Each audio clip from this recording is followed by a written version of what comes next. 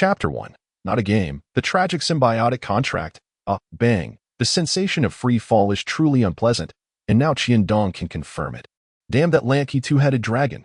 So many high-level warriors in the guild didn't kill it. Yet it chose to obliterate me, this thin-skinned, low-health rogue. After voicing his grievances, Qiandong realized this was not a resurrection graveyard, but a battlefield. A colossal beast, towering at 3 meters, lay there lifeless. Its massive serpentine head had crushed a small dent into the ground, and its football-sized eyes brimmed with resentment as they fixated on him, startling Qiandong.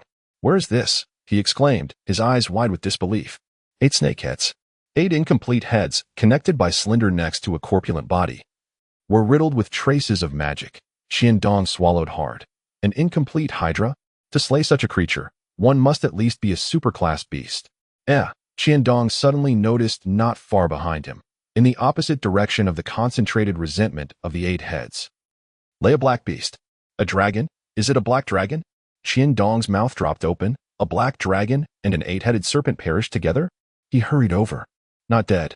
Through the gaping wound in the black dragon's chest, Qiandong could clearly see its heart weakly pulsing. It was evident that this heart would soon lose its last flicker of vitality. Sensing movement before it, the black dragon's drooping eyelids slightly lifted. Its entire body trembled as if trying to rise, but the excessive loss of blood had robbed it of its final strength. Even through its eyelids, Qiandong could distinctly feel the dragon's fury and unwillingness. I wonder if the system will permit signing a pet contract with a nearly dead black dragon. Qiandong was suddenly startled by the thought that flashed in his mind. A black dragon, an upper-tier member of the dragon race, with at least a 6th-tier strength. Contemplating this, Qiandong no longer hesitated. If he delayed and allowed this black dragon to die, he would surely regret it. Swiftly, he opened the contract interface, dipped his finger in the dragon's blood on the ground, and trembled as he approached the contract option. Pet contract? Pet contract? For heaven's sake, don't accidentally select the symbiotic contract. Stay steady at this critical moment. Qiandong muttered to himself, his finger shaking as it hovered over the contract option. Filled with grief and indignation, a colossal magic circle illuminated beneath Qiandong's feet. Encircling the black dragon within, the magical light enveloped both Qiandong and the dragon. Symbiotic contract, symbiotic contract. In just that brief moment, he trembled. Watching the black dragon's wound slowly close, Qiandong felt as if he could weep without tears. He recalled when the game's pet system was first introduced, 2 options had emerged: pet contract and symbiotic contract. The pet contract was self-explanatory, while the system described the symbiotic contract as one that could fully retain the current pet's level, with a high growth potential and autonomy. As a result, a fellow once signed a symbiotic contract with a 3rd-tier bull rhino. The bull rhino's level remained intact, but during battle, it merely watched as its owner was defeated by monsters. Refusing to assist. If it had been another class, it would have been fine, but that fellow was a summoner, wasting his only pet slot, ultimately having to delete his account in despair, and thereafter, no one had heard of anyone signing a symbiotic contract with a pet. Am I destined to compose the sequel to this tragedy? Qiandong firmly shook his head. He absolutely could not become the greatest joke in the game. However, gazing at the black dragon on the ground, recovering from its injuries, he felt reluctant to leave. The success rate for a pet contract is so low. Being able to sign a black dragon is surely a fateful coincidence. Imagining the scene of soaring through the city with a black dragon, with countless girls below going wild, Qiandong felt his blood boil. Without a pet, I still managed to gather a full set of 3rd-tier rogue gear. That fellow deleted his account because he signed with a bull rhino. What do I have? A black dragon. Qiandong proudly patted his gear, resolute in his decision. Even if he didn't participate in battles, just having such an impressive black dragon would surely make the guild members envious. Wait, hastily checking himself again. Qiandong's expression changed abruptly. Where's my full set of 3rd-tier rogue gear? Soon, he gloomily discovered that not only had his gear vanished, but so had all the items in his exclusive storage space, leaving only a rebirth cross and 100,000 energy points. Transmigration. I don't want to transmigrate. What is tragedy? This is tragedy. The 3rd-tier rogue set on Qiandong's body was probably worth over 1 million gold coins. Not to mention the precious herbs and various finished potions in his exclusive space. As for the mere 100 or so gold coins in the space, they were nothing compared to these items. Who can give me a return scroll? I'll trade this black dragon for it. Qiandong shouted into the void, his game bank still holding various potion formulas of immense value. Carelessly, he collected the injured black dragon into his pet space. Tears streaming down his face, Heartbroken regarding his reality of transmigrating to another world, Qiandong had to accept it, whether he wanted to or not. Remembering something, he quickly opened the system store. Indeed, besides the little red item, the rebirth cross, the bloodlight soul-piercing needle talisman, explosive potions, and some empty potion vials, there was nothing else left. Bloodlight soul-piercing needle talisman, a pseudo-artifact, a one-time use item that directly inflicts damage on the target's soul.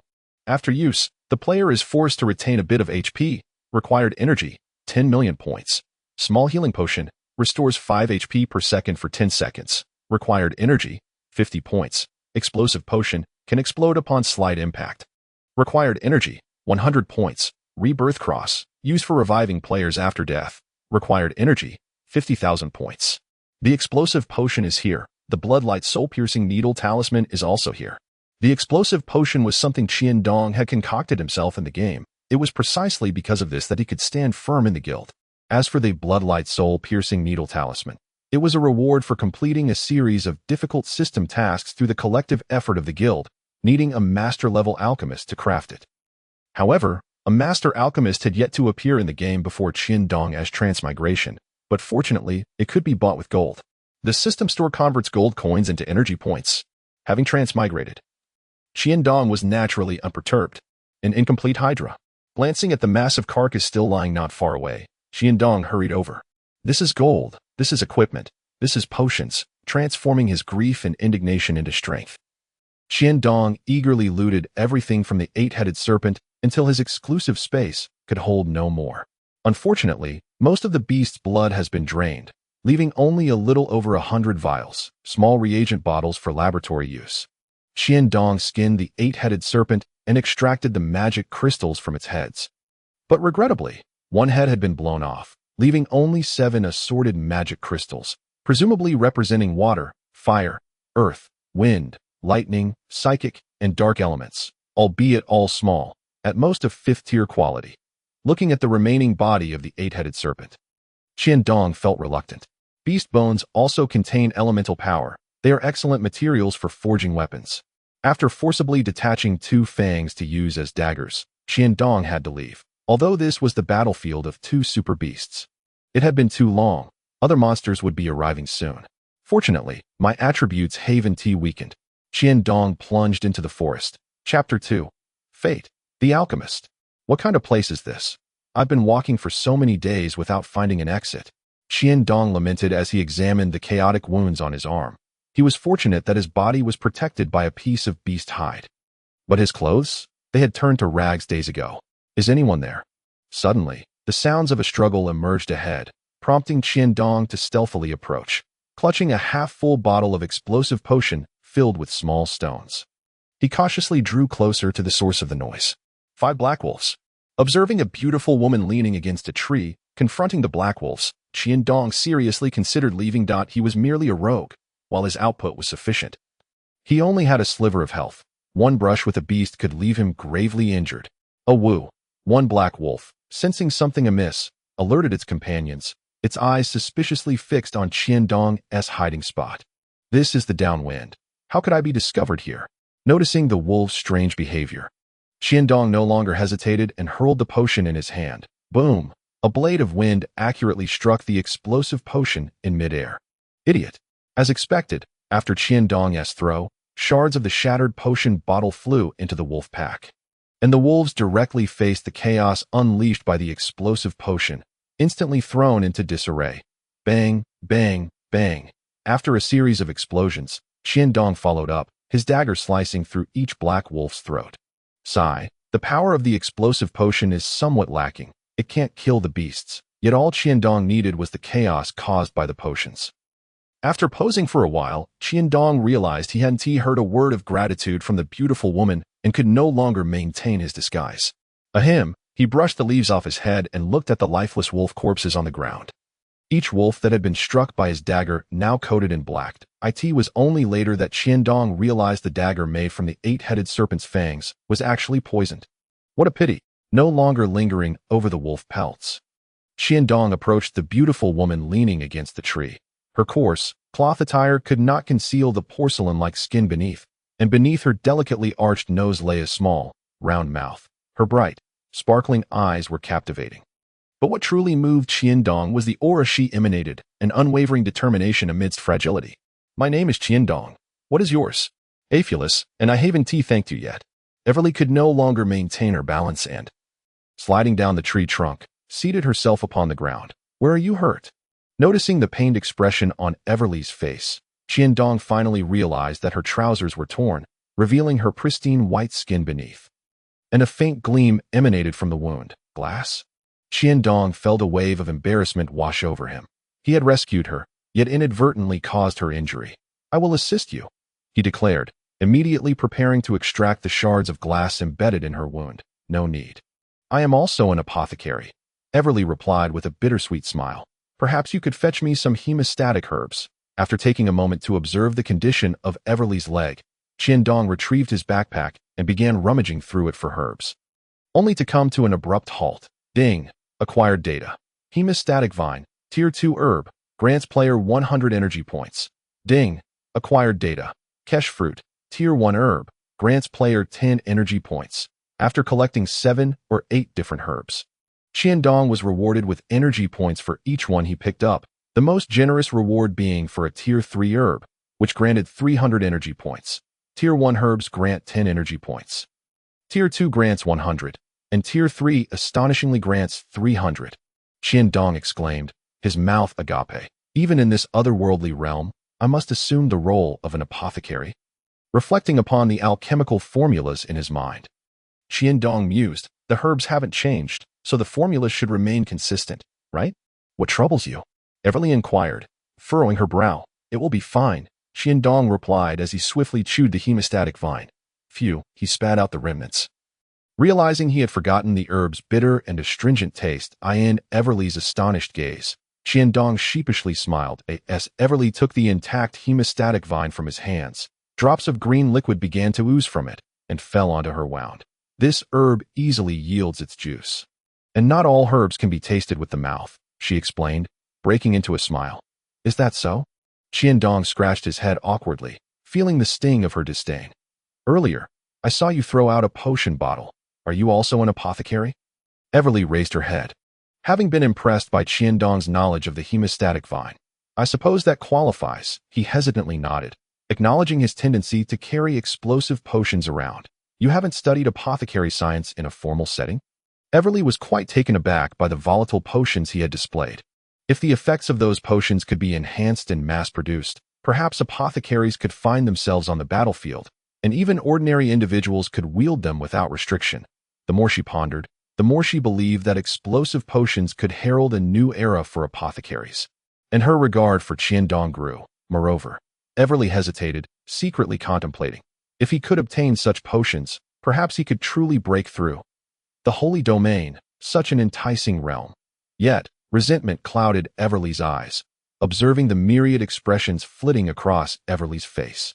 Qiandong murmured, Is something amiss? No, Everly replied, brushing aside her thoughts and adjusting her hair, attempting to mask her sentiments. I merely feel it is a pity you have not received systematic training in apothecary science. Is that so? I feel the same, Qiandong replied jokingly, recognizing that he was merely an apothecary within a game, while this was the realm of reality. However, perhaps studying apothecary science wouldn't be a bad idea. Thinking back to the rewards from the system for collecting herbs, Qiandong hesitated.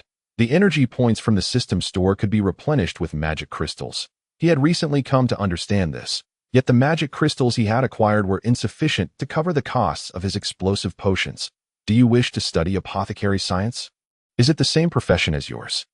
Everly, one that allows access to many herbs. Qiandong asked with a smile. Of course, an apothecary must engage with herbs, Everly replied proudly of her vocation. Very well, I shall learn, Qiandong declared with determination. Then, once we return, I shall write you a letter of introduction to the Kenbret Academy. I believe they will take a liking to you, Everly said after a moment of contemplation. Isn't it learning from you, sister? Fortunately, they were not far from the city, and as Qiandong carried Everly back to her clinic, he had just set her down when the door was flung open with great force. Everly, are you all right? A burly man burst in, his gaze landing on the bandaged leg of Everly, rushing towards her with a face full of concern. Trick, I am fine, Everly awkwardly retracted her leg. Trick seemed to realize his earlier rudeness, adding, "Next time you go herb gathering, be sure to call me along." Only now noticing Qiandong, Trick regarded him with suspicion. "Who are you? I haven't seen you in Rank City before." I. Qiandong suddenly realized he lacked an identity in this world. "I am the newly accepted apprentice of Sister Everly." "An apothecary?" Trick looked skeptically at Everly. "Indeed, I plan to send him to the Kenbret Academy for studies in due time," Everly confirmed, which eased Trick's doubts. With the main character present, Qiandong hastily took his leave. "Wait." The letter of introduction. Everly called out helplessly to the disappearing figure of Qiandong. "Next time you go herb gathering, remember to call me," Trick said, noticing Everly's displeasure, and quickly exited. "Alas, it seems I will soon be departing again." Watching Trick's retreating figure, Everly felt a headache coming on. Chapter 3. The Promising Future of Explosive Potions. What a grand city. Qiandong marveled as he gazed upon the city before him. Ipuris could barely be considered one of the super cities of the Khmer continent. However, what made Ipuris renowned across the continent was the presence of one of the only two holy domain powerhouses, the Grand Mage Field, and perhaps it should also include the quasi-holy domain apothecary. Donacht. Upon entering Ipuris, Qiandong was inundated with the names of these two individuals. Ipuris has commenced enrollment.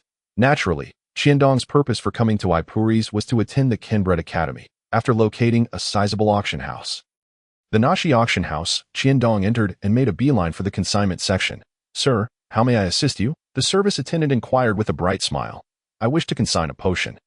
"A rather unique potion," Qiandong replied with a stoic expression. If not for the necessity of tuition, he would never sell his own potions. "Very well, please follow me." In a small, private room, the service attendant gestured for Qiandong to step inside. "Please present the items you wish to consign. I will provide an appraisal." An elderly man paused his work, displaying a lack of patience. An apothecary. Qiandong surveyed the table laden with herbs and vials, realizing that the apothecaries in Ipuris, overshadowed by the brilliance of Donacht, truly had little financial prospects. Silently, Qiandong produced a vial of explosive potion and set it before the elderly man, then stepped back at a distance. "What kind of potion is this?" The old man opened the vial and examined it for a long while, unable to discern its ingredients or comprehend its effects. "Explosive potion," Qiandong replied coldly, refusing to elaborate further. "You should handle it with care. It can easily explode." The old man regarded Qiandong with skepticism. While it was possible for the potion to explode during experiments, he believed it highly unlikely to do so in a stable state. Nevertheless, he cautiously poured a tenth of the explosive potion into an empty vial. "Will it really explode?" The old man asked for confirmation. "You may test it if you wish," Qiandong replied. Retreating a few more steps, bang! At the moment the vial made contact with the ground, a small amount of explosive potion burst forth, shattering the glass. Staring at the scattered shards, the old man was visibly stunned. "How much is it worth?" Having traversed to Ipuris, Qiandong had come to appreciate the significance of gold coins. Even a simple meal without meat required a gold coin. The potency is decent, slightly stronger than a fireball spell. The market price for a fireball scroll is 2,000 gold coins. How does 3,000 gold coins sound for this explosive potion? The old man hesitated before making his offer. "A fireball scroll? As an apothecary, do you not realize the revolutionary significance of this explosive potion? It allows apothecaries to appear on the battlefield akin to mages, with no restrictions on usage." After stating this, Qiandong reclaimed the explosive potion, vexed by the old man's underestimation. Wait. The old man grasped Qiandong's hand tightly. "Are you attempting to steal it?" Qiandong felt a surge of anger. No, young man. You are merely impulsive. How about 10,000 gold coins?" The old man proposed in a conciliatory tone. "I believe Ipuris will have individuals who appreciate its value." Qiandong remained resolute. Though Master Donacht is striving towards the holy domain, I am confident he would not object to an opportunity that could herald the dawn of a new era for apothecaries. Wait a moment. The old man, fully aware of the significance of this explosive potion, knew that apothecaries had always found themselves in an awkward position between alchemists and mages, lacking the combat prowess of mages and the financial prospects of alchemists. Their dependence on materials was leading to their decline. To put it bluntly, there were not many high-tier herbs available in the world, and those that existed were typically in the hands of individuals of Donacht's caliber. 100,000 gold coins.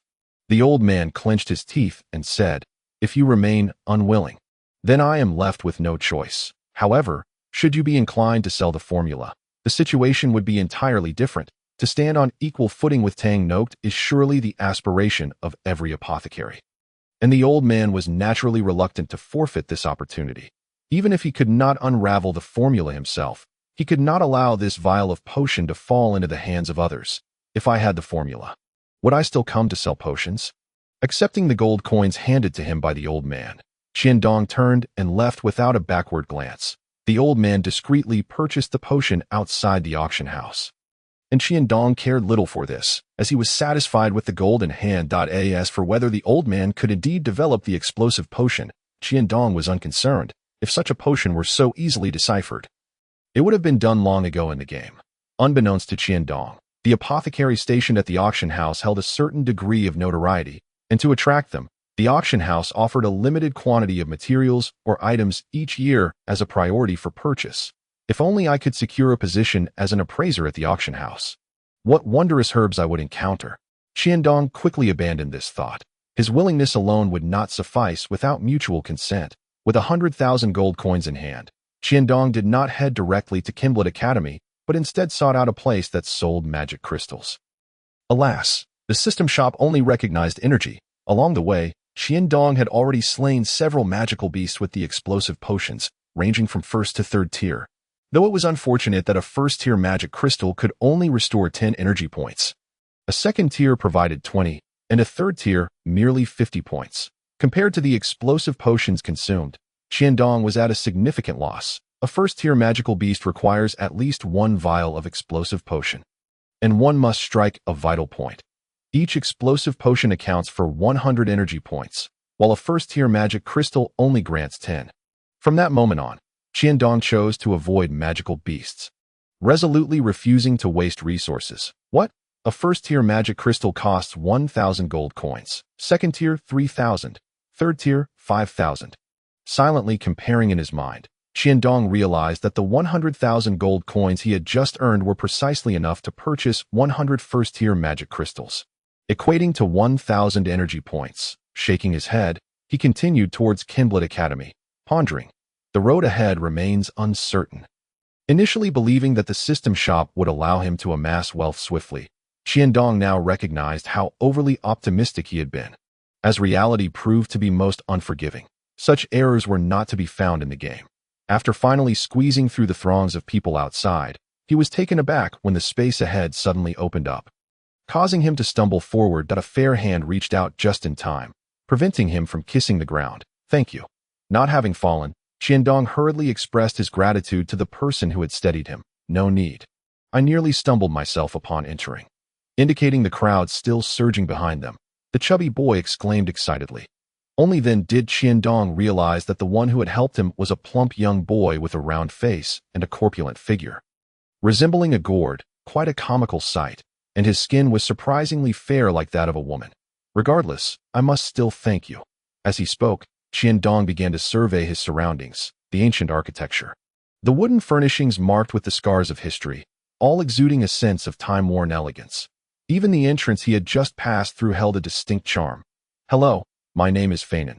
What major are you planning to pursue? The chubby boy introduced himself once Qiandong had finished examining the environment. Hello, I am Qiandong, and I intend to major in apothecary studies. Glancing at the crowd in the hall, Qiandong turned to Feinen and inquired, Aren't you here to study magic? Feinen, with palpable excitement, grasped Qiandong's hand as if he had found a kindred spirit. What major do you plan to pursue? Qiandong pondered, realizing that most likely, the majority were drawn here by the renown of the formidable mage, Masterfield. As for me, I'm not fond of fighting either. I heard that apothecary studies is relatively easier to get into. Perhaps I should apply for that too. Feinen stated after careful consideration. In truth, Kenbret Academy was not solely focused on magic. It was simply the most famous. Being a renowned institution on the continent, Kenbret offered a comprehensive array of majors, including magic, warrior studies, apothecary, alchemy, and so forth. These were merely broad categories. For instance, magic was further divided into numerous branches, such as the array master, who solely focused on the principles of magical arrays as a specialty. However, very few chose to pursue such specialized studies. Chapter 4. A ripoff? Tradition? After chatting for a while, Feinen, who had decided to embark on the journey of apothecary studies alongside Qiandong, led him to the enrollment point for apothecary studies. Don't worry. The assessment won't be too difficult. It's your turn. Go on in and stay calm. Feinen reassured Qiandong with a sense of experience. Yes, you too. Qiandong nodded and stepped inside. The interview took place in a small, private room. Upon entering, Qiandong felt a twinge of nervousness, akin to returning to the college entrance examination. Having passed the entrance exam, what is there to fear? Qiandong chuckled and shook his head. A middle-aged man wearing glasses and a long robe sat at one side of the desk within. Several types of herbs were displayed on the table. Greetings, Professor Simos. Qiandong approached quietly, catching sight of the nameplate on the middle-aged man's chest and offering a greeting. Please take a seat.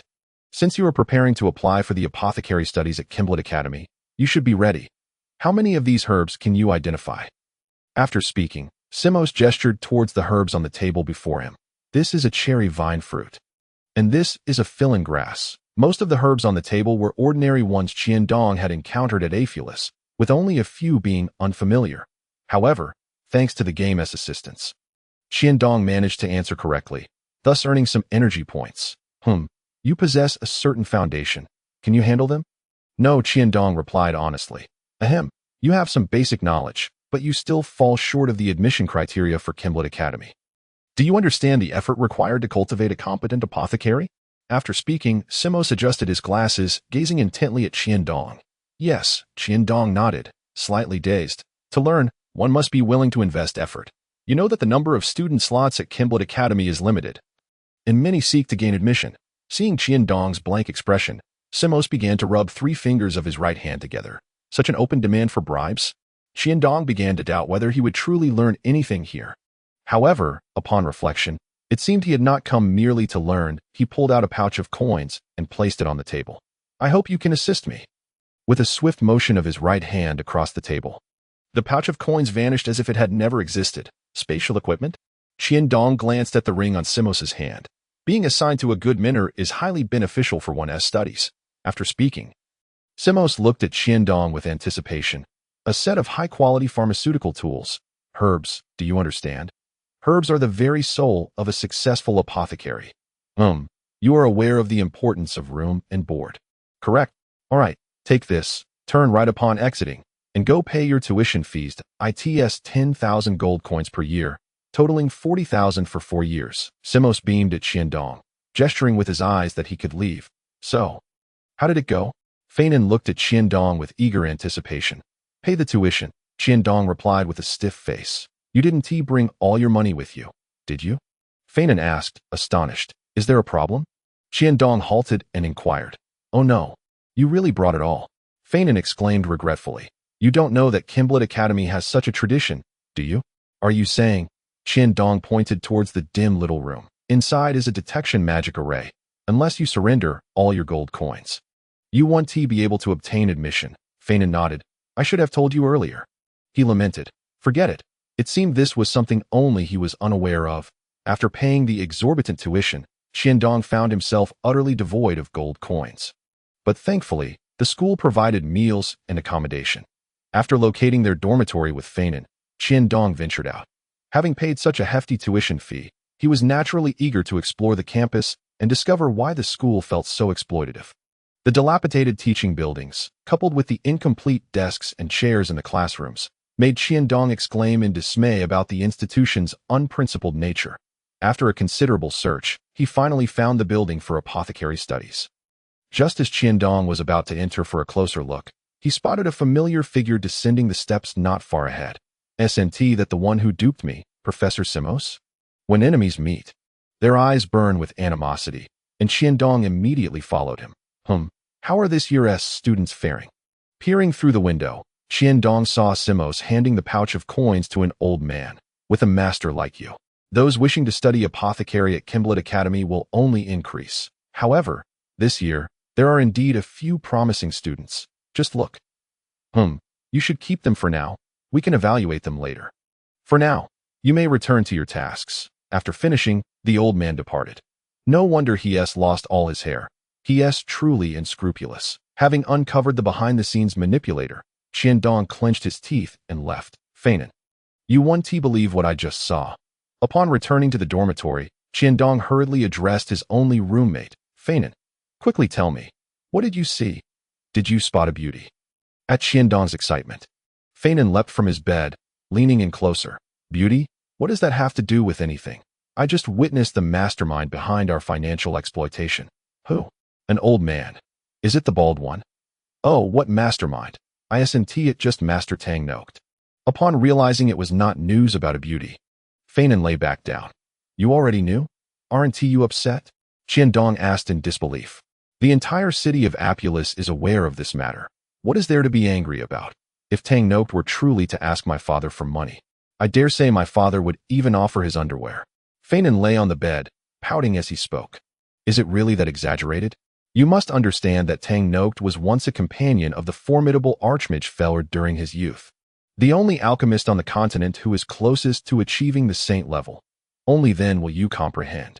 Feignin replied with nonchalance. So that old man is indeed the only alchemist closest to the saint level on the continent. Qiandong emphasized the word only with heightened volume. Of course. Otherwise, who would willingly come to give money away? Have you not seen how many people study alchemy? It is known that Tang Noct accepts students, while the Archmage has never taken on disciples.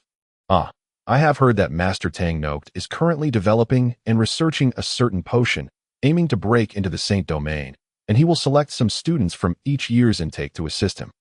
So you should make an effort to sleep now. We have classes tomorrow. Feignin yawned. Joining Tang Noct's research team? Saint-level potions? No wonder Sister Evelise wanted me to come here to study alchemy. Qiandong suddenly realized something. Vaguely grasping an idea, though it remained somewhat unclear. Chapter 5. Are brothers meant to be betrayed? The next morning, Qiandong was roused by Feignin. Yesterday, I told you to sleep, but you wouldn't listen. You're going to be late. After a brief wash, Qiandong hurriedly followed Feignin towards the alchemy department's teaching building. From today onwards, we are all classmates. Let's take a moment to introduce ourselves. It was once again Zimos. Observing Zimos's pretentious demeanor, Qiandong felt a wave of disdain. There were 66 students in the class. My name is Chris. I look forward to your support in the future. Instantly, the classroom fell silent. A beauty. Feignin excitedly nudged the drowsy Qiandong beside him. Quick! Look, a beauty. Sensing the unusual quietude in the classroom, Qiandong lifted his head that he could not deny that Chris was indeed stunning. Unlike Evelis's serene elegance, she possessed a refreshing, natural beauty, devoid of any artificial embellishment. What a pity! Qiandong's face was filled with regret. For Chris's chest was simply too small. Rather, it was practically non-existent, entirely contrary to Qiandong's aesthetic preferences. Women can be petite, but they must not lack. What beauty! She hasn't even developed yet. A glance at Qiandong caused Chris to lower her head. Resuming her previous state of concentration. She really hasn't developed. Upon hearing Qiandong's assessment, Feignin finally glanced towards Chris's chest. However, Feignin's comment was considerably louder, instantly drawing the attention of the entire class, with Chris being no exception. Noticing the disapproving look from Chris, Feignin became flustered. After all, she was the beauty he admired. Qiandong, that's not right. How could you evaluate a classmate like that? Feignin reproached with an air of righteousness. You. Upon seeing the pleading look in Feignin's eyes, Qiandong dropped his finger. Indeed, upon witnessing Chris's furious gaze, Qiandong could only inwardly curse Feignin for lacking loyalty, lamenting his unfortunate fate. Such explanations would only exacerbate matters, especially since he had indeed uttered those very words. After a day of classes, Qiandong felt as if he were sitting on pins and needles. Not only had he seen no herbs, but he had also offended the class beauty, rendering himself a target of universal disdain for Chris's gaze. It was filled with a mix of sorrow, stubbornness, resentment, and pure anger. Qiandong, I truly apologize for today. Feignin expressed regret to Qiandong. Qiandong turned his back, ignoring him. I genuinely didn't mean it. When I see a beauty like that, I become flustered, and when I panic, I speak without thinking. Flustered? I think your reactions today were particularly sharp. Qiandong glared angrily at Feignin. As long as you're talking. It's fine. Today, I was not a good brother. Next time, I'll treat you to a meal at Tianxiang Tower as my apology. Gritting his teeth, Feignin spoke with concern. If you had said so earlier. It would only cost you a month's allowance at most.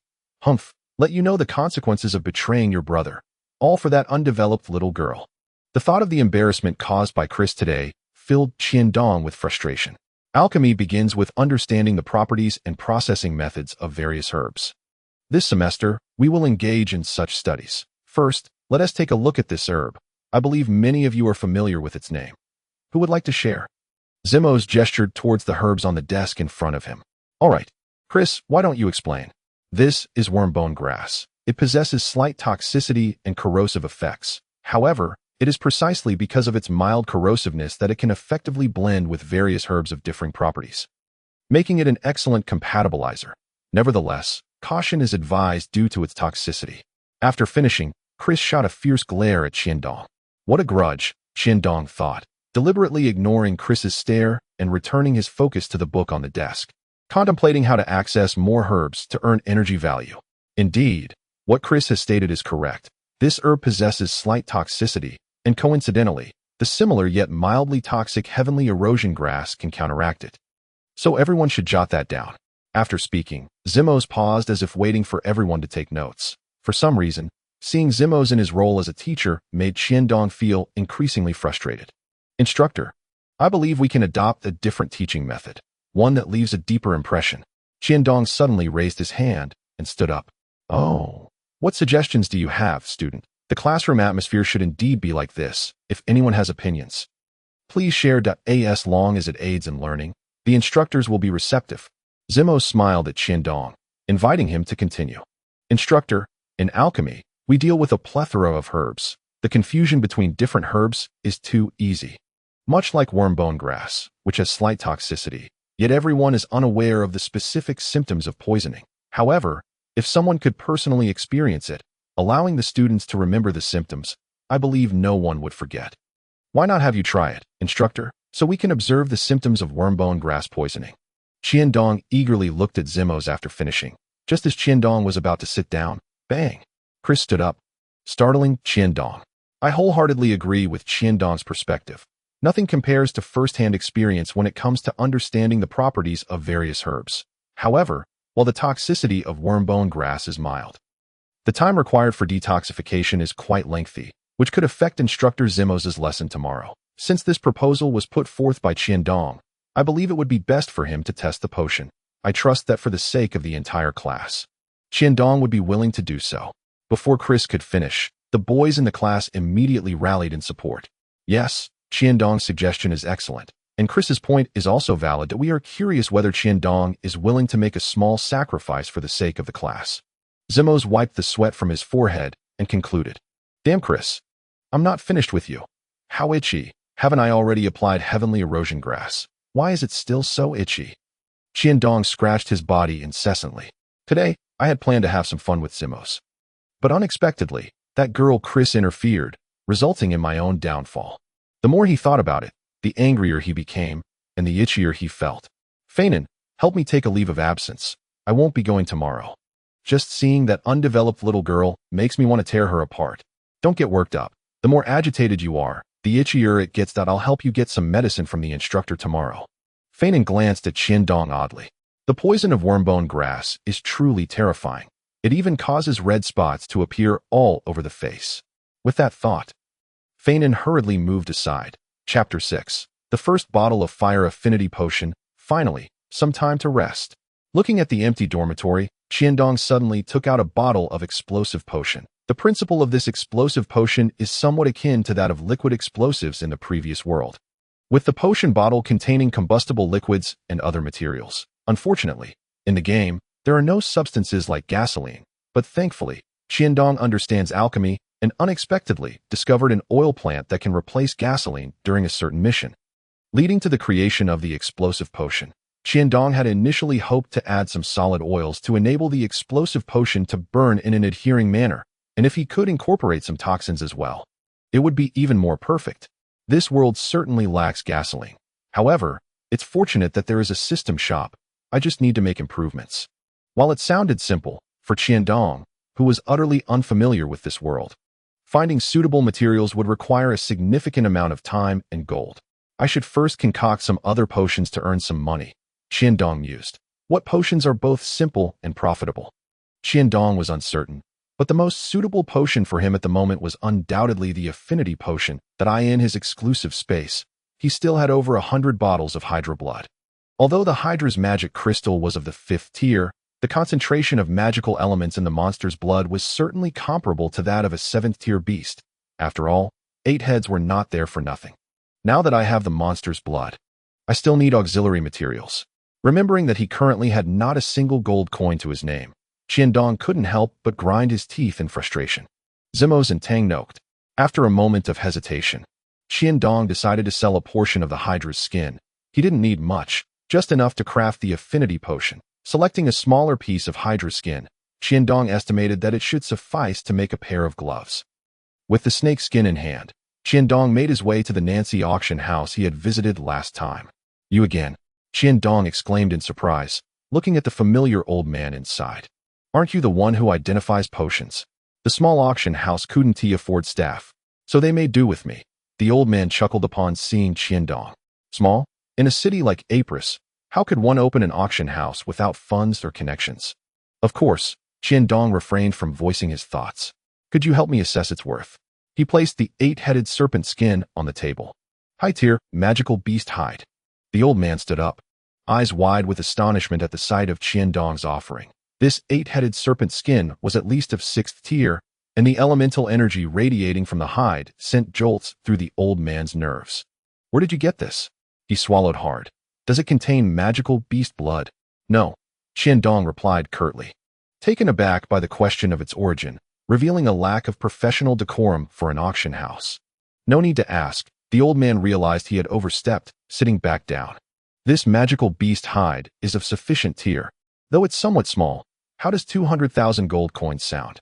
Judging by the weapon prices within the auction house, Qiandong recognized this was a fair offer and nodded in agreement. With the freshly acquired 200,000 gold coins in hand, he exited the auction house. The auxiliary materials for the affinity potion were quite ordinary. Qiandong procured all the necessary ingredients from a trading firm. First, filter the magical beast blood to prevent it from coagulating. Then add 10 drops of fire and flower extract, followed by 5 drops of Gonmi chrysanthemum extract, and what else? As Qiandong prepared to consult his handwritten potion recipe, a soft thud echoed as the reagent bottle transformed into a dark hue. Another failure? He wiped his forehead. How many times has this happened? The disparity between reality and the game is staggering. In the game, one merely needed the recipe and materials, following a fixed sequence for the system to determine success. Now, however, he had to meticulously control the quantities and time the addition of each ingredient, all while contending with the pitifully low success rate. Fortunately, I prepared ample materials. This time it must succeed. Qiandong cautiously confirmed all the ingredients again. Materials are ready, and I have the potion recipe.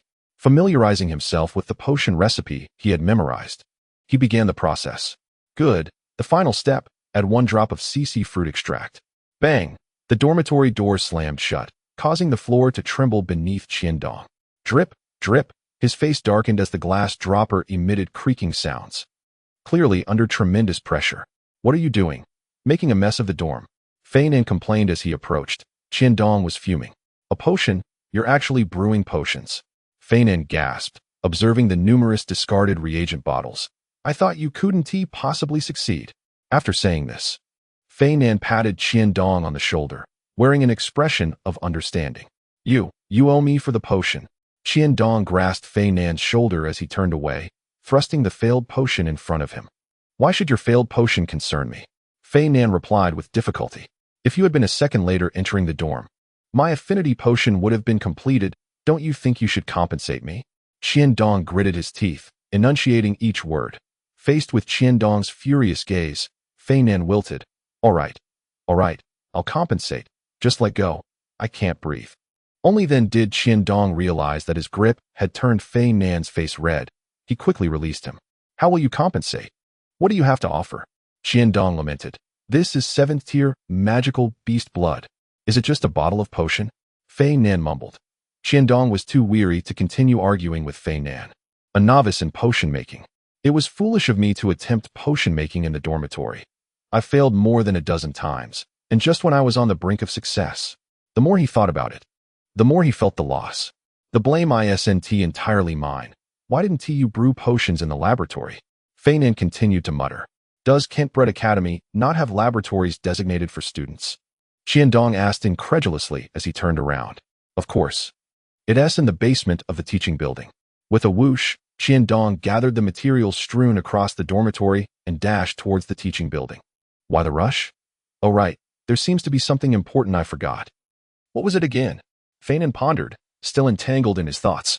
Drip. Watching the final drop of CC fruit extract fall into the vial filled with magical beast blood, and seeing no explosion, Qiandong still couldn't relax.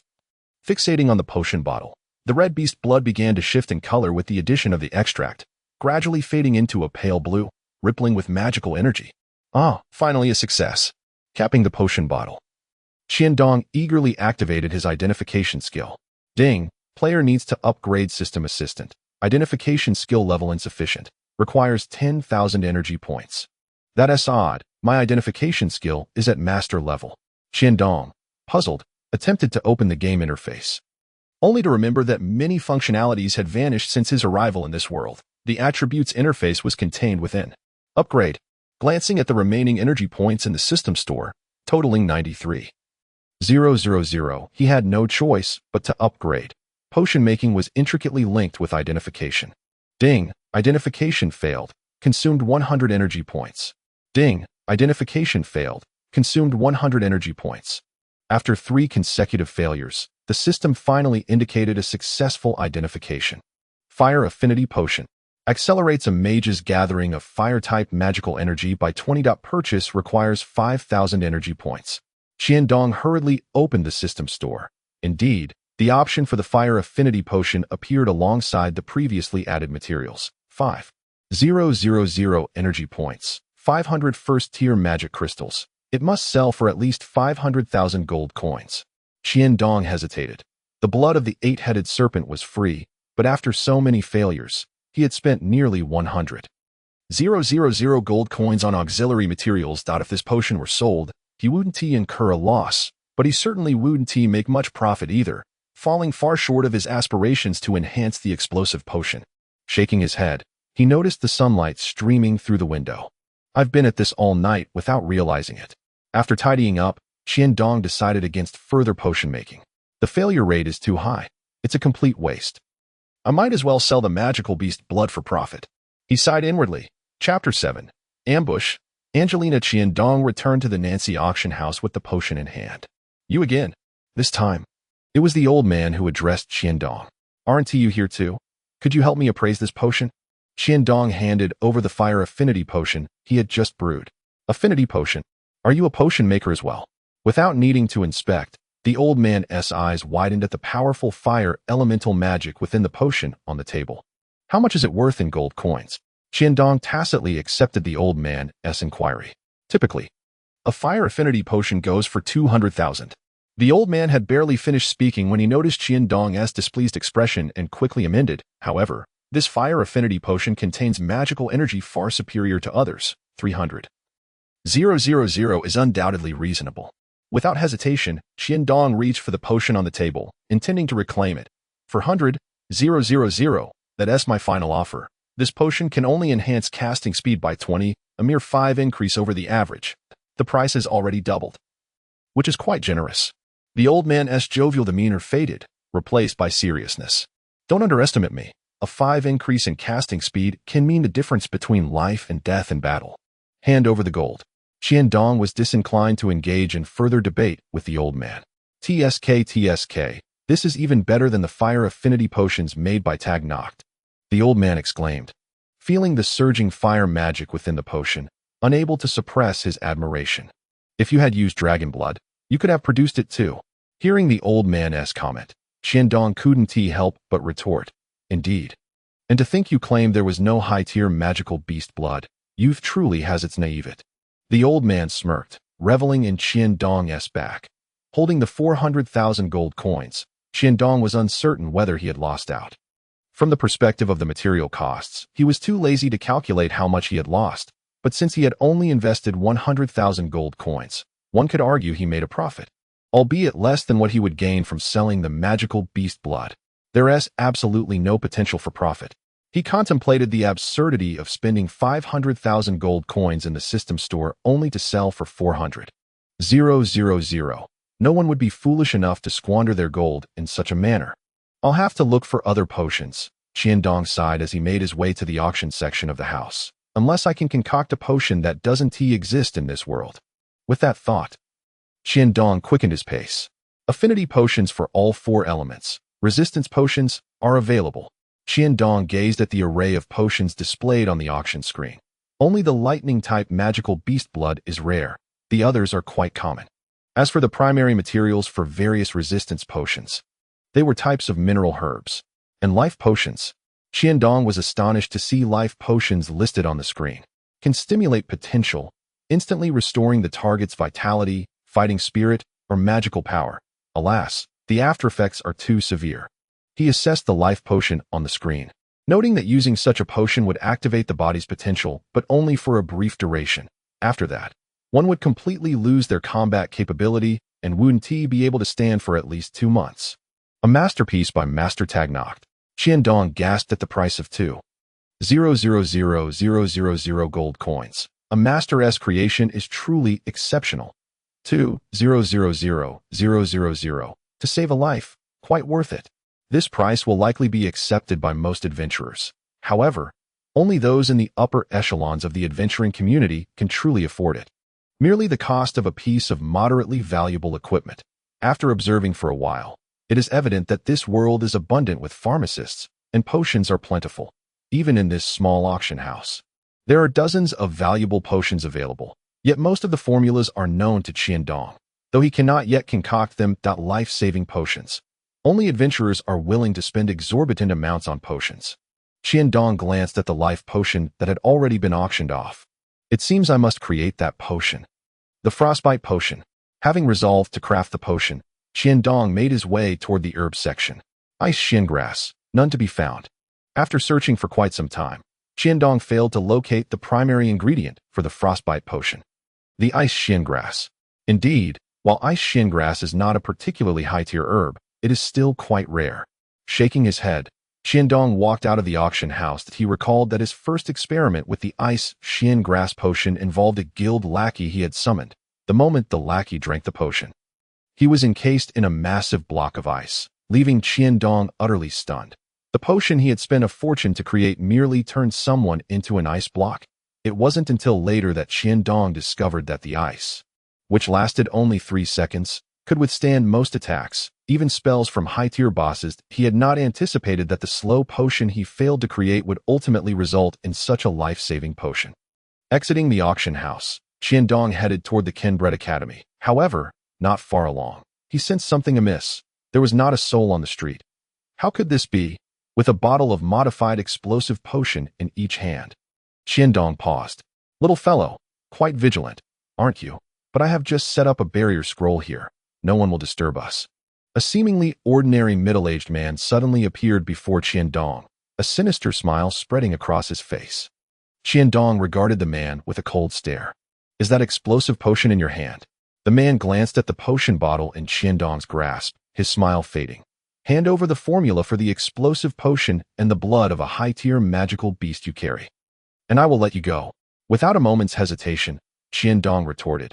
On the Khmer continent, no one dares to attack a student of Kenbret Academy and leave witnesses. In my space, there is a rebirth cross, taking advantage of the resurrection opportunity. I can strike first and eliminate the opponent. Qiandong silently calculated in his mind, feeling quite confident, and promptly threw the 2 explosive potions in his hands. As soon as the man saw Qiandong's actions, he too sprang into motion, leaving a trail of afterimages as he caught the explosive potions mid-air. A thief. Without a hint of hesitation, Qiandong hurled another 2 explosive potions, but this time they did not travel far before colliding and detonating right in front of him. Gone. As the smoke from the explosive potions dissipated, the man could no longer see Qiandong's figure. So it's a stealthy thief? With a hint of cruel amusement, the thief too went into hiding. Damn it. Watching the duration of his invisibility dwindle, Qiandong found himself unable to escape the barrier. Must I truly confront him head-on? Just as Qiandong hesitated, a sudden pain struck the back of his head. Knocked out. A pitch-black dagger was already aimed at his forehead. Am I to perish? In that instant, Qiandong swiftly retracted his Hydra dagger, preparing to await his counterattack upon resurrection. Bang! The dark dagger was violently deflected away. Who are you? How did you enter the barrier? The man retreated, cautiously observing the individual who had just saved Qiandong. Tio breached the barrier silently. This opponent was undoubtedly formidable. Not experiencing the anticipated sting of pain, Qiandong opened his eyes. A beauty? He could hardly believe that a beautiful figure would appear at such a moment, saving the hero. A girl in a black dress glanced at Qiandong, as if to memorize his visage, and without any pause, she charged toward the assassin. Two orbs of blazing black flames clung tightly to the girl's hands, incessantly swinging toward the assassin's face. In a moment of carelessness, the dagger in the assassin's hand grazed the black flames, causing its blade to melt and warp, leaving the thief utterly terrified as he could only rely on speed to evade the girl's onslaught. Cough! The girl suddenly retreated. Coughing, staring blankly at the girl who was coughing, the thief quickly regained his composure, tearing open a scroll in an attempt to flee the barrier. The raucous sounds of people outside began to seep in, and the street was alive once more. A crisp dragon's roar echoed. A black dragon? A familiar? Watching the girl intently, Qiandong could only stare as she instantly transformed into a black dragon, pursuing the thief. The street erupted into chaos. How many people had the chance to witness a black dragon soaring just above their heads? Moments later, the girl returned. A black dragon? Angelina? Observing the name above the girl's head and the coldness in her eyes, Qiandong swallowed hard. Feeling the oppressive silence, the surrounding crowd seemed to have been isolated, leaving only himself and the icy girl. One might say, the cold beauty. I merely saw you gravely injured and wished to save you. I had no other intentions, Qiandong struggled to explain. Cough, cough. Someone is coming. Without any hesitation, the coughing Angelina vanished. Qiandong hurriedly glanced into his pet space, where Angelina, clad in her black dress, curled up and fell into a deep slumber, her slightly quivering eyelashes, sharply defined brows, and snow-white skin exuding an aura of icy detachment that kept others at bay. A wide eye in an instant. An inexplicable urge to cherish and care for her welled up within Qiandong. Such a complex thought flashed through his mind in mere moments, and upon realizing how conspicuous he was standing in the middle of the street, he hurriedly blended into the panicking crowd to leave. Chapter 8. Deception, Finnan's weakness. Just as Qiandong departed, an ordinary-looking old man in a magical robe appeared in the spot where Qiandong had just been. Gaunt, with a head full of black hair and a ruddy complexion. The old man nonetheless exuded an air of age. This strange old man muttered to himself, in the blink of an eye. The peculiar old man vanished and reappeared, holding 2 potion vials filled with sharp stones. What sort of potion is this? Stones as well.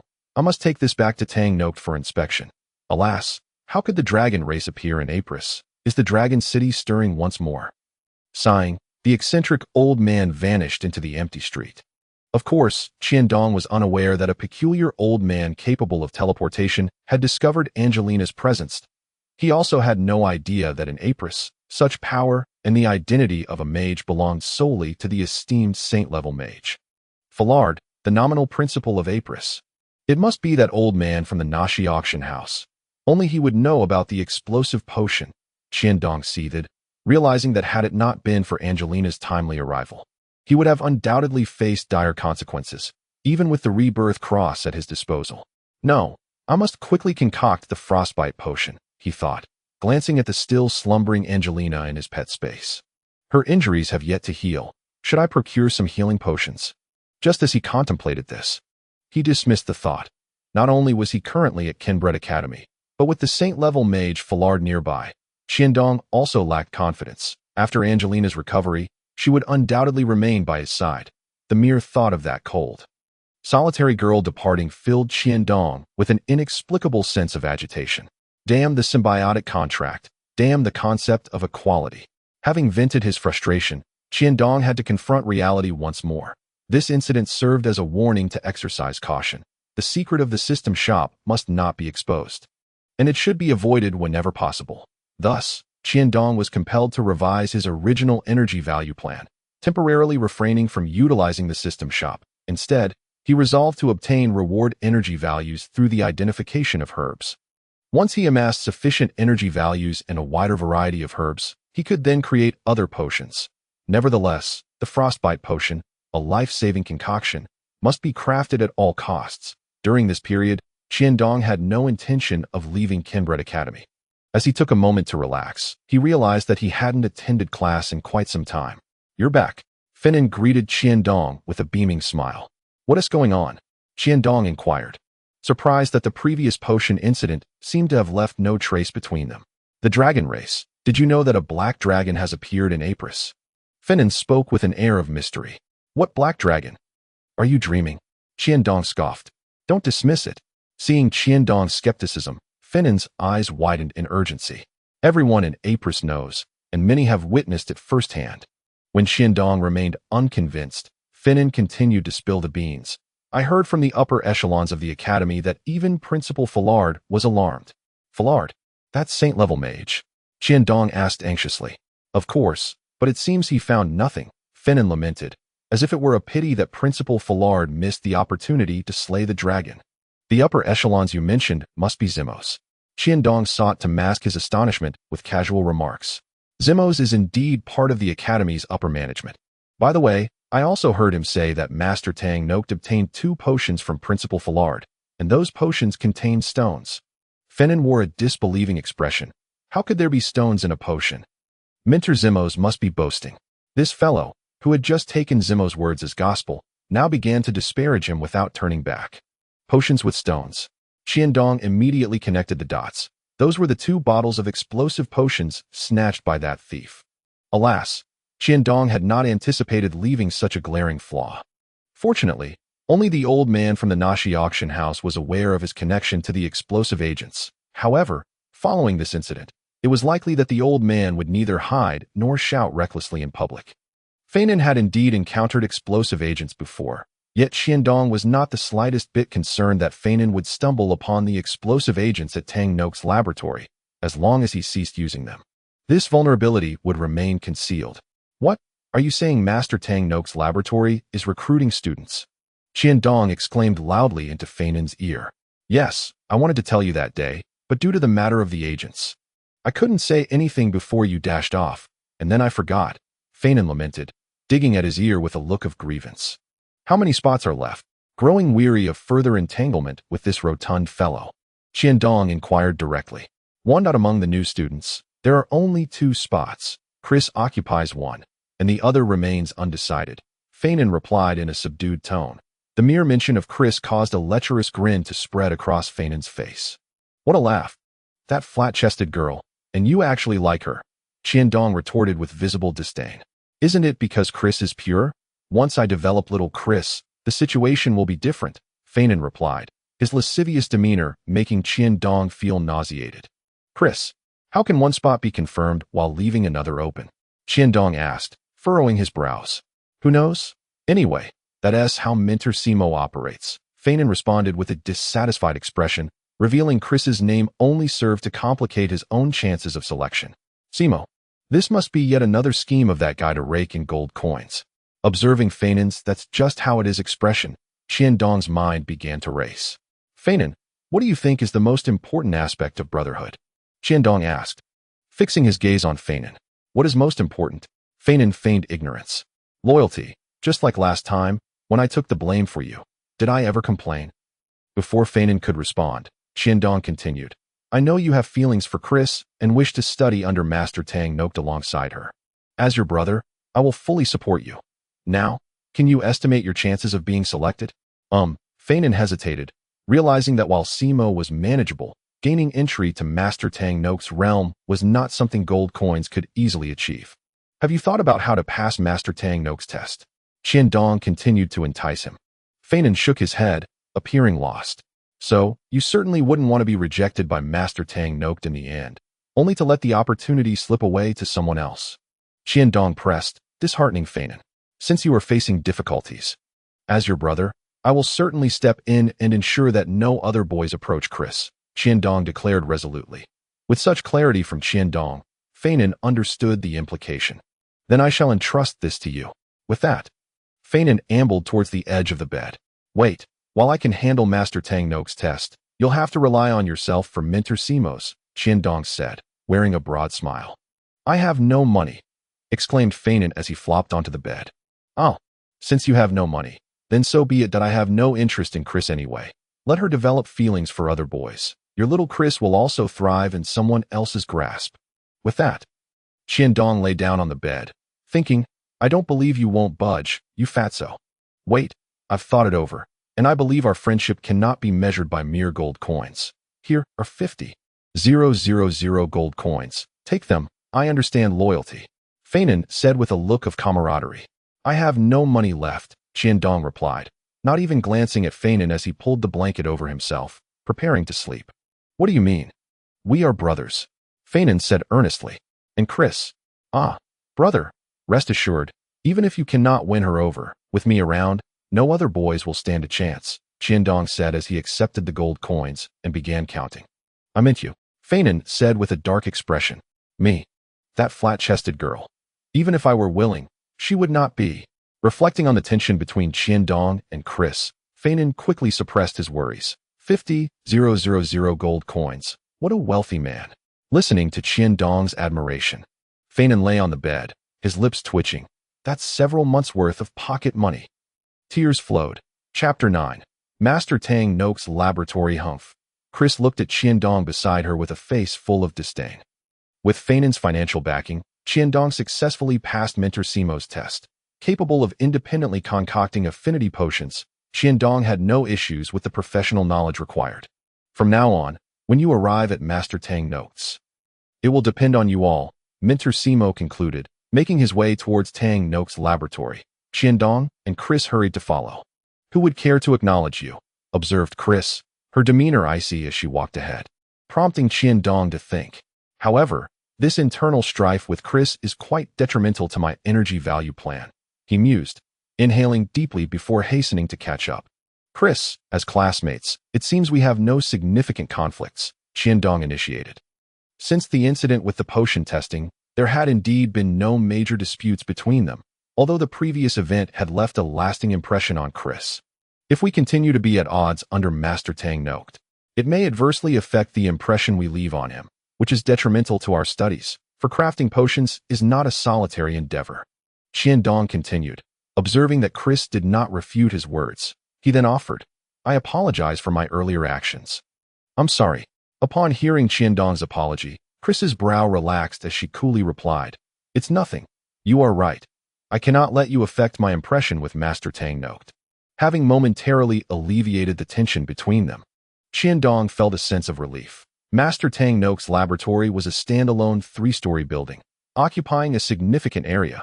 Upon entering and witnessing the bustling activity, Qiandong could hardly fathom how this place could lack personnel. A somewhat slender young man approached. Mintersimo, you're here. Master Tang Nok has summoned you. Please proceed upstairs that I'll take care of these 2 junior students. Horde, they are in your hands, Simo said, ascending the staircase. This way. I am Horde. How do you wish to be addressed? Horde guided Qiandong and the others into the first floor without ascending further. Qiandong, Chris. While listening to Horde's introduction of the laboratory, Qiandong observed that the entire first floor was open, filled with workbenches, as everyone busied themselves with the herbs before them, hardly any of them noticing the arrival of the 2 newcomers. Everyone is quite occupied, you will soon understand. This is your workstation. Since you are new, familiarize yourselves and process these herbs that if you have any questions, feel free to ask me, Horde instructed, pointing to the workstations by the inner wall before swiftly leaving. So many herbs, Qiandong exclaimed, staring at the small mountain of herbs piled on the floor beside the workbench, which included the wormwood and the sky-eclipsing grass he had personally tested. These 2 types of herbs are excellent for formulating stable potions. Though the required quantities are substantial, Chris remarked, casting a glance at Qiandong, her lips curving slightly as she evidently recalled the incident from before. If you wish to laugh, then do so. That time was entirely my own doing, Qiandong said helplessly, adeptly putting on gloves to avoid poisoning himself again. Laugh and then get to work. With this many herbs, we probably won't get to sleep tonight, he added, starting to clean the herbs. Hee. After laughing, Chris donned her gloves and began grinding the freshly washed herbs. Actually, this girl looks rather cute when she smiles, Qiandong thought to himself as he handed over the cleaned herbs, secretly appraising her. After several days of relentless work, Qiandong and Chris spent their time processing these two types of herbs, transforming them into semi-finished stable potions ready for use. There was a daily quota, providing no opportunity for Qiandong to slack off, and upon completion, they would earn corresponding points, which would allow them to promote by moving their workstations closer to the stairway, nearer to the esteemed potion master. Tang note. Everyone on the first floor was engaged in similar tasks, albeit with different types of herbs, diligently accumulating points to strive for a chance to learn beside Master Tang note. Horde was the target of everyone's aspirations, as he was the only one who could freely enter Master Tang note's laboratory. At this rate, my energy value plan might take years to materialize. After enduring countless days of monotonous tasks, both mentally and physically taxing, Qiandong realized that accessing more diverse herbs was utterly impossible. Hey, Chris, how long do you think we will be stuck doing this? Qiandong asked while grinding herbs beside Chris, who was extracting the potion. Probably 2 to 3 years. It's typical for apprentice potion makers to work this long that I discreetly inquired with Brother Dis beside us. Chris replied, blinking at Qiandong with a whisper. 3 years. How many 3-year spans can we afford to squander like this? We haven't even laid eyes on Master Tang note yet. Every day is spent processing these herbs to accumulate points. At this rate, it seems we'll have to wait until next year for someone to take over our tasks, and then we'll just be shifted to Dis's position. And then, Qiandong paused, glancing at Chris's equally dazed expression as he continued grinding the herbs. This is foundational work, and it must be done, Chris said helplessly. If Qiandong and Chris were genuinely committed to studying pharmacy, then these were the trials they must endure. However, Qiandong had never harbored aspirations of becoming a distinguished pharmacist. Upon glancing up, he spotted Hode descending from the upper floors and heading towards the exterior of the laboratory. Chris, cover for me. Next time, I shall treat you to a meal, he said, setting down the herbs in his hands and pursuing Hode.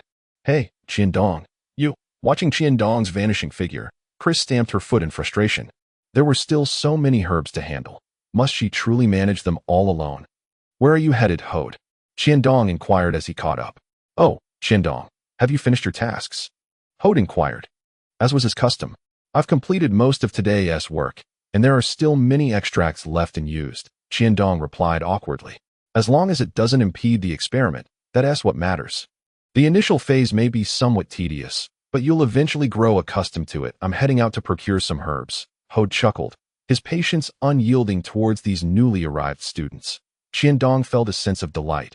Hode's temperament was indeed, as he had heard, an amiable fellow, willing to overlook even the occasional laziness as long as it did not disrupt the experiments. So Hode is off to collect herbs. Perfect, I'm free to assist. Hode smiled at Qiandong's unsolicited offer, not taking it to heart. This procurement was merely a matter of picking up supplies, with the final payment settled by the Academy, devoid of any profit. I was once like you, occasionally taking it easy. But do not underestimate the work at hand. You know what is most crucial in pharmacy. Qiandong shook his head in response. It is patience. Often, a potion requires several hours, even dozens or hundreds of hours of focus and waiting. That is what I have observed throughout my years. Qiandong understood well what Hode was implying, that it was through such patience that the achievements of Tangnuk were realized. Regrettably, his own aspirations did not lie within the realm of pharmacy. Qiandong nodded solemnly. Chapter 10. Opportunity. Herb procurement. The Kenbret Academy typically had designated locations for procurement, with the Sichel Merchant Guild responsible for the herb segment, the largest herbal merchant guild in the city of Apris. Hode has arrived. Is Master Tangnuk in need of more herbs again? Haha, come take a look. We've received quite a number of herbs today. An elderly man with graying temples pulled Hode inside. After inspecting the newly arrived herbs, Hode nodded in satisfaction. The quality is quite good, Uncle Merlin. Here is the list of herbs I require. Do you have everything? The elderly man, named Merlin, took the list. Most of these herbs are available, as well as some mineral herbs, but there are a few rare ones missing. It seems you'll need to make another trip. Indeed, Uncle Merlin, please mark the missing items. I will seek them out. And as per our usual arrangement, please send the items to the Academy first. After ensuring that all varieties and qualities of herbs were satisfactory, Hode departed, knowing that once the herbs reached the Academy, there would be others to receive and tally them. The missing ones are all high-tier herbs, Qiandong. It seems we must visit the Hobie auction house. Hode said apologetically. It's quite something that the Academy requires so many herbs. Qiandong glanced at the procurement list, noticing that all the marked herbs were of the 4th tier, and not a single one exceeded that tier. This type of procurement occurs every 5 days at the Academy. In fact, not all the herbs procured are for our pharmacy department, the mage department, alchemy department, and other instructors at the Academy also require these herbs, all of which we procure collectively. Now do you understand why there are so many herbs for you to process each day? We've arrived. Hode pointed toward the auction house ahead. The words Hobie Auction House were prominently displayed in gilded letters above the entrance, quite eye-catching. Hode expertly led Qiandong towards the herb consignment area. Even at a large auction house like Hobie, auctions did not occur every day. More often it was like this, scattered consignment sales. Compared to the exorbitant costs of hosting grand auctions, this was where the auction house truly profited. The grand auctions were merely for show, to attract attention. Upon reaching the concentrated area for herbs, Qiandong was truly captivated by the vast array of species and prices displayed on the magical screen. After perusing the procurement list for a while, Hode approached an unoccupied service counter to search for the needed herbs. After a considerable amount of time, Hode finally paused. All done. Today's luck is on our side. Aside from one herb I didn't find, we have everything else. Could you please retrieve items 23, 125, and they are needed by Kenbret Academy. Hode addressed the attendant in the consignment area. Please hold on a moment. The attendant replied before disappearing inside. Moments later, she emerged with several boxes, each adorned with intricate magical patterns. Perfect. Hode opened the boxes to inspect the herbs he needed and stamped the invoice with a glowing magical seal. Let us go, he said, taking the items as he departed. Qiandong discreetly glanced at the procurement list, noticing that 2 types of 4th-tier herbs remained unmarked. Brother Hode, I think I saw kale or inside earlier, yet it's still missing from the procurement list. Qiandong asked quietly. You noticed? Did you? Kale, or is a 4th-tier mineral, priced at 250,000 gold coins per 100 grams. Hode glanced at the procurement list and handed it to Qiandong, looking embarrassed. Every year, Kenbret Academy enrolls a large number of students. But the tuition fees are quite low, whether it's mages, pharmacists, or alchemists. These are all costly professions, and the Academy's finances are severely strained. Noticing Qiandong's realization, Hode continued. You've probably heard about Master Tangnuk's greed. There's no denying it. If it weren't for his actions, his research would have likely stalled long ago. Given such difficulties, why do Principal failed and Master Tangnuk continue to sustain the Academy? Qiandong voiced the question that had been on his mind. I anticipated you would ask. Many have posed this question before, Hode chuckled. Perhaps it is the hope that more individuals pursuing knowledge can have a place to learn freely. After saying this, Hode gazed at Kenbret Academy in the distance, his eyes shimmering with a unique light. Qiandong recognized it as a sense of admiration. Figures like Failed and Tangnuk, who held elevated positions, could easily indulge in more comfortable lives, yet they chose to relinquish such a lifestyle. Regardless of circumstances, they were indeed deserving of respect. By the way, why is there still another herb left unmarked? Qiandong pointed at another empty spot on the list. Do you think 4th-tier herbs are as common as willow grass? Available at will. Hode laughed, ruffling Qiandong's hair. High-tier herbs require specific growth environments. Otherwise, the Academy's backyard would be filled with them. Qiandong nodded sheepishly, realizing how rare 4th-tier herbs were. An immature thought flashed through Qiandong's mind. Brother Hode, may I touch these herbs? He looked at Hode with eager anticipation. I've never encountered 4th-tier herbs before. Qiandong's expression mirrored his own youthful enthusiasm. As many apprentice pharmacists seldom had the chance to come into contact with 4th-tier herbs. Sure, but be cautious, Hode replied, opening the box in his hands. Ding, identification successful, consuming 100 energy points. Sandalwood stone, 4th-tier herb. Reward, 1,000 energy points. Ding. In total, there were 8 types of 4th-tier herbs. After deducting the 800 energy points for identification, Qiandong netted a profit of 7,200 energy points. System store, remaining energy points, 89,900. If Master Tangnuk could focus solely on research, he might have already ascended to the sacred realm. Upon returning to the laboratory, Hode casually remarked this before departing. Perhaps, if not for such a mindset, Tang Nooked wouldn't he have achieved his current standing? Qiandong softly muttered before dashing toward the workbench. Apologies. I was just out procuring herbs with Brother Hode. Noticing Chris' icy gaze, Qiandong abandoned further explanations and promptly began his work. Chapter 11.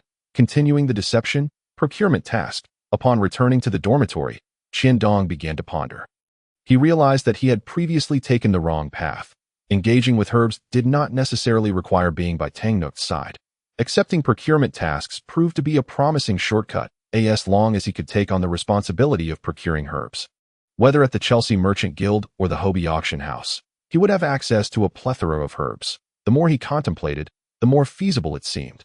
Firstly, the Academy's method of procuring herbs eliminated the possibility of embezzlement, rendering the entire procurement task clearer and simpler. Secondly, given Hode's character, as long as he did not falter, everything should proceed smoothly. However, it seems implausible for Qiandong to falter in his procurement endeavors. Surely, he could not be so unfortunate as to misplace an order form. The mere thought of having toiled for so long only to be on the cusp of realizing his energy value plan sent a surge of excitement through him, rendering him unable to sleep. It appears that the energy value plan can be further upgraded, he mused as he accessed the system store. Tamlon Stone, a 4th-tier herb, requires 2,000 energy points for purchase. Thermis Wormwood, a 4th-tier herb, requires 2,000 energy points. Lamuni Fruit, a 4th-tier herb, requires 2,000 energy points. These are the newly identified 4th-tier herbs. All 4th-tier herbs in the system store are available for just 2,000 energy points. The cost-effectiveness of 1st-tier magic crystals is unparalleled. A single 1st-tier magic crystal costs 1,000 gold coins, equating to 10 energy points. Hence, 2,000 energy points correspond to 200 1st-tier magic crystals, with a market value of approximately 200,000 gold coins. Furthermore, considering that coal, or a 4th-tier mineral, is priced at 250,000 gold coins per 100 grams, it follows that each sale would yield a profit of 50,000 gold coins. The other herbs, though scarce in the market, are also within my purview. Of course, all of this hinges on the availability of these herbs in the system store. It still relies on the identification of herbs. Qiandong sighed. His thoughts were straightforward. First, purchase the herbs from the system store, then sell them. Naturally, this process must be secure, allowing him to exchange gold coins for magic crystals and replenish his energy values through the profit margin. As for who would purchase the herbs, was there not the esteemed Tang Nooked, a quasi-holy domain apothecary? It was undoubtedly safe. The next morning, Qiandong sought out Hode, prepared to undertake the task of procuring herbs. Brother Hode, he greeted. As expected, Hode, who managed the entire potion experimentation building, was likely the second busiest individual after Tang Nooked, already immersed in his responsibilities. Ah, it's Qiandong. Did you slack off yesterday and now feel the need to come in early to make up for it? Hode jested. Having interacted with Hode the previous day, Qiandong sensed a newfound camaraderie between them. Brother Hode, I actually have something to discuss with you, Qiandong replied, somewhat hesitantly. Noticing Qiandong's expression, Hode set aside his tasks and adopted a serious demeanor. Speak. What is it? But I must insist that we refrain from discussing any slacking off. Brother Hode, I have a genuine passion for apothecary studies. Transforming seemingly ordinary herbs into various potions that people require brings an indescribable sense of achievement. As he spoke, Qiandong paused, and upon seeing Hode nod in acknowledgement, he continued. However, after reflecting on your words from yesterday, I realize that my temperament is ill-suited for apothecary studies. I doubt I will achieve anything significant in the future. He feigned a dejected demeanor. Do not lose heart. With sufficient diligence, how could you not attain success? Hode, unable to fathom that his encouraging words had inadvertently become a blow to Qiandong's spirits, responded. Thank you, Brother Hode. I understand myself, Qiandong said, shaking his head, projecting an aura of despondency as if he had lost all faith in life.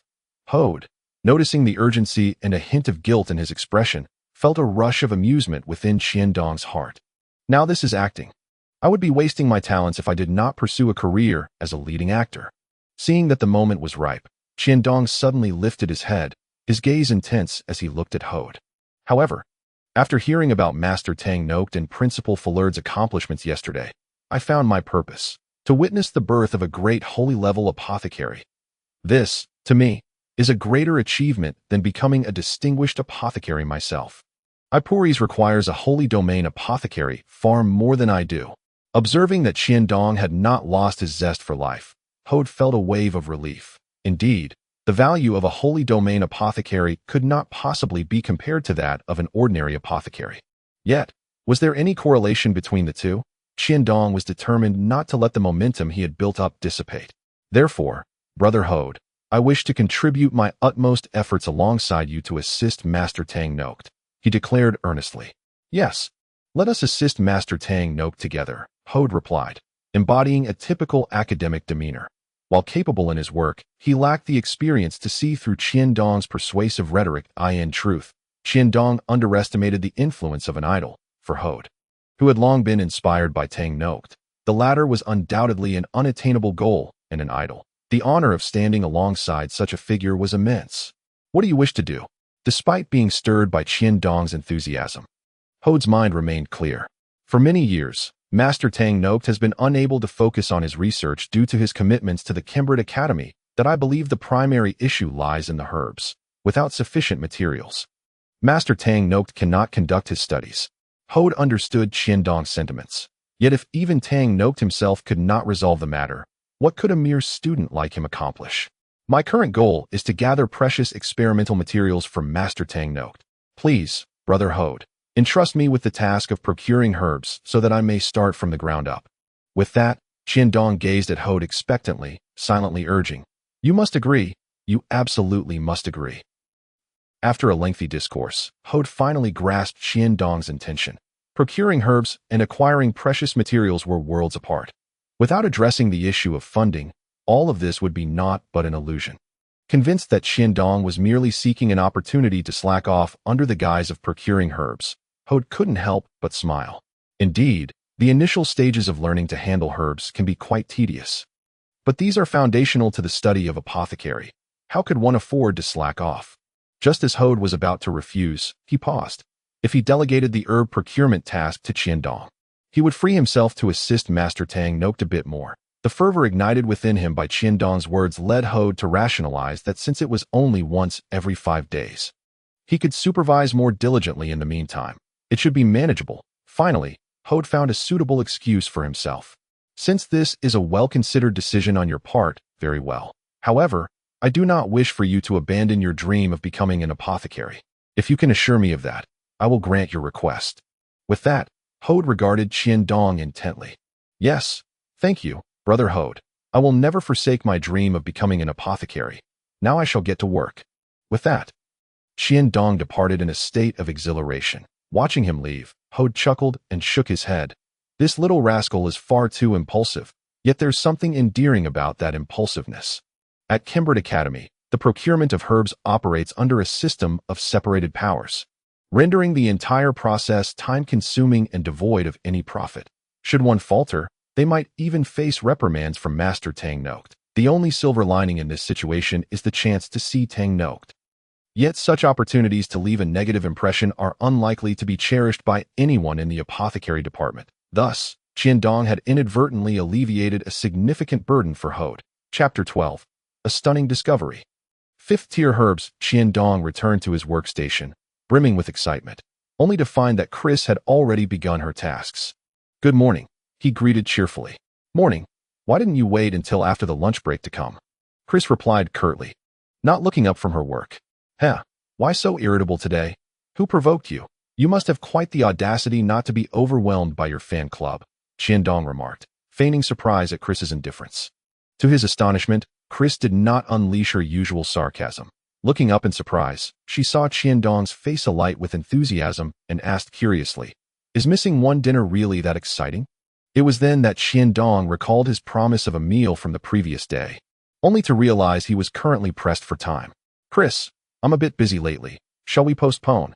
Well, I never had any expectations of you, Chris replied before resuming her work. And yet you claim not to have expectations. Your resentment could practically lift the floorboards, Qiandong muttered as he busied himself. Chris had never been stood up like this before. Although she had not formally accepted his invitation, the matter had transcended mere invitations and had become a matter of principle. Qiandong's evasion of the meal had escalated in Chris's mind to encompass notions of feminine allure, attraction, and even dignity. It must be said that the bustling nature of the Kenbret Academy's apothecary department is not without justification. The need to procure herbs once again in less than 5 days highlights the financial constraints faced by the Academy, necessitating shorter, more frequent procurement processes. However, Qiandong welcomed this development, as Hode's absence meant that the preparatory education would be lessened. The quantities on the procurement order for herbs below 3rd tier must be met. Of course, you now have the authority to choose a different merchant association, but I advise against it. The Sigil Association has deeper ties with Kenbret Academy, Hode reminded him. As for the hobby auction house, you may opt to switch. Kenbret Academy's magical signature is valid throughout the entire city of Iporis. However, the prices there remain relatively fair. By the way, please ensure you purchase the 4 types of 4th tier herbs I highlighted. These are required by Master Tang Note. As for the others, well, you can manage that on your own. Given the financial constraints, there was little room for Qiandong to exercise discretion, and Hode refrained from elaborating further. With a budget of 500,000 gold coins, how can we possibly procure so many high-tier herbs? Qiandong lamented as he accepted the magical signature representing Kenbret Academy's apothecary department, feeling utterly disheartened. Recalling the pricing of those herbs at the hobby auction house, Qiandong realized that he might have envisioned the future a tad too optimistically. Oh well, even mosquito meat is still meat, he muttered through gritted teeth as he set off towards the Chelsea Chamber of Commerce. Hello, Uncle Merlin. I am here on behalf of the Kenbret Academy to procure some medicinal materials, he stated, presenting Hode's letter and the magical seal. Everything seems in order. What brings you here? Has Hode sent you to handle the procurement? Merlin inquired, returning the letter and seal. Haha. Master Darnoctor's research has reached a critical juncture, and my older brother Hode couldn't leave, so the task of procuring the herbs has fallen to me. Qiandong replied with an awkward smile. Oh, that is splendid news. Please extend my congratulations to him when you see him, Merlin remarked with a sigh of appreciation. Certainly, Uncle Merlin. Here is the procurement list. Could you kindly review it and assist me by presenting each herb for inspection? Qiandong handed over the list. No problem.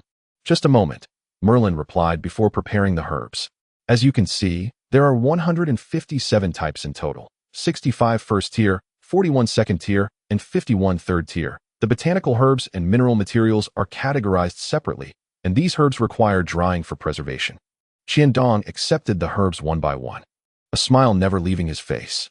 1st tier herb data collected. Bitter grass. Contribution value gained. 10 points. 2nd tier herb data collected. Snake orchid. Contribution value gained. 100 points.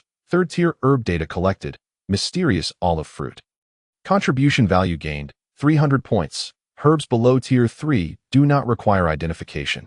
4th tier and above are classified as high tier materials.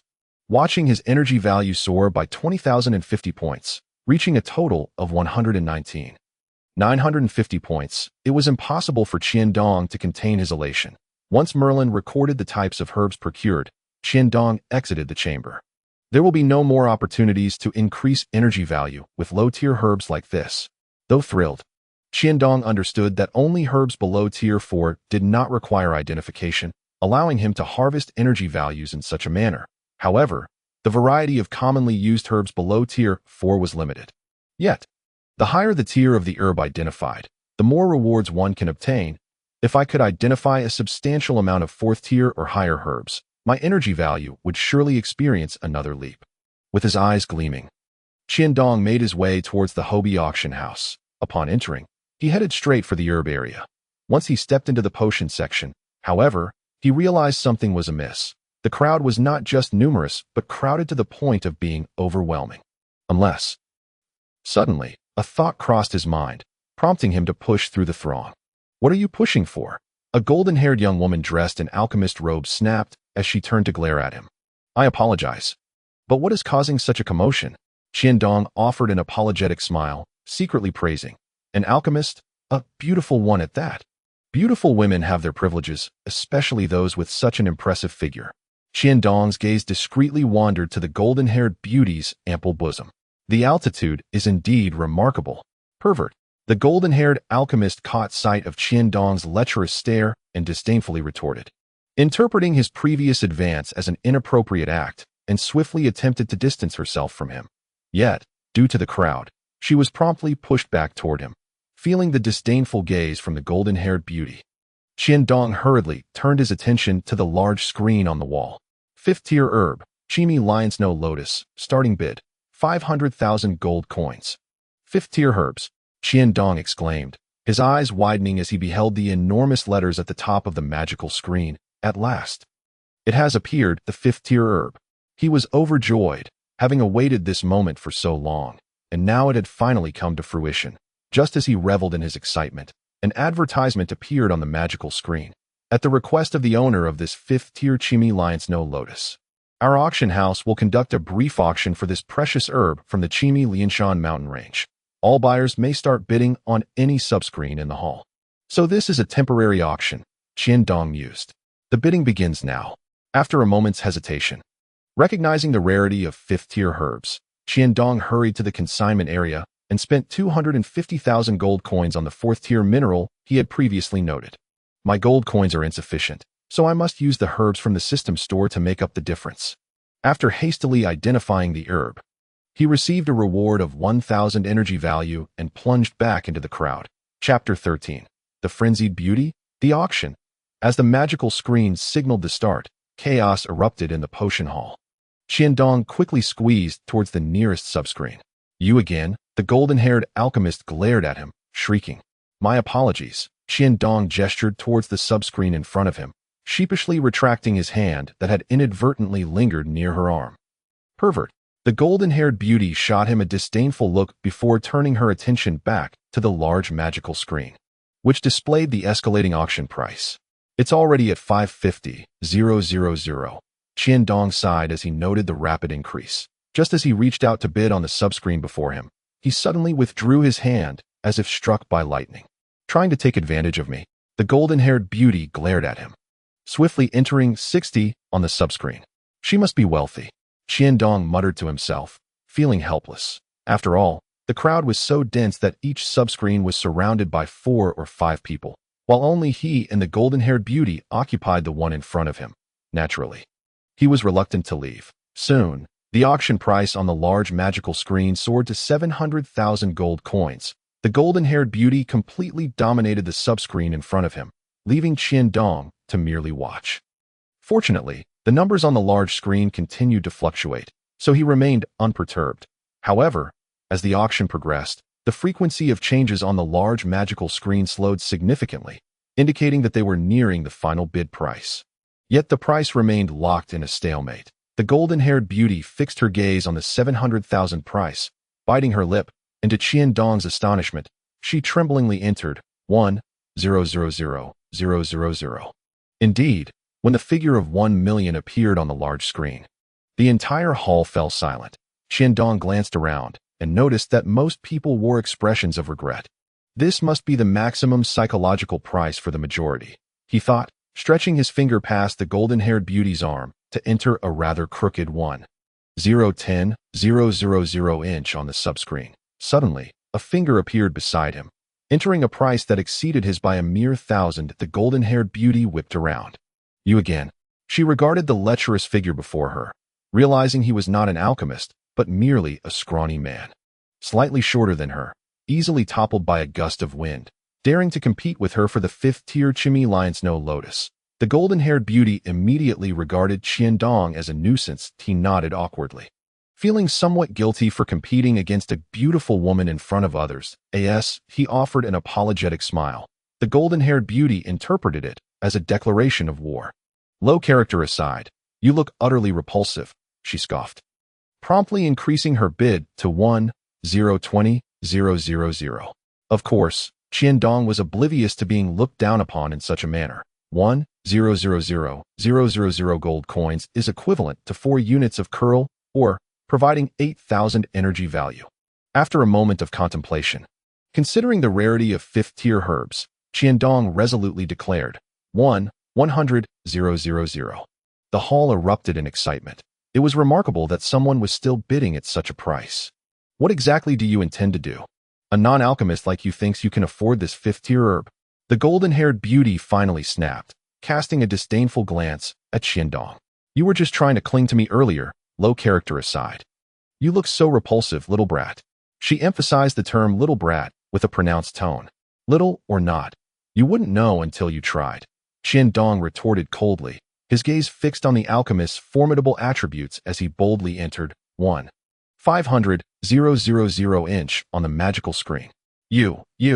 Watching Qiandong casually enter a bid of 1,500,000, the golden-haired beauty was left speechless, her finger trembling in disbelief. The entire hall was instantly drawn to the commotion. So it's that woman. Solia, someone exclaimed. Thank goodness I didn't compete with her. Another breathed a sigh of relief. A spendthrift, someone muttered under their breath. Listening to the various murmurs, Qiandong quickly formed a rough impression of the golden-haired beauty. 2,000,000. Solia boldly entered on the magical screen, her bid echoing through the astonished crowd. 2,010,000. Qiandong retorted, unwilling to fall behind. You have guts. Solia regarded Qiandong with a deep gaze, a strange smile gracing her lips before she decisively turned to leave. Qiandong was left perplexed. Ultimately, the bidding for the 5th-tier Chimi Lion's No Lotus concluded at 2,010,000 gold coins. Guided by the staff, Qiandong made his way to the VIP room. I apologize, but I lack sufficient gold coins. May I offer goods in exchange? He stated directly, without any circumlocution. Certainly. As long as you can provide equivalent items, we will gladly accept, the staff member replied with a beaming smile. What about Curlor? Qiandong inquired further. Certainly. The current market price for Chiekuer or stands at 250,000 gold coins. However, the auction house will impose an additional 10 auction FE. You intend to use all the Chiekuer or as payment, the staff member said with a beaming smile. Acquiring other items might pose a challenge, but high-grade medicinal materials, which are guaranteed not to depreciate, are always welcomed by the auction house. Qiandong naturally comprehended the implications. Not only did he need to present medicinal materials valued at 2,010,000 gold coins, but he also had to pay an additional 10 handling fee. Here are 9 pieces of Chiekuer ore, Qiandong stated, producing the ore he had just exchanged at the system store. Having spent 18,000 energy points. Ding! The player has gained 900 points in Alchemist proficiency. Current Alchemist level, 1,910,000. This enhances the success rate of potion crafting by 10. Through identification skills, the player can steal a potion recipe. Upon hearing the system notification, Qiandong paused momentarily. Is this really my first purchase of medicinal materials? Has the system automatically recognized my identity as an alchemist? And is it only through purchasing materials that I can elevate my alchemist level?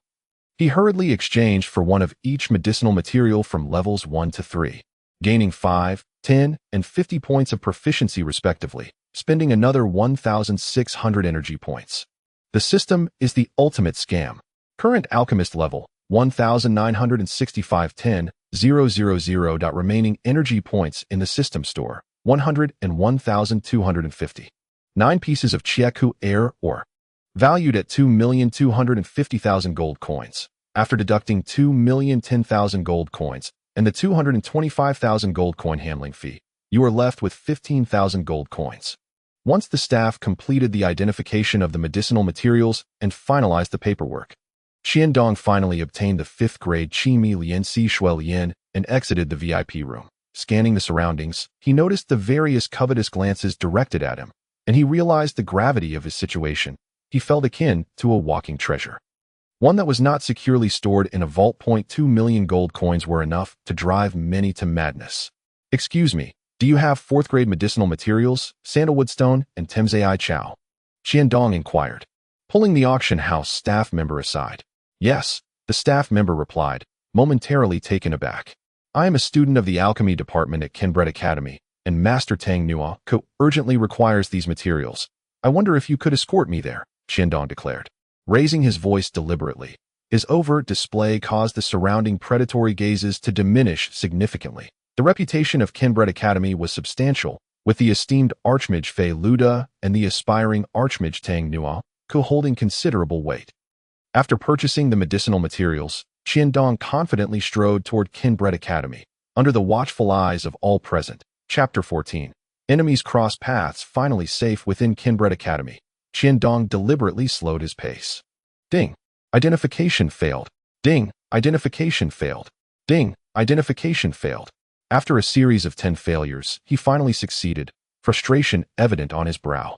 Ding. Identification successful. Qimi Lian Si Shui Lian.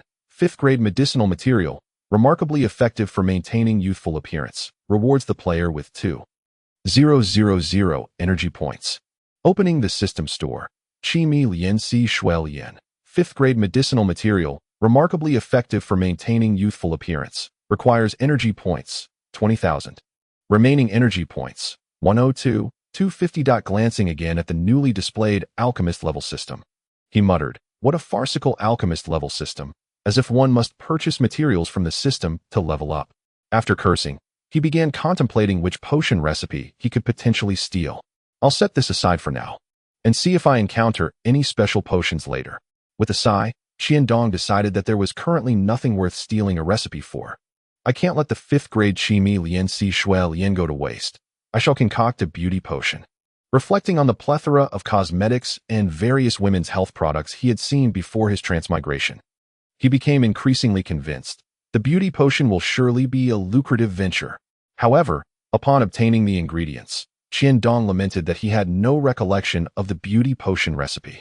Is it truly only that straightforward? He gazed at the 5th grade Qimi Lian Si Shui Lian in his hands, recalling the commotion he had caused at the Herbal auction house, and his expression darkened. An ordinary alchemy apprentice, crafting potions with 5th grade materials. The thought of Tang Nuaku's reaction upon learning of this incident filled him with regret for his impulsive purchase. Now I have no choice but to hand it over to Tang Nuaku, unless I intend to sever ties with Kenbret Academy. Qiandong gritted his teeth, contemplating the staggering sum of 2 million gold coins and nearly 20,000 energy points. Upon returning to the laboratory, Qiandong sought out Hode, presenting the 2 4th grade medicinal materials he had won at the auction. "Brother Hode, wait," Qiandong called out, his face contorted with difficulty as he halted Hode's departure. "What is it?" Hode asked, puzzled. "Brother Hode, I just acquired a 5th grade medicinal material at the Herbal auction house," he stated, noticing Hode's expression shift dramatically. "It cost me all my savings." "Good brother, I didn't expect you were serious that day," Hode exclaimed, patting Qiandong's shoulder with a look of admiration. "What medicinal material?" "Qimi Lian Si Shui Lian," Qiandong replied, his face drawn. "Ah, it's actually Qimi Lian Si Shui Lian," Hode lamented. "Then it can only be made into a beauty potion." Observing Qiandong's expression, Hode presumed he was disheartened over the lack of utility the 5th grade material would provide to Master Tang Nuku, oblivious to Qiandong's monetary distress. "I've considered it. The beauty potion should have a promising market in Ipulus, and we can earn a considerable sum, which can then be used to purchase the materials Master Tang Nuaku needs." Resolute in his decision, Qiandong aimed to maximize the benefits of the 5th grade Qimi Lian Si Shui Lian. "Your suggestion is indeed sound." Hode seemed to grasp the vast female demographic in Ipulus, clearly optimistic about Qiandong's plan. "Let us go meet Master Tang Nuaku." With that, Hode led Qiandong toward the top floor, where Tang Nuaku's laboratory was situated. "Master Tang Nuaku," Qiandong echoed Hode's greeting. "Oh, it's Hode? What brings you here?" was the response from the disheveled old man whose hair had all but vanished. Judging by the state of Tang Nuaku's robe, Qiandong suspected it had not been washed in years. Otherwise, it would not be so stained with potion residues.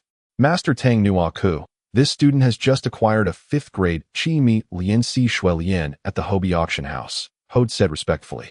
Eyeing Tang Nuaku, "Is it the Qimi Lian Si Shui Lian?" Tang Nuaku's face mirrored his disappointment. "This student hopes to convert the Qimi Lian Si Shui Lian into a beauty potion, with all proceeds directed towards purchasing materials to support your research." Hode articulated Qiandong's intentions. "You are a student of Kenbret Academy? Is what Hode just said true?" Tang Nuaku inquired, his expression filled with surprise as he looked at Qiandong. "My name is Qiandong, a student of the Alchemy department. What Hode mentioned is precisely what I have always aspired to do," Qiandong declared, adopting a facade of admiration. "Excellent. It is rare to encounter a student of your talent. I shall make an exception and accept you as a named disciple." Tang Nuaku's face radiated joy, not solely for acquiring Qiandong as a disciple, but also for the gold coins that the beauty potion could potentially yield. Naturally, Qiandong graciously accepted Tang Nuoku's reward, finally understanding Fenen's words regarding Tang Nuoku. So, becoming Tang Nuoku's disciple is this simple. A series of knocks, accompanied by the creaking of wooden stairs, interrupted the cheerful atmosphere. "You!" both Qiandong and the newcomer exclaimed simultaneously. "You again." Qimi Lian Si Shuelian.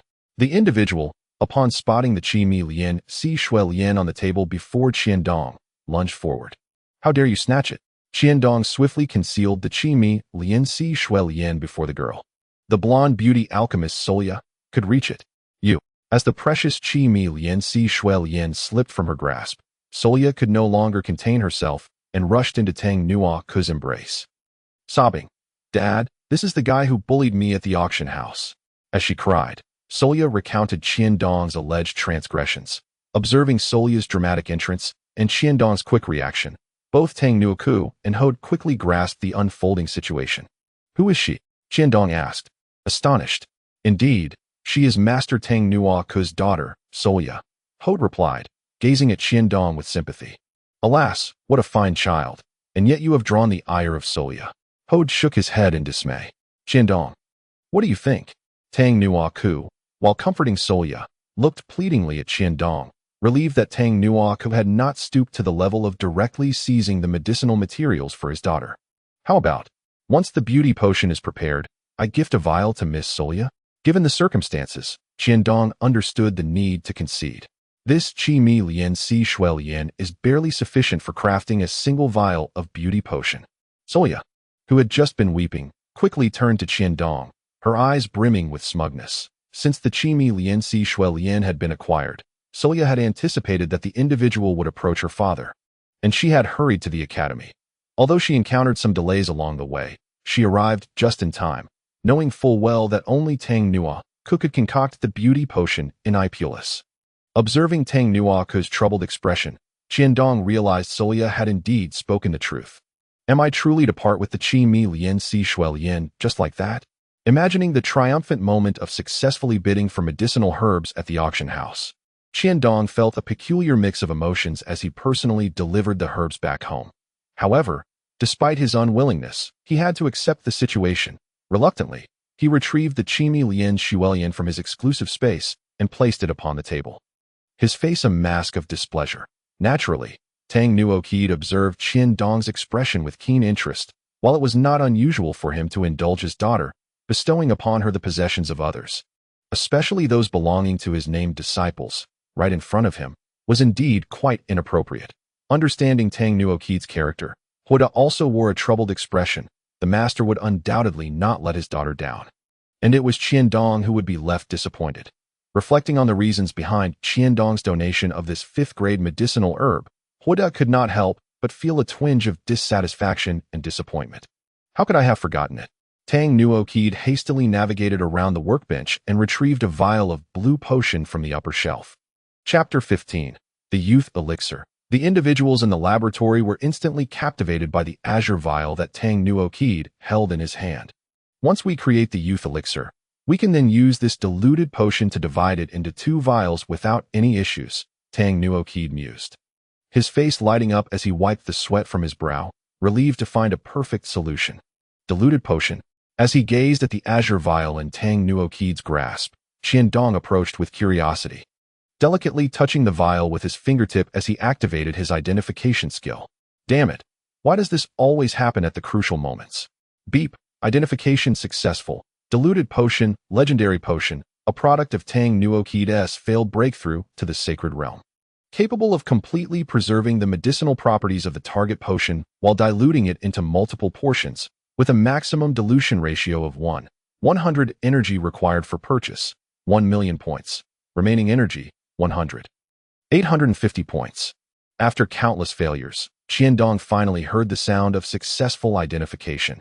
Noticing Tang Nuoku's peculiar gaze, he hurriedly adopted a panicked expression. "I apologize. It's just that this potion is simply enchanting." In Tang Nuoku's eyes, Qiandong was merely a devoted aficionado of potions, and such eccentric behavior was entirely understandable. "Ah, this is the product of my failed breakthrough to the sacred level from a few years ago," Tang Nuokid remarked. Observing the azure potion in his hand, his eyes reflecting a complex array of emotions, the translucent blue liquid, refracting the sunlight, emanated an unusual brilliance. Was this truly a byproduct of a failed breakthrough to the sacred level?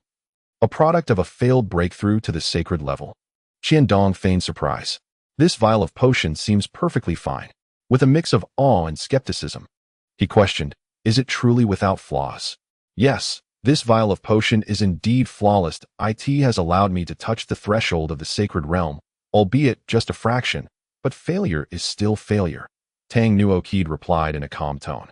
Devoid of any despondency from his past setbacks, but filled instead with determination at that moment, Qiandong felt a hint of the majesty of the sacred realm emanating from the elderly man before him.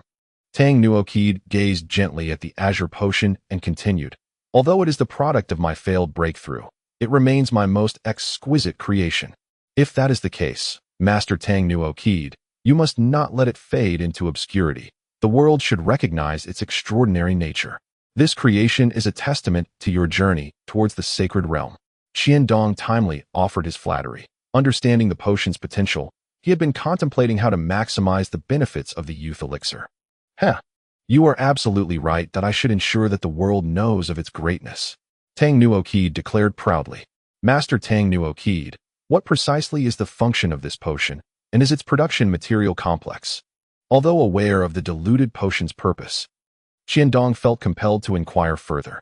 This potion serves but one purpose: dilution and fusion. It can accommodate any potion while fully preserving the medicinal properties of the diluted potion, Tang Nuokid emphasized, with absolutely no loss. Can it even dilute the water of life? Qiandong was genuinely astonished. I have not attempted it, but it should pose no issue, Tang Nuokid replied modestly. Yet his unwavering confidence spoke volumes of his admiration for the potion's capabilities. You have not overlooked its greatest function like others, potent treasures like the water of life, which contains immense life energy, possess fiercely potent properties. Aside from certain special races, we frail humans cannot consume them directly. This is one of the fundamental reasons for the emergence of potion crafting, to neutralize the effects of other potions for our use. Alas, I lack the water of life to test it. With that, Tang Nuokid wore an expression of regret. Master Tang Nuokid, rest assured, even without the water of life, this potion shall still shine brightly. However, I wonder, is the cost of producing this diluted potion substantial? Qiandong inquired cautiously. Indeed, it has consumed a decade's worth of high-grade medicinal herbs I've accumulated and took an additional 3 years to develop, Tang Nuokid replied, his face beaming with pride, for he had created a remarkable potion. 10 years and 3 years. Qiandong's expression darkened instantly. What a worthless potion! The cost of this potion must surpass that of the water of life. Who could possibly afford such a concoction? Qiandong, of course, overlooked the distinction between research and production. Witnessing Qiandong's shocked demeanor, Tang Nuokid continued to explain. This diluted potion can maximize up to a ratio of 100 for the target potion. 100? Qiandong's mind suddenly sparked with ideas. You mean we could dilute 1 vial of the youth elixir into 100 portions? Imagining the potential for a 100-fold profit, Qiandong's excitement surged once more. Master Tang Nuokid, your diluted potion will undoubtedly astonish the continent. Yes, take it slow. There is no need to rush, Tang Nuokid replied kindly. Observing his father's elation from Qiandong's praise, Solia realized that no amount of coaxing would change the situation. Unable to obtain the complete potion, she continued to scheme on how to acquire the full youth elixir. This is the most perfect conclusion, she thought. Noticing Tang Nuokid engrossed in his potion research, Qiandong followed Huide out of the laboratory, completely ignoring Solia behind them. After completing the matter concerning the Chimi Lian Shuelian, Qiandong realized he had yet again neglected his own tasks and hurried to the work area. Noticing Qiandong's commitment to his responsibilities, Huide felt satisfied and busied himself as well. Finished, Kelly C gestured toward the heap of medicinal herbs on the ground, her eyes glinting with coldness as she questioned. Qiandong immediately recognized that he had offended the beautiful woman once more and hastily lowered his head to continue working, watching from a distance as Qiandong conversed with Kelly C. Solia left with a strange smile. So intimate. She must be his girlfriend, Solia sneered, casting a contemptuous glance at Kelly C, who was closely positioned next to Qiandong. From the moment she first encountered Kelly C, Solia had harbored a negative impression, for Kelly C possessed an enchanting beauty and an extraordinary demeanor, qualities that Solia felt she lacked. How could she possibly be associated with that lecherous little man? Adhering to the principle that an enemy's friend is an enemy, Solia harbored resentment toward Kelly C as well. Time flew swiftly when one was unaware. Although the creation of the youth elixir appeared to be progressing smoothly, Qiandong was indifferent to any potential setbacks. Is this the youth elixir? Can it truly preserve youth for 1,000 years? Qiandong gazed incredulously at the bubbling black potion before him, devoid of any semblance of the legendary elixir's characteristics. 1,000 years is certainly impossible. The Qimi Lian's Shuolian is of decent quality. It should easily preserve youth for 300 years, Tang Nuokid replied, his face radiating satisfaction. For its 300 years of efficacy, he would be the exception. If others could achieve even 100 years, it would be remarkable. Do you doubt my father's words? Seizing the opportunity presented by Qiandong's dazed expression, Solia interjected. Of course not. However, if there were a living example willing to test the potion, it would undoubtedly convey its benefits to others more convincingly if Miss Solia is willing. Qiandong wore a cheeky expression, internally chuckling. Indeed, we should find someone to try it, Solia replied with a cunning smile. I believe Miss Kelly C beside you would be quite suitable, and her appearance would lend even more persuasive power. After all, she is not an outsider. Upon learning about the youth elixir, Kelly C was naturally intrigued and wished to see it for herself. Due to work obligations, Qiandong had no choice but to agree, especially since he had provided the Qimi Lian's Shuolian, and Tang Nuokid had not voiced any objections. Let us take 1/10 of it so Master Tang Nuokid can create another vial using the diluted potion, Qiandong suggested eagerly to achieve their objective. That sounds good. Kelly C, what do you think? Tang Nuokid nodded, kindly inquiring. Being astute, Tang Nuokid understood Qiandong's intentions readily. Chapter 16. Failed? A confession. No problem. Kelly C replied nervously, clearly unable to refuse now that even Tang Nuokid agreed. Tang Nuokid quickly extracted approximately 1/10 of the prepared youth elixir and added it to the new potion vial mixed with a portion of the diluted potion. The entire process was conducted with utmost care. For the primary material, the Qimi Lian's Shuolian was valued at 2 million, not to mention the worth of a potion nearing the sacred leveled as the formerly black youth elixir transitioned in color. It took on a delicate pink hue, the nearly transparent diluted potion captivatingly refracting light in the sunlight. With eager anticipation, Solia placed the newly crafted youth elixir before Kelly C, assuring her, rest assured. My father is here. Under the encouraging gazes of Tang Nuokid and Qiandong, Kelly C shut her eyes tightly and gulped down the potion in one swift motion. Tang Nuokid and the other two stared intently at Chris's transformation.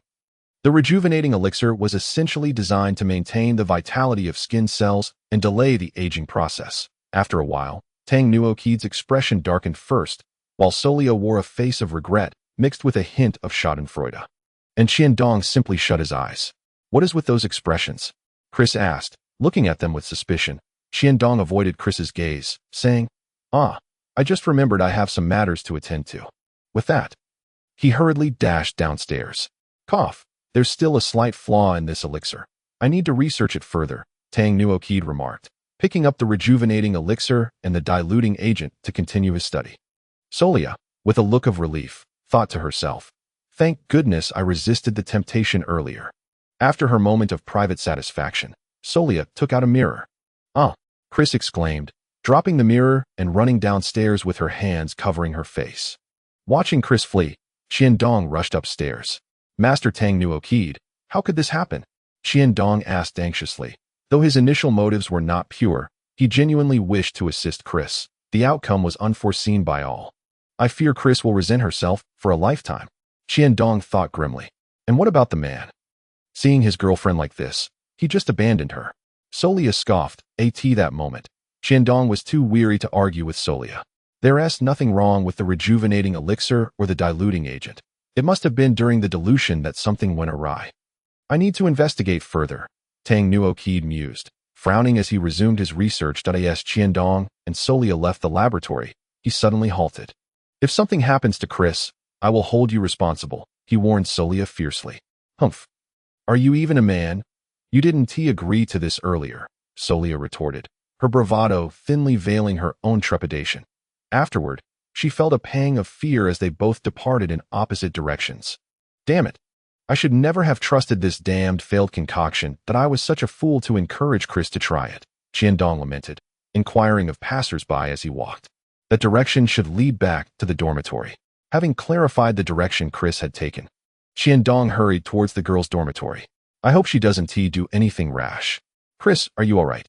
Qiandong dashed past the dormitory guard, arriving at Chris's door, only to find that all her roommates were standing outside in their pajamas, while the windows and doors were tightly shut. Leave me alone.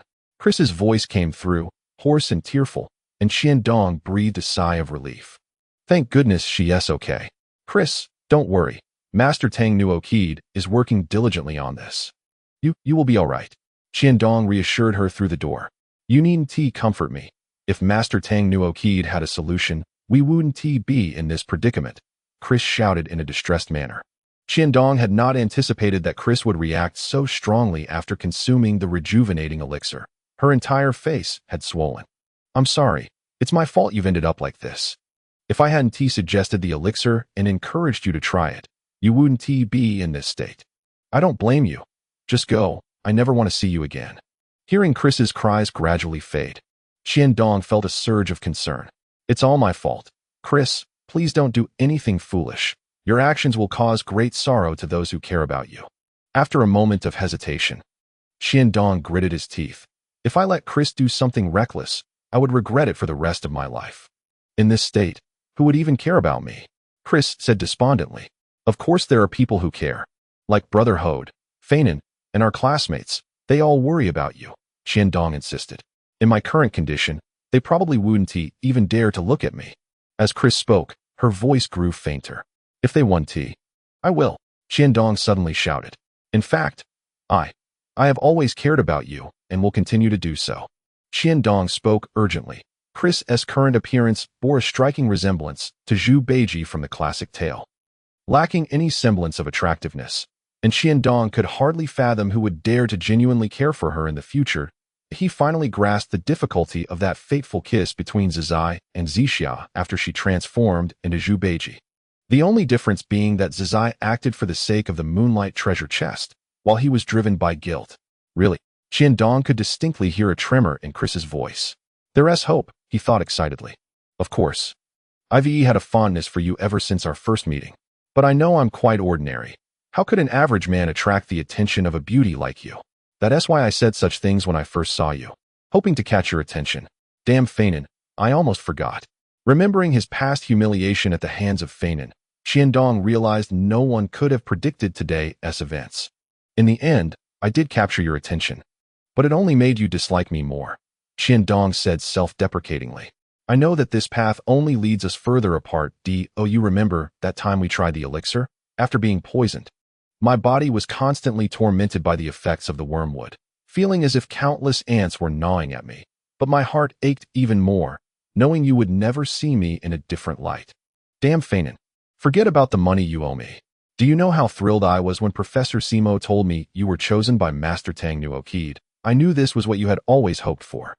It was my only chance, so I borrowed 50,000 gold coins from Feinen and spent all my savings to bribe Professor Simo. At this moment, Qiandong did not shy away from dragging Simo into the conversation. Indeed, as we spent more time together, our relationship improved. I knew you wanted to approach Master Tang Nuokid to study potions, so I sought out Brother Hode to plead on your behalf, hoping to secure a procurement task to catch Master Tang Nuokid's attention. And I succeeded. You met Master Tang Nuokid, and everything was looking up, but Qiandong found himself speaking more smoothly, as if the tale were entirely true. After finishing, he noticed there was no response from inside. So he decided to take drastic measures, shaking his head. Bang, bang, bang. Qiandong forcefully knocked his head against the door, startling the other girls nearby. I shouldn't have taken you to see the rejuvenating elixir. I only wish to make you happy. Is this not enough to bring you out? Feeling the pain in his forehead, Qiandong dared not stop. Bang. He felt his head collide with something soft and quickly lifted it.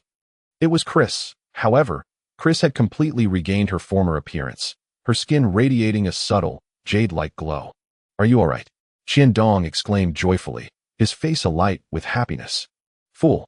Chris blushed, glancing at Qiandong while reaching out her fingers, smooth as white jade, to wipe the tears from his face. "Crying at your age." "This isn't crying. I was simply too engrossed and moved by the moment." Qiandong hastily defended himself in his mind. "Salty. It's definitely tears." Watching Chris put her fingers in her mouth, Qiandong felt faint. "Ah, the moon is so round tonight." Chris turned to look at the moon, only to find Qiandong running downstairs. "I have matters to attend to tomorrow." Watching Qiandong disappear, Chris's face bore no trace of tears. Chapter 17. Secrets of the Sanctuary. "I'm doomed. Finished." She must have misunderstood. What do I do? How can I forsake an entire mystical forest for a mere underdeveloped sapling?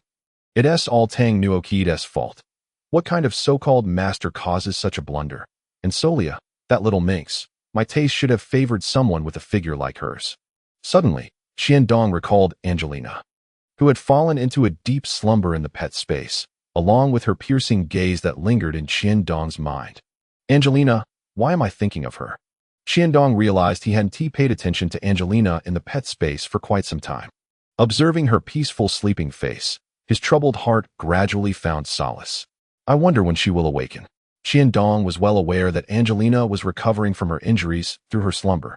Wait, I should check on the rejuvenating elixir first. Remembering Solia's watchful gaze, Qiandong hurriedly made his way back to the laboratory. Unbeknownst to him, he completely overlooked the droplet that should not have appeared. Was it a tear? Master Tang Nuoki, are you still busy? Qiandong asked with a bright smile. Yes, I cannot rest until I resolve this issue, Tang Nuoki replied, his eyes bloodshot from a night's labor on the rejuvenating elixir. He was likely aware of Chris's recovery, but given the magnitude of the blunder, Tang Nuoki must have felt quite embarrassed. Chris is not only fine now, she appears radiant, her skin exhibiting a jade-like luster. It seems the rejuvenating elixir has worked, Qiandong said slowly. Indeed, Tang Nuoki rubbed his bloodshot eyes. I have identified the source of the problem. It occurred during the dilution of the elixir. With another day of work, the elixir will be perfected. Hold on. Noticing Tang Nuoki's puzzled expression, Qiandong continued. I actually believe the rejuvenating elixir is quite good as it is. Only through loss can one learn to cherish what they have.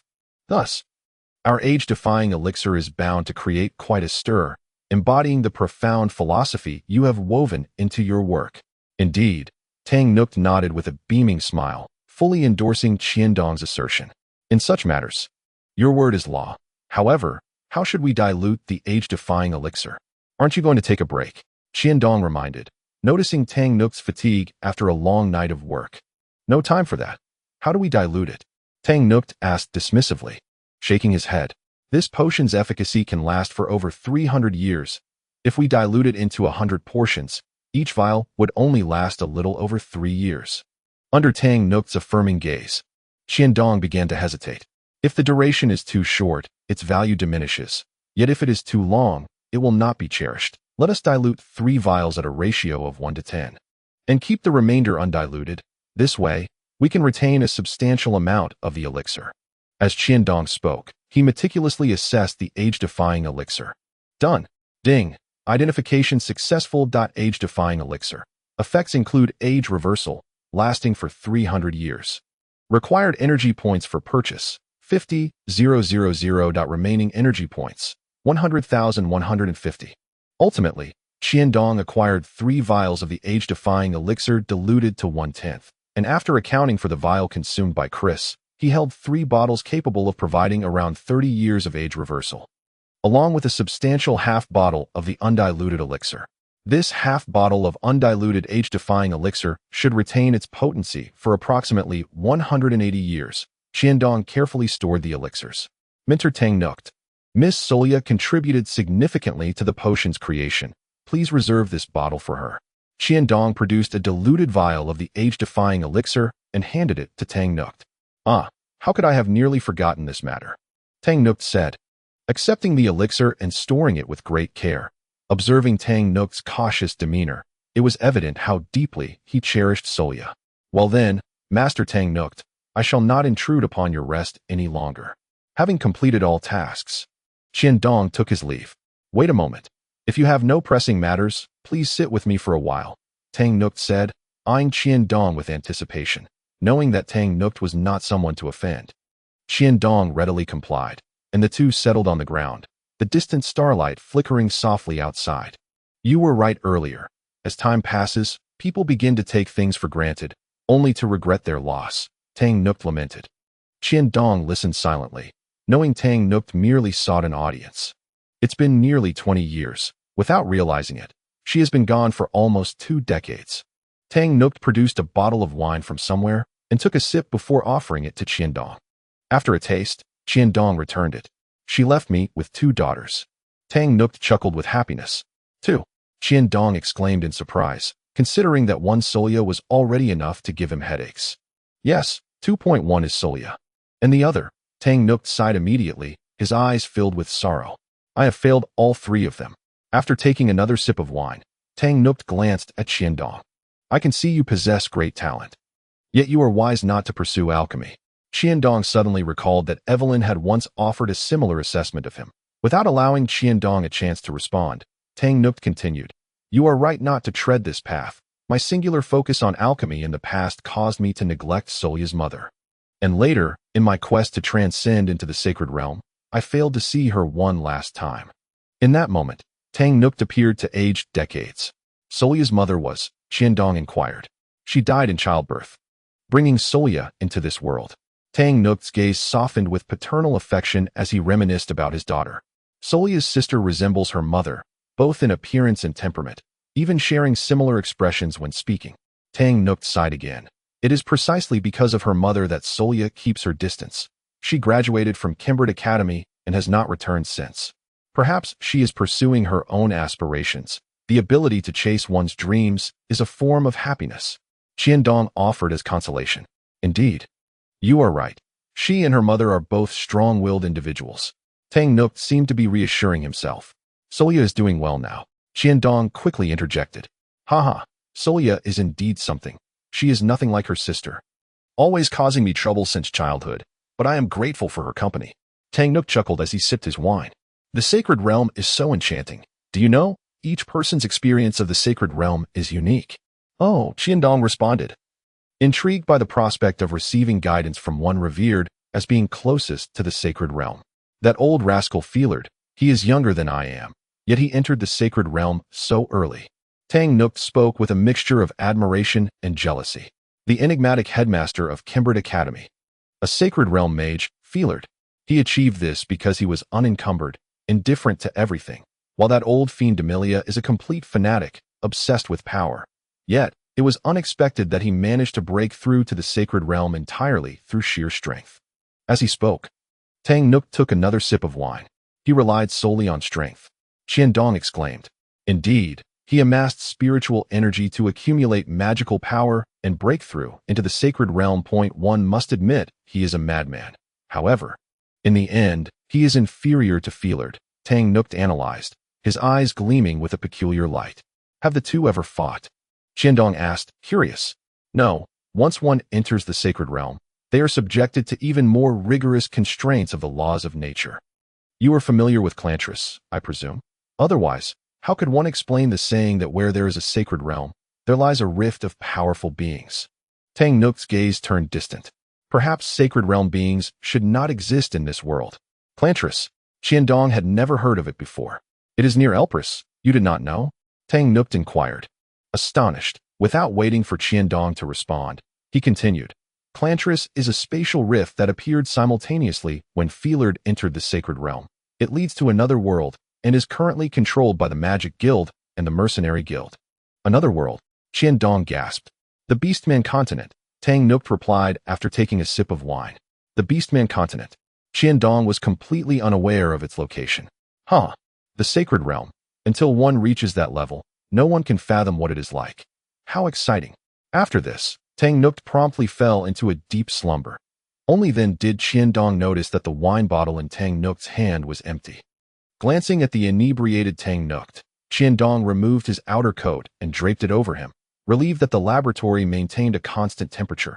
ensuring he would not fall ill, from the spot where Tang Nukt had retrieved the wine. Qiandong produced a bottle for himself and took a generous swig. Since arriving in this world, he had been tirelessly occupied with acquiring gold coins. Returning home, it had been quite some time since Qiandong had even considered that. Regardless of the location, possessing greater capital is the foundation for surviving in this perilous yet vibrant continent. Casting a glance at the various items in the system shop, Qiandong made his way downstairs. These are the objectives I must strive for at this stage. Chapter 18. A Gamble? Solya. Oh, my head aches. Upon waking in the morning, Qiandong rubbed his forehead, recalling that he had indeed overindulged the previous night. Qiandong, Chris is looking for you. Feignan regarded him with a skeptical expression.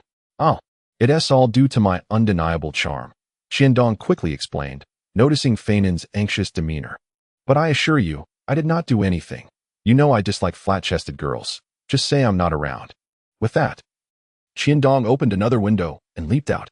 This is the 3rd floor, Feinan exclaimed, bewildered as he descended the stairs. Could he be telling the truth? Ah, it's Chris. Qiandong didn't return last night. Who knows which beauty he was confiding with? I've told him numerous times. Upon hearing confiding, a deep blush crept across Chris's face, and after a moment, she left with disappointment written all over her features, ignoring Feinan beside her. Observing Chris's strange expression, Feinan was left in a state of confusion. She shouldn't be wearing that expression. If it weren't for Qiandong having stayed in the dormitory last night, Feinan might have suspected that Qiandong and Chris were indeed confiding. Sigh. I can no longer remain at the academy. I must first resolve the matter of the age-defying elixir. With thoughts of Chris lingering, Qiandong sighed and made his way outside the school. As he hesitated about whether to visit the auction house first, he noticed a figure blocking his path. Without raising his head, Qiandong intended to circumvent the obstruction. Qiandong, you little rascal, stand still. Upon hearing the voice, Qiandong recognized it was Solya. If I get entangled with this girl, I might as well forget about accomplishing anything today. Without pausing, he feigned ignorance and quickened his pace. Whoosh! A massive wind blade sliced through the air before him, stirring up clouds of dust and leaving a long mark on the ground. Fortunately, I dodged in time. Taking a deep breath, Qiandong immediately turned around. You lunatic, casting magic recklessly in the street. Are you attempting murder? Qiandong was furious at Solya's lack of discretion. Humph. The more I called for you, the faster you ran. Hand over the items. Solya exhibited no semblance of remorse regarding the recent magical incident. Instead, she raised the magical ring in her hand as a veiled threat towards Qiandong. What is it? Although fully aware of Solya's intentions, Qiandong felt a sense of entrapment and remained unperturbed, still pretending. It is, of course, the rejuvenation potion. Not only are you a lecher, but you are also despicable. Last night, while I was absent, you secretly took the rejuvenation potion. With each word, Solya's ire intensified. From the moment the bidding for the chameleon snow lotus began, this rogue had been taking advantage of her while simultaneously working against her. Did I not leave a vial for you? Qiandong replied nonchalantly. Humph. One vial? Or was it diluted? Have you forgotten that the rejuvenation potion was crafted by my father, and its production cost exceeds that of a single vial? Solya retorted imperiously. It was precisely because it was made by Master Tenuoki that I gave you a vial, otherwise. As he spoke, Qiandong's gaze swept over Solya from head to toe, finally resting upon her face. In any case, it would be a waste for you to use it. You. Solya's face paled as she pointed at Qiandong. Realizing that this scoundrel had the audacity to suggest that her beauty was a waste when it came to the rejuvenation potion, having never been so belittled in her life, Solya promptly raised her magic wand and began to chant loudly. What are you doing? Stop at once. Witnessing Solya's actions, Qiandong's expression shifted dramatically as he lunged towards her. Given Qiandong's speed, Solya was effortlessly tackled to the ground. She felt the rogue mount her and restrain her wrists.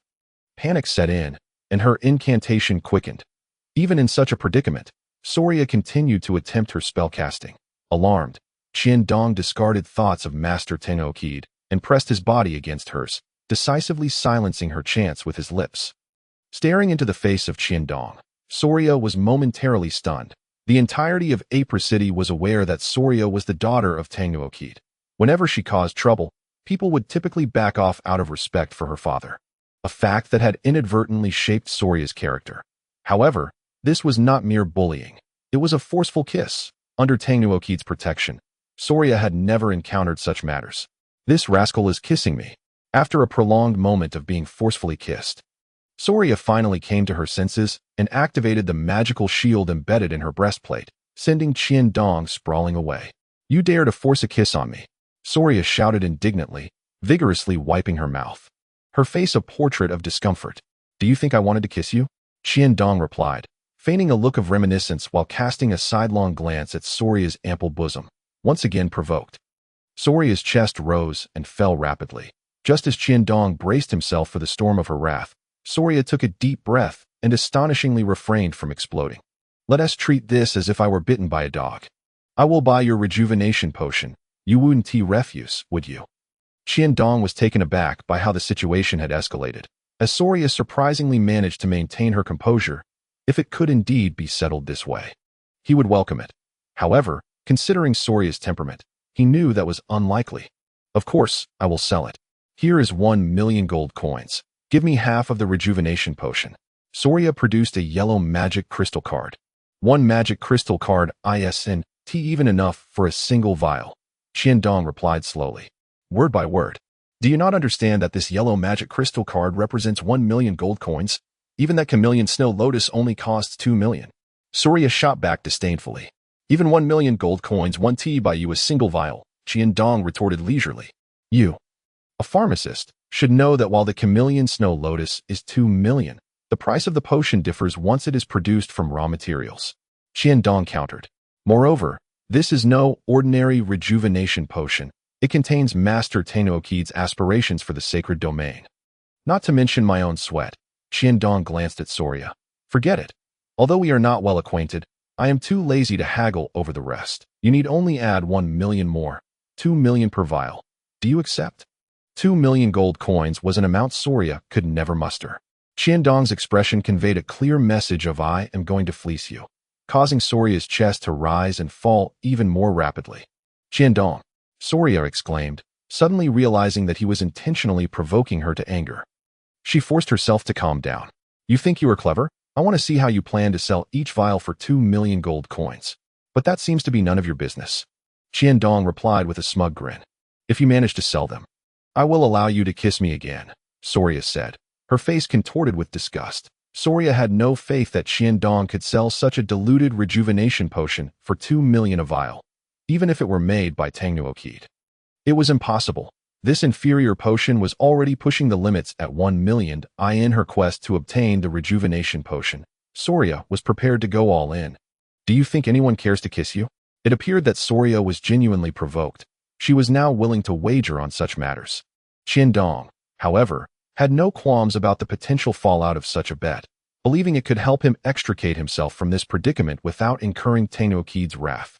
I know you have been contemplating these rejuvenation potions for quite some time. There are 2 diluted vials and half a vial that is undiluted here, which I will count as 8 vials. If I fail to sell them for 16,000,000, I will owe you a chameleon snow lotus. Qiandong's smile faded as he stated this. Of course. You must not interfere and should help within reasonable limits, he added after a moment's thought. A chameleon snow lotus? Do you even possess one? Soria was taken aback by the magnitude of Qiandong's wager and frowned. I want to. If I cannot produce them later, do as you please. Qiandong shrugged nonchalantly. It's a deal. Soria quickly agreed. Just don't try to weasel out when you get expelled from the Kenbret Academy. As if I fear you going back on your word. You can swear an oath to the god of potions, Camus, that if you do not keep your promise, you will age a day for every day you consume the rejuvenation potion, Qiandong said, raising his shoulders. You are truly vindictive. Soria spat through gritted teeth. You have the option to refrain from betting. Qiandong laughed arrogantly. I will bet. But you must also swear an oath to the god of wealth, Fieldrant. If you do not keep your promise, for every 1,000 gold coins you earn, you will owe 10,000. Soria countered. No problem. With that, both of them swore their oaths in front of each other. Remember your vow. Hurry home and do not obstruct me here, Qiandong said with a triumphant expression before turning to leave. Soria hesitated for a moment before promptly pursuing him. Of course, I want to see you lose. Do you not think of cheating? Soria said coldly, her gaze fixed on Qiandong. Remember, it's 16,000,000. Of course, Dong replied nonchalantly. If I cannot sell them, I will buy them all myself and give a vial to every beautiful woman I see. Humph, you better be able to afford it. Soria's expression shifted as if she had thought of something, and her demeanor softened. Chapter 19. The most beautiful woman in Apris. I wonder who the most beautiful person in Apris is. I would love to see them. It would be a perfect opportunity to elevate my aesthetic experience and avoid the degradation of taste brought on by the person who constantly follows me. Upon saying this, Dong noticed Soria's chest heaving once again, and he felt as though the sky had brightened a shade, the grass had grown greener, and his spirits had lifted slightly. Life truly is wonderful. Humph. The most beautiful woman in Apris City is Delina, far surpassing your Chris, and her father, Count Henry, is the lord of Apris City, Soria replied disdainfully. However, even if you were to sell her all your rejuvenation potions, she would not spare you a glance. I could at least gift them to her, Dong said dismissively. It's worth it just to see a beautiful woman. Soria's chest began to rise and fall rapidly again. I know. It has 16 million. To prevent Soria from continuing her tirade, Dong laughed heartily as he made his way toward the Lord's mansion. With Soria leading the way, he swiftly arrived at the Lord's estate. There's a coffee shop over there. Let us go inside, he said, striding towards the CAF. Waiter, bring me a cup of lychee fruit juice, Dong ordered before looking out the window, which provided a perfect view of the Lord's mansion entrance. Bring me the most expensive coffee, Soria called angrily. Lacking in taste. The most expensive is not necessarily the best. What a pity, Dong replied, casting another glance at Soria's bosom, seemingly indicating that such a weapon was wasted on someone like her, uncertain whether it was due to the provocations from Dong. Soria surprisingly refrained from retorting, yet the rapid rise and fall of her chest betrayed the turmoil within her heart. Delina, how much do you know about her? For instance, what kind of person is she? Dong remarked, his gaze drawn to the window. To be recognized as the most beautiful woman in Apris City speaks volumes about her appearance and demeanor. Rarely does one encounter a paragon of virtue like her, who possesses both grace and compassion. That I have not heard of her having any conflicts with others. She is held in high esteem by the people of Apris City. Upon finishing her words, Solia shot Dong a fierce glare. But rest assured, the type she despises most is precisely a lecherous man like you. I never imagined her to be so kind-hearted. I had thought that all wealthy heiresses were merely women with overnourished bosoms and underdeveloped intellects, Dong remarked, casting a sidelong glance at Solia's chest as he sipped his juice leisurely. You. Solia admonished herself internally, struggling to suppress her anger. This guy is deliberately trying to provoke me. I must not fall for it. Remain calm. Do not be angry.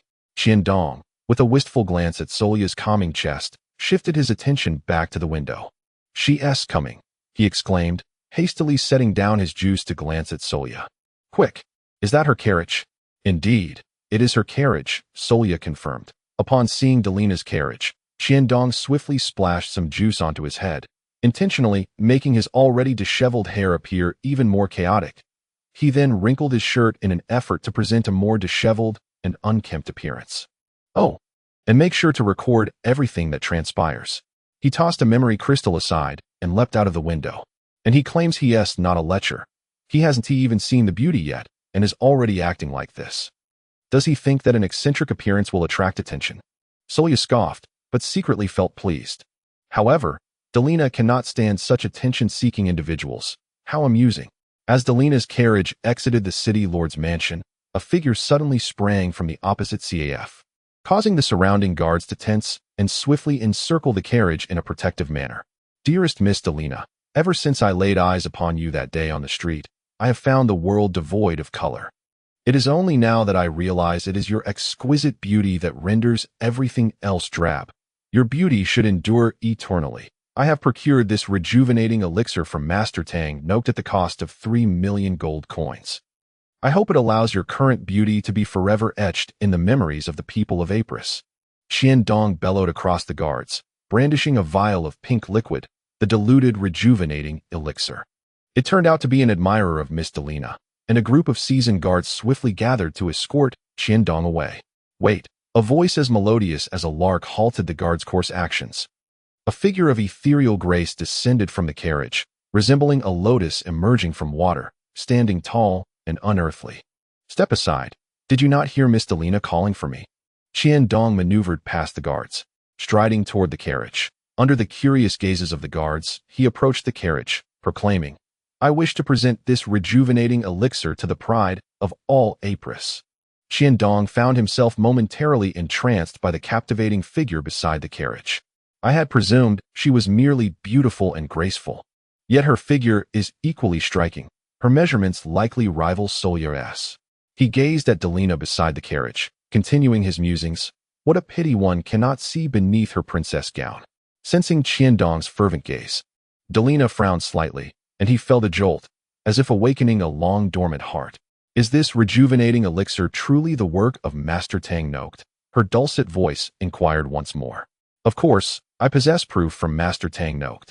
Qian-dong hastily produced a piece of parchment from his juice-stained. Wrinkled attired, he was well aware of the need for proper documentation concerning the elixir's application.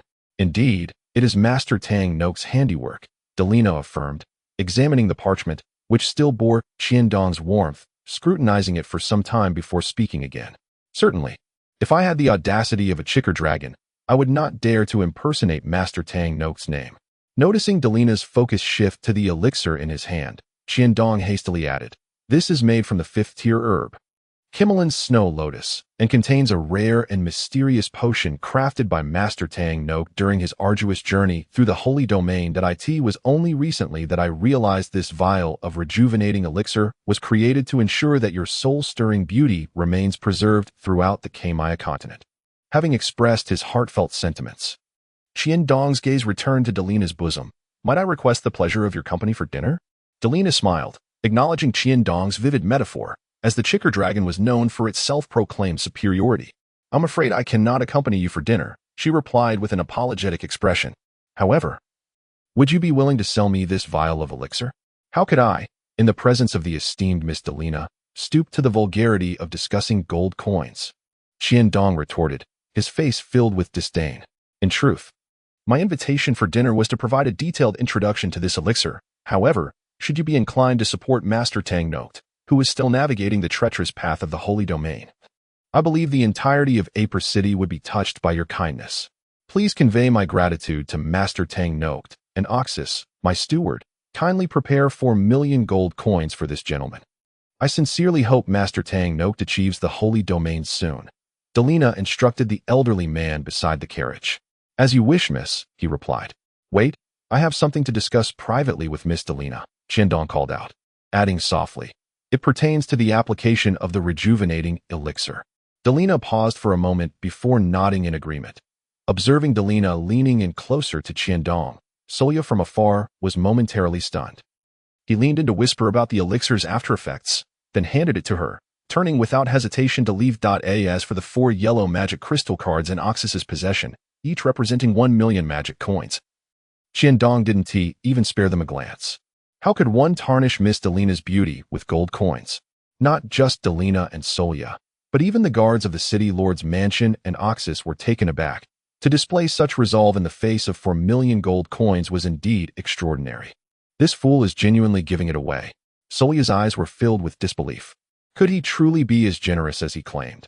Upon seeing Qian-dong turn with a pained expression, Solya inexplicably breathed a sigh of relief. I knew he wouldn't be so extravagant. Chapter 20. The Charm of That Kiss. Ah. It seems I haven't brushed my teeth in a year, Qian-dong exclaimed triumphantly, flicking his juice-soaked hair as he sat across from Solya. Waiter, please bring me another glass of juice. Did you really kiss her? Solya asked incredulously. Charm. That's what charm is, Qian-dong replied, a reminiscent expression on his face. From Solya's earlier vantage point, she indeed saw Delina lean down, seemingly consenting to Qian-dong kissing her cheek. Did you capture that on record? Qian-dong inquired, accepting the juice from the waiter. It's been recorded, Solya said, her brow furrowing as she regained her composure. Are you planning to tell others about what just transpired? You better not act recklessly, or I fear Principal Felder won't be able to protect you. I intend for all of Apris to know, Qian-dong declared nonchalantly as he sipped his juice. Solya's mood soured abruptly. So for that kiss, you were willing to forego 4,000,000 gold coins and even consider dismantling Kenbret Academy in the eyes of the people of Apris? That does not concern you, Qian-dong replied slowly, fixing his gaze on Solya. You lecher. The disparity between their experiences of a kiss was disheartening for Solia. After having sold, or rather given away, the first vial of elixir, Qiandong headed straight for the hobby auction house. "Why are you following me? Isn't it bothersome?" he questioned impatiently, glancing at Solia trailing beside him. "Of course, I need to keep an eye on you while you sell the elixir," Solia replied, as if it were a matter of course. "Remember, UVE already lost 2 million. I'm not selling the elixir now, or even today. Please stop following me." Qiandong sighed in exasperation. Truth be told, Solia was indeed an attractive woman, aside from her personality. Her looks, figure, and being the daughter of Master Tang Noct made her appealing in every regard. Under different circumstances, Qiandong would have been more than pleased to have such a beautiful companion, relishing the envious glances from passers-by. However, with Solia by his side, many actions became inconvenient for him. "If you're not selling the elixir, what are you doing at the auction house?" Solia queried with a knowing look. "I'm here to purchase herbs. Don't you remember that your father, Master Tang Noct, is still waiting for my herbs to break through to the holy level?" Qiandong replied helplessly. "Perfect. I'll see if there are any Kimmelan snow lotuses available," Solia stated as she moved past him toward the auction house's potion section. Watching Solia's retreating figure, Qiandong felt a twinge of regret for having entangled himself with such trouble. "I can't shake her off. This is a self-imposed dilemma. I must be more cautious with the dealings of herbs." Qiandong had indeed contemplated the idea of exchanging energy points for Qimi Lian Si Shuelian, intending to resell it at the auction house. After all, the profit from using fourth-tier materials to earn energy points was minimal, and the scope for his operations was rather limited. If he could persuade Tang Noct to announce his willingness to concoct another bottle of the rejuvenating potion, he would stand to gain significantly from the Qimi Lian Si Shuelian. Qiandong eagerly anticipated the appreciation of the Qimi Lian Si Shuelian once the rejuvenating potion became a bestseller. However, for now, he had to set it aside. Casting a lingering glance at Solia's alluring figure, he followed suit. In the hall, only a few silhouettes could be seen. "This is more like it, if every auction were like the last one. The auction house would be raking in profits hand over fist," Qiandong remarked with a nod. In truth, impromptu auctions like the previous one were quite rare, unless the item was extraordinarily precious and the seller was eager to part with it. Such a format would not typically be employed. Rare fifth-tier materials like the Qimi Lian Si Shuelian would usually make their appearance at the auction house's scheduled grand events. Ignoring Solia, Qiandong independently approached a magical screen to browse for unfamiliar materials. After a brief search with nothing particularly noteworthy, he made his way towards the consignment area. "When is the next large auction scheduled?" Qiandong inquired of the attendant. "The next one is in 5 days. Do you have anything you wish to consign?" The attendant responded. "Recent works of Master Tang Noct," Qiandong replied slowly. "Master Tang Noct." The attendant hesitated momentarily before ushering Qiandong inside. Observing the unusual interaction, Solia quickly followed. Paying no heed to Solia's visibly tense demeanor, Qiandong continued undeterred in the VIP room of the hobby auction house. "Master Tang Noct's works?" The middle-aged gentleman across from him scrutinized the diluted, rejuvenating potion with skepticism, prompting Qiandong to produce Master Tang Noct's signature. "I am Wang Le, the head of the hobby auction house. This is indeed Master Tang Noct's handwriting," the middle-aged gentleman explained with a broad smile. "May I ask how to address you?" "Sir," Wang Le inquired amiably. Qiandong, head of sales at the Alchemy department of the Kenbret Academy. "Hmph." Solia clearly disapproved of Qiandong's casual self-appointment, yet recognizing that this was not the time for disputes, she refrained from further comment. "Ah, so you are Miss Solia. That makes it even less of an issue." Upon seeing Solia, Wang Le no longer doubted Qiandong's identity. After all, no one in Ipula City dared to exploit the name of Master Tang Noct in front of his daughter. "This is Master Tang Noct's latest creation, the rejuvenating potion, capable of preserving youth for at least 30 years, Qiandong stated directly, lifting his cup of tea for a sip. "I wish to auction this potion at the event in 5 days. The rejuvenating potion." Wang Le furrowed his brow at Qiandong's nod. "Only 30 years. 30 years is quite substantial, and I doubt you are fully aware of the challenges involved in crafting such a rejuvenating potion, Mr. Wang Le," Qiandong remarked, casting a glance at Wang Le. "The primary ingredient is the 5th-tier Qimi Lian Si Shuelian, along with various other precious materials, including a mysterious concoction created by Master Tang Noct after his recent breakthrough to the saint level. A mysterious potion crafted by Master Tang, Noct following his breakthrough to the saint level? Wang Le exclaimed in astonishment. That is a significant selling point. Observing Wang Le's admiration for Qiandong, Solia secretly derided him, thinking, it's clearly a product of failure from the saint-level breakthrough, and he's diluted the potion's efficacy to merely 1/10, yet he's managing to deceive everyone. Given Master Tang Noct's personal endorsement, this potion is undoubtedly authentic. Our hobby auction house is prepared to feature it as the highlight of the next auction. Although there might be some issues with promotion, they are minor. May I inquire about your anticipated price? Mr. Qiandong, Wang Le pondered briefly before making a decision. The 5th-tier Chimi Lianxi Shuilian cost me 2 million gold coins, and the value of Master Tang Noct's mysterious potion following his breakthrough to the saint level is incalculable. Qiandong paused slightly. Moreover, just recently, Count Henry's daughter, Angelina, expressed her willingness to pay 4 million gold coins for this potion. Naturally, Qiandong did not mention that he had already given away 1 bottle. Count Henry's daughter, Angelina, for million. Wang Le suddenly found himself in a predicament. The price of the 5th-tier Chimi Lianxi Shuilian is relatively straightforward to estimate. Yet the value of Master Tang Noct's mysterious potion after his breakthrough to the saint level remains uncertain. How about this? Since Count Henry's daughter, Angelina, is willing to purchase this potion for 4 million gold coins, we will set the auction's reserve price at 4 million. Qiandong, wishing to avoid unnecessary delays, made a prompt decision.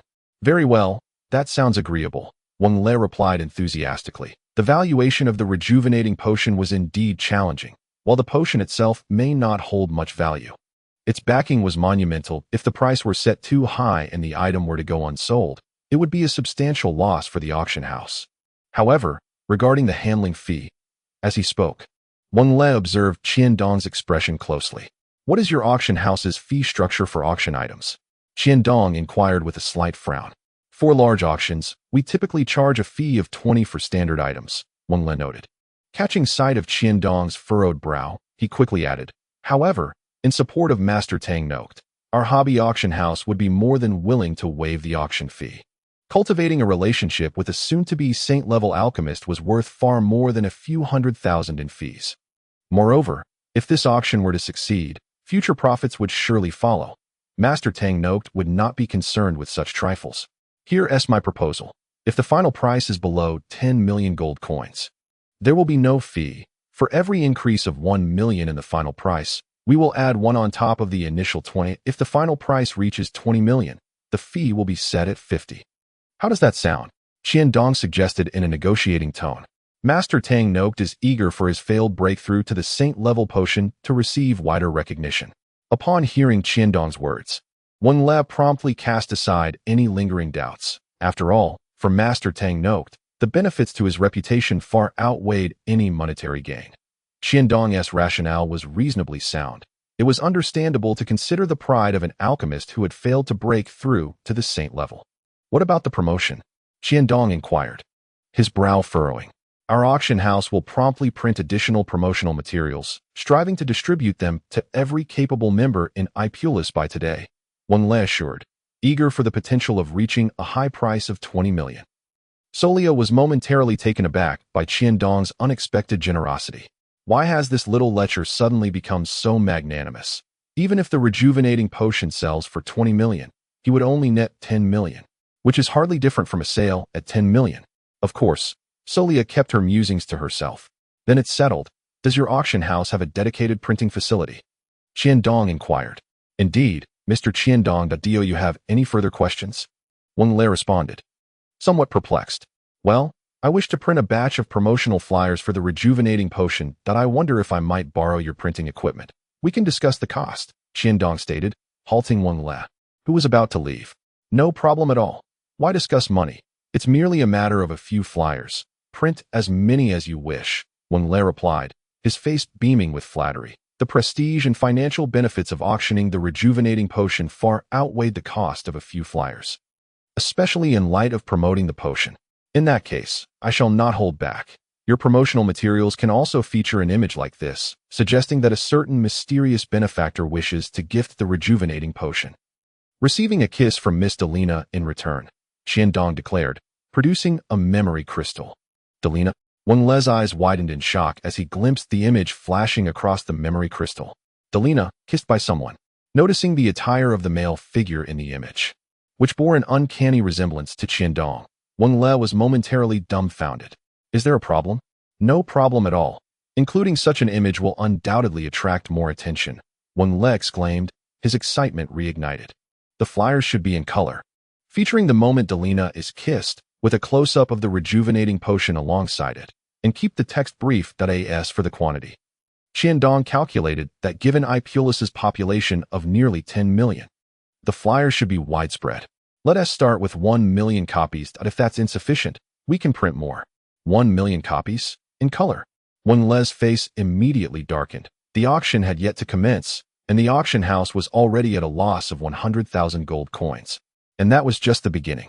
By the way, this rejuvenating potion has been infused with the mysterious potion crafted by Master Tang Noct following his breakthrough to the saint level, resulting in some alterations. Therefore, there is a specific method for utilizing this potion. Qiandong paused. However, due to the unique nature of this method, I can only explain it personally to the user. You know how Master Tang Noct prefers to keep such matters discreet. Oh, I understand. Wang Le, who was quick to connect the dots, recognized that the potion likely had complications. After a moment's hesitation, he deemed this rationale acceptable, as it was ultimately for the reputation of Master Tang Noct. Had he known that Qiandong possessed another such potion, along with half a bottle of the undiluted rejuvenating potion, his perspective might have shifted entirely, personally escorting Qiandong and his party out. Wang Le immediately turned back to prepare. This time, the hobby auction house is bound to create a sensation throughout Ipulus. Chapter 21. The Future of Kenbret Academy. I simply cannot comprehend how you could act in such a manner. Selling for 20 million and 10 million, yet we only received 10 million, Solia inquired. Her brow furrowed in confusion. Of course, Qiandong could not disclose that his intention was to improve her father's mood, while ensuring that his system store could still sell the Chameleon Snow Lotus at a higher price. He had contemplated directly exchanging the beauty-enhancing potion for sale in the system store, but the thought of Tang Noct made him abandon that idea immediately. The sheer volume of beauty potions would undoubtedly alert Tang Noct, rendering the effort counterproductive. That is the distinction between you and me, he remarked curtly before wandering down the street. You. Solia was poised to retort when she noticed Qiandong making a swift exit and hurriedly pursued him. Solia harbored doubts that the beauty potion could fetch a price of 10 million, let alone the exorbitant 20 million. Though the potion was indeed rare, it was primarily favored by women, and how many women could possibly afford 10 million gold coins? Unbeknownst to Solia, every world has its women who drive men to madness. They can procure many things without the necessity of wealth. Moreover, Qiandong possessed other potions, leading Solia to secretly ponder whether she should disclose this information to complicate the auction. Fortunately, Qiandong did not afford her much time for contemplation. Qiandong found himself staring blankly at a ragged child ahead, approaching the diminutive figure. Little one, where are your parents? He asked, his demeanor softening as he addressed the clearly destitute child. The child shrank back in fear, ready to flee as a self-proclaimed elite thief. Qiandong could not allow a child to escape. He swiftly grasped the frail figure, feeling the trembling body of the 8 or 9-year-old in his grasp. He reassured her gently. Do not be afraid. Please let me go. I will not return here again. The small beggar whimpered, tears welling in her eyes. Is she a girl? Qiandong realized upon hearing the child's voice. Gurgle. An untimely sound emanated from the little girl's stomach. Are you hungry? Qiandong chuckled lightly, lifting the ragged child and moving forward. Hey, she is just a child, Solia cautioned, eyeing Qiandong warily. What are you planning to do with her? Ignoring Solia, Qiandong chose a nearby restaurant and entered. Please bring me some light, easily digestible food, he instructed, tossing a few gold coins to the approaching server before finding a seat. The little girl gazed apprehensively at the man across from her, glancing toward the exit, torn between the desire to flee and her fear of moving. I thought you were up to something, Solia huffed as she sat beside Qiandong. Shortly thereafter, the server delivered the food. Eat, Qiandong encouraged with a smile, gesturing toward the meal before the little girl. Perhaps too long without food, she eagerly began to devour the meal. Little sister, why are you alone on the street? Where are your parents? Qiandong inquired, observing the child as she feasted. Solia cast a bewildered glance at Qiandong, who quickly realized that his tone had been somewhat peculiar. My parents went out and haven't returned for a long time. That my grandmother, who was with me, has passed away. The little girl choked out. The life of an adventurer is not easy. All their wealth is earned at the cost of their lives, Qiandong remarked, shaking his head as he continued his inquiry. Are you all alone now? No, there are many older brothers and sisters with me. The little girl suddenly remembered, her tears flowing as she implored. Uncle, I am full now. Please let me go. Haha. Solia erupted into laughter from the sidelines. Uncle, am I really that old? Qiandong awkwardly rubbed his nose and, after a moment, produced a gold coin. Here, this is for you. The little girl hesitated, her eyes flickering between the coin and the food on the table, ultimately deciding not to accept it. If you take the gold coin and the food, you may leave, Qiandong insisted, pointing at the coin and the unfinished meal. The girl hesitated, then gathered the food and coin in her arms before turning to flee. What exactly are you trying to accomplish? Solia confronted Qiandong, blocking his aimless wandering. I am looking for someone, he replied nonchalantly. Why have I not seen other begging orphans on the street? Why are you looking for begging orphans? Solia asked, perplexed. To distribute flyers. If you prefer, you may handle the distribution of 100,000 flyers yourself, Qiandong retorted with a roll of his eyes. You? Solia was taken aback by his lack of decorum, reluctant to part with gold coins. Yet your thoughts are directed toward those orphans. Do you not think your actions are rather excessive? Solia expressed her disdain. What is excessive about it? I am offering payment to have them assist in distributing flyers. What of it? Qiandong queried, bemused. Ah, you are offering payment. Of course. Most begging orphans are concentrated in the southern part of the city, Solia admitted, her cheeks flushing with embarrassment. Upon reaching the southern part of the city, Qiandong indeed discovered numerous begging orphans, the oldest no more than 11 or 12 years, the youngest appearing to be no older than 5. Surveying the dilapidated shanties surrounding them, he mused. Every city has its impoverished districts. Although the Hmph continent had not experienced war for many years, the adventurer mortality rate remained startlingly high due to the pursuit of magic crystals and other resources, leaving these orphans in pitiable circumstances. Each orphan shall receive a gold coin. Those willing may come to Kenbret Academy tomorrow morning to assist in distributing flyers, earning 10 coins each day, Qiandong declared to Solia, before proceeding to distribute the coins himself, gently repeating his offer to each child he encountered. As Solia observed Qiandong's actions, she was struck by a profound realization. Despite having lived in Apris for many years and encountering numerous orphans, she had never contemplated their plight. Yet here was Qiandong, not only thinking, but acting. Although I am aware this may be futile, it is certainly better than doing nothing at all, Qiandong reflected somberly as he finished distributing the coins, casting a final glance at the helpless orphans. Upon returning to Kenbret Academy, Qiandong hastened to seek out Tang Noct. Master Tang Noct. I hope I am not intruding, Qiandong greeted the deep in thought Tang Noct with a smile. Not at all, I was just about to take a break. Aging does diminish one's vitality, Tang Noct replied with a wry smile. How could you be aging? Your skin appears more radiant than mine, Qiandong complimented before hesitating. Noticing Qiandong's discomfort, Tang Noct chuckled. I knew you would not come without reason. Speak. What is it? It concerns the beauty potion, Qiandong confessed, no longer hesitating now that Tang Noct had asked. Today, I entrusted a diluted beauty potion to the Hode auction house, but to generate buzz, the auctioneer Winlet hopes you can assure that the individual who purchases the potion will receive another one from you if they can procure the chameleon snow lotus. What's the issue? That is easily arranged. It is merely a publicity stunt. How difficult can it be to obtain a 5th-tier herb? Tang Noct dismissed the concern. The problem is, once the beauty potion sells, the chameleon snow lotus will undoubtedly appear. Qiandong inwardly chuckled at Tang Noct's unwavering confidence, knowing that the promise would indeed need to be fulfilled. Is there anything else? Tang Noct inquired, observing Qiandong's stillness with curiosity.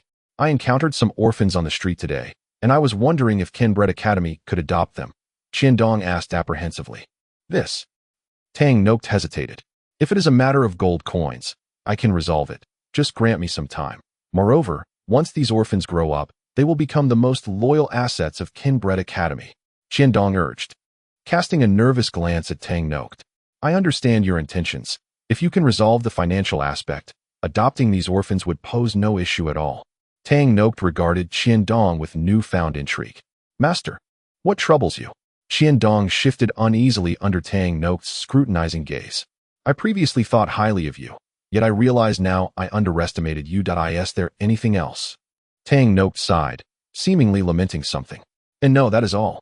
I shall not disturb your rest any longer. Qiandong stammered before hastily departing. That child, Tang Noct chuckled to himself, observing Qiandong's retreating figure with a hint of wistfulness. What a pity. Chapter 22. Explosive promotion upon returning to the dormitory. Qiandong noticed Feinen observing him with an expression of peculiar intrigue, silent, yet fixed with an unusual gaze. Ah, the inevitable has come to pass, he thought, fully aware of the commotion that had transpired in the girls' dormitory the previous day. Do not regard me with such eyes. If you have something to say, speak it, he urged. What is the nature of your relationship with Chris? Feinen inquired, unable to contain his curiosity. I assure you, there is nothing between us, Qiandong protested, his expression one of feigned innocence. Nothing? She comes to find you in the morning and again in the evening, Feinen retorted.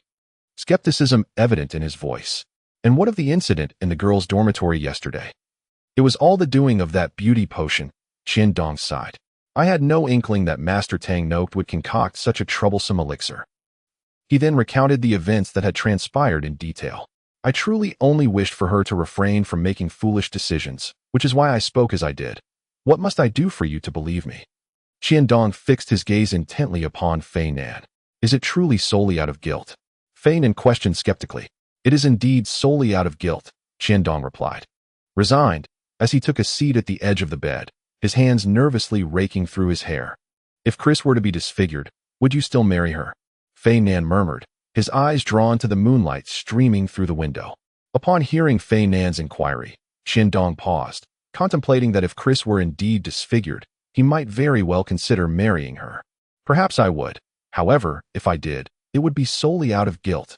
You would marry her even if she were disfigured. Yet I cannot bring myself to do so. Is it a matter of not loving her enough?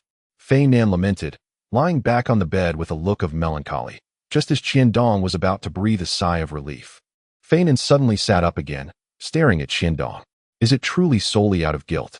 It is absolutely due to guilt, Qiandong asserted without hesitation, the image of Chris's despair upon learning of her disfigurement flashing in his mind. Stirring a sense of agitation within him, he endeavored to recall Chris's infuriating expression when she had insisted he try the wormwood in class, gradually affirming to himself, it is sympathy, it is sympathy. Qiandong, it is time to rise. In the morning, Feinen called Qiandong to get up, and there was no hint of estrangement between them from the events of the previous night. Stretching lazily, Qiandong struggled to sit up, pointing at Feinen with a smile. Feinen, you have transformed into a nocturnal creature like Dennis. You are the one resembling a cat, all in white, with an odor and dark circles under your eyes. Feinen retorted loudly. Impossible. Qiandong glanced in the mirror and suddenly remembered that he too had not slept at all the previous night. There are so many things to do today. I must be off. With that, Qiandong leapt out of the window. Is it truly solely out of guilt? Watching Qiandong leave through the window, Feinen shook his head, feeling overwhelmed by the seemingly endless herbs that he had to deal with each day. Momentarily casting aside thoughts of Chris. Outside, Qiandong splashed cold water on his face. Another new day. I shall cast aside all those chaotic matters and embrace the abundant energy ahead. You little lecher. Up so early, he was interrupted by the sudden appearance of Solia before he could finish his exclamation. You are up early as well? Qiandong wished to ignore Solia, yet she always seemed to appear before him. What's wrong? Do you not wish to see me? Solia teased with a smug smile. Oh, Dennis the nocturnal creature, you surely must have been thinking of me until dawn. Noticing Qiandong's dark circles, Solia became even more self-satisfied. What I think of women? I was merely busy until dawn. Qiandong circumvented Solia, heading towards the academy's exit. The girls at Tingshan Garden are indeed passionate, just like someone who personally comes to greet me so early in the morning. You look as though you have never encountered a woman, Solia remarked as she drew closer. Qiandong recoiled as if electrocuted. Have you lost your mind? This is Kenbret Academy. I know, if not. How could you take advantage of me? Solia declared triumphantly. You are playing with fire. Qiandong spat out angrily as he walked away from her. Bullying the daughter of Tang Noct, he certainly did not possess the strength for that now. Not wishing to engage further with Solia, Qiandong decided to head to the auction house. Upon reaching the entrance of Kenbret Academy, Qiandong discovered it bustling with commotion, filled with children dressed in tattered clothing. Suddenly, he recalled the events of the previous day. Wait, everyone, please hold on. The one who is assigning tasks has arrived, Solia shouted amidst the noisy crowd. Qiandong smirked slyly, taking a moment to enjoy Solia's flustered demeanor before approaching her. The one assigning tasks is here. He is over there. Go find him. After shouting fruitlessly for a while, Solia pointed at Qiandong, cursing inwardly. Seeing me in such a predicament, yet you refuse to come help. As the group of children swarmed around, Qiandong shouted, Line up. Everyone, no pushing. Otherwise, do not blame me for being rude. With that, he lifted a stone the size of a grinding wheel and slammed it down before him, intending to intimidate the children. A group of little ones who had hardly seen the world were instantly awed into submission by Qiandong's display of strength. Obediently lining up as instructed. Quiet down and listen to me. Satisfied with the now subdued group of beggars, Qiandong estimated their number, thinking, there must be at least 200 of them. Now I shall tell you what you are to do each day. Distribute flyers for me. 10 gold coins per person daily, and meals provided. Of course, the most important thing is to be obedient. Those who refuse to comply may leave at once. Qiandong glanced at the crowd that was beginning to stir again. Raising his hands to calm them, in 3 days, those among you who perform well will be exempt from all fees and admitted to study at Kenbret Academy. The previously restless crowd erupted into excitement. None of the underage children wished to remain beggars, and the prospect of studying at Kenbret Academy promised a bright future. Regardless of the reasons that led them to become orphans, they are all pitiable children, Qiandong reflected, waving over to Solia, who was a short distance away. You finally decided to come over. Solia glared at Qiandong, her teeth clenched. Have you brought the flyers? Qiandong noticed the various handprints smeared across Solia's once clean attire, particularly the numerous handprints on the leather armor covering her prominent chest. Hmph, I brought them early this morning, thinking about how all this chaos was caused by the detestable person before her. Solia felt a surge of anger. Prepare breakfast for them first, and then distribute the flyers. Qiandong suppressed a chuckle, gesturing towards the line of small beggars before him, producing the coins he had prepared earlier and handing them over. Humph, I will settle the score with you later. Solia accepted the pouch of coins from Qiandong, starting to distribute gold coins to the children before her, perhaps due to Qiandong's earlier intimidation and the fact that each child received coins. The group remained orderly. Once the coins were distributed, the staff from Kenbret Academy arrived with breakfast. Qiandong glanced at Solia, asking, Did you keep track of how many children there are? What do you need to keep track for? Solia replied, Puzzled. If you don't count, how will I know how many coins to give? Qiandong replied irritably, Make sure to remember, there are 213 of them, and there might be more tomorrow. You counted and are still asking me. Solia snapped back. After breakfast and distributing the flyers, the children gathered at Kenbret Academy dispersed. What do you need all these flyers for? Solia inquired curiously, holding one of the flyers. Look at the top of the flyer, Qiandong instructed, pointing at the front of the flyer. Kenbret Academy is offering a high price for 5-tier chameleon snow lotus. Solia read the eye-catching title on the flyer. Are you satisfied now? Qiandong smiled. Humph. I fear you are not doing this for just that reason. Solia pointed at the flyer, where a large image of Angelina's face was partially obscured by someone's head, along with a close-up image beside it. This is not merely for promoting the beauty potion. It's to elevate its value and encourage more people to help you find the chameleon snow lotus. With that, Qiandong walked toward the academy. Solia watched Qiandong's retreating figure, furrowing her brow. Remember to come help tomorrow morning. You must be here before the beauty potion auction concludes. Do not forget. Qiandong's voice echoed back to her from a distance. Humph. If it were not for the sake of the 2 5-tier chameleon snow lotuses, I wouldn't bother with you. Solia stomped her foot and turned to walk in another direction. Solia still did not believe that merely distributing flyers could secure 10 million gold coins for the inferior beauty potion. Yet, when the Apple's people discovered that there was more than just one bottle of the beauty potion, it would be her moment of victory. 2 chameleon snow lotuses, one for herself and one for her sister. Chapter 23. The Frostbite Potion. As Qiandong walked toward the laboratory building, he suddenly halted.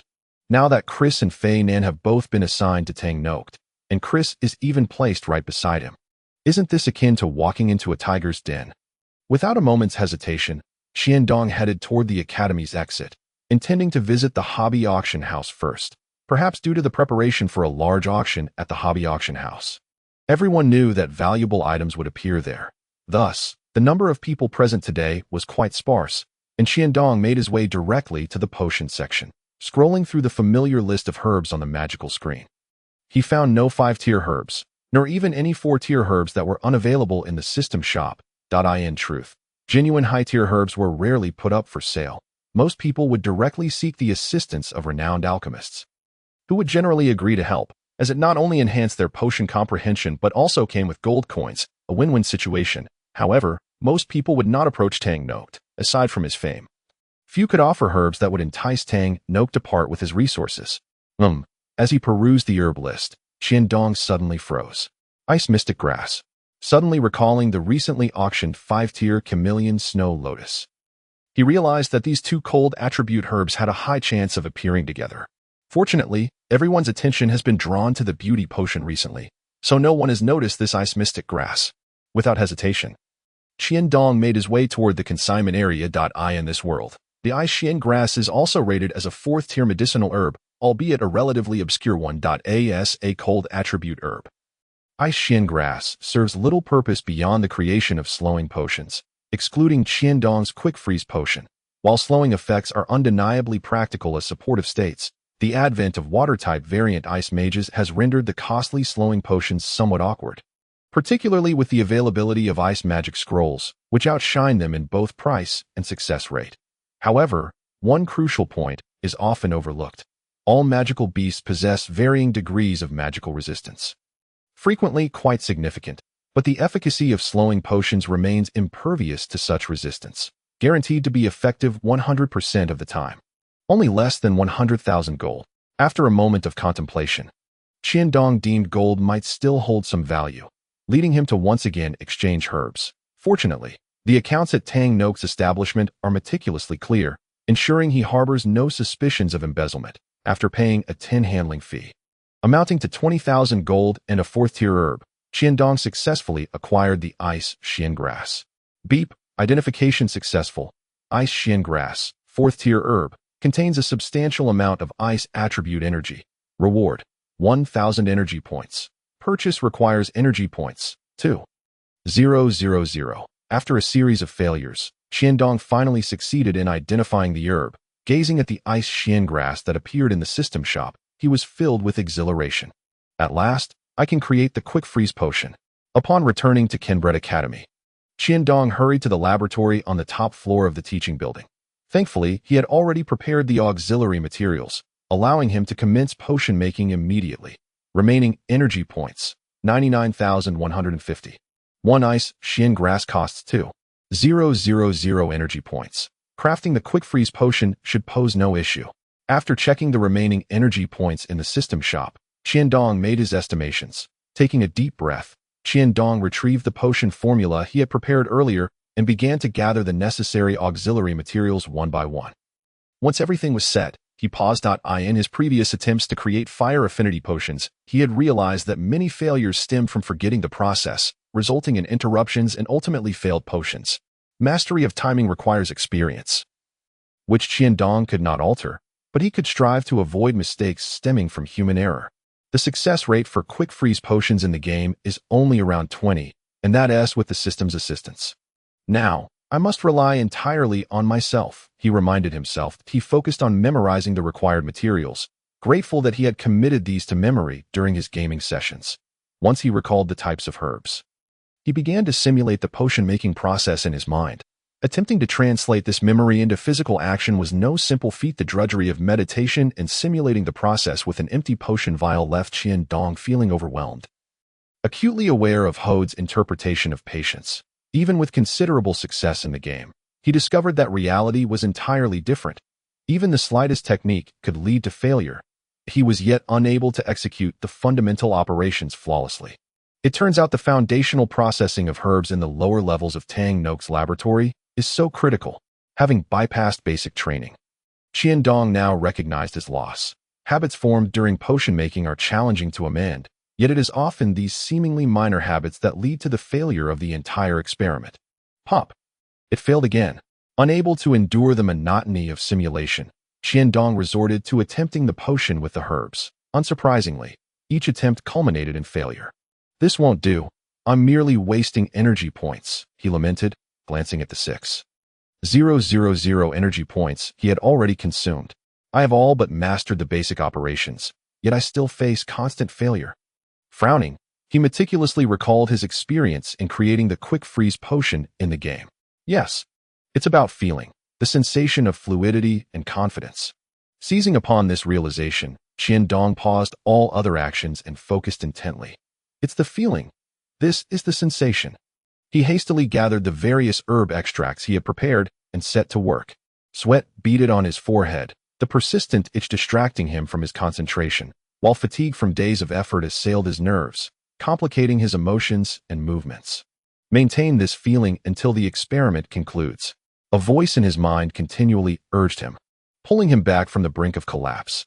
Now, all that remains is to persist. Suddenly, the potion in Qiandong's hand grew icy cold, and the temperature in the entire laboratory began to drop.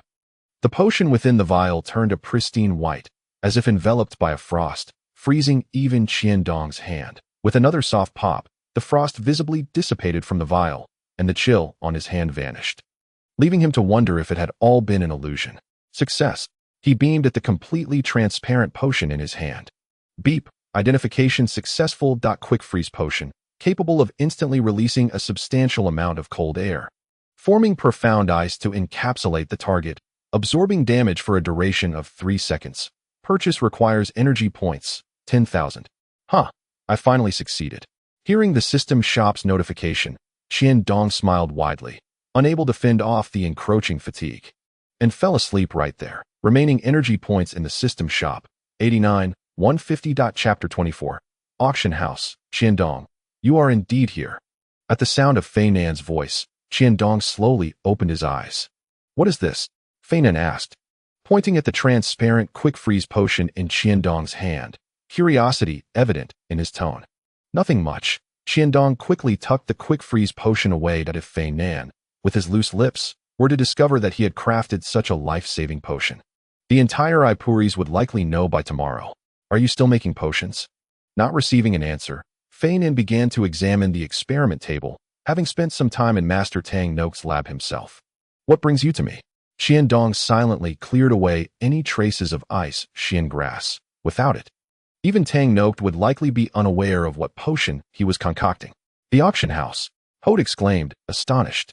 The auction for the youth-preserving potion, Qiandong replied, incredulously. Indeed, Fei Nan wore an expression that suggested he was not impressed, as if to say, are you really that oblivious? For days in the laboratory without realizing it. Glancing at the sky outside, Qiandong, ignoring his disheveled appearance, hurriedly made his way to the hobby auction house. Hey, wait, why are you running so fast?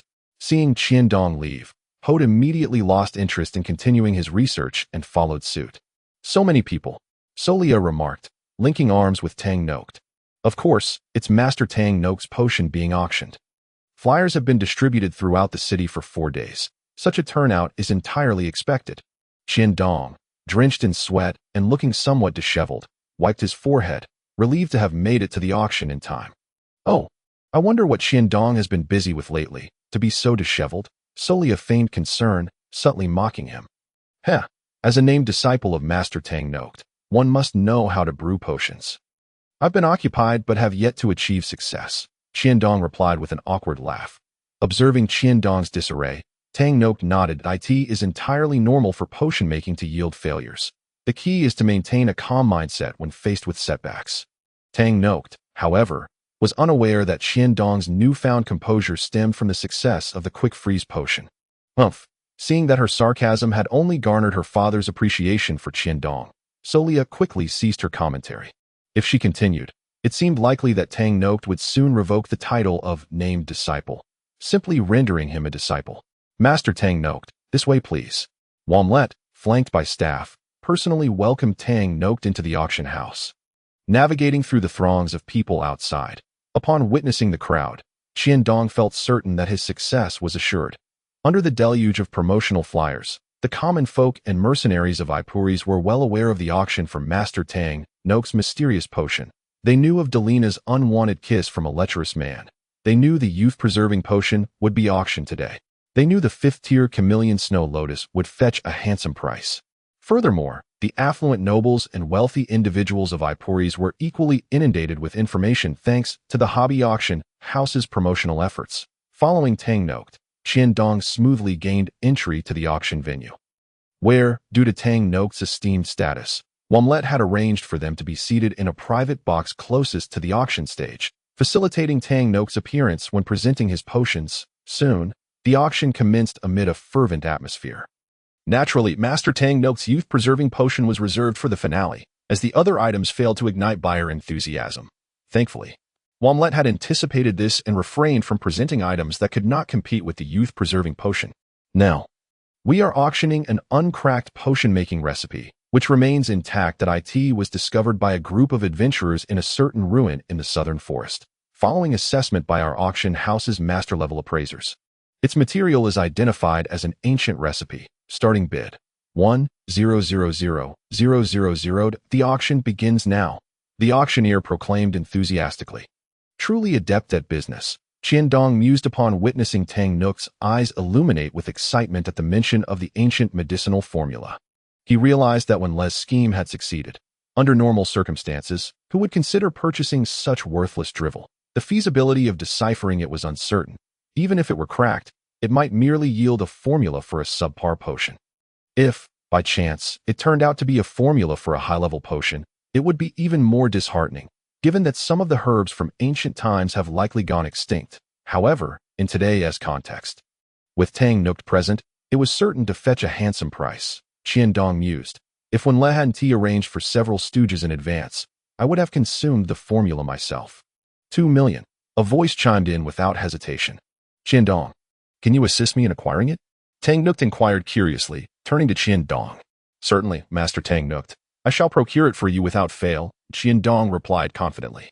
Damn that when Le, orchestrating this ploy at such a moment, Tang Nok clearly does not believe I was unaware of the ancient formula's existence beforehand. At that moment, Qiandong's worth was less than 200,000 gold coins. 5 million. Without engaging in a gradual bidding war, Qiandong inscribed his bid on the magical screen, but he surmised that 5 million was also one less psychological price. As such an ancient formula would hold no value in the hands of the average individual. Only someone like Tang Nok would desire it. Qiandong believed when Le would recognize the limits of his actions. After all, his intentions were glaringly obvious, and continuing further would only offend Tang Nok, a loss for him. Little did when Le know he had already incurred Qiandong's ire in private. Qiandong would not have minded collaborating with when Le to deceive Tang Nok. But in this instance, he stood to gain nothing and might even leave a negative impression on Tang Nok. Indeed, when the bidding reached 5 million, no one else dared to raise their paddle. Others were unlikely to offend a burgeoning master potion maker over a worthless item. Ultimately, Qiandong acquired the ancient formula for a staggering 5 million, though the actual transfer would occur after the auction concluded. Finally, it was time for the fountain of youth potion crafted by Tang Nok, the Paisida assistants of this auction. Ladies and gentlemen, please pay attention. We now present the fountain of youth potion. Meticulously crafted by Master Tang Nok, this potion is a recreation of the legendary formula said to grant elves eternal youth. However, due to the nature of the ingredients, this vial can only preserve youth for up to 30 years. Yet, I am confident that after consuming this potion, you ladies will have ample time to await the next creation from Master Tang Nok. Tang Nok made a timely appearance at the auction stage, validating the auctioneer's words. While a single vial of the Fountain of Youth potion might not seem remarkable, the promise made by Master Tang Nok was anything but ordinary. As he stepped down from the platform, the auctioneer resumed. The starting bid is 4 million. Let the auction commence. 5 million was swiftly followed by another bid, 6 million. The bidding shattered records in an instant. Qiandong felt no anxiety over the final price of this potion. It had transcended mere potion status, becoming a symbol of identity and wealth, a key to connect with Master Tang Nok. Undoubtedly, the fervor among women was even more formidable. Its additional value was immense. Tang Nok was merely on the cusp of becoming a master. Yet who could say he wouldn't ascend to that status by tomorrow? Purchasing this potion was, in essence, a means of supporting Tang Nukt, who would assist him at this juncture, given his current stature. Could Tang Nukt afford to refuse a request for aid? This was also why Qiandong was willing to work for Tang Nukt without charge. With such a powerful ally, Qiandong could accomplish much, absent Tang Nukt's backing. Figures like Marin from the Zitcher Chamber of Commerce and Wenle would scarcely regard him with any recognition. After all, Qiandong's public standing was that of a mere apprentice potion maker. Chapter 25. Astronomical Price. The Fountain of Youth Potion. Amidst Qiandong's momentary daze, the auction price for the Fountain of Youth Potion soared past 10 million. This sum exceeded the financial capacity of many. Indeed, the screen on the auction stage froze, plunging the event into silence. 10 million once. Ladies and gentlemen, this Fountain of Youth Potion, which embodies Master Tang Nukt's legendary potion-making prowess, surely brings him closer to the realm of the masters. However, your beauty may be marred by a wrinkle upon awakening tomorrow morning. The auctioneer continued to subtly incite enthusiasm. 15 million. The digits on the magical screen halted momentarily. 16 million. Almost immediately, another bidder followed suit. 20 million. As Qiandong had anticipated. The price settled at this figure. Under the auctioneer's eloquent persuasion, he ultimately had to announce a final sale price of 20 million. Tang Nukt stood with satisfaction, leading Soya out, not due to contentment with the auction price, but rather the spectacle of the day. While this price may not set an everlasting record, the commotion created by such an item was gratifying enough. He could produce 10 vials of this potion, each worth 20 million, 200 million in total. While the actual value might not align perfectly, it was of little concern to Tang Nukt. The entire city of Ipulus now recognized the legendary potions he crafted. And that was sufficient. Without any surprises, Qiandong remained behind to handle the aftermath, while Tang Nukt departed with Soya before the crowd dispersed. Congratulations, congratulations, Wenle exclaimed excitedly, approaching Qiandong. Oh, I hardly know what to feel joyful about. It should be I who congratulates you, Mr. Wenle, Qiandong replied, his face dark with displeasure. Anyone would feel discontented after witnessing their own item auctioned for an exorbitant price, only to then spend 5 million gold coins on what seemed like garbage. What is going on? Wenle asked, bewildered. Don't pretend you are unaware. I saw the promotional materials from your auction house. This was a sudden addition on your part, Qiandong retorted, his expression stern. How can you say that? Our auction house operates according to the wishes of our clients. The owner of this item insisted on such terms, Wenle stated, somewhat awkwardly. Oh really? Then what about those stooges? Qiandong continued his sarcastic inquiry. Stooges? Our auction house has never engaged in such behavior, Wenle asserted, his demeanor turning solemn. Humph, even if it wasn't you, you are still implicated, in Ipulus, who does not know that Master Tang Nukt is determined to acquire such a formula. How many possess the strength and audacity to contend with Master Tang? Do not forget that at least half of the potion makers in Ipulus are Master Tang's students, and I doubt any noblewoman would purchase such a worthless formula as a family heirloom. Wenle's face turned awkward, regret creeping into his heart as he realized his miscalculations. Since you presented the formula and Master Tang explicitly expressed interest, I must take this formula with me that I have no gold coins to offer. So you will have to figure out the rest, Qiandong declared, settling himself down and sipping the hot tea on the table. His earlier fury seemingly vanished. As for that formula, we shall consider it a gift to Master Tang Nukt. Additionally, in accordance with our original agreement, this is the 10 million gold coins owed to Master Tang.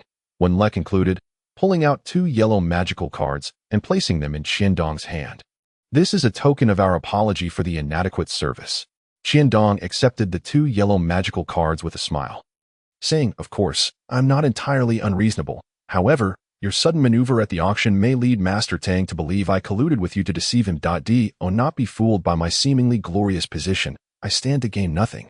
With a single word from Master Tang, I could be rendered inconsequential that I cannot disrupt the auction house's rules. Here's the deal. You help me convert this 2 million gold coins entirely into first-tier magical crystals. With a cheerful demeanor, Qiandong spoke, as if all previous anger had dissipated.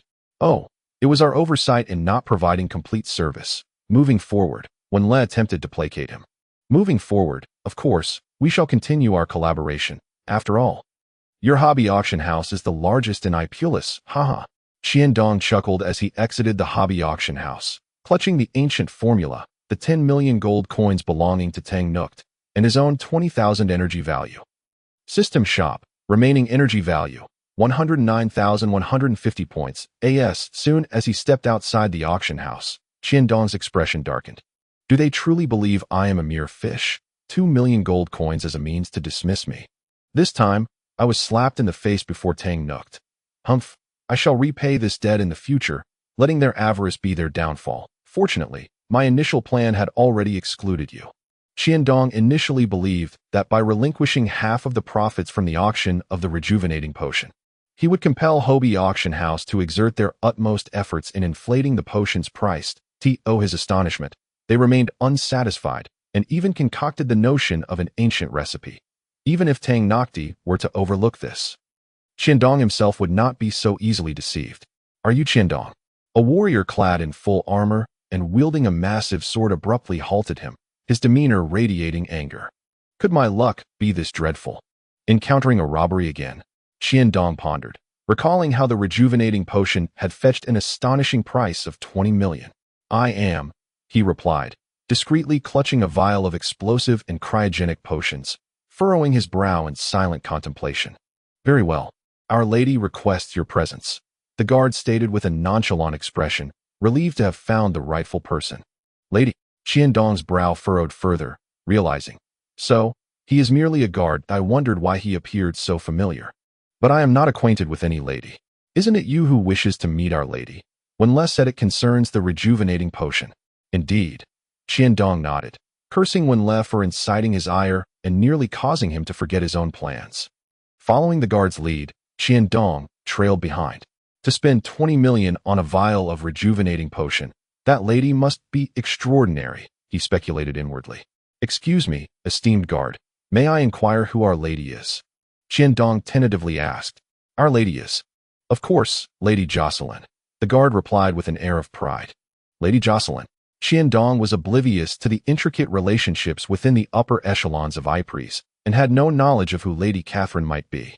Chapter 26. Encountering an Iron Wall. The entire Pompeii Empire held mixed opinions regarding Lady Catherine, who had inherited a substantial estate following the unexpected demise of her count husband.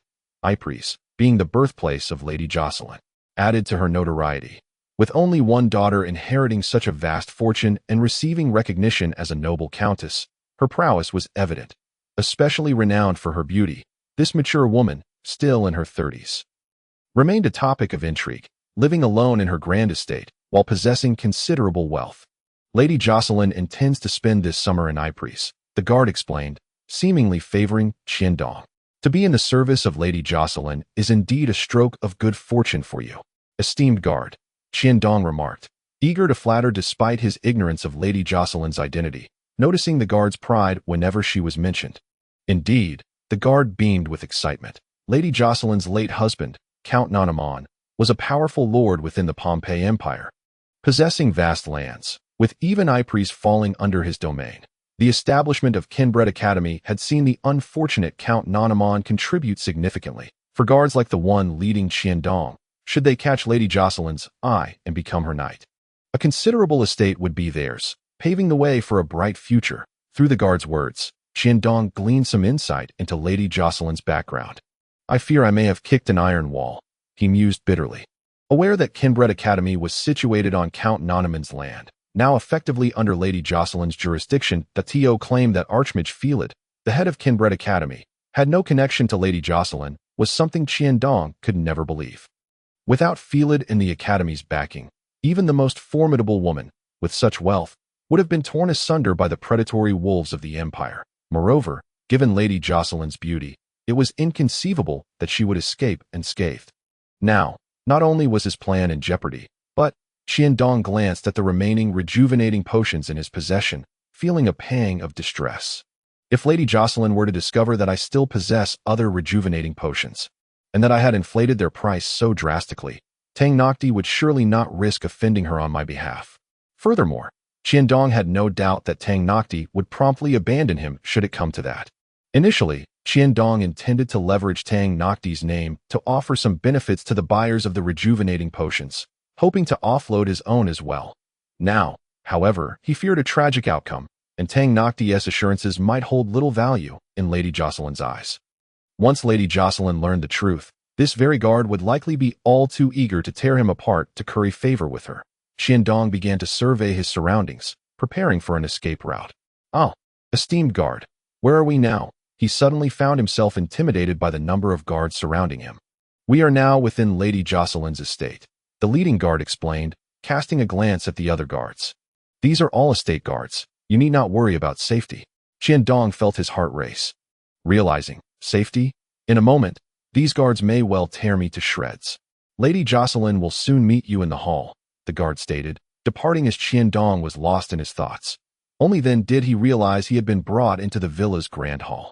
To possess such a vast estate in the expensive land of Ypres, constructing such a tranquil manor, he swallowed hard, feeling envious. Although there were no guards around him, Qiandong held little hope of escaping alive, unless, casting a glance at the still sleeping Angelina in the pet space. Qiandong felt his heart begin to settle. Accompanied by two maidens, Lady Jocelyn finally made her appearance. The Countess's beauty was surely unparalleled, particularly with her noble demeanor tinged with mature charm, complemented by skin as youthful as a maiden's. Qiandong was momentarily taken aback. Is this truly the lady who is at least 30? Delina could not compare to the woman before him. Perhaps in a few years, she might stand a chance. The eyes are the most honest of mirrors, and seeing the admiration in Qiandong's gaze, Lady Jocelyn offered a subtle smile. "You are Qiandong, the one responsible for the rejuvenating potion on behalf of Master Tang Nocti. Indeed, you are a promising young talent," Lady Jocelyn remarked lightly. "I cannot compare to your ladyship. When compared to your ability to manage such a vast estate with unwavering diligence, my achievements hardly amount to anything," Qiandong subtly complimented. Observing a fleeting glimmer of intrigue in Lady Jocelyn's eyes, Qiandong realized he had not missed the mark. "Is there indeed a special method to using this rejuvenating potion?" Lady Jocelyn inquired. Producing a vial of blood-red rejuvenating potion from seemingly thin air, her gaze fixed on Qiandong with a hint of amusement. Glancing at the maid beside Lady Jocelyn, she subtly dismissed her. "Indeed, it is merely a slight flaw left by Master Tang Nocti during the potion's creation." Qiandong readily threw Tang Nocti under the bus, noticing the flicker of confusion on Lady Jocelyn's face. He hastily added, "However, we have had it tested, and both its safety and efficacy are assured." "Oh, then do enlighten me," Lady Jocelyn urged, seemingly lost in thought as she gently caressed the blood-red rejuvenating potion, her expression occasionally revealing a hint of rapture. The method of using this potion is somewhat peculiar. It should be used alone in a dark room, preferably without mirrors," Qiandong hesitated before stating. "Why?" Lady Jocelyn furrowed her brow, realizing the necessity of clarity, as she would not tolerate any loss of face in public. "Upon application, this rejuvenating potion will cause one's face to swell temporarily. However, this effect is fleeting, and everything will return to normal shortly," Qiandong explained, carefully observing Lady Jocelyn's reaction. "We have had it tested, and Master Tang Nocti can attest to it, providing his written confirmation." After scrutinizing the parchment in Qiandong's hand, Lady Jocelyn's expression softened. Chapter 27. Bandits. "Female rascals, are you now able to present the remaining rejuvenating potions?" Lady Jocelyn inquired, her expression playful, fully aware that the potion's unique application method, coupled with Tang Nocti's endorsement, rendered their meeting unnecessary. How do you know?" Qiandong feigned astonishment. Having deliberately obscured Delina's vial during the auction, never imagining he could conceal it from Lady Jocelyn. "In Ypres, there is little I do not know. That girl Delina indeed possesses the qualifications to use that vial," Lady Jocelyn mused, casting a languid glance at the rejuvenating potions on the table. "However, such a precious potion should not appear elsewhere. I trust you understand my meaning." Lady Jocelyn's tone turned icy as she regarded Qiandong. "Naturally, only a woman as perfect as yourself is worthy of such a rejuvenating potion. Were it not for Master Tang Nocti's hopes of using the gold from these potions to fund his research, I would not hesitate to gift them all to you," Qiandong replied with a pained expression, making no move at all. "Supporting Kenbret Academy has always been my endeavor. Master Tang Nocti's ascension to the realm of Archmage would only benefit Ypres. Present me with the remaining rejuvenating potions, and I shall take them all, as a gesture of support for Master Tang Nocti." Lady Jocelyn furrowed her brow. I am truly grateful. Your generosity rivals the brilliance of the sun god Nobilis.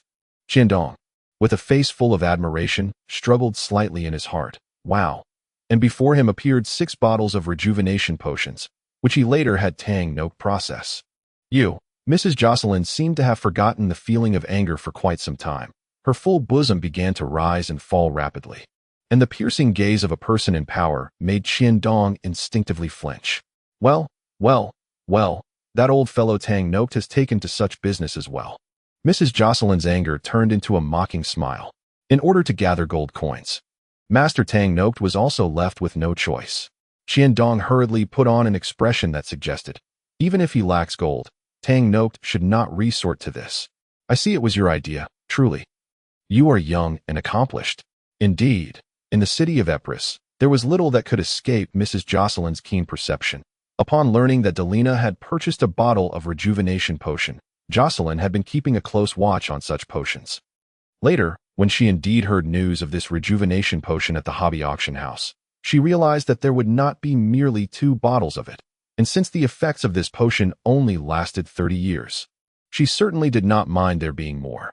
However, she had not anticipated that Qiandong would present so many, and she was unaware of how long it had been since she had felt such fury. Struggling to calm her inner rage, she pondered, what do you intend to do?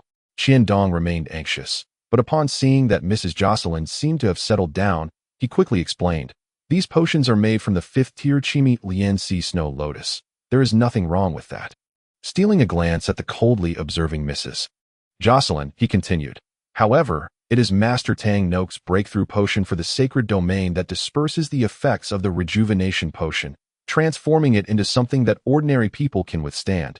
Its value is incalculable. Mrs. Jocelyn wore an expression of disbelief, prompting Qiandong to clarify. That legendary potion is the result of Master Tang Nok's last unsuccessful breakthrough to the sacred level. It is said to preserve the efficacy of the life spring water even when diluted. A miraculous potion, and these rejuvenation potions are merely experimental products, preserving the efficacy of the diluted life spring water. Mrs. Jocelyn immediately grasped the crux of the matter. What were the experimental results? Qiandong pointed to the rejuvenation potions on the ground. This serves as proof. Thus, I propose that we exchange these experimental results for gold coins to further support Master Tang Nok's research, Qiandong said, his expression filled with trepidation. Noticing Mrs. Jocelyn deep in thought, he sensed hope. For someone like her, for whom gold had become merely a number, the greatest allure was undoubtedly the prospect of eternal life and everlasting beauty. Master Tang Nok has often lamented that if he could obtain the life spring water along with this 5th-tier Chimi Lian Sea Snow Lotus, he might be able to create that legendary potion. Qiandong continued to entice her. Such claims were not something one could verify with Tang Nok. Besides, even if he did, Qiandong's words were not entirely false. Tang Nok indeed wished to experiment with the life spring water. Are you saying that with the Chimi Lian Sea Snow Lotus and life spring water, one could create the legendary potion for eternal youth and beauty? Mrs. Jocelyn asked anxiously. For a woman with such a strong lust for power, the temptation of retaining that power indefinitely was undoubtedly immense.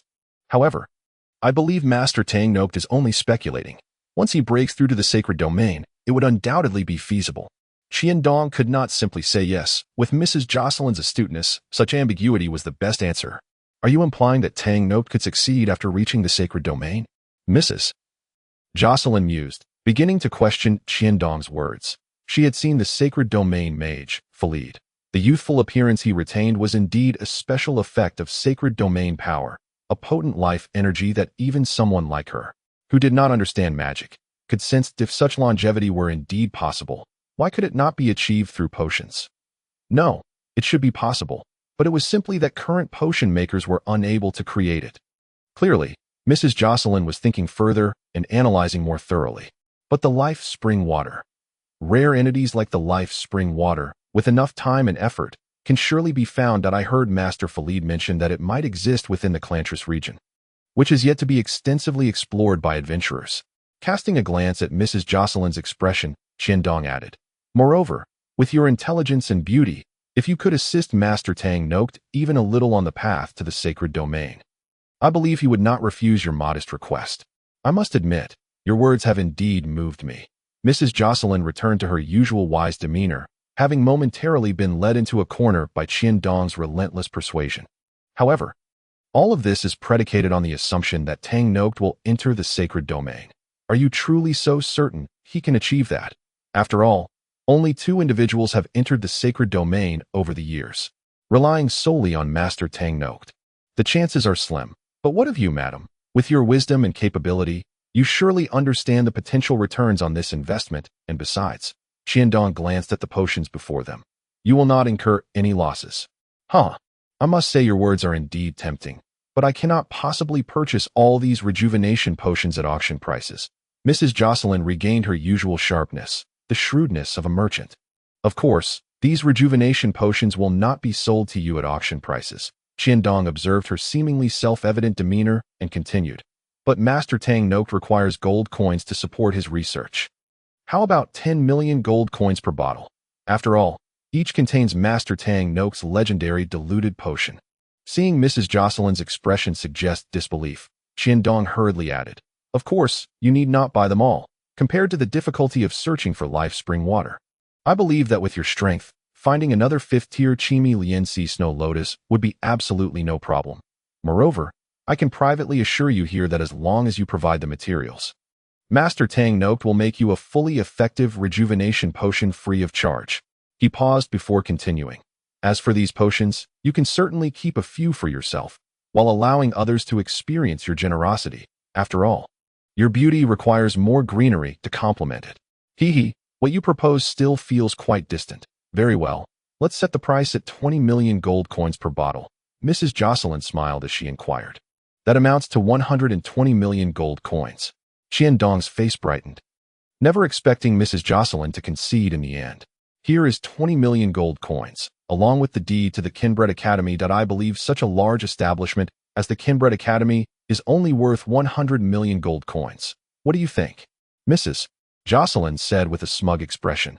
Qiandong's face instantly turned awkward as he thought to himself. After wasting so much breath, this old woman has only offered 20 million gold coins. Once I attain the strength of the sacred domain, I will definitely sleep with you every day. As someone as wise as the stars in the sky, you surely know that breaking into the sacred domain requires burning through gold coins. Could you not offer a bit more? Qiandong said, his expression unwilling. Stick to my terms. You have to sell, whether you like it or not. Mrs. Jocelyn declared with bravado. Chapter 28. Chris, Jocelyn's daughter, Qiandong, holding 20 yellow magical cards.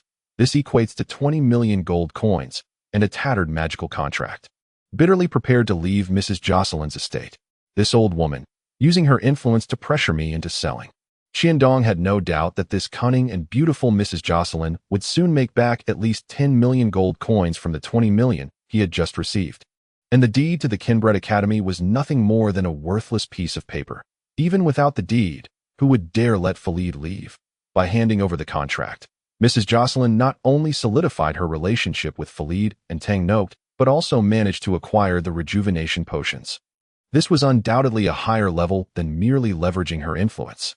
Qiandong, just as he was about to leave the villa, he was suddenly called back by a voice from behind. Chris, Qiandong exclaimed in surprise. What are you doing here? Clad in a princess dress. Chris looked like a princess herself, followed by a group of maidservants. Mrs. Jocelyn, the estate, Chris, maidservants. Qiandong realized. No wonder Mrs. Jocelyn had felt familiar. He had just now noticed how much Chris resembled Mrs. Jocelyn, but due to differences in temperament, he had not considered it. Mrs. Jocelyn is my mother, Chris said awkwardly, seemingly feeling guilty for deceiving Qiandong. Qiandong's expression became complex for a moment before he left Mrs. Jocelyn's estate. Watching Qiandong's departing figure, Chris felt as though she had lost something, an emptiness within her. Chris is Mrs. Jocelyn's daughter. Qiandong pondered this question throughout the journey, finding it difficult to accept this reality. Regarding Chris's deception, Chris had never claimed that Jocelyn was not her mother. So how could it be considered deception? Comforting himself in this manner, Qiandong still found it hard to accept.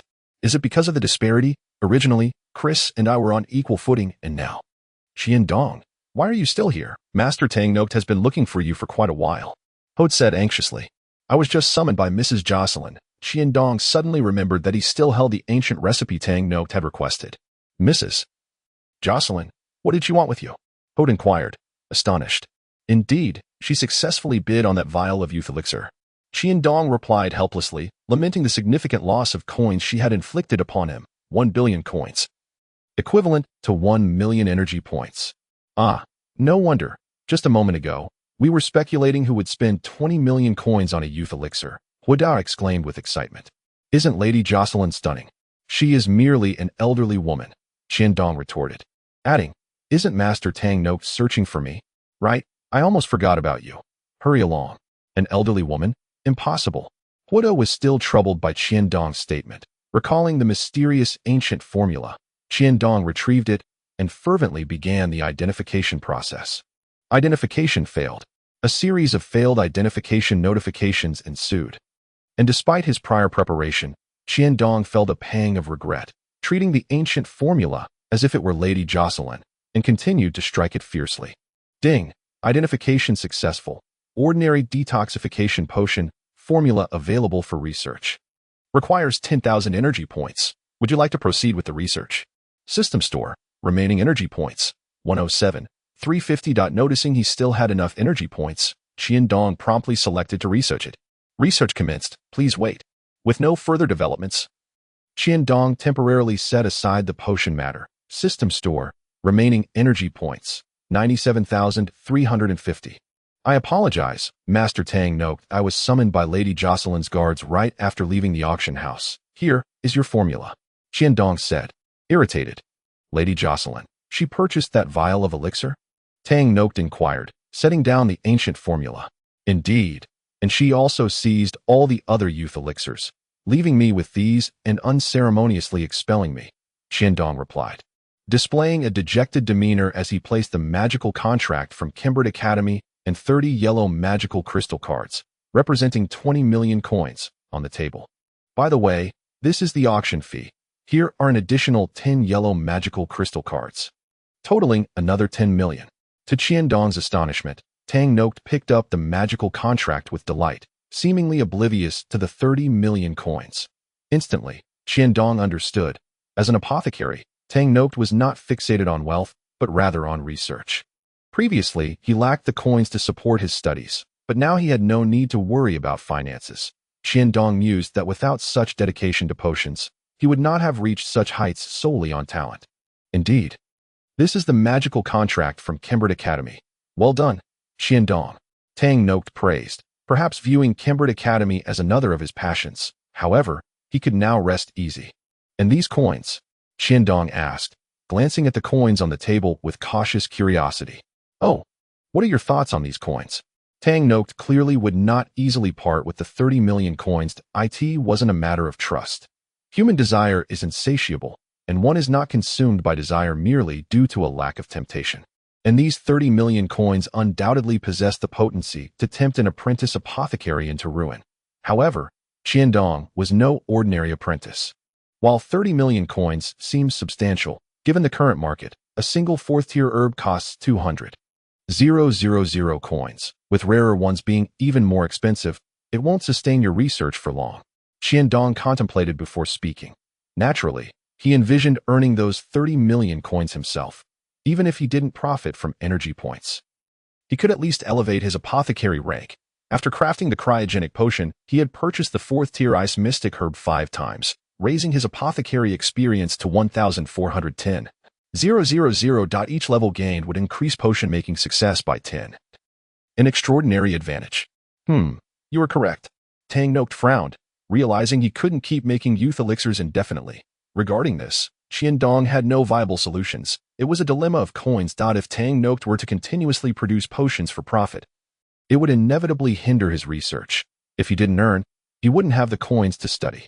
If only a potion could be found that was both highly profitable and easy to make, then Tang Note could be liberated, allowing Huada and the others to produce it. Simplicity in production implies lower costs, and low profits necessitate high sales. But where is such a wondrous potion to be found? You can hold on to this money for now. We can ponder the coin issue later, Tang Note sighed, waving his hand towards Qiandong. Upon receiving the coins, Qiandong felt none of the anticipated exhilaration. Investing in Tang Noct was undoubtedly a surefire business, regardless of whether he entered the sanctuary. The potions he developed would certainly yield returns. Chapter 29. A man with a fiancée. Upon returning to the dormitory, Qiandong discovered Fei Nan sitting on the bed, lost in thought. What troubles you? Qiandong approached and nudged Fei Nan. I haven't seen Chris in 5 days, Fei Nan said despondently. Looking at Qiandong, recalling the scene of Chris at Lady Jocelyn's estate, Qiandong felt a pang of loss alongside his relief. You needn't worry about that anymore. I saw Chris today at Lady Jocelyn's estate. Qiandong reclined back onto his bed. What? Fei Nan jumped up, exclaiming. Indeed, Chris is Lady Jocelyn's daughter, a noble, the daughter of an earl. Qiandong said slowly. Alas, then I have no hope. Fei Nan slumped back onto the bed, realizing that Lady Jocelyn held immense influence in the Pompeii Empire. No, in Ipuris, she wielded power that surpassed mere royal authority. Given the modest business of his family, it likely wouldn't even catch Lady Jocelyn's attention. Fei Nan was not naive, having been raised under the influence of his father's merchant status. He understood well what was worth pursuing and what was entirely out of reach, lest it lead to ruin. Qiandong, brother, it may be impossible for me, but as a brother, I wish you well. Fei Nan sat up and sighed. Looking at Qiandong, I can see that Chris has feelings for you, and you clearly have an affinity for her. Do not deny it. Fei Nan interrupted Qiandong's defense. How many would be willing to marry a disfigured girl? It's not merely guilt. If you truly could marry Chris, you would become the husband of an earl and possess immeasurable wealth. That time. You must take care of your brother. Observing Fei Nan's obsequious grin, Qiandong felt an urge to give him a good thrashing. Moments ago, they were having a serious conversation, and now he was grinning like a fool, almost moving Qiandong's heart. Enough, sleep. Qiandong threw a pillow at him. Sleep. When you wake, you'll have forgotten Chris. Receiving the pillow back from Fei Nan, Qiandong knew that Fei Nan would wake up the next day having truly forgotten Chris. It was his greatest virtue to never harbor hopes for the impossible. Perhaps this was essential for a successful merchant. If only I could secure Lady Jocelyn's support, perhaps Tang Noct could truly break through to the sanctuary more swiftly. What are you daydreaming about? Qiandong quickly dismissed that thought. He was not noble enough to sacrifice himself for Tang Noct. Early the next morning, Qiandong set off towards Kenbret Academy, contemplating whether to auction the cryogenic potion, of course avoiding the Hobby auction house this time. Just as he exited the school gate, he spotted Solia approaching and paused. That girl will likely pretend not to see me and turn away, Qiandong thought. But to his surprise, Solia walked straight towards him. I lost, and I will fulfill my promise to you, Solia said. Her eyes wide and fixed on Qiandong. A rush of blood surged from Qiandong's heart to his head, then quickly down to his abdomen, igniting a primal thrill. He swallowed hard, glancing at Solia's ample bosom. Qiandong stammered. Actually, you needn't concern yourself with that wager. Is it because of my father? Solia glared at Qiandong with disdain. I never imagined you to be such a useless man. I even offered myself to you, and you were too timid to accept. Just as Qiandong was about to shout, I dare, he caught a glimpse of something chilling behind Solia, and his heart sank. He is a man with a fiancée, of course. He cannot act recklessly. Angelina said coldly. It turned out Angelina had healed and emerged from the pet space. Sensing the chill radiating from behind him, Solia turned her head in confusion and asked, Who are you? Qiandong. You tell her, Angelina commanded, her gaze devoid of any warmth. This, is a rather difficult question to answer. Facing Solia's incredulous expression, Qiandong felt a wave of despair. Gritting his teeth, he finally managed. Well, let us just say our relationship is very close. Hmph. Solia glared at Qiandong with resentment. Qiandong. Remember this. It was you who turned me down, not I who rejected you. Fighting back tears, Solia cried out to Qiandong before running into the academy. Why must women be this way? Qiandong watched Solia's retreating figure helplessly. Filled with regret, had Angelina been just a second later, he might have succumbed to his instincts and lunged at her. Humph, reluctant. Angelina shot Qiandong a frosty glance. Regretful. If you are, then help me dissolve our contract. Indeed. I do regret. What was just a black dragon? How impressive could it be? Qiandong cursed inwardly. Do you think I wouldn't want to dissolve the contract? If I could, I would have done so long ago. As he recalled his initial blunder that had led to such a massive headache, Qiandong felt like crying without tears. I haven't even complained about how you wasted my pet quota. What? Upon hearing Qiandong's words, Angelina could no longer maintain her icy demeanor. This is a symbiotic contract recognized by the system. It cannot be dissolved unless one of us dies. Qiandong continued to explain as he observed Angelina's puzzled expression. It is a contract blessed by your gods. I cannot break it. You must find a way to do so yourself. Isn't it enough to simply kill one of us to break it? Angelina's eyes glinted with murderous intent as she gazed at Qiandong. If you wish to take me down with you, then go ahead and kill me. Qiandong met her gaze without flinching. A symbiotic contract means we live and die together. If I have a black dragon to accompany me in death, then I have gained. He spoke with a brazen demeanor. Humph. Angelina cast a disdainful glance at Qiandong before turning to leave. Wait, where do you think you're going? Qiandong's urgency surged. He feared that if the black dragon went mad and sought out something like the Hydra to battle, he would be left with a most unjust death. His blissful existence in this foreign world had yet to begin. Do you think that is any of your concern? Angelina retorted coldly, glancing back at Qiandong. Of course it is. Even under a symbiotic contract, you remain my pet. I am responsible for your safety. Qiandong insisted, locking eyes with her. You, responsible for me? The term, pet, struck a nerve, and Angelina was on the verge of exploding. What of it? Qiandong suddenly recalled that he was merely a petty thief. His strength only above average in the game, but utterly insignificant before the black dragon. Remembering the cryogenic potion in his exclusive space, he felt a surge of confidence. Did you not realize that besides being a thief, I am also a remarkable alchemist? An alchemist? Can you rival Tang Noct? Angelina scoffed. Heh, even if I cannot, there are things I can accomplish that he absolutely cannot. Qiandong sneered. Since you are so confident, let us see if you can survive in my presence. Stubborn Angelina could no longer contain herself. Dying seemed preferable to a lifetime of such indignity. With a roar, she transformed into a majestic black dragon. Bellowing fiercely, this woman must be mad. To dare transform into a black dragon near Kenbret Academy is tantamount to seeking death. As Qiandong observed the gathering black dragon flames, his worries dissipated, and he hastily consumed the cryogenic potion. Watching the diminutive Qiandong hurriedly gulping down the potion, Angelina coldly laughed. Do you think you can withstand dragon breath with just one potion? Is that even possible? Without hesitation, a torrent of searing dragon breath surged toward Qiandong, also sweeping over the walls of Kenbret Academy. As the flames receded, the area affected was left scorched, with only the spot where Qiandong stood remaining unscathed. Angelina gaped in disbelief at Qiandong, who bore no wounds, not even a wrinkle on his clothing. What are you staring at? Shouldn't you be hiding? Qiandong shouted anxiously at the dazed Angelina. The commotion was evident even to a fool, let alone the sacred domain mage. Feared that as crowds began to emerge from the academy, Qiandong swiftly blended into the throng. Angelina seemed to realize her earlier recklessness and promptly returned to her pet space. Chapter 30. Do not act recklessly. Just as Angelina vanished, the old man who had appeared previously materialized before her. Watching as the black dragon disappeared, it was none other than Feared. Spatial magic, Feared murmured, unable to prevent the black dragon's departure. Is there still someone who masters subspace magic? Feared furrowed his brow, recalling that aside from himself, no one else should possess the ability for short-distance teleportation. He had only begun researching spatial magic after breaking into the sacred domain, and furthermore, it had been a black dragon employing it. Could it be those from the Magic Guild? Thinking of the hidden spatial magic materials and teleportation array data within the guild, Feared felt a wave of frustration. If only he were a more domineering individual. Unable to capture the black dragon, he knew he would not be able to glean any information about Dragon City.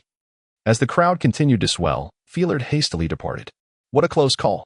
Qiandong glanced at Angelina, who had once again fallen into slumber within the space. Surely she has tea left for good. The most astonished was Angelina. She had clearly seen Qiandong make no casting motions. Yet after she unleashed her dragon breath, she suddenly sensed a powerful chill. It must have been this chilling energy that rendered Qiandong unharmed by her breath. Only now did Angelina believe Qiandong's earlier claim. Even if I cannot rival him, there are things I can achieve that he absolutely cannot. This was why Qiandong had urged Angelina to enter her pet space without hesitation, thus allowing her to escape a calamity. It seems that Kenbret Academy is not a place to linger, with Angelina as a potential time bomb. Qiandong was uncertain when he might be affected. As the crowd dispersed, He made his way to a small auction house run by the Epirus family, donning a hooded cloak to conceal his identity. He even spent money to purchase a miniature interference magic array to prevent magical surveillance. Could you appraise how much this potion is worth in gold? Qiandong lowered his voice as he addressed the middle-aged alchemist across from him. What is the purpose of this potion? After examining it thoroughly, the alchemist could only sense the powerful cold energy within the potion, unable to discern its effects. It is for preserving life. Qiandong produced a vial from his pocket and poured a small amount into the alchemist's sample. With a loud pop, as the new potion mixed in, the cryogenic potion rapidly expanded, a chunk of ice the size of a human fist bursting through the vial. Qiandong swiftly sliced at the ice with a dagger. To the alchemist's astonishment, the ice, which should have been cleaved in two, showed not a single scratch. 3 seconds later, only a puddle of water remained on the table. This is its effect. Anyone who consumes the cryogenic potion will be encased in ice, providing complete defense for 3 seconds, after which the ice will melt away. Having just withstood the test against Angelina's dragon breath, Qiandong was immensely satisfied with the potion's efficacy. It can withstand attacks below the sacred domain. Upon finishing, he placed the vial on the table. The middle-aged alchemist immediately noticed that the substance added to the cryogenic potion was merely an ordinary extract infused with fire energy. Using fire energy to activate the cold energy, the alchemist realized, instantly filling with respect for the figure concealed beneath the cloak. This was undoubtedly a master-level alchemist. I cannot assess the value of this vial, the middle-aged alchemist said respectfully. How about this? You sign an agreement, and our auction house will auction this potion for you. We are about to hold an auction at the Nofi auction house, and the handling fee will be the minimum of 10. What do you think? Agreed. Qiandong pondered for a moment. But I hope the auction price does not fall below 200 gold. No problem. If the auction price is below that, our Nobi auction house is willing to purchase this vial. Cryogenic potion. Qiandong interjected. Yes, cryogenic potion. The middle-aged alchemist nodded eagerly. I also have a herb to auction. After a brief hesitation, Qiandong decided to bring forth a Qimi Lianxi Snow Lotus. Qimi Lianxi Snow Lotus. A 5th-tier Qimi Lianxi Snow Lotus. The middle-aged alchemist exclaimed in shock. Indeed, I eagerly anticipate Tang Noct crafting another rejuvenation potion. Qiandong's voice was filled with excitement. So this mysterious alchemist holds a grudge against Master Tang Noct, which is why he brought out this Qimi Lianxi Snow Lotus, the middle-aged alchemist deduced. Cautiously leaving the Nofi auction house, Qiandong took a long route to ensure he was not being followed before finally stowing away his cloak and heading back to Kenbret Academy. Hmph. Qiandong's decision to present the Qimi Lianxi Snow Lotus was also motivated by a desire to one-up hobby auction house's Wentlight. If Wentlight discovered that the Qimi Lianxi Snow Lotus, which hobby auction house had hyped, became a means to attract attention for another auction house, aiding a small auction house's rise.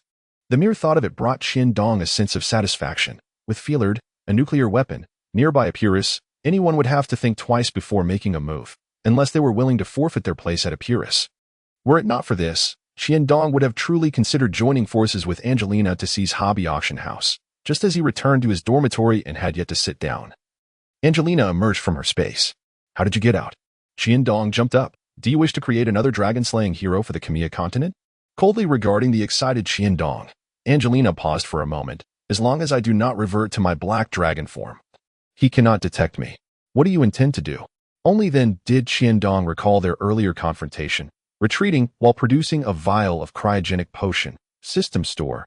Remaining energy value. 87,350 points.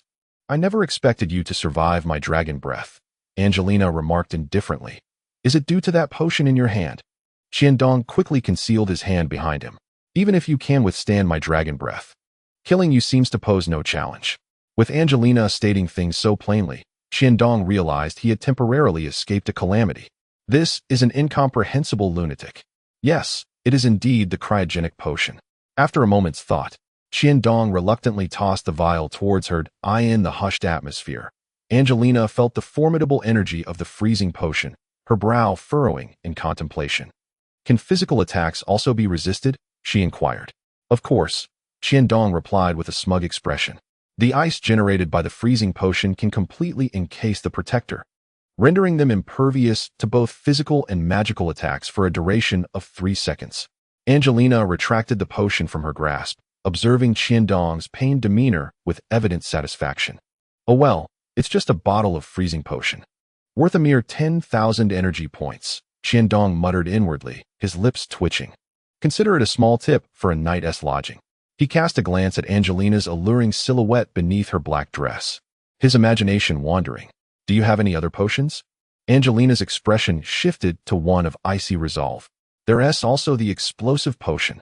Faced with her cold gaze, Qiandong reluctantly handed over another vial. Be careful. A slight collision could trigger an explosion, he cautioned.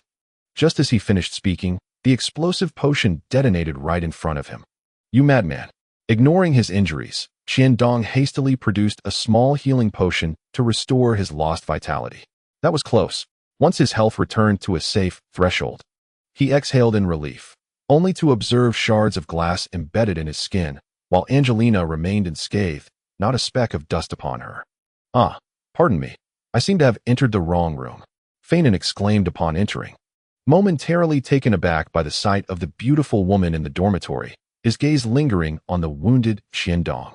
So powerful, so violent. Feinan admired Qiandong before hastily retreating. Oh dear, how could I have made such a mistake? Perhaps I should just head home for a few days, he remarked, his voice deliberately raised, as he stared at the door that closed behind Feinan.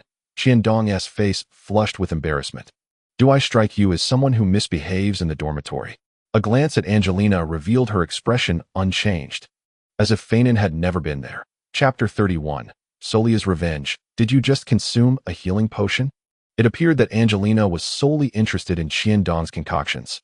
Indeed, he replied, the fire of frustration within him quelled by Feinan's absurd interruption.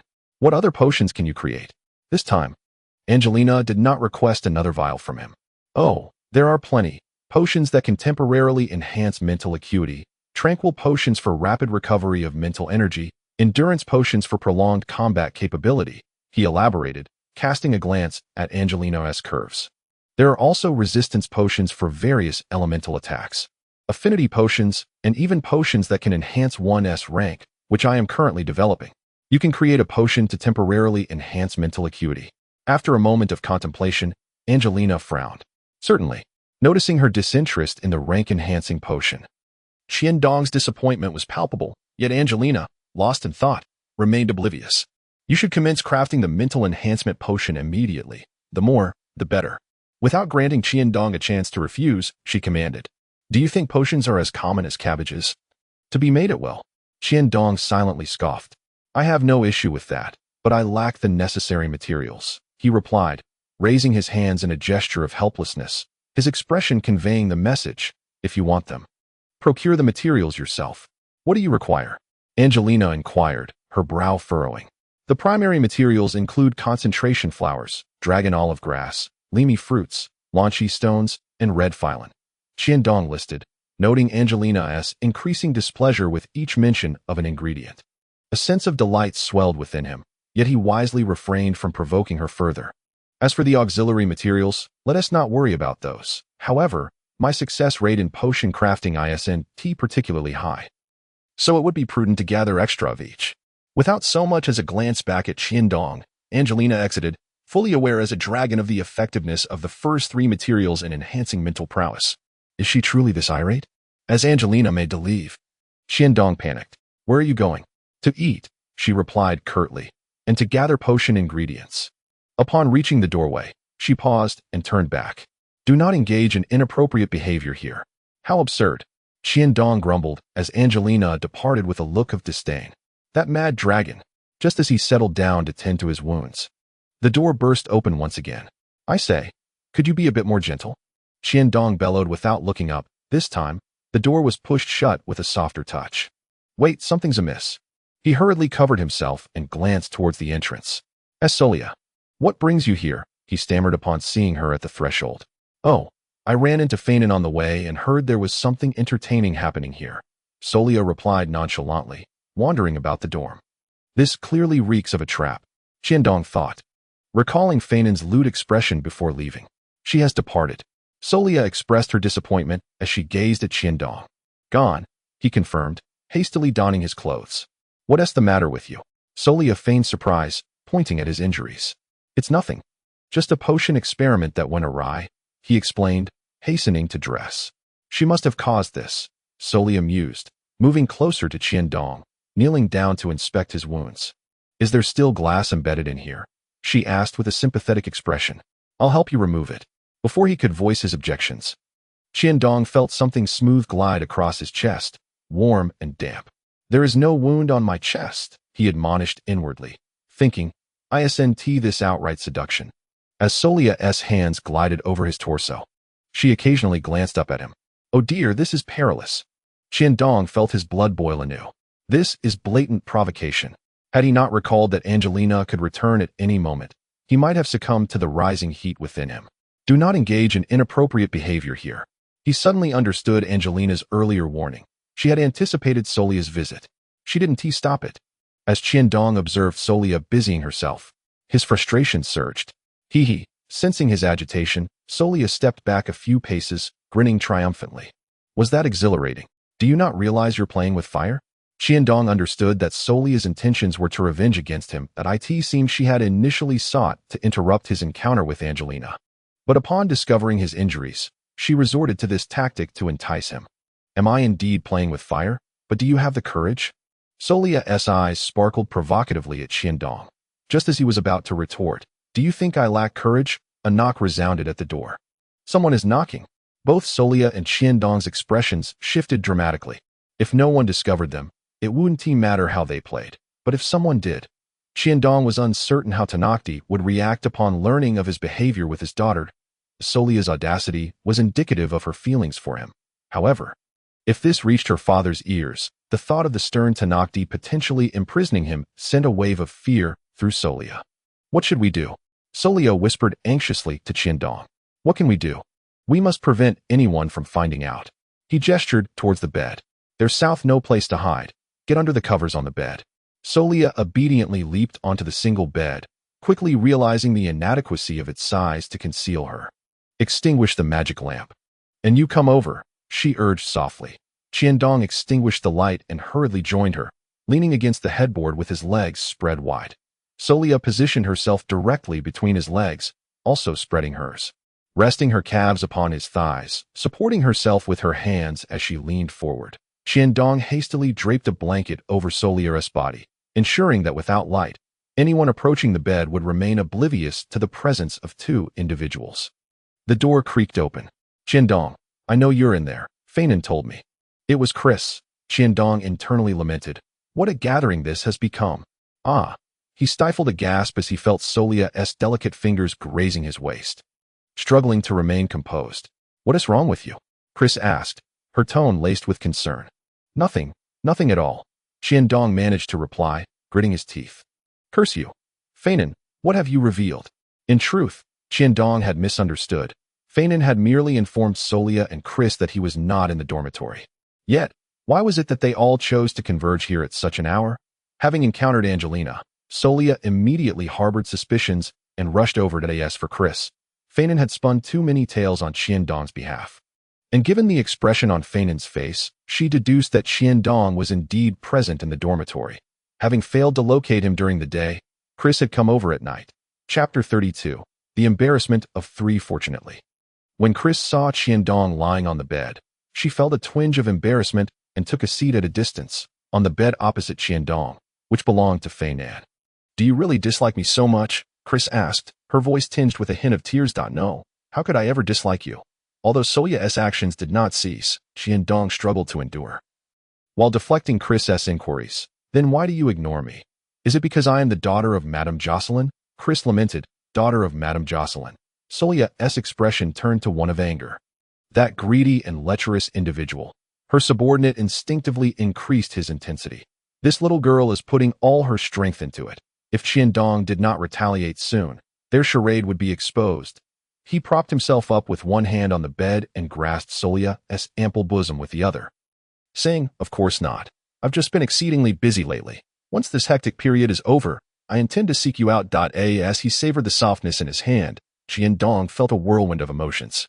He both wished for Chris to leave to avoid discovery and hoped she would linger a while longer. For the sensation in his hand was truly delightful. Can you believe he dared to place his hand there? Solia thought, feeling her left breast morphing under Qiandong's touch. Stunned, she exclaimed, "He actually has the audacity." She retaliated swiftly, placing her other hand on Qiandong's waist, effectively draping her upper body over the fleshy parts of his waist. Qiandong could not help but cry out, "This girl has gone mad." He retaliated in kind, moving his other hand to caress Solia's other breast, while his body leaned completely against the bed's headboard. At that moment, Qiandong truly understood the juxtaposition of suffering and pleasure. The soft sensations in his hand contrasted sharply with the agony in his waist. "Are you unwell?" Chris stood up. "No," Qiandong hastily replied. "I'm merely a bit tired." "Aren't you worried that Madame Jocelyn will be concerned about you being out so late?" "It's nothing to worry about. This is at Kenbret Academy." "And I have bodyguards," she replied. Bodyguards. Both Qiandong and Solia felt their bodies stiffen simultaneously at the thought of such intimacy being exposed to others. Neither wished for that. They both withdrew their hands. "Don't worry, I didn't bring any with me," Chris explained, thinking Qiandong disliked being monitored. In 01. Solia and Qiandong's hands found their way back to their previous positions, continuing their silent struggle to see who would yield first. "Chris, how about I wait until I'm finished with this busy spell, and then I'll come find you specifically," Qiandong tentatively suggested, as the longer he delayed, the greater the risk of being discovered. Finally, at that moment, reason prevailed for Qiandong. "Well, if that's the case." After saying this, Chris turned to leave. "Chris," just as she reached the door, Qiandong could not help but call out, "In truth, I don't deserve your kindness. Whether I deem you worthy or not, I know best. You are the first who hasn't been swayed by my appearance or status." As she spoke, Chris blushed and hurriedly ran out of the dormitory. "Take your filthy hands away." After hearing Chris's footsteps retreating downstairs, Solia finally shouted, "You're no different." The two simultaneously released their grips on each other. Perhaps due to the prolonged duration, Solia suddenly lost her balance and collapsed onto Qiandong. "Ah!" Qiandong cried out in pain. Solia's lips pressed against a hard object. Sitting up, she observed Qiandong clutching his lower abdomen, groaning in agony. Her expression shifted dramatic. Angelina spoke nonchalantly, as if it were no big deal at all. Qiandong inhaled sharply, his expression darkening as he said, "Do you not realize the predicament we are currently in? How can you act this way?" "How else am I supposed to act?" Angelina retorted. "Had I known you would react this way, I would never have asked you to procure these herbs." Sighing, Qiandong shook his head and remarked, "Considering you are committing robbery, how could you have returned with so little?" Having already acted, there was little else for Qiandong to say. "Of course. It's not just this. There are also magic crystals, but I've consumed them all." After a moment of contemplation, Angelina grasped Qiandong's meaning and, frowning, replied, "In truth, my intention in robbing the major auction houses of Apollos was to create some trouble for you, to facilitate my escape from this stifling city." "Did you manage to rob the Nofi auction house?" Remembering his own herbs and freezing potions, Qiandong inquired urgently. "No, time was insufficient. That I only managed to visit a few prominent auction houses and gathered what you required," Angelina answered impatiently. "During this period, you must not leave the Kenbret Academy. Please, just protect me while I concoct potions," Qiandong continued as he noticed Angelina raise an eyebrow. "Otherwise, if the potions you desire fail, do not blame me." Angelina bit back her retort and, feeling dejected, began searching for a place to rest in the laboratory. Sighing, Qiandong turned his attention back to identifying the 5 types of 4th-tier herbs. Identifying several 4th-tier herbs, yet failing so many times, Qiandong stored the herbs away. System shop, remaining energy value, 90,850 points. Mind-enhancing potion. Qiandong recalled the formula for the mind-enhancing potion and began to meditate. He repeatedly familiarized himself with the potion-making process, reminiscing about the sensation of crafting potions within the game. Allowing his body to adapt to that feeling, controlling the potion's temperature through intuition. Watching the industrious Qiandong, Angelina felt a sense of confusion, unsure if her choice was indeed the right one. Initially, she had looked down on Qiandong, perceiving him as a weak, roguelike thief. However, she had not anticipated his remarkable talent in alchemy, capable of developing new potions. She recalled the astonishment she felt witnessing him remain unscathed under her dragoness breath. Perhaps having a genius alchemist as a companion was indeed a splendid choice. Days later, a bottle of pale blue potion appeared before Angelina. Mind-enhancing potion. Angelina confirmed once more. Indeed, Dong nodded, noting that this was merely a repetition of the potion-making process from the game in reality. Despite his caution, he had still failed 7 or 8 times. Contemplating the potion's success rate, which was enhanced by a 10 bonus from his Alchemist level, he couldn't help but smile wryly. System Shop. Mind-enhancing potion. Temporarily enhances the user's mental power by 30. Purchase requires energy value. 10,000 points. With Dong's confirmation, Angelina hurriedly stowed away the potion, her previously furrowed brow now relaxed. What do you need the mind-enhancing potion for? Dong couldn't suppress his curiosity. Is it any of your concern? Angelina shot back, glaring at him. Of course it is. You are my pet. Dong dared not say more.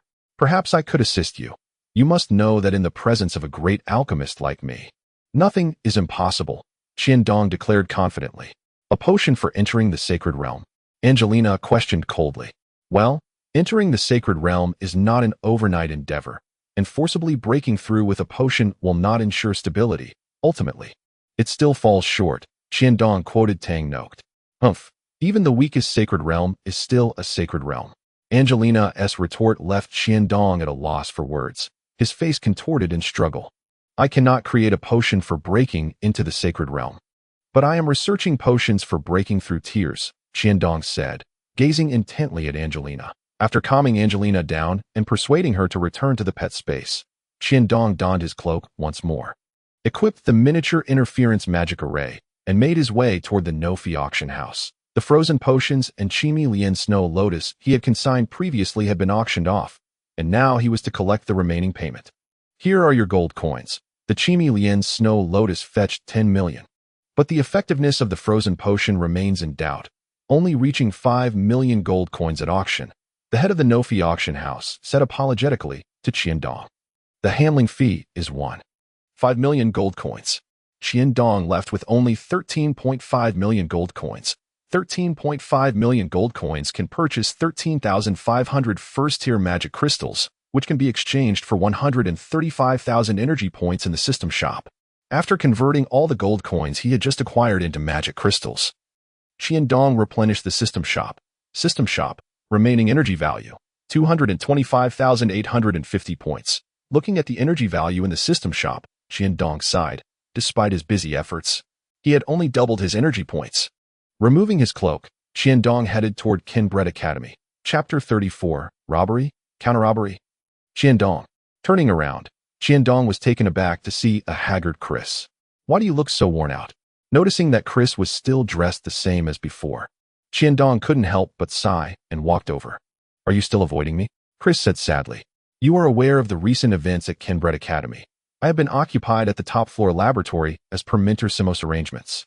How could I possibly avoid you? Dong replied coolly. Is it true what they say about you and Solia? Chris asked, her eyes filled with sorrow. I do not wish to elaborate on the matter concerning Solia. Chris, I reiterate my stance, Dong said, fixing his gaze on Chris. Is it because my chest is not ample enough for you? Hearing Chris utter such words, Dong's jaw dropped. In his mind, Chris had always been pure, innocently so. Do you believe I am that superficial? Dong retorted, unsure why, but he could not summon desire in the presence of Chris, perhaps due to her innocence, which he was reluctant to tarnish. Then, do you love me? Upon finishing her sentence, Chris's face flushed, even her neck turning crimson. Such a question is indeed difficult to answer. Dong replied awkwardly. I know, from the very beginning, you have been deceiving me. With that, Chris ran off in tears. Hey, Dong attempted to stop her, only to see 5 masked figures in black rush out, blocking Chris not far away. What do you want? Chris struggled against the grip of the black-clad figures. Stop. If they were strangers, Dong would have likely left without a second thought. However, these 5 figures seemed well prepared and had taken Chris hostage, making it impossible for him to simply walk away. You are Dong. One of the black-clad figures recognized him immediately. Who are you? Dong became cautious, realizing that these thugs were familiar with him. That's good. Just come with us. I'm sure you wouldn't want anything to happen to this girl, the leader of the masked figures stated. If you are here for me, then release her, and I will go with you, Dong said, furrowing his brow, not anticipating that these figures had come to capture him. No, Dong. You must flee. Do not concern yourself with me, Chris cried out. and Qiandong understood that escape was no longer an option. Release her. How can we trust you? The leader of the black figures seemed somewhat intimidated by Qiandong and hesitated to press him further. Given that you recognize me, you should know that I am an alchemist with no capacity for resistance. She is the daughter of Madame Jocelyn, and should anything happen to her, you will find that no matter how far you flee, you will never escape. Qiandong spoke calmly. The daughter of Madame Jocelyn. The leader of the black figures hesitated, knowing well that they could not afford to offend Madame Jocelyn's influence. The leader of the black figures signaled to his companions, and one of them quickly produced a collar-like device. Put this on, and come with us. We will release her immediately. The leader ordered succinctly. Qiandong did not resist, recognizing that their intentions were clear and directed at him. He sensed trouble, though he felt no immediate danger. After all, Angelina was still in the space. His instincts told him that these black figures must know something, seeing that Qiandong did not resist as he donned the magic-suppressing collar, thereby losing his capacity for defiance. The leader produced an ancient scroll and tore it open before everyone. That a pitch-black oval portal appeared before the leader, curiously devoid of any suction. Step into the portal. The black figures abandoned Chris and ushered Qiandong through the darkness. As the last person vanished, the portal abruptly shrank and ultimately disappeared. Qiandong, Chris gazed at the vanishing portal, her eyes filled with anguish. These black figures had a clear objective. They had seized Chris to threaten him. Yet they were unaware of her true identity. Upon exiting the portal, the black figures promptly led Qiandong onward. Did you catch him? A familiar voice echoed outside. Is this the one? The black figure removed the blindfold from Qiandong's eyes, speaking respectfully. Yes, that's him, the old man exclaimed, excitement radiating from his gaze as he looked at Qiandong. It's you. Qiandong recognized the old man from the Nancy auction house, the alchemist. Indeed. It is I. He. Last time you managed to escape. This time, we have finally captured you. The old man gleefully declared, take him inside. Upon sighting the old man, Qiandong immediately discerned the source of the trouble. During his inaugural visit to Apollos, lacking the funds to pay for tuition, Qiandong had resorted to selling a vial of explosive potion, followed by a subsequent fire affinity potion. This had left a lasting impression on the appraising alchemist from the Nancy auction house, who even dispatched a high-ranking thief to obtain the formula for the explosive potion, fortunate enough that Angelina appeared in time to rescue him. Casting a glance at Angelina, who was in the pet space, Qiandong felt a wave of relief wash over him. Due to the influence of Felder, he had to exercise caution in Apollos. Having just utilized the teleportation scroll, he presumed they were now far removed from Apollos, and he could not help but smirk inwardly. Now, reveal the formula for the explosive potion, as well as that for the freezing potion, along with all the potions you possess, the old man stated bluntly upon entering the low wooden dwelling. You even know about the freezing potion? Qiandong asked, astonished. Is that so strange? Given that you can produce such an eccentric concoction as the explosive potion, I certainly had to pay attention to the freezing potion. To my surprise, upon investigation, it turned out that all of it originated from you. My young friend, the old man exclaimed, growing increasingly animated. Is it truly worth it for just 2 potion formulas? Qiandong inquired, shaking his head as he regarded the old man. Absolutely. To see such a formula fall into your hands is nothing short of a travesty. If I could mass-produce explosive potions and then the freezing potions as well, I would become the most renowned alchemist in the Hmph continent, and consequently, the wealthiest. The mere thought of acquiring the coveted potion formulas made the old man tremble with excitement. Ah! The ignorance of man is truly lamentable. If it were as simple as the old man claimed, Qiandong would have achieved it long ago. He had yet to discover the materials for the explosive potion in this world, let alone contemplate mass-producing the freezing potion. However, if he had sufficient energy value, he could indeed accomplish such a feat. Are you going to continue watching this farce? Qiandong said impatiently, leaving the old man and the surrounding group of cloaked figures perplexed. If you don't come out now, I truly will hand them over. Seeing Angelina unresponsive, Qiandong continued a blazing fireball shot toward the nearest cloaked figure, who was reduced to ashes before he could even utter a sound. What a ridiculous anti-magic ring! Qiandong ripped the metallic band from his neck upon donning it. He had already realized that his skills were not impeded, thus he had remained unperturbed. With a blunt weapon in hand, he charged toward the nearest cloaked figure from behind, executing a backstab as the man's eyes widened in disbelief.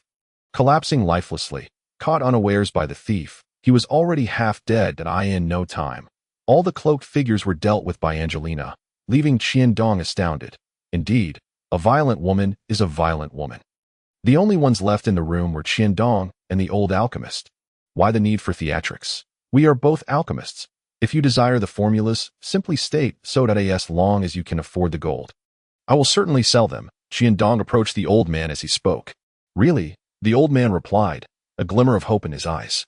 Of course, but first you must pay a sum for your life, Qiandong said nonchalantly. How much? The old man asked. Retreating slightly. Though your life may be somewhat lacking, it must be worth at least 10 million, Qiandong proclaimed. Before he could finish, the old man produced 10 yellow magic crystal cards from his spatial ring. Staring at the pile of yellow cards on the ground, Qiandong was momentarily taken aback. And for my emotional distress, a modest sum of 30 million, he added. Another 30 yellow magic crystal cards fell to the ground. And for her service fees, Qiandong continued, prompting yet another 30 yellow magic crystal cards to be deposited on the floor. Is this old alchemist truly so affluent? Qiandong mused, utterly dispirited by the sight of the yellow magic crystal cards. Forget it. I shan't say more. Bring forth all the gold you possess. Sighing, Qiandong declared. Without hesitation, the old man produced another 30 yellow magic crystal cards. This is all my wealth. Selling the entire Nancy auction house would yield no more, the alchemist lamented. His face etched with bitterness. To think that this old man was the owner of the Nancy auction house, evidently intending to seize the potion formulas and flee. Qiandong gazed at the 100 yellow magic crystal cards on the ground. Reflecting, robbery certainly proves to be more lucrative than trade. Why is there no one outside? Just as Qiandong reveled in his fortune, a cacophony of footsteps resonated from outside. Are there accomplices? In an instant, Qiandong snatched up the magic crystal cards from the ground and moved closer to Angelina. Qiandong, are you all right? Angelina inquired, casting a curious glance at him. Is that Chris? How did she find this place? Qiandong hurriedly peered outside the small dwelling. Noting not only Chris's presence but also that of Lady Jocelyn and seemingly Felder, along with even the Archmage. Turning back to the nowadays old alchemist, Qiandong mused, you have quite the connections, even drawing an Archmage Felder. Felder, the old alchemist rolled his eyes, plopping down onto the ground. Qiandong, just speak if you're here. My mother has come to rescue you. Chris's voice rang out, prompting Qiandong to locate Lady Jocelyn in the crowd. Lady Jocelyn remained as resplendent as ever, her gaze devoid of any urgency. The realization struck Qiandong that he had not been held captive for long. He had been forcibly teleported away by the cloaked figures, and yet they had located him so swiftly. He quickly deduced that Lady Jocelyn must have been aware of his impending abduction all along, yet had refrained from intervening. After all, how could such a significant event as the Nancy auction house's auction escape Lady Jocelyn's notice? Furthermore, Chris's complex relationship with him made her grand display of rescue seem more akin to a scheme for assassination. Contemplating Lady Jocelyn's cunning and Chris's motivations, Qiandong instinctively perceived this abduction as a means to eliminate him. As for the invitation to Felder, it likely served to eliminate any lingering affections Chris harbored for him, while simultaneously ensuring she did not appear negligent as a mother.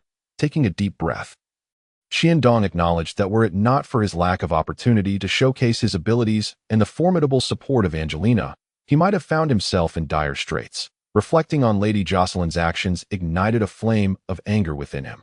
Yet he was compelled to suppress it due to his current weakness. He felt disheartened by the position of Kenbret Academy. Could Tan Noct not deduce the gravity of the situation? Yet why did they ignore him? Was it merely due to his lack of influence? The power of two individuals is inherently limited. After all, even dragons have been hunted in a mere instant. Qiandong's thoughts underwent a radical transformation. One cannot truly grasp the essence of matters without personal experience. With events unfolding as they had, he recognized the necessity of enduring. Turning back to greet Angelina, he was startled to find the old alchemist seated on the ground, muttering to himself, "It's over. Everything is over. It's over." Qiandong harbored no sympathy for the old man. Everyone must be accountable for their actions. And Lady Jocelyn would also pay the price for today's events. Just as Qiandong prepared to exit the small dwelling, an unexpected turn of events occurred. "It's over. All over. Stop. No one leaves. Prepare to accompany me to the grave." Black Dragon, mysterious alchemist. The deranged old man, clutching a black sphere inscribed with runes, was now a vision of madness. Qiandong could see dark light flickering within the sphere. Be careful.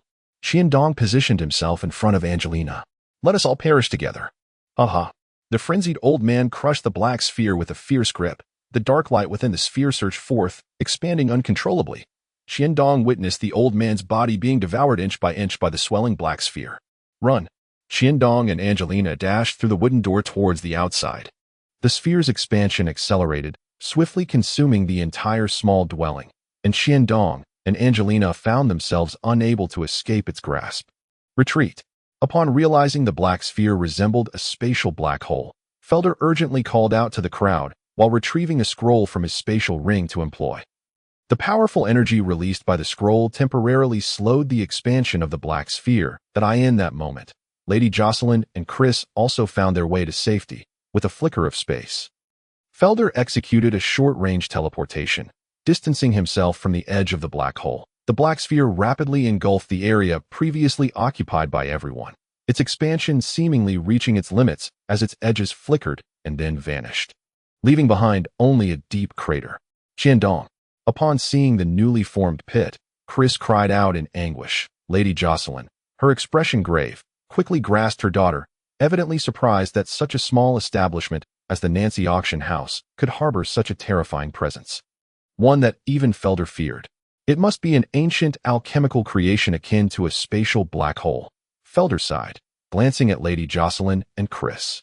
No one could survive the chaos of spatial turbulence. I hope they are fortunate enough not to have entered it. With that, Felder made no further delay, vanishing from their sight. Lady Jocelyn cast one last lingering look at the deep pit, her gaze flickering with an indescribable emotion before she shook her head and departed with the unconscious Chris in tow. Damn it! Have I crossed over again?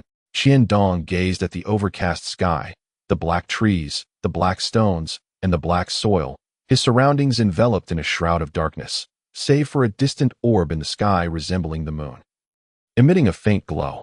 Where on earth am I? He lamented. A faint groan from Angelina startled Qiandong. Don't move. You're gravely injured. I've just applied the medicine. He hurriedly prevented Angelina from attempting to rise, grumbling, this damned place, not a soul in sight.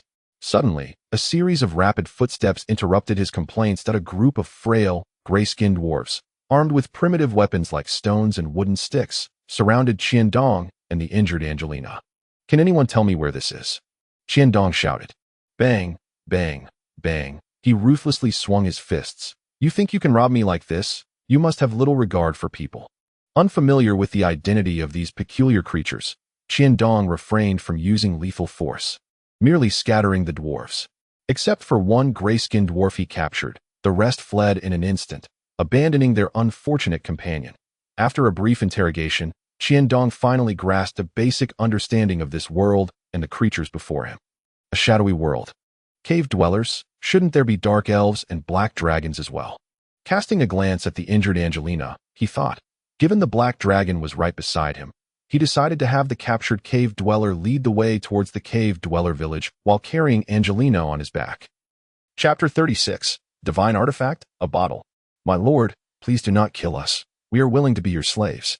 As he surveyed the ground littered with cave dwellers, Qiandong felt a twinge of embarrassment.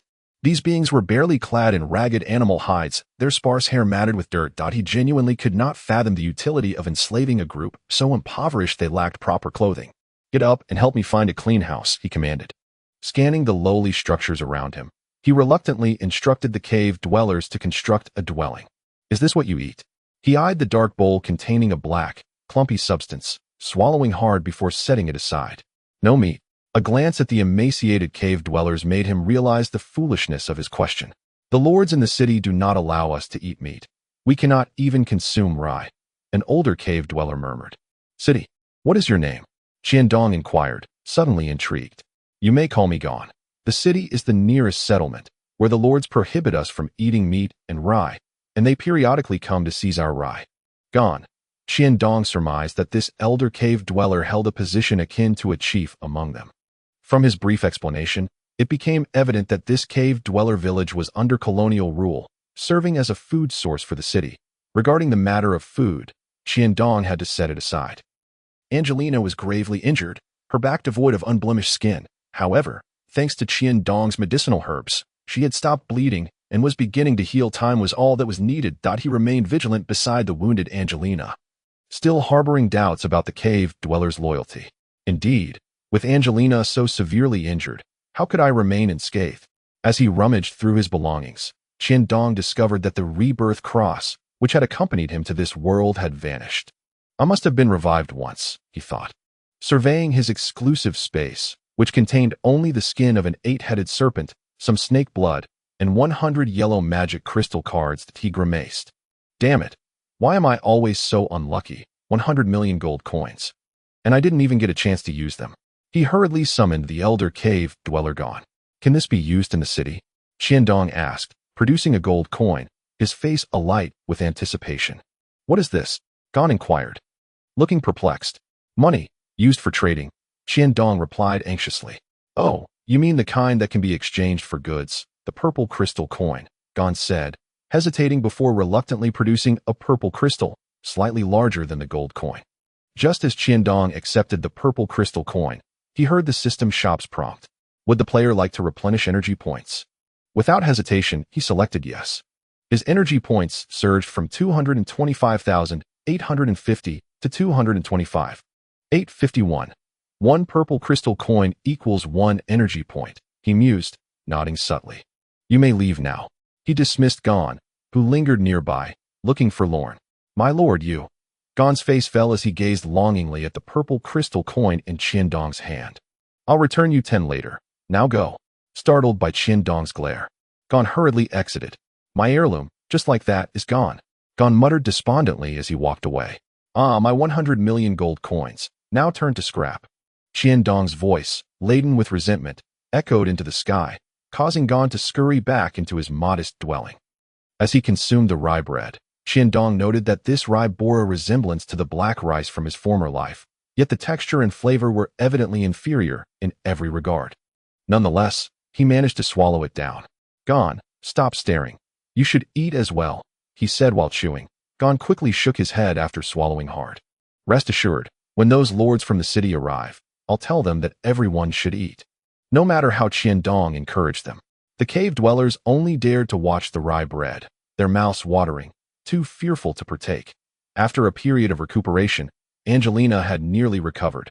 It was inevitable, given that Dong spared no expense acquiring medicinal herbs from the system shop. Remaining energy points, 206,851. I've spent nearly 20,000 energy points, Dong noted with a furrowed brow. My lord, trouble is brewing. People from the city are coming. Gon rushed in, panic etched on his face. What's the hurry? How many are there? Dong asked, irritation evident. Three of them. Gon gestured with his fingers. Only 3. Dong followed Gon outside. Why so few this time? Do you dare to steal food? A warrior, sporting a short sword at his waist, bellowed. Dong scrutinized the newcomers. Perhaps due to the absence of sunlight, the city dwellers appeared markedly pale, yet otherwise indistinguishable from surface-dwelling humans. Halt, he shouted, swiftly darting behind the warrior, striking him with a blunt force before flinging him over the village's fence. Tell those lords in the city that from this day forth, these cave dwellers are under my protection. If they wish to procure rye, they must come bearing purple crystal coins. Dong grinned wickedly at the warrior sprawled on the ground, along with his 2 subordinates. What are you waiting for? Kill this scoundrel. The fallen warrior glared at Dong with venomous hatred, urgently barking orders at his 2 subordinates. Boom! An explosive potion detonated right in the warrior's face, showering him with shards of glass and leaving him disfigured. I forgot to mention. I detest those who use foul language, scum. Dong kicked the warrior's mouth with ferocity. I'll teach you to curse, Phew, it's been a while since I've moved. My limbs feel stiff. Wiping the sweat from his forehead, Dong continued speaking. If you carry him back now, perhaps there is still a chance to save him. He glanced at the warrior's subordinates. Fearful, they exchanged a glance with Dong before hastily lifting their master and preparing to flee to the city. Wait, Dong called after them, his tone shifting. I just remembered. These cave dwellers seem to have been oppressed by you for quite some time. Tell them that I will be heading to the city shortly to collect debts. Inform the city lord to prepare the purple crystal coins. With that, Dong waved them off. Turning around, he spotted Angelina standing behind him. Why are you out here? Your wounds have not yet healed, Qiandong scolded. Were you planning to go alone? Angelina maintained her icy demeanor. Of course not. Your injuries have nearly healed. Haven't they? Qiandong replied sheepishly. Intense combat is still out of the question, but scaring them should be manageable. As she spoke, Angelina turned to leave but paused. However, I cannot fathom why you would act this way. Is it arrogance? Qiandong chuckled self-deprecatingly. When I kept a low profile, I was still bullied, so why not live a bit more boldly? Let it be me who bullies others. As he spoke, Qiandong's expression grew cold, a stark contrast to Angelina's chill, radiating a cruel intensity. After a moment, Angelina retreated into the dwelling. My lord, you cannot leave. If you go, what will become of us, your servants? Gon, accompanied by a group of cave dwellers, obstructed Qiandong's path, his voice trembling. I'm not leaving. I'm merely planning to take a stroll in the city, Qiandong chuckled. Bemused, the city is far too dangerous. Why not take us along? Gon suggested, glancing at Qiandong with trepidation. The surrounding cave dwellers began to murmur in agreement. Silence, Qiandong barked, his brow furrowed in anger.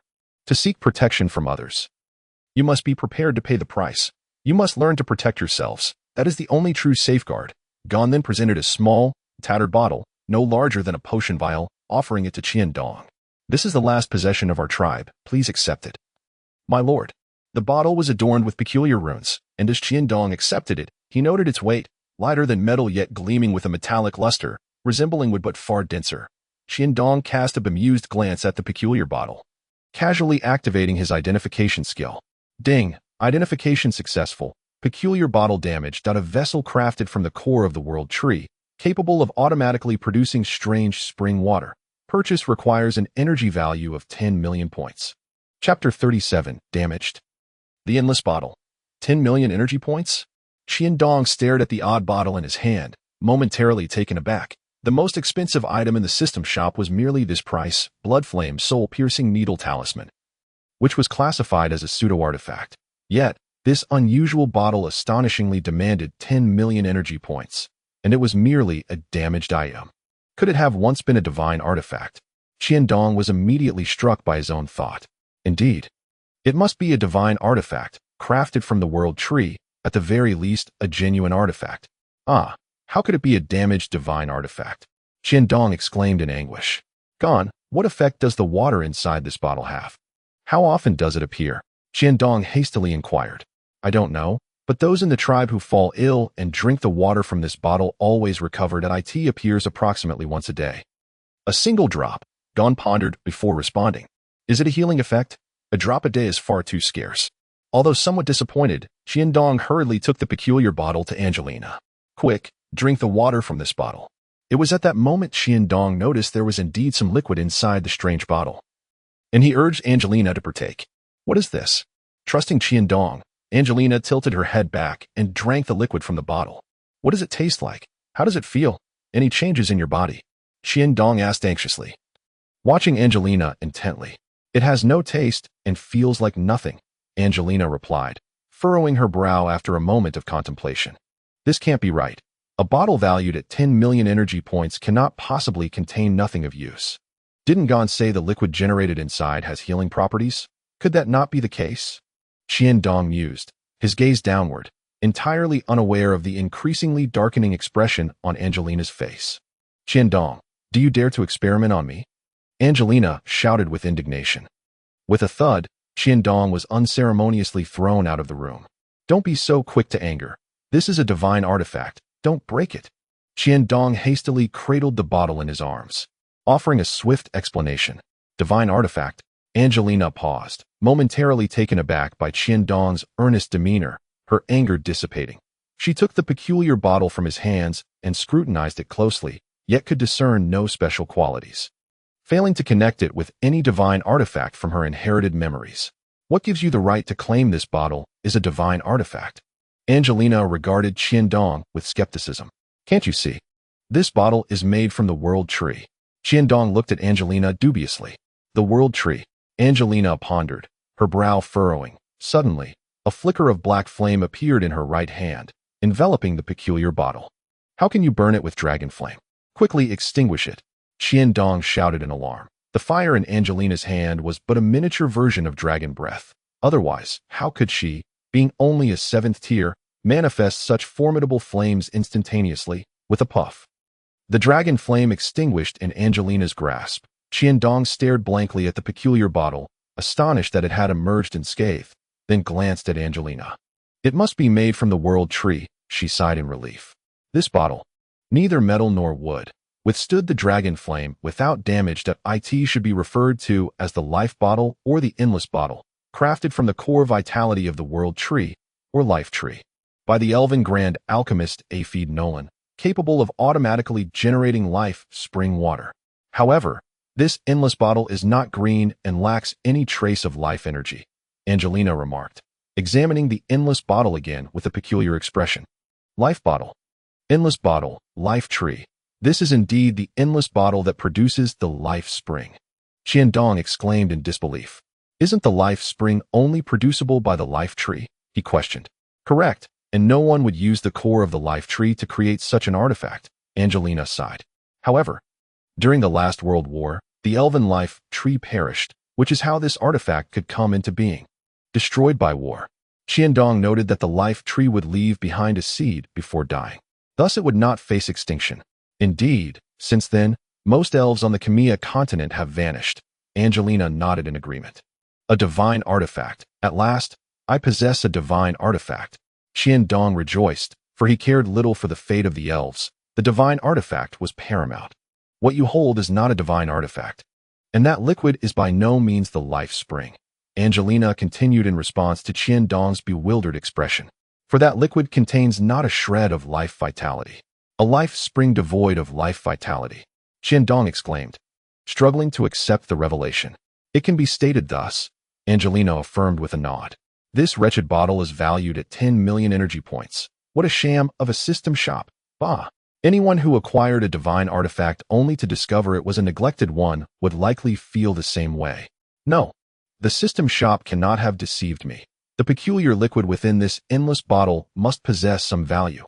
Qiandong murmured to himself, holding the endless bottle close. Regrettably, the liquid within had already vanished, leaving Qiandong to await its next generation for further investigation. Observing Qiandong's ever-changing expression after acquiring the endless bottle, Gon had become numb to it all, merely staring blankly at Qiandong alongside the subterranean dwellers. Once Qiandong secured the endless bottle, he noticed a throng of subterranean dwellers eagerly gazing at him. Ahem, that bottle is rather impressive. Consider it your protection fee. Gon, you will accompany us into the city shortly. So the townsfolk know that in the future, those wishing to consume rye must pay with purple crystal coins. Qiandong announced loudly to the gathering of subterranean dwellers. Gon discreetly gestured behind him, and the crowd of subterranean dwellers erupted in cheers. Unbeknownst to Gon, who thought he was being cautious, both Qiandong and Angelina saw through his actions, causing Qiandong to smirk. Is this the city you mentioned? Upon seeing the city walls entirely constructed of obsidian, Qiandong's eyes gleamed with excitement. Truly extravagant, to build walls of obsidian. Hearing Qiandong's exclamation, Gon was at a loss as to why constructing walls with such common stones from the shadowy world would be considered extravagant. Angelina, transform into your black dragon form and frighten them a little, so they understand they must use purple crystal coins to purchase my rye. Having obtained the endless bottle, Qiandong had begun to view this charming group of subterranean dwellers as his personal property. Did I ever state that I would assist you? Angelina regarded Qiandong with a frosty glare. Because it dawned on Qiandong that he had formed a symbiotic contract with Angelina, rendering him incapable of controlling her, despite having saved her twice recently. How about we split the spoils evenly, he proposed, devoid of any expectations. Agreed. The magic crystals are mine, while the purple crystal coins belong to you, Angelina replied without hesitation. Qiandong's mouth fell open in disbelief as he stared at Angelina. What's the matter? Are you dissatisfied? Do you think it's unworthy? Angelina frowned. Worthy, of course. I just didn't expect you to agree, Qiandong stammered. What's so strange about that? Even dragons need to eat, Angelina replied matter-of-factly. Throughout their time together, Qiandong had yet to witness Angelina consume anything. Chapter 38. Thus is robbery forged. With a resounding dragon roar, the city below erupted into chaos. Qiandong, seated on the back of the black dragon alongside Gon. Observed the turmoil with a cold demeanor. The city gates soon slammed shut, and soldiers filled the battlements. Who dares to offend Wormakiri with a black dragon? A warrior clad in silver armor raised his broad sword and shouted, "Are you the lord of Wormakiri?" "Wembus?" Qiandong inquired, directing his attention to the silver-armored warrior atop the wall. "Dragon Knight?" Wembus hesitated, momentarily taken aback by the sight of Qiandong atop the black dragon. The mere appearance of a black dragon in the shadowy world was peculiar enough. But to have a master as well made Wembus falter. In all of Wormakiri, he was the sole 7th-tier warrior, and facing a black dragon was already a daunting task, let alone contending with a knight of equal strength. "Who are you? Has Wormakiri done anything to displease you?" Wembus lowered his stance, instinctively adopting a more humble demeanor. "Qiandong, is it you who has enslaved these unfortunate subterranean dwellers, robbing them of their scant provisions, causing my property to suffer losses?" Qiandong proclaimed with righteous indignation, for as long as his opponent was not a being of the sacred realm, he could surely escape, especially with Angelina by his side. "Since when did the subterranean dwellers become your property?" Qiandong's accusation rendered Wembus both incredulous and amused. In the shadowy world, which city did not abuse subterranean dwellers? The entire underground cities of the shadowy realm were built upon the enslavement of these beings. Without their provisions, the entire shadowy world would have crumbled. "I truly do not know how these subterranean dwellers became your property, nor which village of subterranean dwellers belongs to you. Wormakiri is willing to offer compensation," Wembus shouted, believing that spending a small amount of purple crystal coins would suffice to placate such a troublesome adversary. "Hey, what village are you referring to?" Qiandong queried Gon behind him. "My lord, there is only one tribe of subterranean dwellers surrounding all of Wormakiri. They are all your property," Gon hurriedly remarked. Originally believing that Qiandong was merely a novice, daring enough to provoke Wumaji Li, little did he know that a formidable black dragon would ultimately emerge, seemingly instilling fear even in Wumaji Li's Wembus. "When did the entire troglodyte tribe become my possession?" Qiandong inquired, looking at Gon with a puzzled expression. "My lord, have you forgotten? You have just accepted the token of the troglodyte tribe," Gon replied, his face showing a hint of grievance. "The endless bottle." Upon seeing Gon nod, Qiandong immediately grasped the implications. The stakes had increased, and with it, the potential for gain. "The entire troglodyte tribe surrounding Wumaji Li is my private property, and if Lord Wembus is willing to compensate, that would be even better." As he spoke, Qiandong began to calculate. Every month, Wumaji Li plunders food from the surrounding troglodyte tribes. Simply put, at 100 purple crystal coins per raid, over 12 months. That amounts to 1,200, and over 100 years, a staggering 120,000 purple crystal coins. Quite a sum, indeed. 100 years. Wembus exclaimed in disbelief. Robbery wasn't conducted in such a manner. For all of Wumaji Li, 120,000 purple crystal coins was indeed not a trivial amount. But after this payment, would they not have to continue paying for food in the future? Wembus quickly began to tally the costs, with the food supply now in the hands of the adversary. Any price hikes would spell disaster for Wumaji Li. "My lord Qiandong, your actions seem rather questionable. There are hundreds of cities akin to Wumaji Li in the entire Underdark. Do you intend to oversee them all?" Wembus gently cautioned. "Should all the cities unite, even the mightiest of dragon knights would struggle to withstand such pressure. Hundreds of cities like Wumaji Li." Qiandong's eyes sparkled with delight. The Underdark was vast, rivaling the Khmer continent, 120,000 purple crystal coins per city. That would total 12 million, and with each city purchasing another 2,000 worth of food annually, that would add up to 200,000 purple crystal coins a year, equating to 20,000 energy points, with some protection fees. Earning through potions was indeed tedious. It would be far more lucrative to utilize potions for plunder while still being able to produce them, yielding even greater energy points. It was evident that these two raids had left Qiandong with a taste for more, igniting further ambitions within him. Noticing that Qiandong was not deterred but rather invigorated, Wembus found himself perplexed as to what had gone awry with his warning. "Rest assured, Lord Wembus, I shall also explore the other cities in due time. For now, let us discuss matters pertaining to Wumaji Li. Aside from that 120,000 purple crystal coins, it would be best if future food procurements from Wumaji Li were centralized. As for the pricing, we can negotiate to avoid unnecessary complications. Would you not agree?" Qiandong said, his visage adorned with a genial smile as he regarded Wembus. Very well. Since Lord Qiandong has expressed such sentiments, as the Lord of Wumajili, I find myself unable to simply acquiesce. If Lord Qiandong is willing to accept my challenge alone, should I lose, I shall comply with your terms. However, if by chance I prevail, I ask that you depart, and I shall furnish you with the 120,000 purple crystal coins. Taking a deep breath, Wimba spoke with a furrowed brow. Just me. Qiandong gestured towards the black dragon below with a glance. Yes, excluding the black dragon, it shall be just you. Wimbus nodded in affirmation. Do you truly believe my prowess is inferior to that of my black dragon? Qiandong laughed heartily. Certainly not. But I am compelled to battle, Wimbus declared resolutely. Very well, you show commendable fortitude, not retreating behind the city lord's mansion. Here is the deal. I shall refrain from countering and allow you to strike me once, should you fail to injure me. We shall proceed as I have stated, though I assure you, I am quite a reasonable individual. Qiandong contemplated before speaking. Agreed. Wimbus, suppressing his anger, acquiesced. Since becoming the lord of Wumajili, he had never been subjected to such derision. Qiandong leapt down from the black dragon, positioning himself before the open city gate. Understanding Qiandong's intent, Angelina discreetly took to the side, ensuring she would not interfere with the duel while remaining ready to assist him at a moment's notice. Wimbus also descended from the city wall, standing opposite Qiandong. You are certain you will not evade and will instead take my strike head-on? Wimbus inquired with a calm demeanor. Indeed, you may commence at your discretion. With that, Qiandong turned his back, instructing, you may count to 3 before you strike. Once you begin your assault, you will have 3 seconds. Should you continue beyond that, I shall retaliate.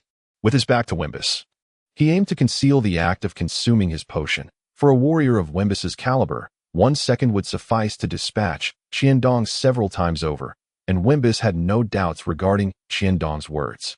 Sensing Wimbus accumulating his fighting spirit behind him, Qiandong prepared his freezing potion. Just as Wimbus's energy reached its zenith, Qiandong consumed the potion. Wimbus's sword, imbued with a yellowish glow, surged towards Qiandong. The colossal sword, propelled with tremendous force, was abruptly halted by a shard of ice, as Wimbus's energy rapidly ignited. 1 second, 2 seconds. In a split second, Wimbus withdrew his sword, retreating. While the ice enveloping Qiandong simultaneously melted into a puddle, Wimbus's expression darkened. There were no magical fluctuations, indicating that it was certainly not a magical item or scroll. The overwhelming cold energy led Wimbus to believe Qiandong had mastered a form of ice-based martial arts. Such potent cold energy, if wielded offensively, would surely be insurmountable. Wimbus thought in shock, recognizing the formidable might of the Black Dragon and its rider. Indeed, Lord Wimbus has honored his word, Qiandong remarked, a hint of trepidation in his voice as he glanced at the rebirth cross within his possession. A smile spreading across his face. You are indeed formidable. Here is the 120,000 purple crystal coins, and I hope you will show mercy in future food transactions with Wumajili. Wimbus's expression lightened, recognizing the strength of his adversary. He accepted his defeat without regret.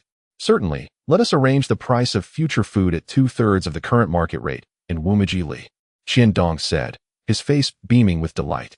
Absolutely, that is agreeable. Wimbus understood the magnitude of that price, although the food in Wumajili was plundered from the troglodytes. The price for the residents of the city was not insignificant, costing nearly 1,000 purple crystal coins each month, accepting the 120,000 purple crystal coins handed over by Wimbus. Qiandong departed alongside Gon and Angelina. Chapter 39. Finished. Addicted. Upon returning to the troglodyte settlement, this is 60,000 purple crystal coins. Qiandong reluctantly placed the coins before Angelina. Without counting, Angelina opened her jaws and devoured the 60,000 purple crystal coins. After swallowing the purple coins, she reverted to her human form. You just ate the purple coins like that? Qiandong exclaimed in astonishment, pointing at Angelina. Dragons consume energy crystals to enhance their strength, Angelina replied, casting a glance at the astonished Qiandong before turning to leave. As he surrendered 60,000 purple crystal coins to Angelina, which had been prearranged, Qiandong could hardly refuse. Gon, take this 10,000 purple crystal coins and distribute it among the troglodytes surrounding Wumajili, instructing them to deliver any surplus rye here monthly, that I will compensate them with the corresponding purple crystal coins based on the quantity of rye they provide. Furthermore, if the troglodytes encounter any trouble, They are to inform me. Having said that, Qiandong cast aside 10,000 purple crystal coins and departed. 50,000 purple crystal coins. Gazing at the system shop's energy value returning to 196,851 points, Qiandong felt disheartened. In total, he had lost 10,000 purple crystal coins. For security, he had spent 50,000 energy points on a rebirth cross and another 10,000 energy points on a freezing potion. In the end, he received only 50,000 purple crystal coins, just enough to exchange for 50,000 energy points, while all the spoils from this raid had been claimed by Angelina. How could Wembus be such a fool? Had he refused, I might now be in the Lord's mansion of Wumajili, counting purple crystal coins until my hands grew weary, Qiandong lamented.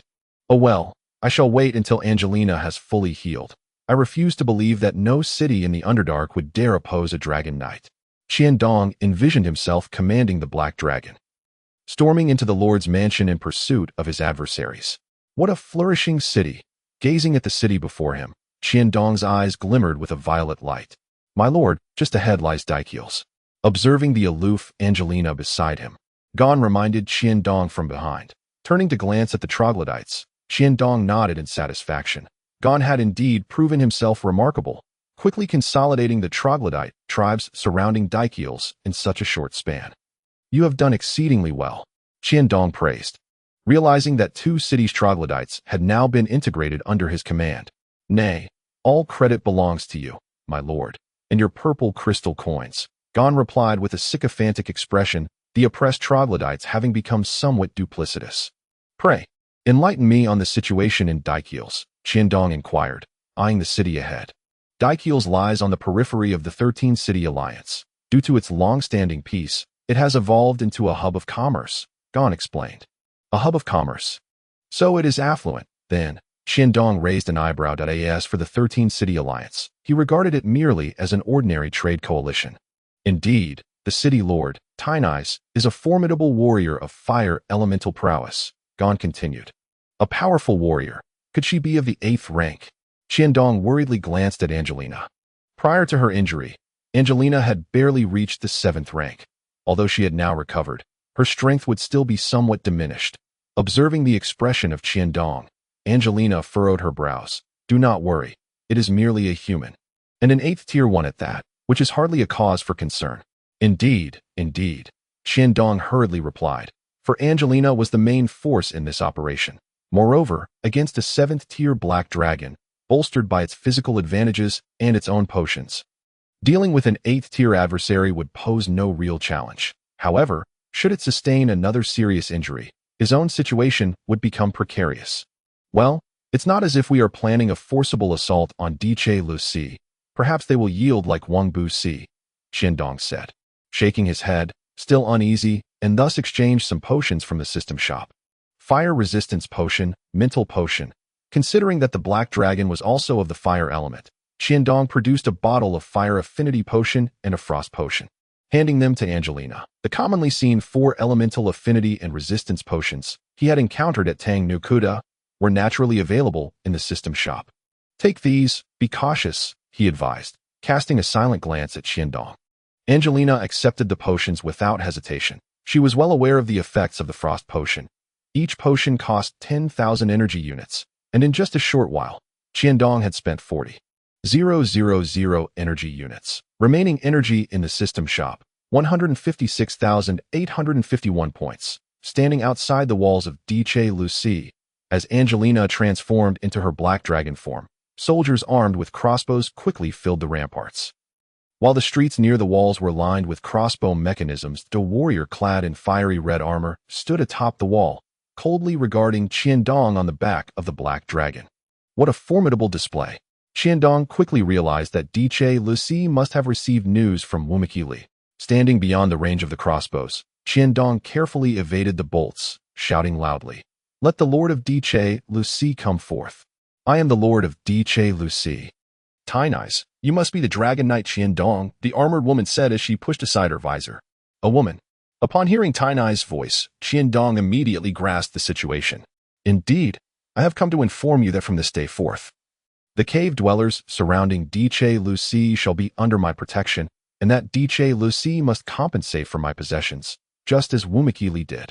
Qiandong proclaimed loudly, dismissing the crossbow mechanisms as mere wooden contraptions that would prove ineffective against the high-speed maneuvers of the Black Dragon. As for this Tynais, he hardly regarded her as a threat. After all, she was merely a woman. Humph, and you think to plunder DJ Lucy in such a manner? DJ Lucy shall not yield to your intimidation, Tynais declared, drawing her sword and pointing it at Qiandong on the Black Dragon's back. Why bother? Qiandong lamented, seeing that Angelina had already consumed the potions. Without delay, Angelina soared into the air, evading the crossbow's range, preparing to sweep past the castle walls, while Qiandong quickly aimed at the crossbow array within the city. Tossing down several bottles, the falling explosive potions scattered among the crossbow mechanisms ignited into flames, consuming nearly half of them in an instant. As they were merely wooden constructs, Tynais hastily took to the sky, if Angelina were to breach the walls and unleash havoc within the city. DJ Lucy would be doomed. A 7th-tier warrior was considered a true high-tier warrior, as only those of that tier could master the skill of aerial flight and swiftly close in on the enemy. Tynais was the second 7th-tier warrior Qiandong had encountered, and the first capable of flight. Enveloped in fiery aura, Tynais appeared as though she were ablaze, charging directly at Angelina. Damn it, why didn't I prepare a dragon saddle or something? Qiandong gripped the protruding bony scales on Angelina's back, inwardly complaining, though it was merely a complaint, for had it not been for the potential to seize energy crystals, Angelina would never have allowed Qiandong to mount her back, let alone equip a saddle. Bang! Angelina evaded Tynais' fiery claws, sending a spray of blood flying.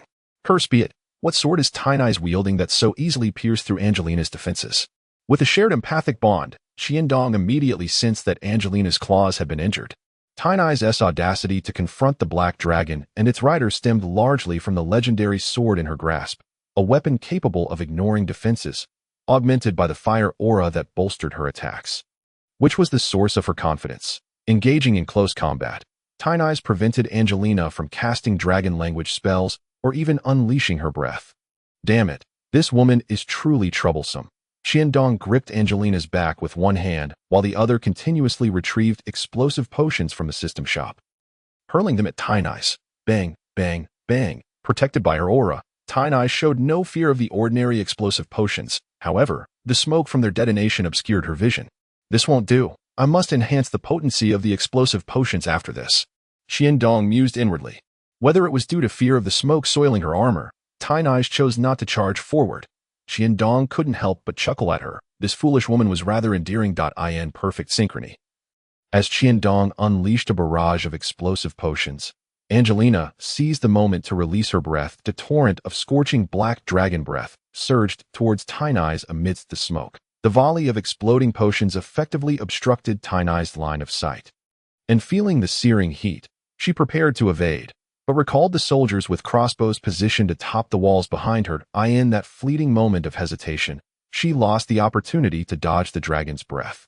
After a single breath, Tynais, still enveloped in her aura, remained suspended in the air, though its intensity had diminished. Before Tynais could react, another blast of dragon breath followed. After 2 successive breaths, the once formidable warrior remained airborne. Compelling Qiandong to admire her resilience, he hastily retrieved a large quantity of explosive potions from the system shop and unleashed another barrage. As the potions hurtled toward her, Tynais attempted to evade, but her body had lost its strength. Bang! The explosive potions became the final straw, and without the protection of her aura, Tynais plummeted from the wall, crashing down below, witnessing the once invincible Lady Lord being subdued by the Dragon Knight. The soldiers atop the walls scattered in panic, leaving behind a scene of discarded crossbow bolts and armor. All that remained in sight were the desolate walls and the burning crossbows within the city. Along with the unconscious lord of DJ Lucy, Qiandong paused momentarily before bursting into laughter.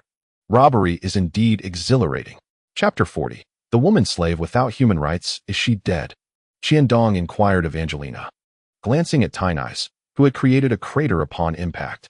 The physical strength of a 7th-tier warrior is such that she would not perish from such a height, Angelina replied, observing Tynais on the ground. Her aura is completely depleted.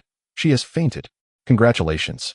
My lord, congratulations. You have acquired such a powerful slave as Lord Tynais. Unexpectedly, Elder Gon of the cave dwellers rushed over, his face alight with joy as he addressed Qiandong. A slave?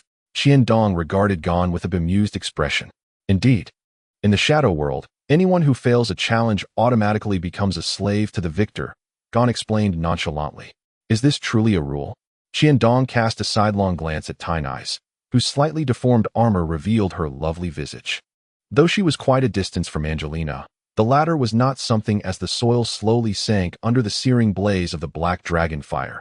Resembling melted cream, Qiandong once again felt the terrifying presence of Angelina. It is made of pure gold. The dragon fire of Angelina could no longer descend, thwarted by a layer of metal. Could the outer layer of the treasury be crafted from pure gold? Imagining the vastness of such a treasury and the thickness of the pure gold layer, Qiandong realized that even the pure gold alone constituted a treasure worth seizing. Drawing the sword from Tini's, he wasted no time and began to dig at the pure gold layer of the treasury. The sword in his hand sliced through as effortlessly as if cutting through tofu, and the resilient, heat-resistant pure gold layer yielded to his strikes. Indeed, it is a legendary sword. Qiandong had initially thought this blade effective only against living beings. But to his surprise, it could also cleave through pure gold with such ease. Such a remarkable item was not to be overlooked, and Qiandong eagerly activated his appraisal skill. Ding! Appraisal successful, he thought. Having lost count of how many times he had failed, he had grown numb to it. Ding! A creation of the legendary dwarven master Druxus, the Blade of Null, a legendary weapon, possesses a certain probability of ignoring target defenses to inflict damage. With special bonuses against non-living entities, purchase requires an energy value of 5 million. How astonishing! Qiandong speculated that had it not been for the Blade of Null's somewhat modest damage output, its defensive breaking characteristic alone would certainly have placed it among the ranks of divine artifacts, though its defensive breaking trait was unstable. Such an impressive sword was merely valued at 5 million energy points in the system shop. While Qiandong's anticipation for the liquid in the 10 million valued endless bottle was palpable, system shop, remaining energy value, 1,214,511 points. In just that brief moment, the explosive potion had consumed over 30,000 energy points. A small flame ignited upon Qiandong's backside. What are you standing there for? Hurry up and dig. With a resentful glance at the still unconscious teenies, Angelina shot a glare at Qiandong. After a considerable effort, they had finally breached the layer of pure gold. Wow! Qiandong was dazzled by the sight of purple crystals that filled his vision, having sliced through a layer of pure gold as thick as a palm. Qiandong leaped into the treasury, where, apart from the heaps of purple crystal coins in the center, wooden racks encircled the room, displaying a variety of boxes radiating magical auras, clearly not ordinary items. Without hesitation, he dashed towards the purple crystal coins and crouched down to count them. Let us discuss this. Qiandong approached Angelina, who bore a similarly dazed expression. Discuss what? Angelina furrowed her brow, gazing at Qiandong. The least valuable items in the treasury are these purple crystal coins. Aside from the medicinal herbs and the purple crystal coins, as long as you let me see the other items, you can have them all, Qiandong said with a feigned reluctance. Angelina glanced at the purple crystal coins. After all, these were the accumulation of the past years in Diche Lucy, amounting to at least several million coins. The wooden racks surrounding the treasury were filled with precious materials and weapons. Aside from a few herbs on the left rack, after a moment of hesitation, Angelina nodded. No need to count. Qiandong directly pulled away Gon and placed his left hand on the purple crystal coins. To the naked eye, the purple crystal coins swiftly vanished, leaving the treasury suddenly empty. System shop, remaining energy value, 12,132,311 points. The purple crystal coins on the ground total over 12 million. Qiandong exclaimed in disbelief. He had never felt such swift fortune.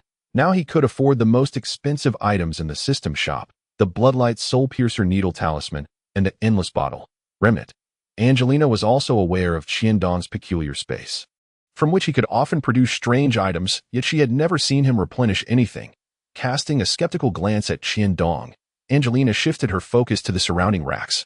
After collecting the purple crystal coins, Qiandong hurried over to the racks, activating his appraisal skill one by one. After a thorough inspection, he discovered nothing on par with the Blade of Null, nor any equipment unsuitable for thieves. Disappointed, he moved to the rack containing medicinal herbs and added some ordinary fourth-tier potions to the system shop. only to be captivated by the final box made entirely of jade. As he slowly opened the jade box, which shimmered with magical luster, Qiandong was immediately stunned by the blood-red contents inside. This is blood essence stone, a 5th-tier medicinal herb, Qiandong exclaimed. Hearing his outcry, Angelina approached. Blood essence stone. It is said to be a stone formed from the condensed blood of legendary mystical beasts. A treasure that can help the bloodline race ascend in rank. Qiandong shot a curious glance at Angelina. He was unaware that the blood essence stone could elevate the rank of the bloodline race. But he knew this stone was indeed a genuine 5th-tier medicinal herb, far superior to the mediocre Chimi Lien Sea Snow Lotus. The blood essence stone was the primary material for the Berserk Potion and its advanced version. The Bloodthirst Potion. Berserk Potion temporarily enhances the user's attack and defense by 200, but during its effect, the user is overtaken by the allure of blood, losing their rationality and indiscriminately attacking nearby targets. After the effect wears off, their muscles will weaken, rendering them unconscious. Surviving is considered fortunate.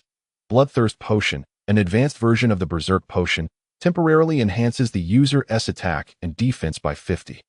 Without side effects. In Qiandong's view, the Berserk Potion was akin to a suicide potion. The only difference was that it could drag along many others to share the fate. In the game. Due to the lack of the primary material, blood essence stone, Qiandong had never crafted a Berserk Potion, but he had witnessed others using it. That instance had been during a guild war, where a small guild on the brink of annihilation refused to disband. Their leader, unwilling to see the guild dissolve, consumed the only bottle of Berserk Potion in the game. The result was a bloodbath. In the end, only 2 individuals remained on the battlefield. One was the crazed leader of the small guild, and the other was Qiandong. Qiandong had cleverly slipped away using stealth, while the guild leader had been left as the sole survivor, slaughtering until he ultimately collapsed. Even after the leader succumbed, Qiandong refrained from approaching. If the guild members discovered he had fled, he would never be able to show his face in the game again. Although the small guild eventually disbanded, with rumors of the leader deleting his account, Qiandong had retained the memory of the Berserk Potion. There was no denying its power, but Qiandong's true aim was the Bloodthirst Potion. While the Berserk Potion might be exhilarating, the leader had ultimately ended up incapacitated and deleting his account. This was not merely a game, and Qiandong had no desire to sleep for eternity. Chapter 41.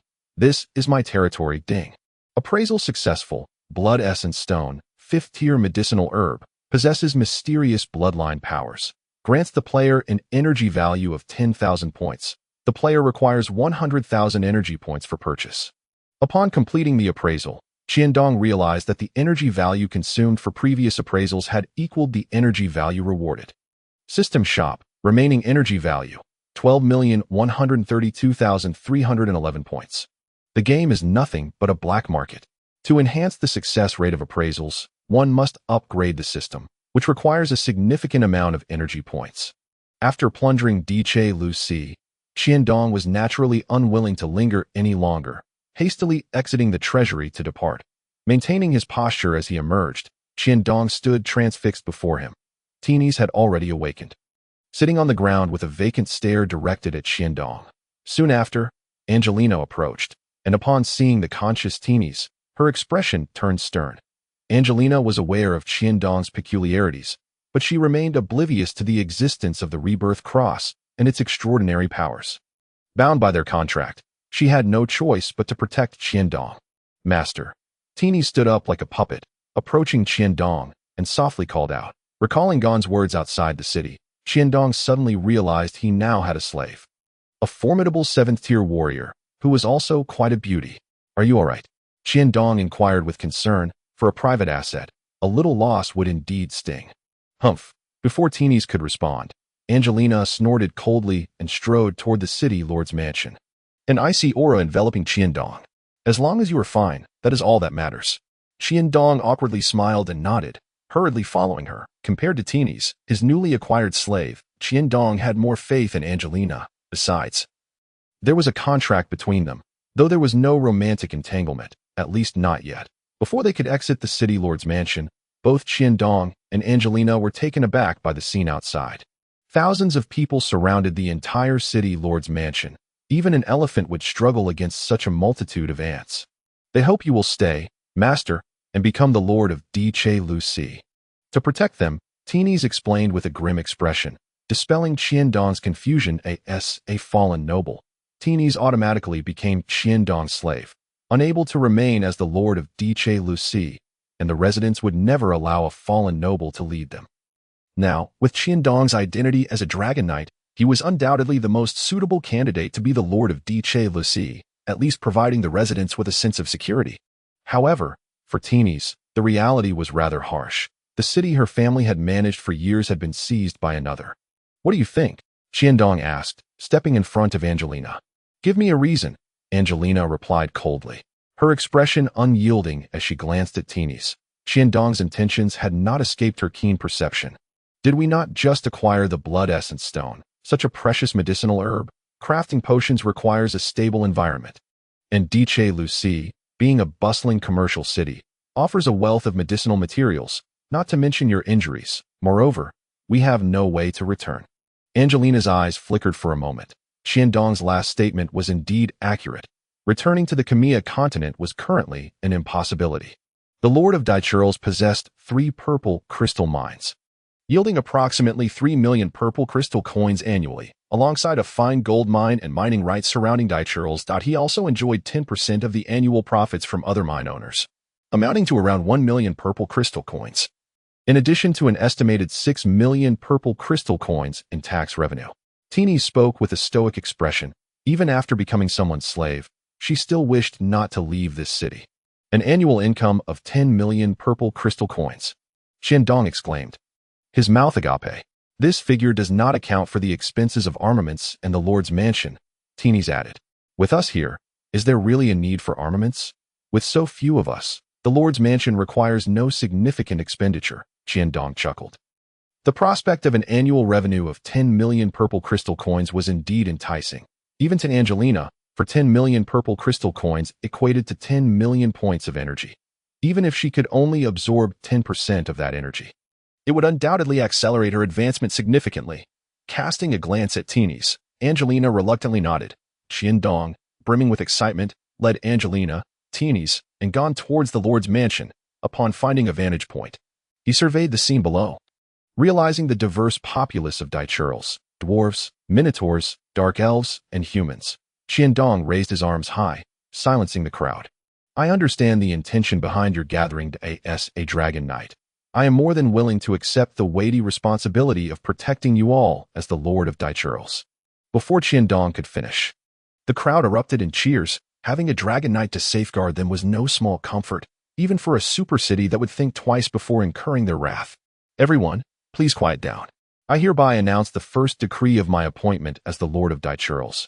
Miss Teenies will continue to act as the acting Lord, Qiandong declared, only to see the faces of those below turn grim.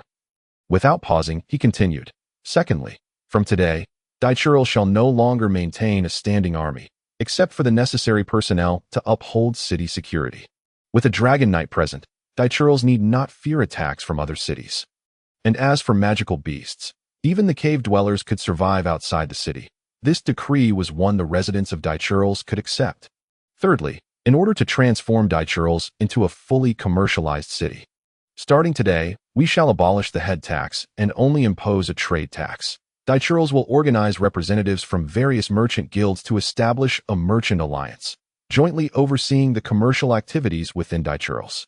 This was a way for the Lord's mansion to delegate some authority, aimed at winning over the noble class of Dichurls. Without military force, there would be little interference in commerce, and even if Qiandong elevated Teenies to the Lord's position, she would hardly be able to stir up any trouble.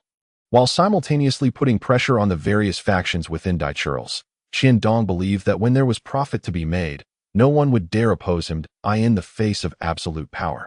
He felt no fear towards anyone. As for other cities, he held no concern. However, the unfolding events often diverged from one's expectations. Just as Qiandong had established his laboratory in Dichurls, trouble arrived before he could even commence his experiments. What did you say? Repeat that, Qiandong exclaimed, placing down the glass artifact in his hands and gripping Teenies' shoulders tightly. Ahem. Angelina appeared at the door of Qiandong's laboratory. Though it was called a laboratory, it was essentially a treasure trove that had been repurposed after being ransacked. Ahem. My excitement got the better of me. Qiandong awkwardly released Teeny's shoulders. The Dark Elves from Jelly City are launching a large-scale attack on us. Qiandong furrowed his brow. The newly formed commercial alliance of Daichurls inquired how the master intends to respond to this war. Teeny's replied, her expression as impassive as ever, as if encased in ice. How many Dark Elves are approaching? After pacing a few steps in the laboratory, Qiandong looked up to ask. A mixed force, consisting of approximately 500 elite Drow warriors. Around 500 Dark Elf blade dancers, approximately 500 Dark Elf archers, and a priesthood of about 20. Teeny's reported the reconnaissance information. Given her precise knowledge, it was clear that Daichurls had its own informants in Jelly City. What defensive forces does Daichurls possess? Qiandong inquired. The armaments are relatively intact. However, since the Master's recent decree, Daichurls now only has about 1,000 unconventional personnel, whose combat strength is weak, Teeny's answered. Weak combat strength. That meant they essentially had no combat capability. Qiandong knew that those 1,000 could only manage city security, insufficient even to guard Daichurls. That he was astonished that a city would dare to be so brazen, knowing full well that he, as a Black Dragon Knight, was present yet still chose to invade Daichurls, those damned Dark Elves. Teenies. Begin a lockdown of Daichurls immediately. Also, relocate the Cave Dweller tribe from outside the city. We must leave no resources for the Dark Elves. Mobilize the residents of Daichurls for war during combat. Bring everyone to the city walls. As for the rest, you handle that. We must ensure we leave no Dark Elves behind. With a surge of zeal, Qiandong sent Teeny's away, but soon his expression turned somber. These Dark Elves, knowing that you are here in Daichurls, still dare to attack. They must possess some means to counter you. The more he thought about it, the more plausible it seemed. In a hurry, Qiandong retrieved 5 vials of freezing potions.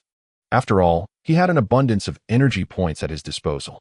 After some consideration, feeling uneasy, he took out another 5 vials of freezing potions, 10 vials each of resistance potions for the 4 elements, and 10 fire affinity potions, handing them to Angelina. This expenditure cost him a total of 60,000 energy points, but Qiandong felt no regret. System shop, remaining energy points, 1,207, 2311 points. Chapter 42, The Dark Elves Assault. If only I had time to prepare bloodthirst potions, Qiandong lamented, regretting not having seized the opportunity earlier. Accepting the potions from Qiandong without any expression, Angelina turned and walked outside. Hey, where are you going? Qiandong, lost in thought, suddenly noticed that Angelina was about to leave. How can you know if we cannot win without witnessing it for yourself? Angelina replied without looking back. Wait for me. Qiandong hurriedly chased after her. Are these the Drow warriors? He asked, observing the agile Drow swiftly traversing the mountainous terrain below. These fusion spells that combine spiders and male Dark Elves are truly cruel. Qiandong sighed as he watched the Drow archers shooting arrows into the sky. The Drow warriors paid no mind to the spider-like lower halves beneath them, focusing solely on attacking the passing black dragon overhead. This should be an advance party of Drow. There are only about 100 of them. Let's eliminate them, Qiandong urged, gripping tightly onto the black dragon as Angelina dove towards the Drow below. With a flurry of powerful beats from the black dragon's wings and claws, several Drow met their demise before they could react. The elite cavalry of these Dark Elves posed no systematic threat, causing no harm to Angelina. The sounds of explosions from the series of explosive potions caused chaos among the Drow as the black dragon ascended. Qiandong watched as the incapacitated Drow continued to sprint, showing no signs of injury. He couldn't help but lament the ineffectiveness of the explosive potions, feeling rather embarrassed. Once Angelina reached a sufficient altitude, she dove down again, claiming only a few Drow warriors this time. Noticing the Drow warriors dispersing and hiding, she ceased her pursuit and flew further away, seeking the main body of the Dark Elf forces. Over there, Qiandong pointed towards the elongated line of Dark Elves. Angelina immediately swooped down towards the crowd, steadying himself with one hand. Qiandong frantically began to drop explosive potions, creating disorder among the Dark Elves and hindering their capacity to launch a coordinated attack. Unfortunately, the Dark Elf forces were simply too numerous and extended. Qiandong couldn't keep track of them all. The Dark Elf archers began to rain arrows upon Angelina, piercing her with enchanted bolts. Let's head back, Qiandong decided. Realizing they were gaining little advantage, upon returning to Daichurls, Angelina's injuries were minor and could be easily treated. Qiandong utilized a large healing potion to restore her to full health before pausing. This foray, while seemingly glorious, had inflicted minimal damage on the Dark Elf forces, and Qiandong remained anxious about the possibility of the Dark Elves having a strategy against Angelina, thus refraining from allowing her to unleash her full power. We must rely on the walls of Daichurls and engage in a defensive battle.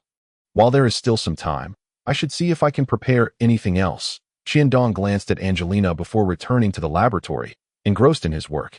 Angelina was well aware of Qiandong's concerns, sharing his apprehension that the Dark Elves' assault was no trivial matter. What potions can still be prepared at this point? Qiandong pondered, struggling to think of feasible concoctions in such a short span. Ding! Ancient potion formula research completed. The player has acquired a primary detoxification potion, capable of alleviating mild toxicity in the target. Purchase requires 50 energy points. Would you like to continue research or upgrade the system shop? Continuing research will consume 1 million energy points. System upgrade will consume 1 million energy points. Qiandong did not hesitate to opt for an upgrade of the system. After all, having spent so much time researching a basic antidote. Continuing the endeavor seemed futile, as the duration of further research was uncertain. It was more prudent to enhance the system shop first. At this point, Qiandong was somewhat desperate. The antidote he had just developed was precisely what he needed, as both the Dark Elf sword dancers and the Drow warriors wielded poisoned weapons. Ding! System shop upgrade completed. Player has received rewards. Explosive potion upgraded to incendiary explosive potion. Purchase requires 1,000 energy points. The system shop comes equipped with the following skills. Identification, level 2, increasing the success rate of identification. Invisibility, level 1, aids players in concealing their presence, consuming 100 energy points per hour. Disguise, level 1, allows players to mimic the appearance of others, requiring 100 energy points per hour. System shop, remaining energy points, 1106, 2311 points. Having spent 100,000 energy points to upgrade the system shop, Qiandong held no grand expectations. The current state was already satisfactory. He exchanged for a bottle of incendiary explosive potion. Indeed, the upper layer of the potion was suspended with a black substance, the lower half dissolving within the mixture. Excitedly, Qiandong hurled the potion against the wall. Bang! The potion exploded upon contact with the wall, but this time, the explosion did not cease.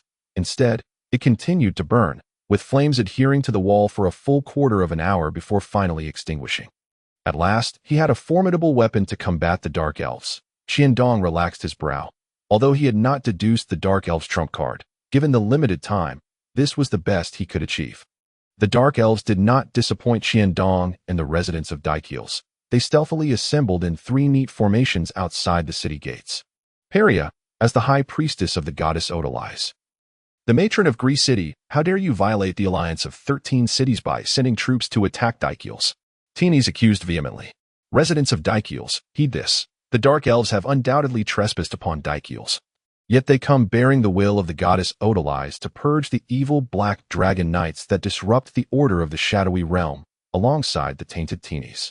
As expected, a Dark Elf clad in priestly robes emerged, addressing the soldiers of Daichurls atop the wall. Instantly, chaos erupted among the soldiers. Just imagine, without himself, Angelina, and teenies in Daichurls, the Dark Elves would have called the shots. This tactic of sowing discord was indeed masterful. Qiandong mused. Everyone, do not heed the Dark Elves' fabrications, teenies argued desperately. Qiandong exchanged a glance with Angelina. From the very beginning, he had not placed any expectations on the residents of Daichurls. A long, resonant dragon's roar echoed, and Angelina, the majestic black dragon, appeared atop the walls of Daichurls. Indeed, a moment of silence enveloped the battlements, as Qiandong leapt onto the back of the black dragon. Dark Elves, how dare you invade Daichurls? You shall not return unscathed. He bellowed at the Dark Elves below as Angelina swiftly carried Qiandong towards them, estimating the distance. Qiandong began scattering the incendiary explosive potion toward the formation of Dark Elves below. Having recently suffered from the explosive potion, the Dark Elves were quick to react, drawing their bows to shoot the incendiary potions mid-air. Unfortunately, they were unaware that the explosive potion had been upgraded. The shattering glass shards inflicted minimal harm on the drow warriors, adorned with defensive runes, yet the persistent flames still descended upon them. Close to 1,000 dark elves stood there, bewildered, as the flames from the exploded potion rained down upon them, utterly perplexed as to why the flames, which should have extinguished after the explosion, continued to burn. The black suspended particles within the incendiary potion clung to the nearest drow warriors. Perhaps in their melding with the spiders, they had inherited some of their characteristics. As the flames incited a frenzy among the drow warriors, that a series of collisions ensued, and the spreading fire rapidly engulfed the formation of drow. Peria frowned at the chaos among the drow, directing the priestly group behind her to summon water elements to douse the flames. However, the water only exacerbated the fire as it splashed onto the oil, completely engulfing the drow warriors ensnared by the flames. Peria had not anticipated the existence of fire that was impervious to water. Chapter 43. The remnant soul of Odali's Qiandong understood that while the flames appeared intimidating, they would not significantly impact the drow's combat effectiveness. However, the notion of sustained burning was a terrifying prospect, akin to self-immolation, a fear no intelligent race could easily dismiss. The psychological damage often outweighed physical harm that a fiery figure swiftly darted into the chaotic ranks of the drow warriors. Teenies. Qiandong was taken aback, the one who was forced into servitude. Teenies was now attacking the dark elves alongside him. The incendiary explosive potion could only create temporary chaos, and the experienced dark elves were adept at preventing Qiandong's incendiary potions from falling into the crowd again. Though Teenies was powerful, the sheer number of drow warriors soon overwhelmed her, forcing her to retreat from the battlefield while providing support for Qiandong. The battle had commenced, and the residents of Daikiels, witnessing that the dark elves had not attacked the walls, tacitly chose to remain spectators, allowing Qiandong, Angelina, and Teenies to confront the entire invasion of dark elves. What a bunch of fools, Qiandong muttered, unsure whether he was scolding those atop the walls or the densely packed dark elves below. Dragon breath, Qiandong shouted, glaring at the dark elves on the ground. A ball of searing black flame formed in the mouth of the black dragon. Now is the moment. Peria's eyes glimmered with a hint of cunning as she commanded the priestly group behind her to chant. Such a tightly packed formation was surely meant to draw the dragon's magical or fiery wrath. Unbeknownst to them, behind the priestly group, a massive obsidian spider statue loomed. Angelina directed her dragon breath towards Peria's position, and a colossal barrier materialized above them. Upon colliding with the barrier, the dragon breath instantly changed direction, landing squarely amidst the unfortunate drow warriors. Angelina's dragon flame was no ordinary fire. Those caught in the center were instantly vaporized, while those nearby suffered grievous injuries. Half of the nearly 1,000 drow warriors fell victim to the dragon breath. The goddess Odali's will remember you, Peria uttered with an impassive countenance, her chant unwavering. As if in response to Peria's incantation, the spider statue behind the priestly group began to shimmer with dark radiance. Drow warriors shall not die in vain. This is the moment, Peria proclaimed loudly. A surge of dark energy converging towards Angelina, who had just unleashed her dragon breath. Subsequently, the spider statue behind the priestly group dimmed entirely, amidst evading the attacks of the dark elf archers. A weakened Angelina appeared oblivious to the approaching crimson light. Catching a glimpse of the dark radiance from the corner of her eye, Qiandong leapt off Angelina's back, positioning himself to intercept the incoming dark energy. No, the voice of a vengeful woman echoed through the air, filled with unyielding resentment as Qiandong was struck by the dark energy. Seeing him hit, Angelina's furious roar resonated. Qiandong became suspended in midair, his expression twisted in agony. Ah, the symbiotic contract. It must be the symbiotic contract. The dark energy enveloping Qiandong emitted a haunting sound that sent shivers down one's spine. Do not hesitate, he managed to utter with great difficulty. A beam of crimson light shot forth from Angelina, aimed squarely at Qiandong, ensconced in dark energy. She truly does not hesitate, Qiandong thought wryly as he glanced at the furious black dragon. In an instant, he vanished from sight, and upon being struck by the red light, the dark energy let out a wailing cry of agony. As the dark energy dwindled, the remaining strands of darkness surged back towards Angelina. How could this be? Peria stood dumbfounded as she witnessed the dark energy strike Qiandong. Now clearly seeing the dark energy being vanquished by the red light emitted by the black dragon. How could this happen? That was a fragment of the soul of the goddess Odalize. Peria muttered in disbelief. Unable to accept the reality before her, the spider statue behind the dark elf priestly group was, in fact, the embodiment of the dark goddess, Odalize, and the dark energy within it was a fragment of her divine essence. The dark elf's assault on Daikiels was entirely orchestrated to seize Angelina's black dragon form, for only such a potent vessel could withstand the overwhelming power of Odalize's soul fragment. With her eyes turning crimson, Angelina unleashed torrents of dragon breath upon the dark elves, raining down destruction without restraint. Occasionally swooping low, she left behind trails of blood. The deep, resonant dragon language echoed across Daikiels, accompanied by fiery meteors that fell like rain, mercilessly striking the heads of every dark elf. Peria, we must flee. Our warriors are suffering catastrophic losses, urged a member of the priestly group behind her. Flee? Yes, we must escape. Peria, now aware of the massacre unfolding before her, swiftly retreated with the remnants of her priestly group. The battle had concluded. Truly no hesitation at all. Qiandong observed from the parapets of Daikiels, gazing out at the battlefield, his heart racing with trepidation.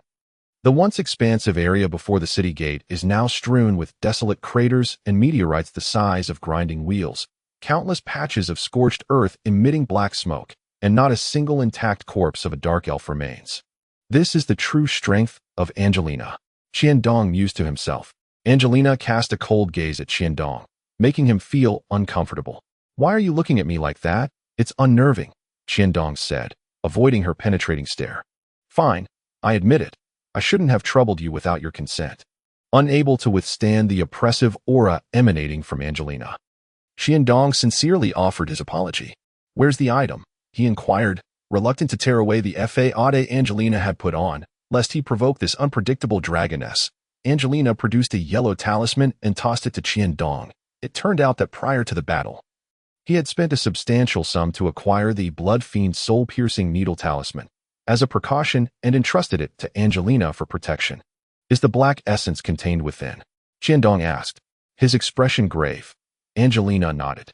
Gazing at the talisman in his hand, Qiandong found himself at a loss for words. This was the very Blood Fiend soul-piercing needle talisman, purchased with 10 million energy points. And now he had returned to a state akin to the Stone Age system store, remaining energy points, 104,4611. This must be the fragment of the goddess Odalize spoken of by Pelia? Qiandong asked Angelina. I can sense a trace of divinity within the black essence. It seems to be a rather feeble fragment of a deity. Angelina finally spoke. But how can a divine fragment be so weak? Qiandong found it hard to believe, considering that the opponent was indeed a goddess.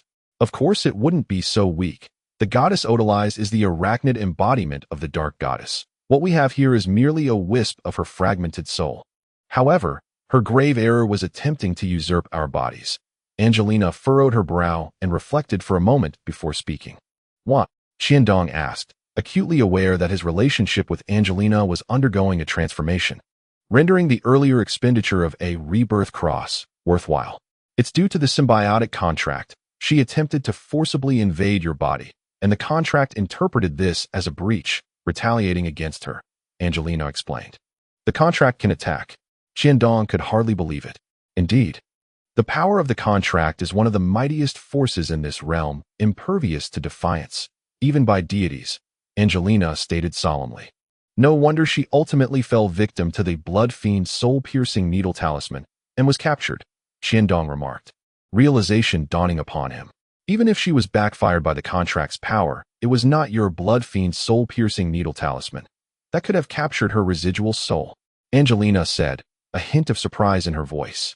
Naturally, it is a pseudo-artifact worth 10 million energy points, specifically designed to attack souls, Qiandong explained proudly. Just as Angelina was about to inquire further about the pseudo-artifact, she was interrupted.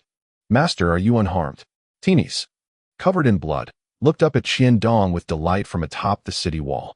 Of course, I am a black dragon knight. How could I be in danger?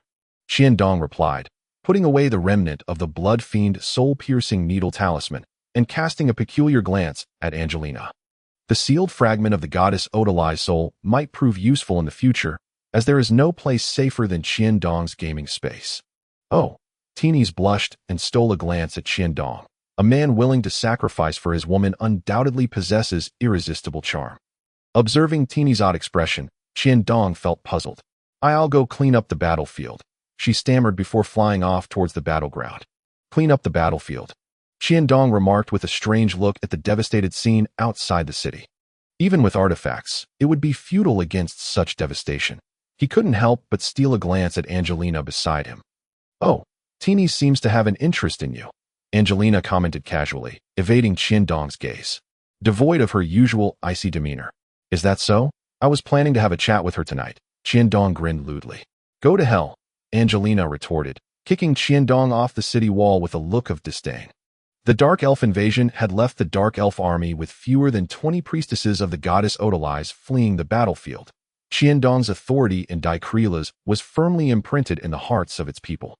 The fearsome and powerful Black Dragon Knight, Qiandong, however, was well aware of his own struggles. The lack of energy points severely hampered his alchemical research, leaving him as the poorest lord in the shadowy realm. Dicrylas, on the other hand, had numerous wealthy merchant guilds, but Qiandong had not yet reached the point of resorting to local resources. Chapter 44. The Alliance. The formula for the Bloodthirst potion is clearly correct. Why can't I produce it? Although he had never crafted a Bloodthirst potion in the game, he was not lacking in formulas, as they were readily available on forums. Due to his experience with the Rage potion, Qiandong had a vivid memory of the Bloodthirst potion. After wasting 3 blood essence stones, he finally set aside his research on the Bloodthirst potion, an expenditure of 3 million energy points. System store, remaining energy points, 74, 46, 11. Alas, without replenishing his energy points, Qiandong had no choice but to cease his experiments on the Bloodthirst potion. What is the purpose of the liquid in this endless bottle? During this time, some liquid had reappeared within the endless bottle. Qiandong analyzed the liquid carefully and confirmed that it lacked life energy. The most significant characteristic of life spring water is its potent life energy. Since the liquid generated by the damaged endless bottle contained no life energy, it could not possibly be life spring water. Gazing at the meager amount of liquid left in the endless bottle, Qiandong gritted his teeth. Generally, special liquids would react with potions. He took out various potions and attempted to add a drop of the liquid from the endless bottle to each one. After trying both explosive potions and upgraded burning potions without any change, he proceeded to test affinity potions, resistance potions, and even the freezing potion. After all this trial and error, the liquid in the endless bottle was exhausted, and Qiandong was once again forced to abandon his research on it. Just as he halted his experiments, Teenys entered. "Master, the 13-City Alliance has decided to hold this year's meeting near Dicrylas. What are your thoughts?" After adjusting her posture, Teenys seamlessly embraced her role as Qiandong's slave, especially with Angelina present, which deterred Qiandong from acting rashly. 13-City Alliance? This was the third time Qiandong had encountered this name. The 13-City Conference comprises a total of 13 cities, including Wumikiri, Dicrylas, Gliry City, and other neighboring cities, Teenys explained, noticing Qiandong's confusion. "Isn't this a commercial alliance between the cities?" Qiandong queried skeptically. "This alliance was formed to resist the threats posed by surrounding super cities," Teenys replied cautiously. "So Gliry City will also participate?" Qiandong asked with a smile. "I fear this meeting may not solely pertain to issues with super cities." He had heard some mention of super cities. In the treacherous environment of the shadowy realm, even before Dicrylas was built, it had been a dangerous place overrun with various beasts. Intelligent races had no choice but to establish cities for protection, a method that had proven effective in the early days of exploring the shadowy realm. However, as time passed, the cities established their own spheres of influence, free from the threat of beasts, and began to assert their independence. Conflicts between cities became inevitable, and the 3 existing super cities became the initial strongholds of intelligent races in the shadowy realm, with powers that Dicrylas could not confront alone. Thus, city alliances formed around super cities. The 3 super cities, wary of each other, maintained a tacit agreement to refrain from attacking neighboring cities. Yes, Gliry City will also take part, but this alliance is a restraining order to prevent internal conflict among the cities within it, directing all efforts against the super cities. Moreover, the 13 cities that join the alliance are obligated to provide assistance when facing threats from other cities. Teenys nodded, reminding Qiandong that if Dicrylas wished to remain within the alliance, They could not act against the dark elves of Gleary City. Humph. Qiandong snorted, whether it was due to his and Angelina's occupation of Dicrelas or the recent defeat of the dark elves. He felt little fear. Let them know I shall attend the Commercial Alliance meeting, he said coldly, casting a disdainful glance at Teenies. He had initially relinquished power to foster commercial development in Dicrelas and had not granted the Alliance any authority over political matters. Understood, Teenies replied, shivering slightly before hastily exiting. Why did you agree to go? Once Teenies left, Angelina entered, frowning at him. It's not our choice to go. They all require our presence, Qiandong replied helplessly. They? Angelina asked. Yes, them, the other lords of the Alliance. Along with those Commercial Alliance fellows, and perhaps even Teenies, Qiandong said vehemently. Then we absolutely must not attend. Angelina had no sense of belonging to Dicrelas, and given her strength, she could easily depart as long as she did not encounter a being of the sacred or divine level. No, we must go, Qiandong asserted resolutely. We have finally established a foothold in the shadowy realm with considerable effort. If we do not attend, it is likely that not only the Alliance lords, but also the people of Dicrelas will not tolerate our presence. Qiandong cast a deep glance at Angelina. You are indeed formidable. But we are too weak. Moreover, I require a substantial amount of resources to develop the potions, and I need a stable stronghold like Dicrelas. Do as you wish, Angelina replied, turning away and striding towards the laboratory exit. It was not that Angelina was oblivious. Rather, she was unwilling to engage in tasks she found displeasing. However, Qiandong could not afford such luxury. Compared to the entire Alliance, Dicrelas was merely a small city. And the Alliance itself paled in comparison to those super cities. To ensure the safety of Dicrelas, it was imperative to remain within the Alliance, which explained why the Commercial League had shifted the burden of the issue onto the Lord's Mansion. Desiring to continue within the Alliance while avoiding loss during this League meeting, his identity as a Dragon Knight became his greatest leverage, for no one wished to have a black dragon rider fixated on them. Observing Angelina's retreating figure, Qiandong shook his head with a wry smile. To hell with this so-called alliance. Any attempt to wrest Dicrelas from my grasp is but a fanciful delusion, Qiandong declared. His gaze fierce. With Qiandong's resolute affirmation, the entire Commercial League expressed their satisfaction and grew increasingly warm towards the new lord, amidst the nobles of the Commercial League, entangled in the whirlpool of power. Qiandong harbored a cold smile within. This is precisely what I need. As long as I unite all the forces of Dicrelas with Angelina by my side, I am confident that no one can seize Dicrelas from me. Safe travels. Lord of the city, the elder of the mercenary guild said as he turned to Teenies. Teenies, serve our lord well. Ignoring these self-serving individuals, Qiandong led his entourage away from Dicrelas, heading towards the meeting location.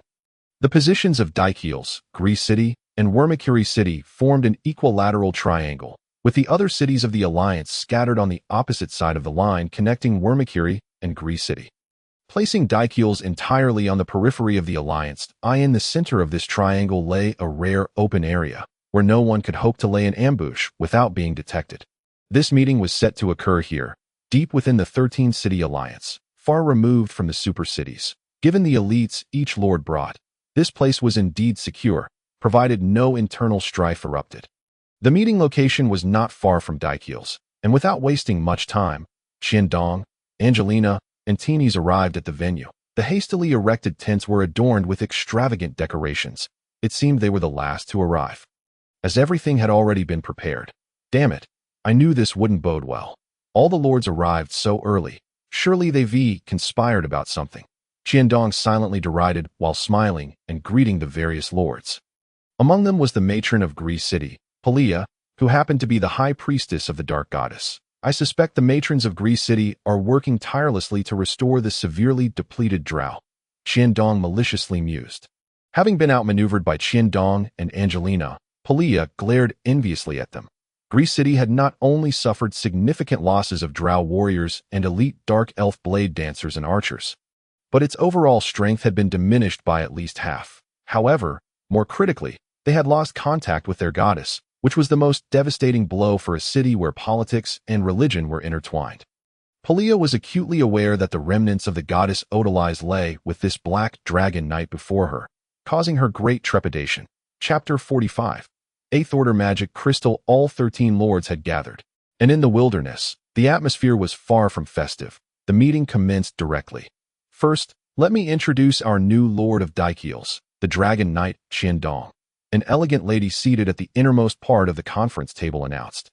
Qiandong cast a deep glance at the beautiful woman occupying the innermost position of the long table. The 14 individuals present, aside from Angelina's unique status, were all city lords. Wimbus was also present. Though he feigned ignorance of Qiandong, who chose to ignore him. Since this is a council, I wonder what the purpose of this assembly is. Qiandong stood up, feigning politeness as he nodded to the assembled lords. Humph! A young man glared angrily at Qiandong and Angelina. It seems rather impolite to stare at a lady, especially one of formidable strength. Qiandong retorted coldly to the young man. You. The young man was about to erupt in anger when the lady who had introduced herself earlier stood up. Speaking gently, please forgive Nocfis for his rudeness. Lord Angelina, the former Lord of Daikeels, Teenies, was his closest friend. By the way, I haven't introduced you. This is Nocfis, the Lord of Zimali City. This lady is, Qiandong cast a disdainful glance at Nocfis. Recognizing that even in the Shadow Realm, there were those who thrived on ancestral blessings. Nocfis, with a strength barely reaching the 5th Order, clearly belonged to this category, having inherited his father Old Nox Zimali City. With his mere 4th Order strength, he would never have ascended to his position without a cadre of competent subordinates and the compromise of various factions within Zimali City. Prior to this meeting, Qiandong had prepared thoroughly. I wonder what a lady as beautiful and elegant as you is called. Qiandong inquired warmly. The lady presiding over the meeting chuckled immediately. You do not know Lady Curfins? Nocfis remarked with a look of disdain. Qiandong ignored him, casting another deep glance at Lady Curfins, who had miraculously ascended to the position of city lord after her husband's death. He did not dare underestimate her. Well, since everyone is here, let us begin. Recently, the super city of Lily, adjacent to Peterfate, seems to be showing signs of mobilization. Lady Curfins continued to preside over the meeting, her expression turning serious as she directed her gaze at the middle-aged man beside Qiandong. Robert, the Lord of Peterfate, a 7th Order powerhouse, Angelina whispered in Qiandong's ear. Qiandong looked at the scruffy middle-aged man, whose tired visage only accentuated his rugged demeanor. Humph, the old rules still apply. Nocfis shot a provocative glance at Qiandong. Angelina remained silent beside him, allowing Qiandong to lead the discussion, drawing the attention of the other lords to him. Meeting the gazes of so many individuals above the 6th Order, Qiandong smiled calmly and said, Daikeels will, of course, support the Alliance's resolutions, but I wonder what Daikeels will need to contribute. Upon hearing Qiandong's statement, the solemnity on Lady Curfin's face melted away.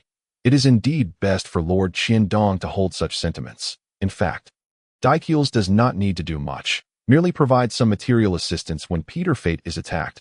Each lord present will contribute according to their city's strength. Lady Curfin smiled as she spoke. If that is the case, Daikeels has no objections, Qiandong readily agreed. If it were a matter of dispatching troops, he would have been concerned for Daikeels' safety. However, providing resources, especially according to the city's economic strength, posed no issue. In the Shadow Realm, wealth equated to military strength. Among the assembled lords, Robert would likely be the first to oppose such a notion. However, as you all know, Daikeels has just weathered the trials of war. And Lady Palia is most aware that our finances are in dire straits, currently relying on a few commercial guilds to sustain us. Qiandong feigned difficulty in articulating. Ahem, Nocfis was about to retort when he was silenced by a cough from Lady Curfins. We are also aware of Daikeels' predicament. However, if Peterfate were to fall, we would all suffer as well. Lady Curfins expressed her concerns. Of course, Daikeels is well aware of this, Qiandong continued, meeting Robert's furious gaze. But everyone is cognizant of Daikeels' current financial situation. I propose this. Would the lords be willing to lend Daikeels a portion of purple crystal coins? Naturally, Daikeels will pay interest, and once our finances stabilize, we will repay everyone promptly. The loan period will be limited to 3 years. And the amount borrowed will not solely suffice for this war. Daikeels hopes to borrow more. Qiandong looked expectantly at the assembled lords. Every lord whose gaze met Qiandong's instinctively turned away. Lord Qiandong is indeed extraordinary, Lady Curfins remarked with a smile. I propose that the burden of supplies for this war be shared among us lords, and we need not discuss loans. As we are all facing difficult times, Lady Curfin silenced Knockfees with a glance, continuing, however, Dikeels cannot continue in this manner indefinitely. Alas, that accursed Camby Muse, the wretched undead, obstructs the vital trade route between the super cities of Lily and Peter Fate. Without trade, it burdens us all, and if this persists, we risk losing all merchant caravans to our alliance. Lady Curfins expressed her deep concern. Qiandong's expression darkened instantly. If one were to ponder who in the shadowy realm was most formidable, the answer would undoubtedly be the necromancer. After all, in this dim world, there existed no light-based magic, nor any divine sanctuaries. Only a handful of priestly figures from minor deities, faced with the overwhelming horde of skeletons and other undead creatures. One's power appeared woefully inadequate. Now, it seemed these individuals intended to send DJ Lucy to confront that very necromancer, which naturally caused Qiandong considerable concern. Everyone is aware of DJ Lucy's current predicament. He simply lacks the financial means to wage another war. Qiandong reflected before speaking. Against Kenbai Musi, a strategy of sheer numbers would prove futile that I believe, given Lord Qiandong's prowess.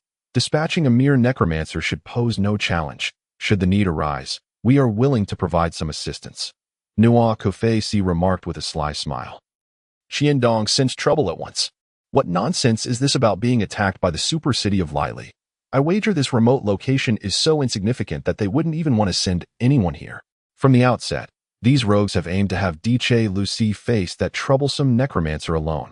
Surely one ought to assist the alliance without seeking recompense, unless one departs from DJ Lucy. Knowing escape is impossible, Qiandong immediately adopted a righteous demeanor and stated, however, during the last war, I incurred a minor injury and require 2 magic crystals, specifically a 7th tier and an 8th tier fire magic crystal for healing. If you could assist in procuring these, I would not hesitate to venture forth, not just against Kanbai Musi, but even against the super city of Lily. 8th tier fire magic crystal. Do you think 8th tier fire beasts are as common as pets? Nua Kofei retorted sharply. Enough, Nua Kofei. Lady Kofu's countenance darkened immediately, prompting him to cease his remarks. A 7th tier fire magic crystal and an 8th tier fire magic crystal are not unattainable. However, can Lord Qiandong truly assure us he can eliminate Kanbai Musi? Lady Kofu inquired, her brow furrowing. Among those present were several formidable individuals of 7th tier strength, yet none could approach Kanbai Musi unscathed. Especially considering he was also a 7th tier necromancer, as long as one remained outside the sacred domain, unable to harness natural forces, one could easily be drained, much like TNIC. Yet Angelina was different, as a black dragon capable of flight. She could traverse low-tier undead without expending much energy, and her high magic resistance against necromantic spells could very well turn the tide, though the rationale for calling upon Qiandong might seem somewhat tenuous. The predicament concerning the necromancer was indeed a reality. Eliminating a 7th tier necromancer is undoubtedly a formidable challenge, one that could rival slaying a colossal dragon. Nevertheless, with the support of fire magic crystals, driving Kanbai Musi away should pose no insurmountable obstacle. Qiandong contemplated aloud. Very well, as long as we can severely injure Kanbai Musi and drive him off, that will suffice, Lady Kofu declared resolutely.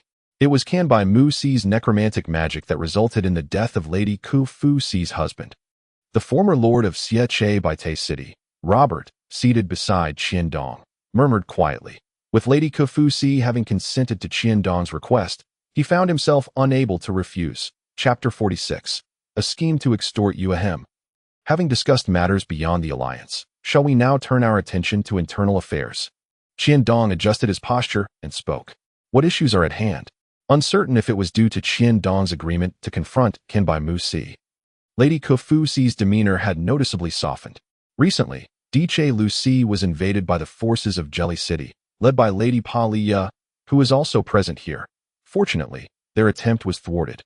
Yet the damage to DJ Lucy was substantial that I seek either war reparations or an opportunity for retribution, Qiandong proclaimed, his face adorned with a smile that seemed incongruent with the subject of war. Is that so, Lady Palia? Lady Kofu inquired, her brow knitted in concern. The last engagement had seen Jelly City suffer a complete rout at the gates of Diche Lucy. A humiliation Lady Pa-Lia would hardly be eager to broadcast. The Dark Elves are following the will of Goddess Ot-Lyce, assisting Diche Lucy in eliminating those who disrupt the order of the shadowy realm, Lady Pa-Lia explained.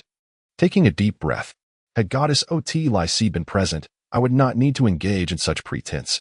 Yet here sits this devil, who not only survived an assault on the soul of Goddess Ot-Lyce, but also captured a fragment of her divine essence. Are you implying I am among those who disrupt the order of the shadowy realm? Qiandong chuckled derisively. What a ludicrous pretext. Lady Pa-Lia, the will of Goddess Ot-Lyce. Does that mean if she commands Jelly City to attack other cities within the alliance, you would unhesitatingly comply? Upon hearing Qiandong's words, the expressions of the lords present shifted dramatically. The most enigmatic concept in this world is the will of the divine, and it is also the easiest to fabricate, for no one can provide proof.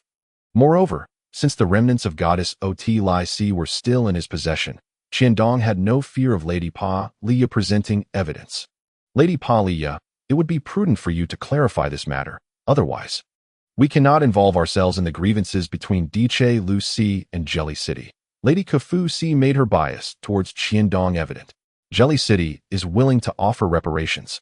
Lady Pa-Lia had no choice but to concede, as Jelly City could hardly withstand another war at this juncture. What is your opinion, Lord Qiandong? Lady Kafu-Si inquired with a smile.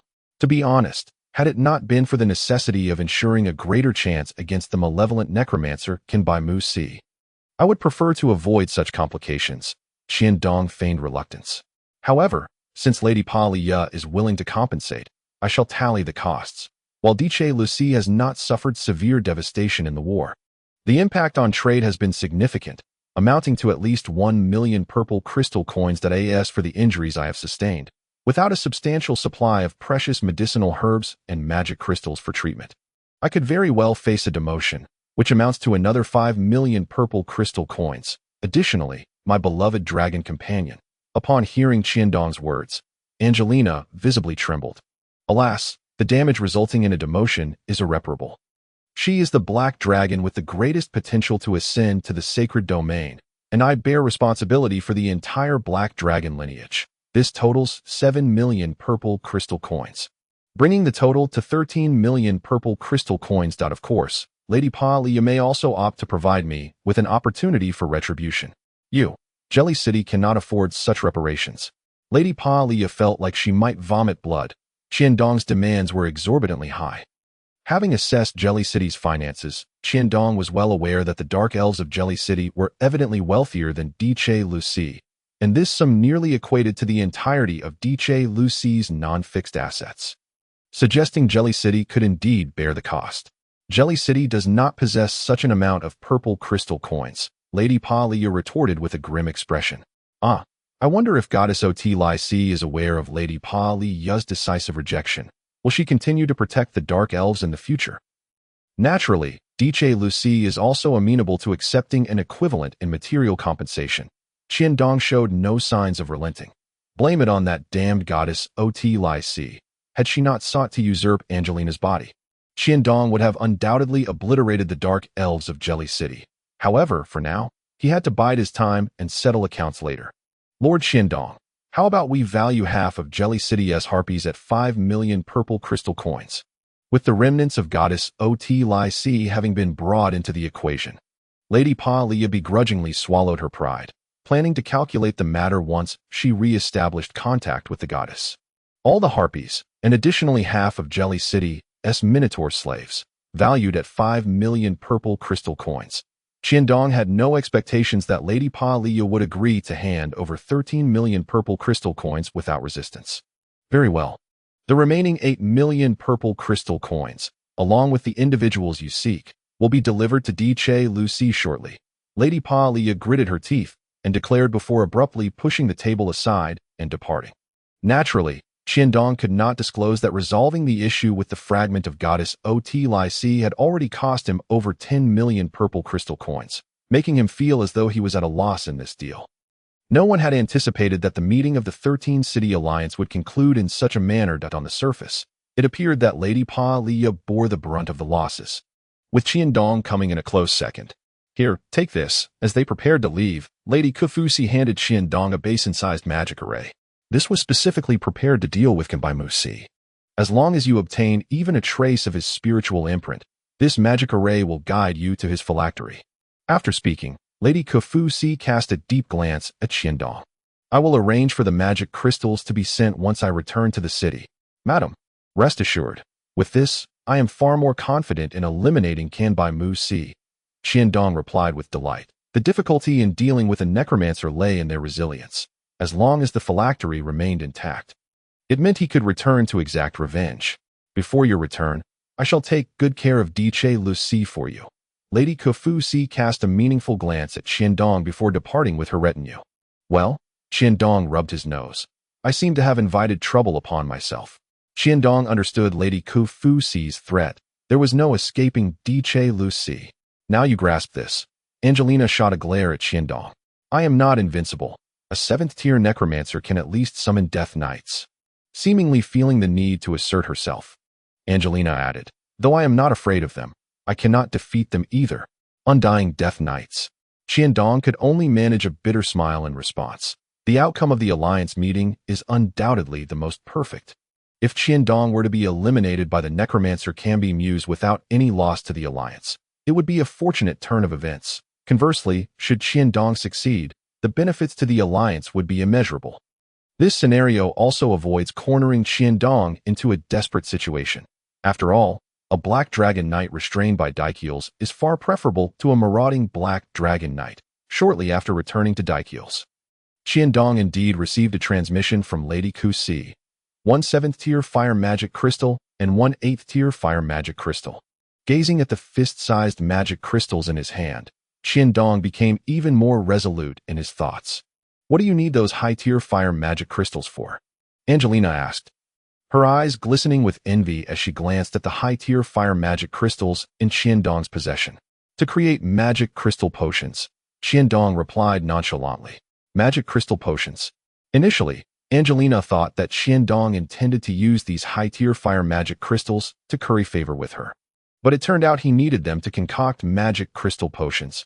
She casually tucked a stray lock of hair behind her ear and replied with feigned indifference.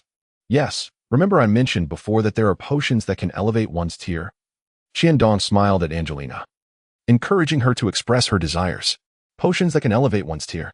Angelina's expression shifted. She had initially thought Qiandong was boasting, but to her surprise, it appeared that such magic crystal potions truly existed.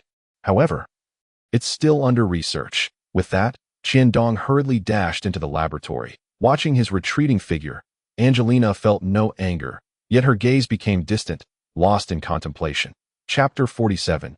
Bloodthirsty Potion. Once in the game, Qiandong had envisioned creating magic crystal potions. How delightful it would be to directly elevate one's tier through potions.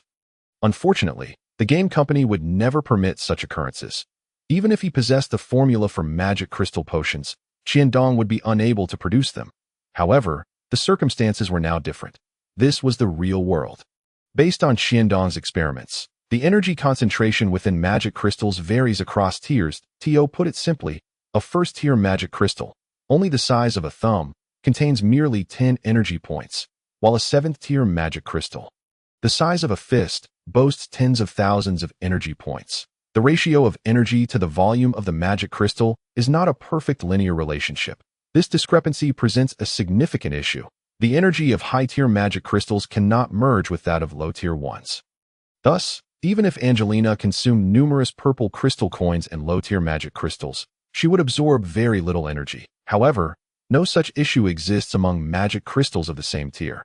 This means that if a 7th-tier Angelina devours a 7th-tier magic crystal, she can easily absorb the energy contained within. Nevertheless, the act of directly consuming a magic crystal is not something any beast would typically undertake. Therefore, with the acquisition of a 7th-tier magic crystal, Qiandong had effectively resolved the first challenge in creating magic crystal potions. Of course, the second challenge, which is truly formidable, pales in comparison to merely obtaining a 7th-tier magic crystal. The size of the magic crystals corresponding to each beast's tier is relatively uniform.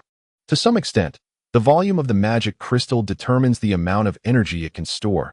In other words, a 7th-tier magic crystal can only contain the energy equivalent to one 7th-tier magic crystal. Attempting to store the energy of 2 would undoubtedly lead to catastrophic consequences due to excessive energy absorption, resulting in a fatal explosion. This is also why Angelina refrains from directly consuming magic crystals of the same tier.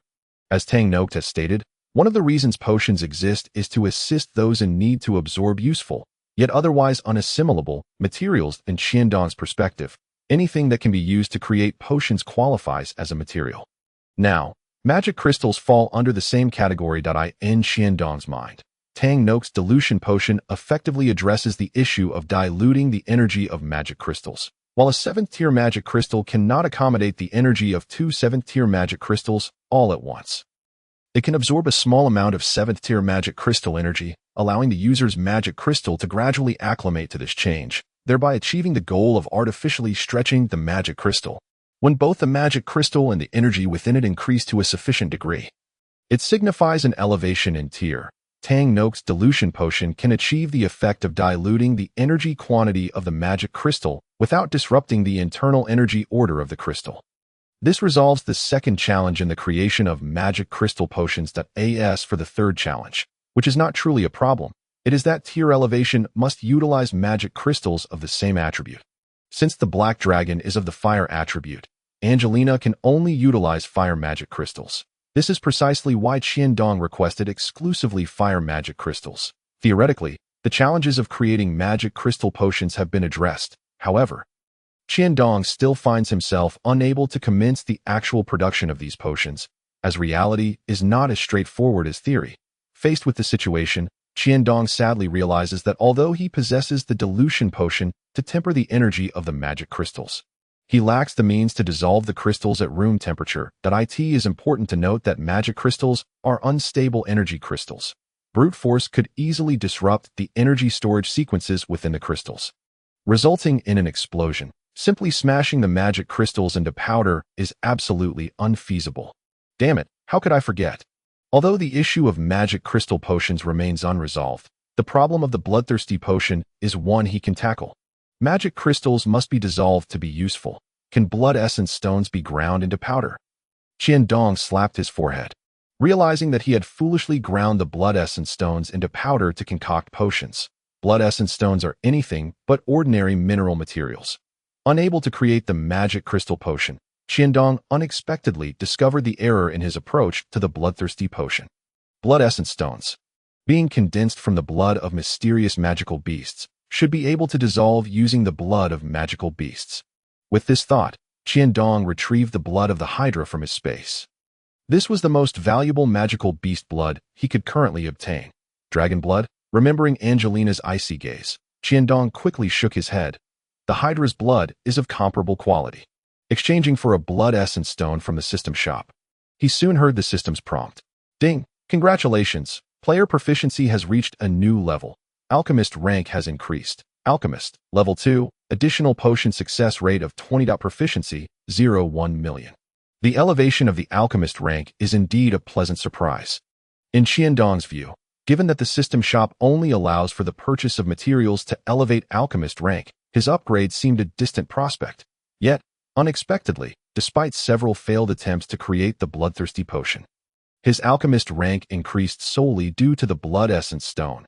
Upon closely examining the system prompt, Qiandong discovered that purchasing 5th-tier materials provided more proficiency, totaling 1,000, with the requirement to reach level 2 proficiency being only 10,000. Naturally, the upgrade process would be swift. As for the Dark Elves' purple crystal coins, they had long since been delivered, though the Harpy and the Minotaur slave were still en route. Qiandong naturally exchanged all the purple crystal coins for energy value. And fortunately, this time, Angelina did not contest with him. Remaining energy value in the system shop, 84,4611 points. At last, I've succeeded. It was worth the effort I expended on those blood essence stones. Holding the scarlet bloodthirsty potion in his hand, Qiandong felt as if he could sense the raging power contained within. Ding! Identification successful. Bloodthirsty potion temporarily increases the target's attack damage and defense by 50, with no side effects. Purchase requires 100,000 energy points. It's a pity that it can only enhance attack damage and defense by 50, a mere quarter of the effect of the Berserk potion. If only the Bloodthirsty potion could be stacked. Qiandong lamented, acknowledging that despite its limitations, the Bloodthirsty potion's capabilities were already commendable. Oh, the potion in the endless bottle should have replenished. Let's see if adding it to the Bloodthirsty potion yields any results. Carefully, Qiandong took out the endless bottle and added a drop of the newly produced mysterious liquid to the Bloodthirsty potion. As expected, observing the lack of any reaction from the Bloodthirsty potion, Qiandong disappointingly stored it away. The issue of dissolving magic crystals at room temperature remains unresolved, so the creation of magic crystal potions is still unattainable. The advancement potion for explosive potions, combustion potion, simply requires upgrading the system shop. Glancing at the 1 million energy value required for the upgrade, Qiandong promptly dismissed the idea. Since I've already managed to create the Bloodthirsty potion, why not also produce the Berserk potion? Qiandong glanced at the remaining energy value in the system shop and immediately set to work. The formula for the Berserk potion and its advanced variant, the Bloodthirsty potion, are not vastly different.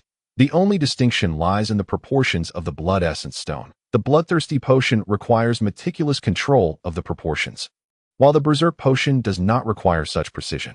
After all, using the Berserk potion is tantamount to a mutual destruction scenario. Whether one becomes a vegetative state or perishes on the spot makes little difference to Qiandong.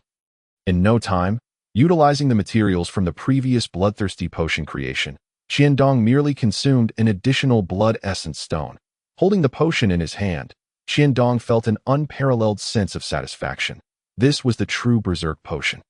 The materials for the Berserk potion were quite similar to those of the Bloodthirsty potion, with only a slightly deeper hue, and the potion bottle emanated a turbulent force akin to a crashing tide. Ding! Identification successful. Berserk potion temporarily increases the target's attack damage and defense by 200, with significant side effects. Purchase requires 200,000 energy points. Chapter 48. The eccentric alchemist with the freshly concocted Berserk and Bloodthirsty potions in hand. Qiandong exited the laboratory and made his way to Angelina's room. Standing at her door, he hesitated for a moment, ultimately deciding to return the Berserk potion to storage, taking only the Bloodthirsty potion as he knocked on the door. The door's open. Come in. A cold voice from within responded. Cautiously entering Angelina's room, Qiandong began to observe. The room was quite simple, devoid of any special decorations, lacking any semblance of a feminine touch, which left Qiandong feeling somewhat disappointed. However, considering the nature of a violent black dragon, it seemed unrealistic to expect her to behave like an ordinary woman. As Qiandong approached, he was startled to discover that Angelina was reclining on the bed, engrossed in a book, through the slightly parted collar. He could discern the alluring curves and the enticing dip in the middle of her pristine white form. What are you staring at? Speak up. What is it? Angelina remarked coldly, casting a fleeting glance at Qiandong before returning her focus to her notes. What book are you reading? He inquired, feigning curiosity as he awkwardly scratched his nose. Pharmacology notes, she replied without lifting her gaze. Pharmacology notes. Does it contain any formulas? Qiandong's excitement was palpable. No, just some personal insights, Angelina replied, her impatience evident. Oh, then never mind, he muttered, realizing that without any potion formulas, there was little that could captivate him. Even if he perused others' insights on pharmacology, it wouldn't elevate his alchemist rank. He might as well seize the opportunity to earn some purple crystal coins to purchase the rank from the system shop. I just concocted a new potion. A bloodthirst potion, Qiandong declared, presenting the vial in his hand. A bloodthirst potion made from blood essence stones. Angelina set her book aside and sat up, the captivating view before Qiandong now obscured. He awkwardly explained, Yes, I intended to research the magic crystal potion, but unexpectedly stumbled upon a solution to the issues with the previous bloodthirst potion. This potion can temporarily enhance the user's attack damage and defense by 50. And aside from causing fatigue, it has no irreversible side effects. Is that all? She scrutinized the cherry-red potion in her hand, her brow furrowing. There is more, Qiandong replied without hesitation, spending 100,000 energy points in the system shop to acquire another bloodthirst potion. Do you have anything else to discuss? Angelina asked coldly as she accepted the potion. No. I just suddenly felt like going out for a stroll. I haven't explored Daikilis yet, Qiandong stammered. Feeling a bit flustered, Angelina promptly tucked away her notes and headed for the door. Hurry up. Why are you just standing there? She urged as she reached the entrance, only to find Qiandong had not moved an inch. Oh, he thought to himself, feeling embarrassed for wanting to join her but not daring to say so, and quickly followed her outside. Once they exited the Lord's mansion, Qiandong observed Angelina's expression as they walked. Ever since the 13th City Alliance meeting, she seemed to have reverted to her previous demeanor, always appearing cold towards him. Are you planning to just follow me like this? Angelina asked impatiently. Ah, he exclaimed, spotting the mercenary guild not far ahead. I want to post a task at the mercenary guild. Without waiting for him to finish, Angelina strode towards the guild. Approaching the mercenary guild, Qiandong realized it resembled a large tavern. The left side was designated for posting tasks, the right for accepting them, while the center served as a registration counter for mercenary qualifications. Offering food and drink. Glancing at Angelina, he made his way to the left. What task would you like to post? A frail dwarf inquired. A subterranean dweller. Upon seeing the dwarf, Qiandong quickly grasped the situation, though aside from gnomes, subterranean dwellers were unlikely to appear in the city. A goblin. Noting the dwarf's clean attire and neatly combed hair, he swiftly connected the dots. I need to post a task seeking a method to dissolve magic crystals at room temperature, with a reward of either 100,000 purple crystal coins or a bottle of mental potion. After a moment's thought, he spoke, aiming to gauge the market for potions in the shadow world. Mental potion? Is that the type that temporarily enhances mental acuity? The goblin asked in surprise. Exactly, with no side effects, Qiandong added, pondering whether 100,000 purple crystal coins could truly be less valuable than a single bottle of mental potion. I apologize for my outburst, the goblin said. Recording the task and posting the information on the nearby task board, Qiandong held little hope for the task, but with Angelina beside him, he felt the need to keep himself occupied. After posting the task, he prepared to leave with Angelina, but before they could reach the door, a gray dwarf blocked their path. Angelina swiftly stepped forward, casting a cold stare at the gray dwarf. Ready to act at any moment, the gray dwarf seemed taken aback by her fierce gaze, instinctively retreating a step. Don't be alarmed. I merely noticed the task he just posted, he said, gesturing towards the task board. And you are? Qiandong hastily stepped forward, intrigued since it was related to the task of dissolving magic crystals. I am Glyle, the apprentice of the great alchemist Glitter, the gray dwarf replied cautiously, glancing nervously at Angelina. Can you answer my questions? Qiandong pointed to the task board. I cannot. But my master certainly can, Glyle asserted confidently. I hope you are correct, Qiandong muttered, considering that they were in Daikilis, and with Angelina present, the risks seemed manageable. He decided to follow Glyle as they exited the mercenary guild. Glyle led them to a towering building a couple of streets away from the guild and paused. Please wait here while I inform my master, he said, entering without waiting for a response. Qiandong awkwardly scratched his nose, realizing that the alchemist apprentice seemed oblivious to the fact that he was in the presence of the Lord of Daikilis. Angelina cast a peculiar glance at the building, sensing an ominous feeling. Lord, my master requests your presence. Glyle called out shortly thereafter. Daiti turned out he had been aware of Qiandong's identity all along, leaving him feeling embarrassed as he entered the structure. Are you so idle? Always bringing irrelevant people back. Do you not realize that my work has reached a critical stage? Upon entering, Qiandong was met with a booming voice reprimanding them. Master, he has a mental potion. Glyle stammered in defense. A mental potion? Are you out of your mind? Has Daikilis suddenly upgraded to a super city? Even in a super city like Lely, no alchemist can produce a mental potion. You refuse to study alchemy diligently. And now you have learned to lie, always bringing me trouble, the booming voice continued. Then, shall I send them away? Glyle offered, looking crestfallen. They are already here. You can't send them away now. Let them meet me.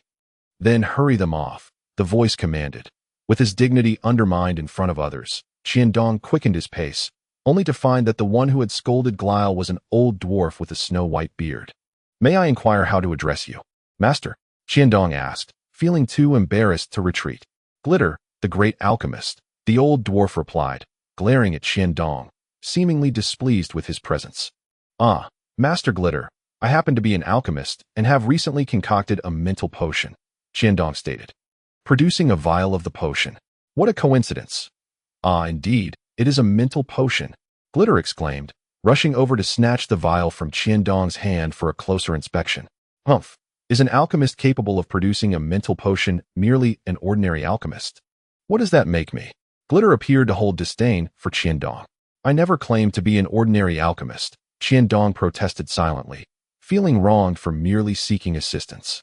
A little girl? So, you are a black dragon, Glitter observed Angelina beside Qiandong, suddenly animated and completely ignoring Qiandong's presence. How much for a vial of your dragon's blood? I would like to purchase one.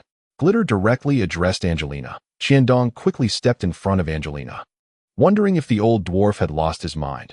Aware that he was speaking to a black dragon, did he not fear the risk of incurring her wrath? Strangely, Angelina, who was usually quite direct, remained passive this time. Let us set aside the matter of dragon's blood for now.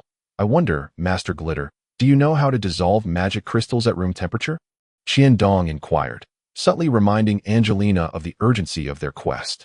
Kid, if you wish to know, you will have to exchange a mental potion for it, Glitter replied, casting a haughty glance at Qiandong. This vial of mental potion will serve as payment, Qiandong asserted quickly. Just one vial. I need at least two. Glitter began to haggle, realizing that the Lord of Daikilis stood before him yet remained so arrogant. Qiandong had to suppress his anger and produced another vial of the mental potion. If it weren't for my current need for mental potions to complete my work, I wouldn't trade a single vial with old Glitter, Glitter complained, his expression sour. Glau, why are you still standing there? Bring me the potion I made for dissolving magic crystals. At his master's command, Glau hurriedly brought over a wooden basin and placed it before Glitter. Kid, just fill a bottle for yourself, Glitter said dismissively, turning his back as he walked towards the workbench. Oh, and you can only fill one bottle. This old dwarf, Qiandong thought as he glanced at the black liquid in the wooden basin, realizing that this substance had cost him 2 vials of mental potion, equivalent to 200,000 energy points. I need to test it first, Qiandong replied, and upon receiving Glitter's nod, he carefully filled half a vial with the dissolving potion and placed a first-level magic crystal into it. The crystal dissolved almost instantly, as if it were a candle plunged into fire. This is it, Qiandong exclaimed with excitement, hastily pouring a vial of dissolving magic crystal potion, carefully storing it away, and employing his identification skill. Ding, identification successful. Dissolving magic crystal potion, a creation by the Grand Alchemist Grit, capable of assisting alchemists in dissolving magic crystals for enchanting purposes. Purchase requires an energy value of 1,000 points. Grand Alchemist. A name mentioned in the system store can hardly belong to an ordinary person. Qiandong quickly grasped the implication. Kid, are you contemplating a career shift to become an alchemist? Coincidentally, I am the finest alchemist in Daikilis. Grit, noticing Qiandong's elation, became curious whether it stemmed from the benefits of the potion or simply a good mood. Of course not. I am merely preparing to concoct a type of magic crystal potion. Having resolved the dilemma, Qiandong felt much better, dismissing Grit's earlier offense. Magic crystal potion, a consumable. While I am unaware of the utility of the magic crystal potion you mentioned, the dissolving potion I crafted is highly toxic. Even a black dragon would turn into a puddle of blood upon consumption. As he spoke, Grit cast a glance at Angelina, relishing the thought. Highly toxic. Qiandong indeed overlooked this issue. However, the ability to dissolve magic crystals posed a greater concern, and he could ponder the antidote later. After all, antidotes were a fundamental subject for any apothecary. Should he acquire the recipe for the dissolving magic crystal potion, he might just create a non-toxic variant. Qiandong hesitated about whether to utilize his opportunity to steal recipes after upgrading his apothecary level. Each level up grants a chance to steal 2 potion recipes. And Qiandong was currently at level 2. Master Grit, might I inquire if you could share the recipe for the dissolving magic crystal potion? I am willing to purchase it with purple crystal coins. After some contemplation, Qiandong stated, you wish to improve the recipe for the dissolving magic crystal potion? The toxicity is precisely what allows it to dissolve magic crystals that a non-toxic variant is utterly impossible, Grit chuckled.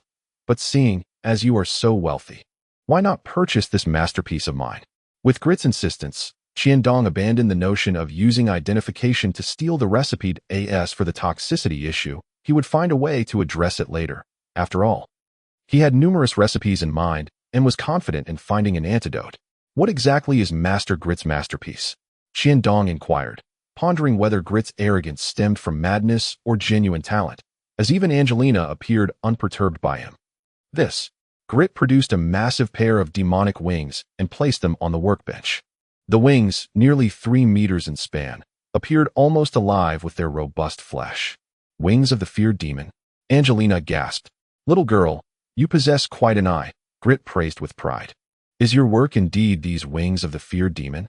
Noticing Angelina's loss of composure, Qiandong realized the significance of the feared demon, yet he could not fathom the connection between these fleshy wings and alchemy. Kid, do not assume this is devoid of alchemy, Grit remarked, seemingly aware of Qiandong's disinterest. True high-tier alchemy makes the impossible possible. The materials for these feared demon wings are rather ordinary. I intend to forge them into a flying apparatus that can completely merge with the user. You mean to say that these wings of the feared demon will grow onto the user? Qiandong exclaimed in astonishment. Of course. How else would it showcase the greatness of Grit? Grit replied with arrogance. Is this still considered alchemy? It feels more like a biological modification. Qiandong mused silently. Exiting Grit's laboratory, Qiandong felt his mind in disarray. What troubles you? Angelina observed Qiandong's dazed state upon leaving Grit's presence and asked. An 8th-tier powerhouse. Angelina glanced at Qiandong, then quickly lowered her head, seemingly struck by the revelation. 8th tier. Qiandong was equally astonished. A mere alchemist possessing such power, reflecting on his own brashness during the robbery of Daikiels, he felt fortunate that this anomaly had refrained from intervening. Rest assured, once my magic crystal potion is completed, you too shall swiftly ascend to the 8th tier, Qiandong reassured her. Is ascending to the 8th tier through potions equivalent to achieving it through one's own strength? Angelina retorted. Departing for the Lord's mansion. Stung by Angelina's remark, Qiandong recognized that he had previously placed too much emphasis on tier levels. Perhaps ascending to the 8th tier through potions would yield combat capabilities inferior to some 7th tier individuals. After all, power instigated by potions was not truly one's own. If 8th tier is unattainable, then I shall aim for the 9th tiered. In the face of absolute strength, I shall still crush him, Qiandong declared vehemently. As if 9th tier fire-type magic crystals were littered about for the taking. Chapter 50, Status Potion, Ice. Upon returning to the Lord's mansion, Qiandong began preparing the magic crystal potion. Magic crystal potion, he certainly could not experiment with 7th tier magic crystals directly. Grasping a 2nd tier magic crystal, he cautiously added it to the dissolving potion, and soon the entire crystal vanished within the vial. In truth, the creation of the magic crystal potion required little effort from Qiandong. As the materials were straightforward, only the magic crystal was needed, devoid of any auxiliary ingredients. Furthermore, as long as he could ascertain a suitable dilution ratio, the toxicity of the dissolving potion would be easily addressed. Observing the lineup of vials before him, Qiandong estimated he had prepared a sufficient variety, diluting them to 1/10, 1/20th, and so forth, up to 100th, culminating in 10 different concentrations of magic crystal potion, each intended for testing the optimal dilution ratio. Nearby, a 2nd tier ordinary fire-type magical beast awaited as the test subject. Well, having completed the magic crystal potion, he now needed to tackle the issue of its extreme toxicity. Qiandong rummaged through his mental repository of recipes but found no antidote. How could there be no antidote recipe? It suddenly dawned on him, in the game, he had played as a thief, not a priest, and thus had never bothered to concoct healing antidotes. He would simply purchase them. His memory was filled with poison recipes, but antidote recipes had never garnered his attention, as a thief would naturally be displeased if any poison he crafted proved ineffective. Antidote recipes were something Qiandong had never even bothered to memorize. Sigh, he lamented, never anticipating he would find himself in need of an antidote recipe. If all else fails, I shall resort to this. Opening the system store, Qiandong glanced at the basic antidote, which required only 50 energy points for purchase. A mere 50 energy points. While Qiandong had never valued things based on energy points, he wondered if the basic antidote could truly counteract the toxicity of the magic crystal potion. In his desperation, he reached for the 1/10th dilution of the magic crystal potion but hesitated, ultimately opting for the 100th dilution instead. This is diluted significantly. The toxicity should be reduced. Approaching the restrained 2nd tier fire-type magical beast, Qiandong forcefully administered the magic crystal potion. The creature trembled violently after ingesting the potion, its eyes bloodshot. Symptoms of poisoning. In a flurry, Qiandong administered the basic antidote, and the beast's convulsions gradually subsided. Did the basic antidote prove effective? Before he could revel in his success. However, the magical beast writhed in agony within its cage, prompting Qiandong to quickly administer another vial of the antidote. Unfortunately, this time it bore no effect. The fire-type magical beast let out a series of mournful cries before ultimately dissolving into a pool of blood. Corpse water. The basic antidote had some effect, but regrettably, it lacked potency. After some deliberation, Qiandong reluctantly selected the option in the system store to continue researching ancient antidote recipes. I hope the upgraded antidote will prove useful. However, without having developed the upgraded antidote, Qiandong was compelled to halt his research on the magic crystal potion and redirect his focus to toxic substances, perhaps due to Angelina's formidable assistance. Qiandong had been preoccupied with potion research, neglecting his own development. Despite the utility of resistance potions, bloodthirsty potions, and freezing potions, these were not tailored for thieves and failed to embody the distinctive characteristics of the rogue profession. With a rare opportunity to invest time and energy, Qiandong resolved a plan for himself. The upgraded explosive potion lacks the potency of the burning potion, yet attachment-style burning remains quite effective, likely because the explosive potion was provided by the system store. It would automatically yield upgraded variants as the store progressed, so Qiandong did not intend to waste time on this. Thieves were inherently high agility, high attack professions, yet Qiandong found himself facing adversaries multiple tiers above him, rendering his innate attributes ineffective. The tier issue remains unresolved. As for offense, just the thought of the toxic potions in his mind brought him to the brink of tears. Perhaps the disparity between reality and the game was too vast. The toxic potions he remembered proved ineffective against this magical beast. And despite his lengthy tenure at Kenbret Academy, he had yet to encounter any suitable toxic potions, let alone those capable of being affixed to weapons, which necessitated even greater potency. Toxic potions are futile. Status potions should suffice, right? Thus, Qiandong made his decision. The mutated potion of the freezing potion, ice potion. When crafting the freezing potion, Qiandong had neither the time nor the coins to develop the ice potion. But now he lacked for nothing. In truth, while the ice potion and the freezing potion each had their merits, their methods of action differed significantly. Unlike the cryogenic potion, which can encase the user in ice for protection, the freezing potion serves to immobilize the target, effectively slowing them down and diminishing their reaction capabilities. The effects of this freezing potion bear a resemblance to the secondary effects of ice-based magic, which similarly induces a special state of sluggishness upon being struck by ice magic. However, a significant distinction lies in the fact that the potion's efficacy is not diminished by the inherent resistances of the magical beasts, which stands as its greatest advantage. In contrast to elemental magic, a beast afflicted by the freezing potion is invaded by a potent cold energy, leading to a marked reduction in both speed and reaction, creating a rather advantageous state. While the outcomes may be similar, the underlying mechanisms differ greatly. More importantly, the application of the freezing potion is akin to that of an explosive potion. Merely releasing it in the vicinity of the target will yield the desired effect. This is primarily contingent on the medicinal properties of the ice herb. Much like the cryogenic potion, the freezing potion instantaneously unleashes the formidable cold energy inherent in the ice herb, albeit with differing results. One forms a protective ice shell, while the other creates frost to induce sluggishness. Moreover, utilizing the freezing potion is nearly as convenient as employing a magical scroll, simply requiring it to be hurled near the enemy to achieve the intended effect, which is precisely why Qiandong places such importance on it. The formulas for the freezing potion and the cryogenic potion are quite similar, and with my alchemist level now elevated by 1 rank, it should be relatively straightforward. The ice herb is a 4th-tier medicinal material, requiring a modest energy expenditure of merely 2,000 energy points per specimen. After a long day of toil, Qiandong finally succeeded in crafting it. Unlike the icy chill of the cryogenic potion, the cold energy of the freezing potion is entirely subdued. From its exterior, it bears no discernible difference from an ordinary potion.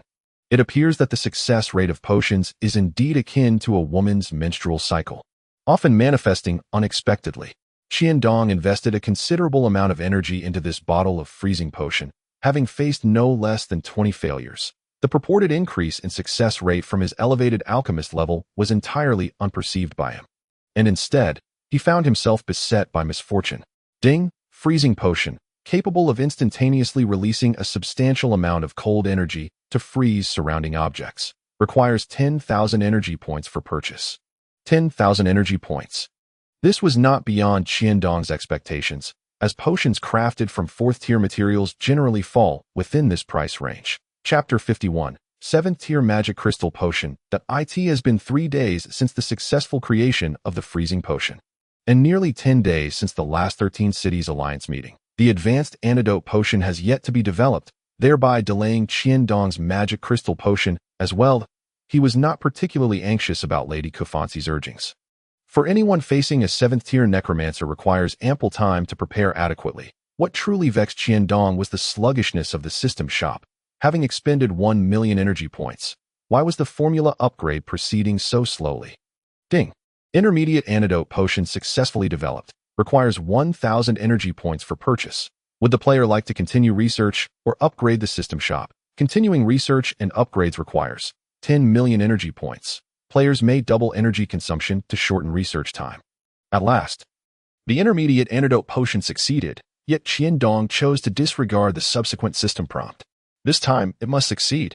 Holding a diluted magic crystal potion in one hand and the newly developed intermediate antidote potion in the other, he stood before the magical beast, hesitating. If I die, then so be it. Failure is just a part of the process. Swiftly, Qiandong administered the magic crystal potion and the intermediate antidote potion to the beast before carefully observing its expression.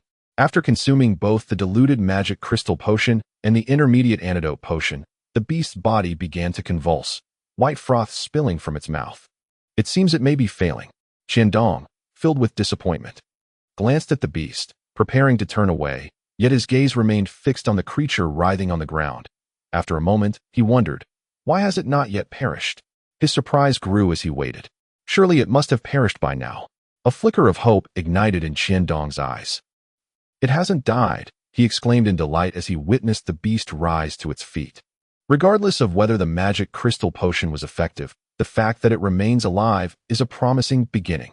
Skillfully, Qiandong proceeded to administer other variants of the diluted magic crystal potion to the remaining beasts. The final results were quite gratifying. The beast that ingested the potion diluted to 1/10 concentration met an inevitable demise. Those diluted to 20 and 50% also succumbed to the agony induced by the potion.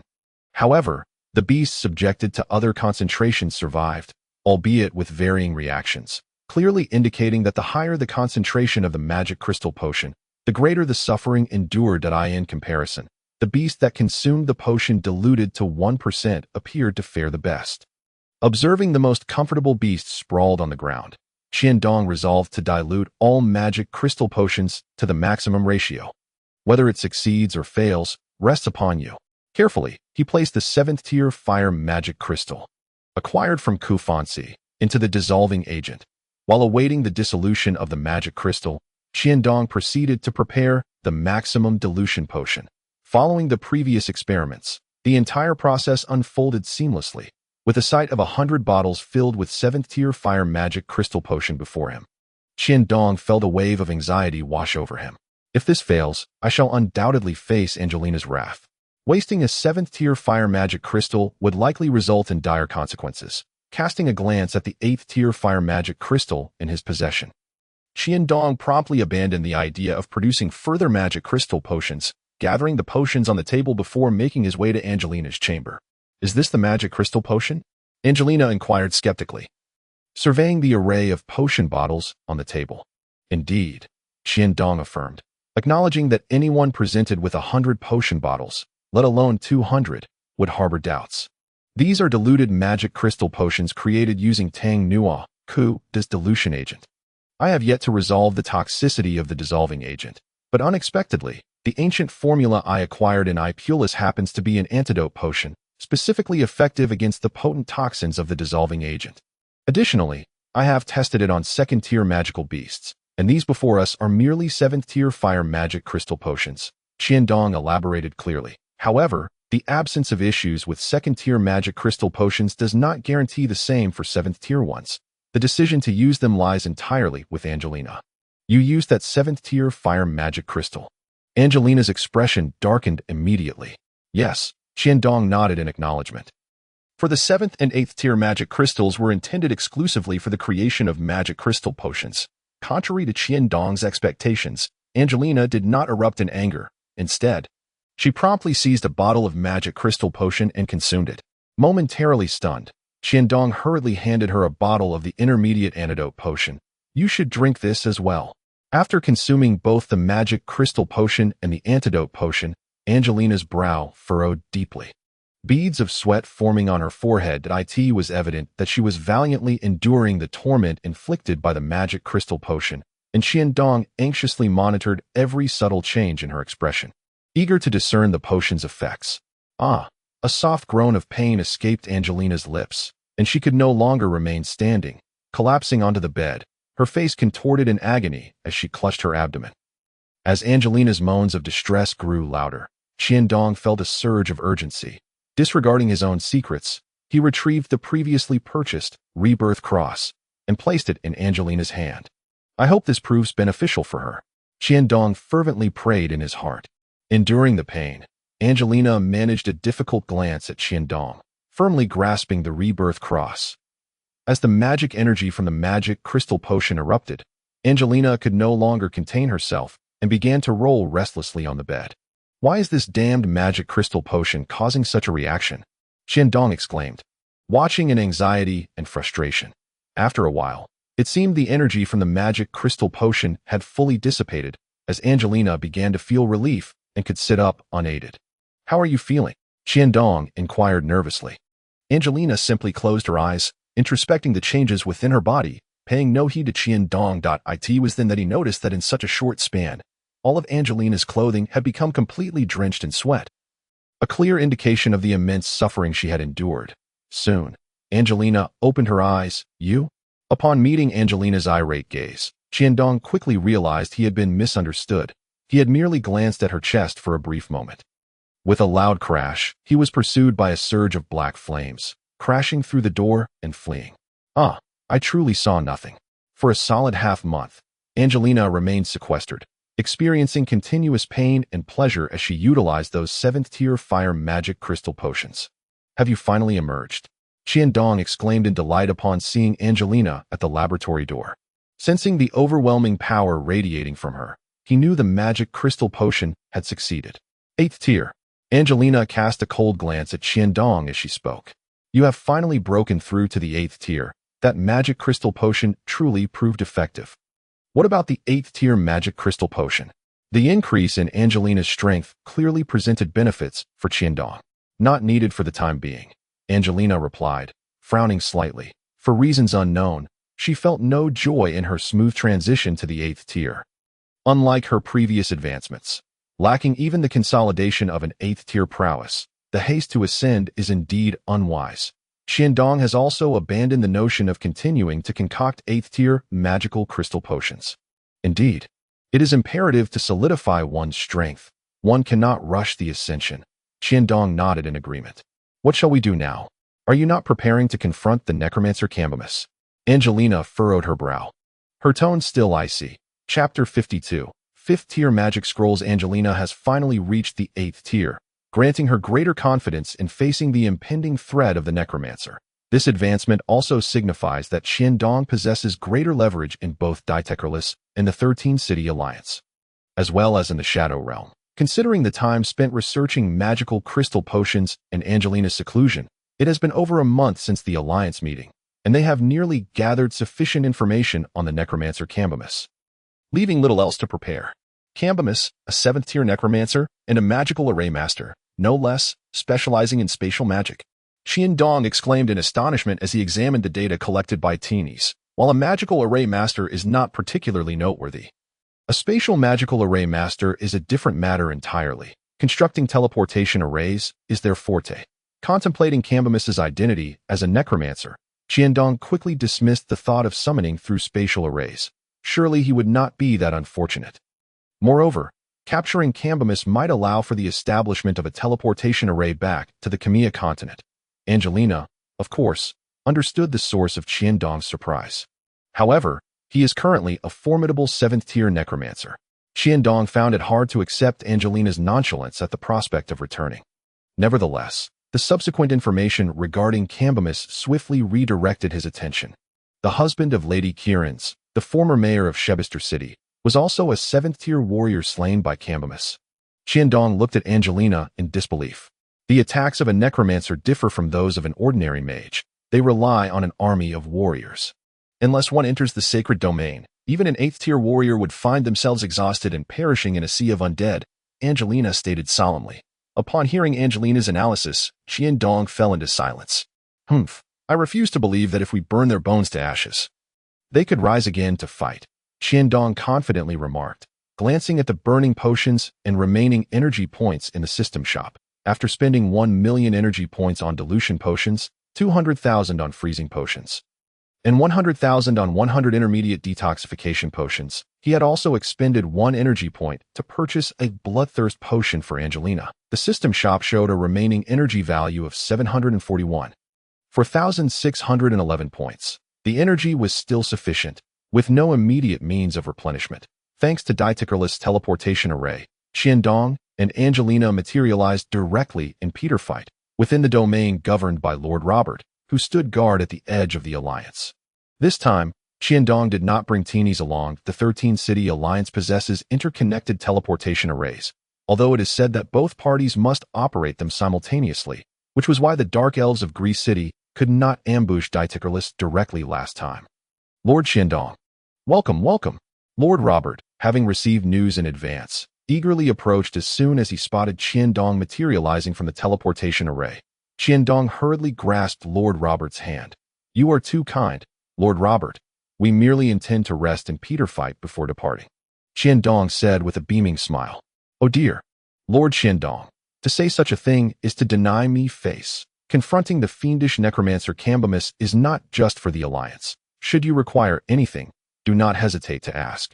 Even if it means exhausting all the resources of Peterfight, I shall ensure you obtain it, Robert replied, his face alight with feigned warmth, while secretly plotting how to rid himself of this nuisance. During the Alliance meeting, Wimbus had extolled Qiandong's past glories to all present lords, and the incident involving Qiandong extorting Paria of Grease City had effectively tarnished his and Angelina's reputation within the Alliance. If we were to outright reject Lord Robert's offer, it would be rather impolite that I have heard that Cambus's underlings are numerous. Perhaps Lord Robert could spare some 7th or 8th tier offensive magic scrolls to assist us. That would suffice. Qiandong had no qualms about making such a bold request. 7th or 8th tier magic scrolls. Robert nearly choked on his breath, his expression immediately darkening. Magic scrolls have always been strategic assets, and while Peterfight possesses some, high-tier magic scrolls are exceedingly rare. Having managed Peterfight for so many years, Robert had yet to even catch a glimpse of a 6th-tier scroll, let alone a 7th tier. That if magic scrolls were abundant, what need would there be for mages? Anyone wielding a plethora of 7th or 8th tier magic scrolls would likely outshine even a sacred domain powerhouse. Lord Qiandong certainly has a sense of humor. Haha. If there were indeed 7th or 8th tier magic scrolls, I would dare to conquer Larry City myself. Robert forced a smile, his demeanor strained. Haha, Lord Robert, you understand I jest, Qiandong chuckled, quickly suppressing his mirth. Surely you have some 4th or 5th tier magic scrolls. The environment in Peterfight is splendid, perfectly adjacent to the super city of Larry. Anything one could desire is readily available, unlike in Dietickerless Da. If only I could linger here a bit longer and observe the grandeur of the super city. I believe my companion Angelina would soon break through the 8th tier bottleneck. Haha, break through the 8th tier. That means reaching the 9th tier.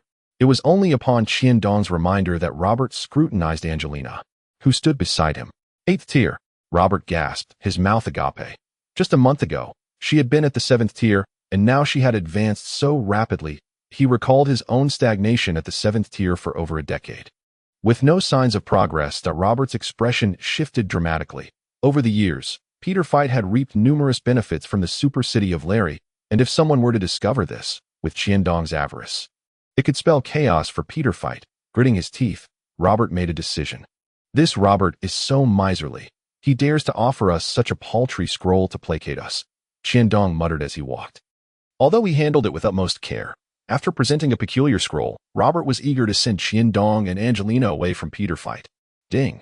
Identification successful. 5th tier magic scroll, Frostbite Bloom. Upon use, it creates an instant freezing domain with a radius of 100 meters, reducing the movement speed of targets within by 50 while increasing ice-type magic damage by 20 and decreasing fire-type magic damage by 10. Purchase requires energy points, 500,000. It is a 5th tier magic scroll. Frostbite Bloom, Qiandong exclaimed, his mouth agape as he halted. Peter Fight is indeed not an ordinary city. He contemplated whether, after dealing with Cambimus, he might remain in Peter Fight a bit longer. A 5th tier magic scroll. Angelina glanced at Qiandong in surprise. 5th tier magic scrolls can only be crafted by at least 6th tier mages, and the advancement to mage tiers is far more arduous than that of warriors. The head of the magic department at Kenbret Academy is merely a 6th tier fire mage. And although the Frostbite Bloom scroll is not a potent offensive spell, it ranks among the finest in terms of area effect support magic. Crafting a 5th tier magic scroll requires a 6th tier mage and 5th tier magical crystals, both of which are not particularly difficult to procure. The true challenge lies in the success rate. The auxiliary materials needed for crafting 5th tier scrolls are inherently expensive and paired with a low success rate. Even a skilled mage may only achieve a 10 success rate, with not even 1 in 10 guaranteed to succeed. Few would be willing or able to spend such a fortune on a 5th tier magic scroll, which is the real reason for their scarcity. To acquire a scroll of this caliber exhilarated Qiandong. Unlike others, he has the system shop at his disposal. As long as he possesses sufficient energy points, he could procure as many magic scrolls as he desires. Perhaps I should seek a master-level mage to craft high-tier magic scrolls across all elements. A low success rate matters little, he mused. But recognizing his current lack of financial means, he reluctantly set aside the thought. Once I have the wealth, I shall certainly pursue this. Chapter 53. The eerie necromancer castle. Qiandong meticulously compared the map obtained from Robert, searching for the valley where the necromancer Cambimus resided. What ancient map is this? None of the landmarks align. Qiandong grumbled as he cross-referenced it with the game map. Ah, this must be it, no doubt about it. After begrudgingly identifying the mountain range on the map, he gazed at the ridge before him, muttering under his breath. Strictly speaking, the Death Valley occupied by Cambimus does not lie between Larry and Peter Fight. Rather, anyone aware of a powerful necromancer capable of manipulating souls would naturally refrain from venturing there, resulting in the trade route between the 13-city alliance and Larry City being severed over time. Back there, Angelina said, her gaze fixed intently on a mountain ridge. What a potent necromantic aura. The path was flanked by barren, rocky ridges, leaving no clear route. Whap! A black fireball soared toward the desolate ridge. To Qiandong's astonished eyes, the black fireball was consumed by the mountainside. It is a magical illusion array, Angelina remarked, her brow furrowed. Indeed, the mountain where Angelina had launched the fireball vanished, revealing a new path. As he gazed upon the darkened intersection, obscured by a veil of mist that rendered the interior indistinct, towering mountains flanked both sides, resembling a formidable canyon. Qiandong was filled with an ominous premonition. We shall enter from above, Angelina remarked cautiously, transforming into her black dragon form, prompting Qiandong to swiftly climb aboard, with a powerful flap of her wings. Angelina ascended, navigating along the path of the canyon below. However, the turbulent air currents in the shadowy realm compelled Angelina to refrain from soaring too high, following the lofty ridges on either side. The canyon soon became shrouded in thick fog, obscuring nearly everything below. If archers are stationed on either side, supplemented by traps and boulders, even a large army would find it arduous to advance from the ground, Qiandong observed, surveying the terrain beneath. Suddenly, several crooked, bony arrows shot forth from the black mist, landing perilously close to Qiandong and Angelina. Damn it! Qiandong cursed silently, thinking to himself that he had certainly not been making a wish. With a vigorous flap of her wings, Angelina dispersed the incoming arrows with a strong gust of wind and accelerated forward. The sound of arrows whistling through the air filled Qiandong's ears, as a barrage of arrows followed closely behind. Clearly, the arrows emerging from the mist now possessed greater force than before, leaving Angelina no choice but to endure the onslaught, her body upright as she fought to maintain altitude while protecting Qiandong on her back. "How are your injuries?" Qiandong asked anxiously once they were out of the arrow's range. Those wretched skeletal archers cannot harm me, Angelina replied. Though Qiandong could sense a lack of conviction in her voice. With so many arrows, it was implausible that she had emerged unscathed. Merely enduring was not an option. That he retrieved a large healing potion from his belongings. Drink this potion. After 2 system upgrades, medium and large healing potions had become available, requiring 5,000 and 50,000 energy points respectively, capable of restoring 5,000 and 50,000 HP. Just then, as if their ambush had been exposed, the mist began to dissipate, revealing the scene within the canyon. Qiandong was rendered speechless at the sight of numerous skeletal archers stationed on the mountainsides. Does the shadowy realm truly harbor this many archers? The entire population of Diet Lacey was only around 40 to 50,000. Yet the number of skeletal archers below could easily surpass 50,000. Qiandong felt a wave of frustration towards Robert and the others. Such a formidable necromancer could only be contended with by someone from the sanctuary. Yet they had sent him instead. That he resolved to ensure that the city lords within the alliance faced consequences upon his return. Fortunately, Angelina's ability to fly allowed them to bypass the skeletal archers without direct confrontation. As they crossed the canyon, the surroundings opened up to reveal rolling hills and decayed trees, devoid of any visible life, and naturally, no sign of the undead. Could that be a castle? Qiandong inquired, pointing towards a looming dark silhouette in the distance. Angelina, unable to speak, adjusted her course slightly and accelerated towards the shadow. The castle's silhouette gradually became clearer to Qiandong's eyes. I never would have imagined there would be a castle here. Before him stood a black castle, its dry moat filled with leaves, its outer walls uneven and partially collapsed, suggesting it had long been neglected and was in a state of disrepair, a testament to its ancient history, certainly not constructed by this necromancer. Qiandong found it perplexing that anyone would choose to build a castle in such a desolate location. Suddenly, a swarm of dark figures surged forth from the castle, capturing both Qiandong and Angelina's attention. Gargoyles, Qiandong gasped, observing the monstrous creatures becoming clearer, with demon-like wings, bat-like heads, and sharp claws forged from some special metal. Their pitch-black bodies glimmered with a hint of stony sheen, adorned with various magical patterns. Undoubtedly, the creatures before them were indeed gargoyles. One of the gargoyles lunged at Angelina's side, only to be swiftly dispatched by a powerful flap of her wings. It dawned on Qiandong that he and Angelina were now surrounded by a horde of gargoyles. As their numbers swelled, Qiandong felt a surge of danger while seated on Angelina's back. Although Angelina could maneuver rapidly and strike with her wings, Qiandong found it impossible to fight while airborne at such high speeds. Some of the gargoyles attempted to breach the gaps in Angelina's defenses, aiming to drag Qiandong down. Paying no heed to his precarious position, Qiandong hurled burning potions at the gargoyles, each one igniting upon impact and transforming its target into a blazing fireball, quickly dispatched by Angelina. These gargoyles are actually afraid of fire. It became evident to Qiandong that the gargoyles would retreat to the castle if ignited by the burning potions. Though numerous, the gargoyles posed a nuisance rather than a true threat to Angelina. Roar!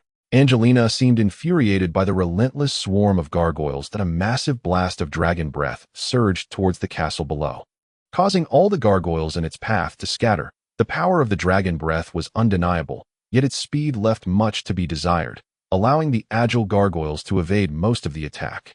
A few unfortunate gargoyles were caught in the fiery torrent, ultimately crashing toward the beleaguered castle. The once unremarkable castle was struck. Ripples of energy surged through the air, redirecting the dragon breath as it struck the dry moat, eroding a massive hemispherical black void in its wake. The gargoyles in the sky became increasingly frantic, encircling them once more. Damn it! Qiandong cursed as he noticed numerous scratches on Angelina's body. Although the damage was minor, the pain was palpable. Frost Nova. Qiandong hastily tore open a 5th-tier magic scroll he had obtained from Robert. The layer of freezing field materialized around Angelina, instantly encasing the once nimble gargoyles in frost. The slowed gargoyles could no longer maintain their aerial positions, plummeting like dumplings to the ground. The sounds of hard objects crashing against the earth echoed as the fallen gargoyles shattered upon impact.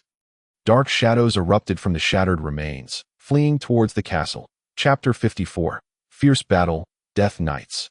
Damn it, can these gargoyles resurrect? Qiandong quickly realized that the shadows were clearly the souls controlling the gargoyles. Fortunately, once those souls escaped into the castle, they did not return. Angelina, we must fly away. This castle has an unsettling aura, Qiandong declared decisively. A protective barrier manifested above the castle. Angelina became wary, refraining from approaching any closer. Caw, now you wish to flee. You wretched invaders, you have damaged so many of my gargoyles. A raspy voice emanated from within the castle. It was then that Qiandong noticed a line of knights suddenly appear on the ground, each encased in tightly fitted black armor, their steeds similarly clad, their hooves ablaze with grayish-white flames. There were 12 such knights, and a figure cloaked in black emerged before them, perched atop a skeletal flying beast. Cambus, Death Knights. Qiandong immediately recognized the name. Damn it! How dare you utter the name of the great necromancer so casually? However, I shall overlook it, as you have presented me with a black dragon as a gift. Now quickly offer up your soul. Ignoring the bone-chilling roar from across the way, Qiandong thought to himself, I ride a black dragon. Can these Death Knights really take to the skies? Angelina cast a cautious glance at the 6-tier powerful Death Knights before swiftly flapping her massive wings to gain altitude. Damn it! You clumsy bones, go and intercept them, commanded Cambus from atop his flying beast. The 12 Death Knights, their souls flickering like red embers beneath their helmets, ignited the grayish-white flames on their steeds' hooves. To Qiandong's astonishment, the 12 Death Knights ascended into the air, galloping through the void. After a brief acceleration, the Death Knights abruptly vanished from sight.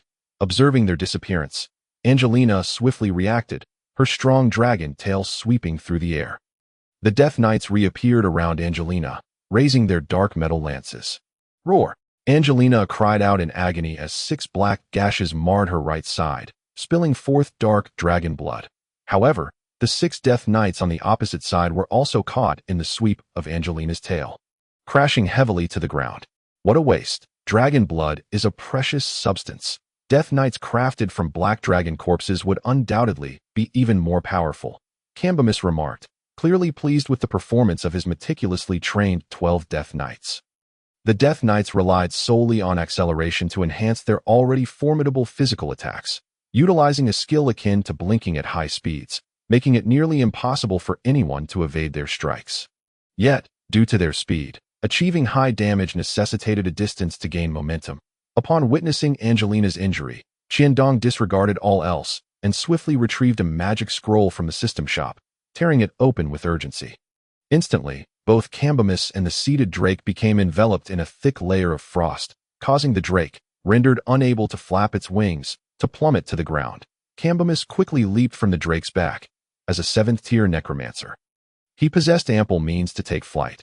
The Death Knight that crashed to the earth was reduced to a mere pile of bones, while the remaining 6 Death Knights surrounding Angelina were similarly coated in frost.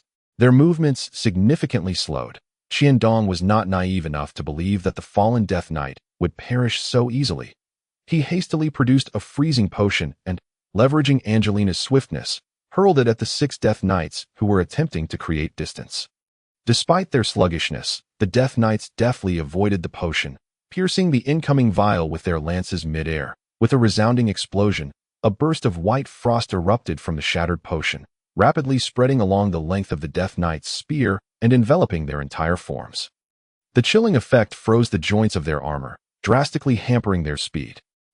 A searing jet of black dragon breath enveloped the 6 sluggish Death Knights. Ah, my Death Knights, I shall extract your souls, you insufferable invaders, and relish in your torment. Cambus bellowed with a sinister glee as he observed the Death Knights ensnared by the dragon's breath. Cambus, aware of his years spent seeking powerful souls to cultivate Death Knights, recognized the lack of combat experience his creations possessed compared to the black dragon. Out of the corner of her eye, Angelina noticed the 6 Death Knights rising once more, their skeletal steeds reforming around them. With no time to cast a dragon language spell, she unleashed a torrent of dragon breath at the still reforming Death Knights and charged directly at Cambus himself. Qiandong had no doubt that with such speed and size, Angelina's forceful collision would leave Cambus's bones in tatters. While continuously hurling incendiary potions at Cambus, Qiandong remained vigilant, monitoring the movements of the Death Knights.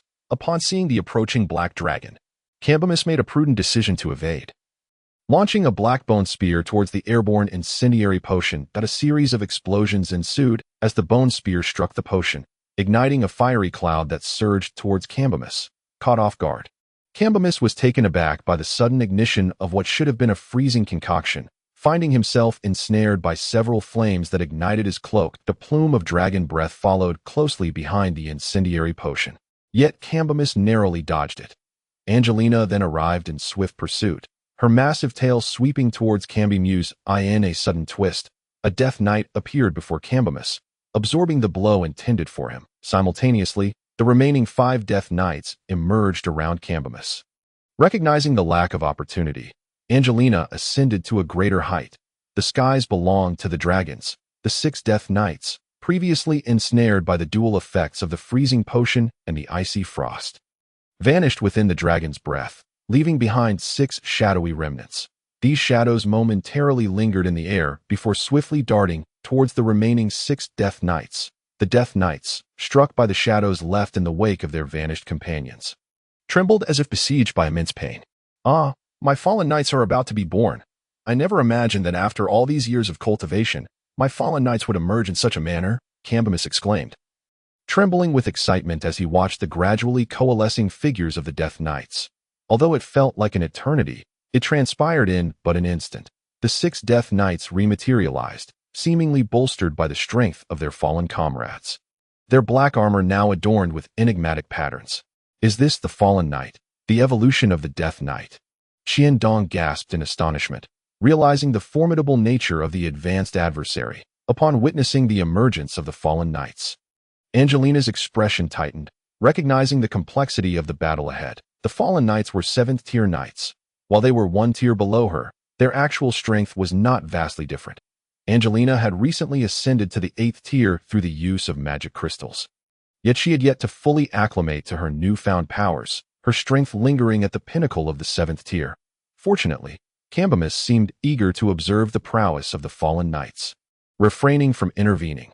Otherwise, facing 6 fallen knights alongside a 7th-tier necromancer, Qiandong would have had no option but to flee with Angelina. Chapter 55, 9th tier, Death Lord Bloodthirst Potion. Qiandong called out, tossing a bottle of crimson elixir towards Angelina's dragon head. Without hesitation, Angelina swallowed the potion. A surge of ferocious energy radiated from her, signaling the effects of the bloodthirst potion had taken hold. A glint of crimson flickered in her massive dragon eyes before they returned to clarity, though a hint of bloodlust lingered. The fusion of the fallen knights proceeded swiftly. Cambimus, now wiser, stationed 1 fallen knight to guard him while dispatching 5 to engage in the attack. Following their evolution, the skeletal steeds beneath them transformed into nightmare steeds, their hooves igniting with upgraded gray-white flames. The 5 fallen knights soared into the air, aligning themselves in formation and accelerating, recognizing the impending threat. Qiandong hastily retrieved a freezing potion, simultaneously tossing a rapid freeze potion into Angelina's maw. Enveloped within a massive block of ice, the black dragon found herself besieged by the 5 fallen knights. Their lances, imbued with pale flames, lunged towards Angelina's wings, aiming to strip her of aerial dominance. The frigid ice encased Angelina's entire form in an instant as the lances approached. Regrettably, this defensive maneuver faltered. The rapid freeze potion could not withstand the assault for more than 3 seconds. Shattering the moment the fallen knights withdrew their lances, Qiandong, disregarding his grievances regarding the potion's failure at a crucial moment, seized the opportunity to hurl a freezing potion at each of the fallen knights before they could escape.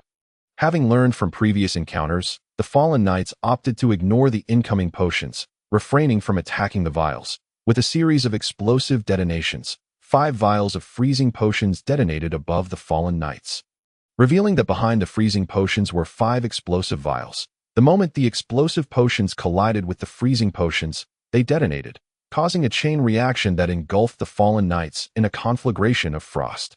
Yet, under the overwhelming cold energy of the freezing potions, the flames were instantly extinguished, encasing the 5 fallen knights in ice. Feeling fortunate, Qiandong summoned the magic scroll of Rapid Freeze Frost, tearing it open while the fallen knights were still within range. A powerful freezing domain enveloped the already decelerated fallen knights, preventing them from gaining distance and maintaining their acceleration. Knights lack long-range magical attack capabilities. The strength of Death Knights and Fallen Knights lay in their physical charges that not only increased speed, but also doubled their physical attack power. Liberated from the ice, Angelina wasted no time, unleashing dragon breath upon the farthest fallen knight, while simultaneously closing in on the nearest one, and with powerful jaws, she sank her teeth into her target, reducing the fallen knight to mere bone fragments in an instant. The fallen knights retained the resurrection capabilities of their Death Knight counterparts, yet should their skeletal forms be obliterated, what hope remained for resurrection?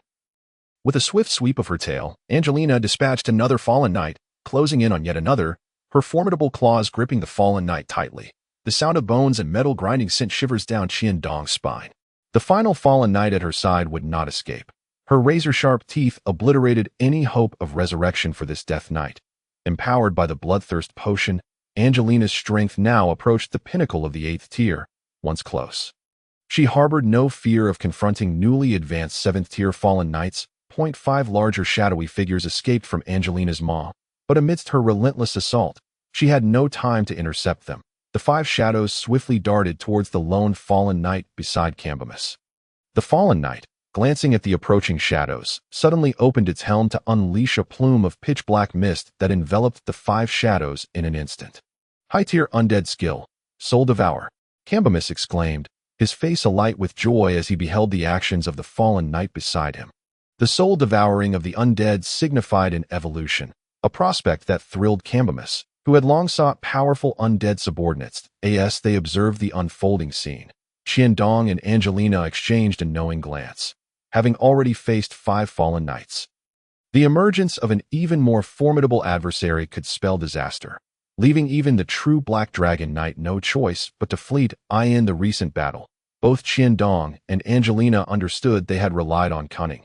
Had the rapid freeze potion not hindered the fallen knight's initial onslaught, Angelina might have sustained severe injuries and lost her combat effectiveness in a single blow. Evolution.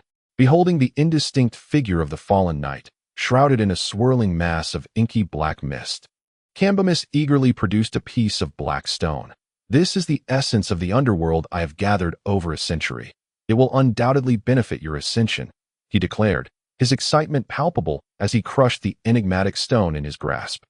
A haze of gray mist enveloped the shadowy knight, and sensing the potent aura of the underworld within the fog, Qiandong and Angelina exchanged knowing glances, acutely aware that this fallen knight's ascension would not mirror its previous state.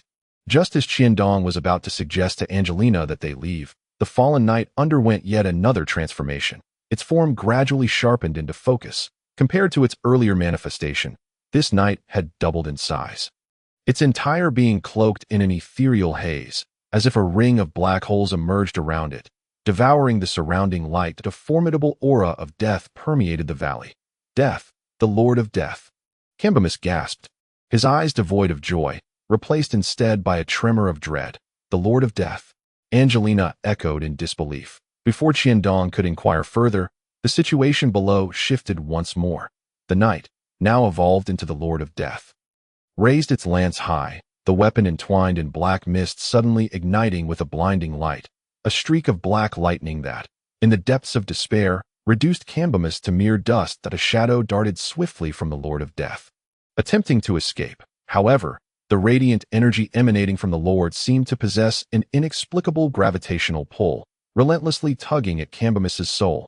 Without any extraneous movement, the Lord of Death observed the struggling spirit of Hmph, inching closer to its own form, as if it were an amusing toy. A deep, draconic chant reverberated through the darkness above, and a colossal meteor, trailing black flames, tore through space to materialize above the Lord of Death. Qiandong fixed his gaze intently on the Lord's actions. The Lord of Death slowly raised its head, glancing at the meteor overhead, as if contemplating, before vanishing in a blink to a distance of 1,000 meters. No acceleration. Yet it can teleport? Qiandong was momentarily dumbfounded. As if influenced by the Lord of Death's gravitational force, the meteor, still wreathed in black flames, seemed to tear through the fabric of reality, reappearing above the Lord of Death. Continuing its descent, Qiandong realized that all of this transpired in a fleeting moment, and it was merely an illusion of time stretching in his perception. He glanced up at the impending meteor. and the Lord of Death brandished its lance, unleashing a bolt of black lightning that erupted from its grip, the lance appearing beneath the meteor, pausing briefly before shattering the descending celestial body. The lance has returned? Qiandong gasped in astonishment, witnessing the destruction of the meteor, marveling at the prowess of its ranged attack. Without hesitation, Angelina took flight, her wings propelling her swiftly away from the valley after casting her draconic spell. Her previous incantation was not intended to aid Cambimus.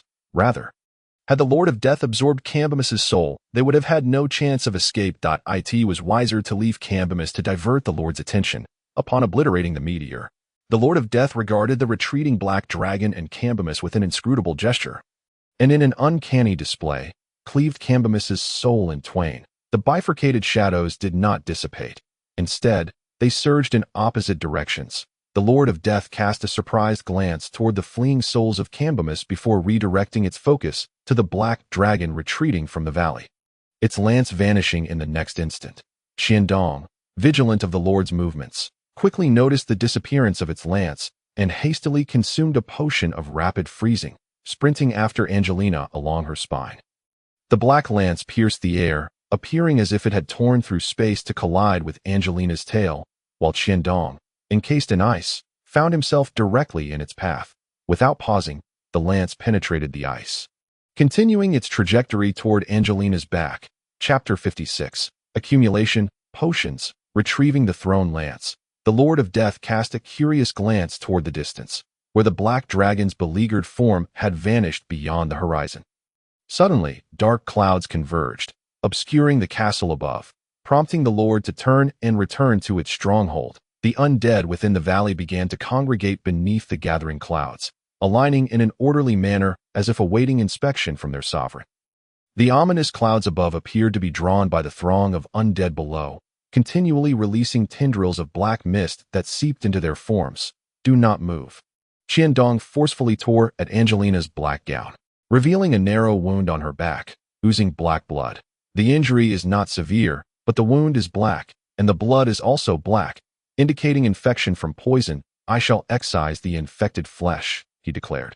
Disregarding Angelina's fierce gaze, he produced 2 large healing potions and handed them to her. I end this unexpectedly intense battle. Qiandong found himself drained of 130,000 energy points. The system shop now displayed a remaining energy balance of 2,1511 points to AT. This moment, he could not afford to dwell on the loss. Hastily, he exchanged for several hemostatic herbs from the system shop. No sooner had he ground them than he noticed that the blackness from Angelina's wound had begun to spread. Without delay, he brandished a dagger, previously treated with herbs, and swiftly excised the infected flesh, feeling the tremors of Angelina's body as she endured the pain. Anger surged within Qiandong. That accursed Cambimus. I shall ensure he is ground to dust. Had it not been for Cambimus's actions summoning the Lord of Death, Angelina might not have been hurt. Once he finished tending to the infected wound, Qiandong had yet to apply the hemostatic herbs when Angelina rose, her eyes blazing with fury directed at him. This time, Qiandong resolved not to back down, returning her glare with equal intensity. What do you intend to do? In your current state, I am not afraid of you. Perhaps it was due to Angelina's gender and their symbiotic bond that Qiandong had always shown restraint. Yet it was Qiandong nodded thoughtfully, acknowledging the immense pressure imposed by the recently encountered Death Monarch, which was undeniably on par with that of the Sacred Domain Mage, Fallard. I fear that Cambimus will no longer dare to return to that valley, Angelina remarked, casting a glance at the valley now shrouded in ominous black clouds. Why is that? Qiandong inquired with curiosity. A being worthy of the title monarch among the undead possesses intellect that is certainly not inferior to yours or mine. Having been subjugated by Cambimus for so long, how could a monarch tolerate such indignity? Angelina shook her head, seemingly reflecting on the helplessness she felt in the face of the Death Monarch. Once you break through to the 8th tier and attain the 9th tier strength, combined with my potions, defeating it may not be beyond reach, Qiandong reassured her. But after being attacked by the Death Monarch, with your injuries, how could you possibly evade its attack range so swiftly? Qiandong voiced his doubts. Suddenly, Angelina halted, casting a curious glance at him. After I saw you being attacked, I downed all the potions you gave me in one go, and that's how I managed to escape, she explained, pausing as if to avoid delving into the complexities of her experience. You actually feel shy. Dong mused inwardly, amused. How could that be? You've practically used every type of potion, even if you consumed them all. Their effects wouldn't stack. How could that make you so powerful as to escape? Reflect on the sensation you experienced after drinking the potions, he urged. Well, I cannot quite articulate the feeling, but after consuming the potions, I distinctly felt my blood boiling twice. Angelina struggled to recall, hoping to assist Dong in achieving new breakthroughs regarding the potions. Twice your blood boiled. Dong was taken aback. The blood essence stone indeed produced a sensation akin to boiling blood. This suggested that the issue lay with the bloodthirst potion, that he clearly remembered giving Angelina 2 bottles of the bloodthirst potion, yet potions could not stack. How could her blood boil twice? Stacking. In an instant. Both Dong and Angelina exchanged a knowing glance and exclaimed together. Potions can indeed stack. This is utterly impossible. Dong quickly negated. Nevertheless, Angelina had truly experienced it, and the evidence supported her claim. Given her injuries, even consuming potions should not have allowed her to escape the Death Monarch's pursuit. The stacking effect must not stem from the potions themselves, yet the effects have undeniably compounded. Could it be due to some other factor? The liquid from the endless bottle. Dong exclaimed, realizing it was the only possibility that he recalled having added a mysterious liquid while concocting the bloodthirst potion. You added liquid from the endless bottle to the potion? Angelina was equally astonished. Indeed. That must be it. Otherwise, how could a flawed endless bottle command the same price as a pseudo-artifact? It's astonishing that the liquid from the endless bottle produces not the fountain of life, but rather a mysterious liquid that enhances potion effects. Dong cheered with exhilaration. The ability to stack potion effects signified immense potential. It implied that the bloodthirst potion could surpass the frenzy potion in potency without the severe side effects. Resistance potions could achieve 100 magical immunity. Affinity potions could infinitely reduce spellcasting times.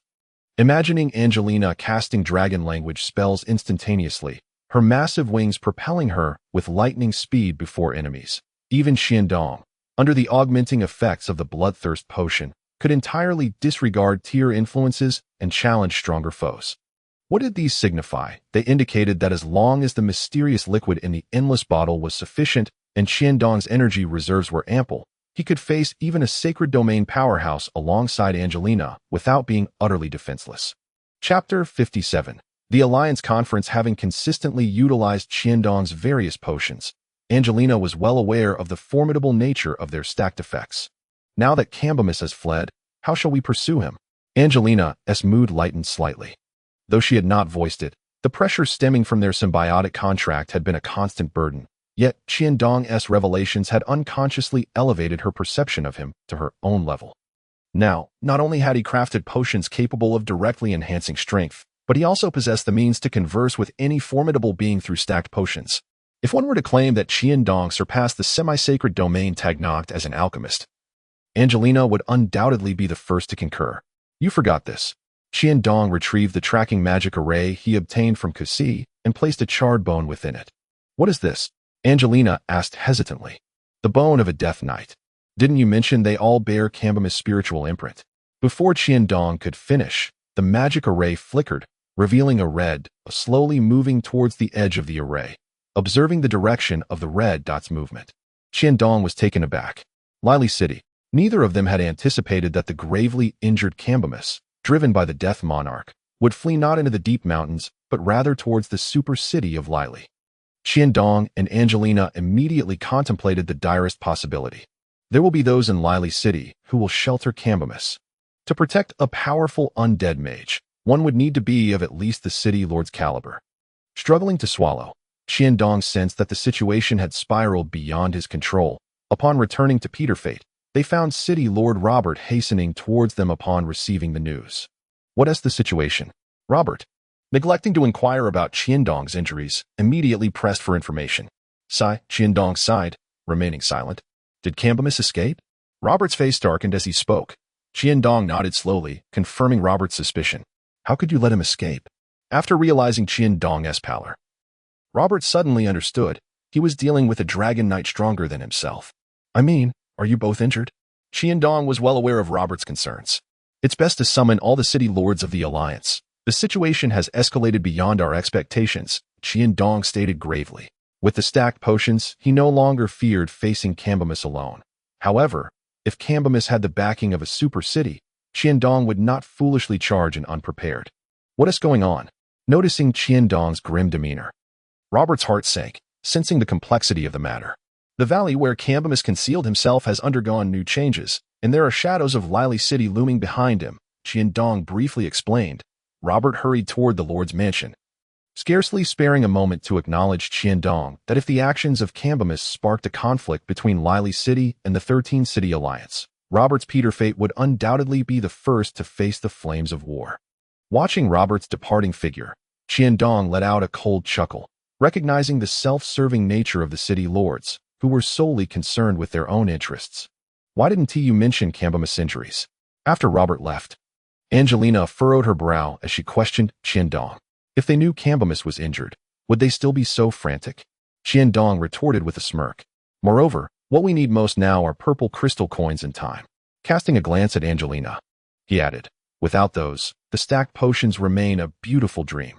Failing to eliminate Cambimus means facing the ire of other city lords. While I'm not afraid of them, Daikiels will certainly have a hard time under their resistance. And I currently need Daikiels to provide me with ample purple crystal coins. Angelina understood Qiandong's implications. Having been with him for so long, she was close to deciphering his secrets. Qiandong's relentless pursuit of purple crystal coins and magic crystals was evident. Those potions undoubtedly required vast amounts of energy, and the endless bottle's remnants needed time to accumulate the mysterious liquid. Given the stakes concerning the Alliance's survival, the city lords did not dawdle, swiftly gathering in Peter Fate. I knew relying on him to deal with Cambimus was a mistake. He even had the audacity to con the 2 high-tier magic crystals from Madame Cassie. Without needing to look, Qiandong knew who had spoken thoughtlessly. It could only be the fool Knockfist, who was the only one foolish enough to speak so in his presence. What has transpired that warrants such an urgent assembly? Madame Cassie also furrowed her brow. Faced with her, Qiandong could no longer ignore her and was compelled to explain. My companion, Angelina, and I went directly to Cambimus' lair, the Valley of Death. To our surprise, 12 Death Knights awaited us there. Cambimus was grievously injured by the evolved Death Monarch. According to Madame Cassie's tracking magic array, we initially intended to pursue him, but ultimately discovered, Qiandong paused, surveying the assembled city lords, that Cambimus was fleeing towards Lily City. His life box should be there. Hiss, a collective intake of breath echoed, as the city lords were clearly taken aback by Qiandong's revelation. Although the 13-City Alliance frequently interacted with Lily City, these were typically small-scale skirmishes if they truly provoked Lily City's wrath. The so-called alliance would likely be deemed insignificant in their eyes. If you're going to fabricate a story, at least make it plausible that a being like the Death Monarch wouldn't appear in the Shadow Realm. Knockfist scoffed derisively at Qiandong. Casting a fleeting glance at Knockfist, Qiandong found it hard to believe that this fellow's Zimala city had yet to fall. Since Lord Knockfist has reservations, and given that the Alliance requires someone to investigate the conditions of the Death Valley, why not let Knockfist take the lead? After all, it merely harbors a hint of the undead, and I trust Lord Knockfist will not take issue with that, Qiandong remarked with a disdainful look at Knockfist. Observing the gazes of the other lords drawn towards him by Qiandong, Knockfist began to feel a sense of panic. Do not let him mislead you. This fellow likely has never even ventured into the Death Valley, Knockfist exclaimed in haste. I have faith in Lord Qiandong's words, Wimbus interrupted. Coming to Qiandong's aid unexpectedly to Qiandong's surprise, it was this individual he had once robbed who stepped forward to support him. I too believe in Lord Qiandong's words, Knockfist. Silence yourself. Lady Cassie glared at Knockfist. Had it been anyone else, Knockfist would have surely retorted, yet before Lady Cassie, he found himself suppressing his anger. Were it not for her earlier support, he would not have attained his current position. Compared to Cambimus, the Death Lord is an even more formidable adversary. Lady Cassie furrowed her brow. Fear not. The Death Lord, being a territorial entity, will not leave his domain lightly, Angelina remarked, surveying the assembly. With that, she resumed her perusal of her notes, as only Qiandong seemed to relish such tiresome meetings. Angelina, with her dragon lineage, is undoubtedly reliable. Faced with the skeptical gazes of the assembled lords, Qiandong felt compelled to step forward. Since the issue of the Death Lord is settled, What course of action shall we take regarding Cambimus? Lady Cassie's brow remained furrowed, for the impending vengeance from Cambimus was undeniably the most troubling matter at hand. Chapter 58. A high-stakes gamble. Who was it that boasted and now finds themselves in trouble? Naturally, they must resolve it themselves, Knockfies muttered softly, though his words did not escape the ears of the other lords present. As anticipated, the lords, including Wembus and Lady Cassie, turned their gazes towards Qiandong. Cambimus, I shall confront him. Qiandong did not shy away from their scrutiny. However, my companion, Angelina, has just reached the 8th tier and is currently injured. Moreover, Cambimus is likely to hide within Lely City, making it a daunting task. Lely City boasts 27 8th tier experts, and its lord, Carlos, is no simple character. Capturing Cambimus there will be no trivial feat, Lady Cassie stated. Presenting a dilemma. Having opposed Lely City for so many years, the assembled lords possessed a fair understanding of its strength. Cambimus escaped from my grasp. Capturing him is my responsibility, Qiandong declared, unwilling to simply concede. However, I require the support of all present. The 8th tier fire magic crystals will soon arrive, that I wonder what Lord Qiandong requires this time. Knockfies could not restrain himself, with the situation at hand. Lady Cassie was uncertain whether to continue supporting Qiandong. Clearing his throat, Qiandong straightened his posture. Perhaps you are unaware, but as a dragon knight, I am also an apothecary. There are indeed ways to deal with Lely City, however. Concocting potions necessitates a substantial amount of purple crystal currency. Noticing Angelina engrossed in her notes beside him, Qiandong spoke slowly. Another request for purple crystal currency. I presume it is no small sum. Knockfies retorted sarcastically. As expected, the other lords frowned in agreement. Indeed, it is no trifling amount. At the very least, it requires over 10 million purple crystal coins, and the more, the better. Qiandong's gaze swept across each lord present. And indeed, every one of them tilted their heads in concern. Of course, the purple crystal currency is not being taken without compensation. I shall use DJ Lucy as collateral, should I fail to capture Cambimus. DJ Lucy shall be entrusted to your governance, and both my companion, Angelina, and I shall depart from the 13-city alliance. Qiandong's eyes met those of the lords once more.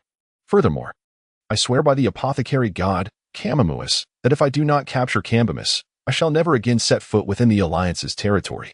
Upon hearing Qiandong's solemn vow, Angelina lifted her gaze to regard him for a moment before returning to her notes. Is that so? And what of granting Teenies her freedom?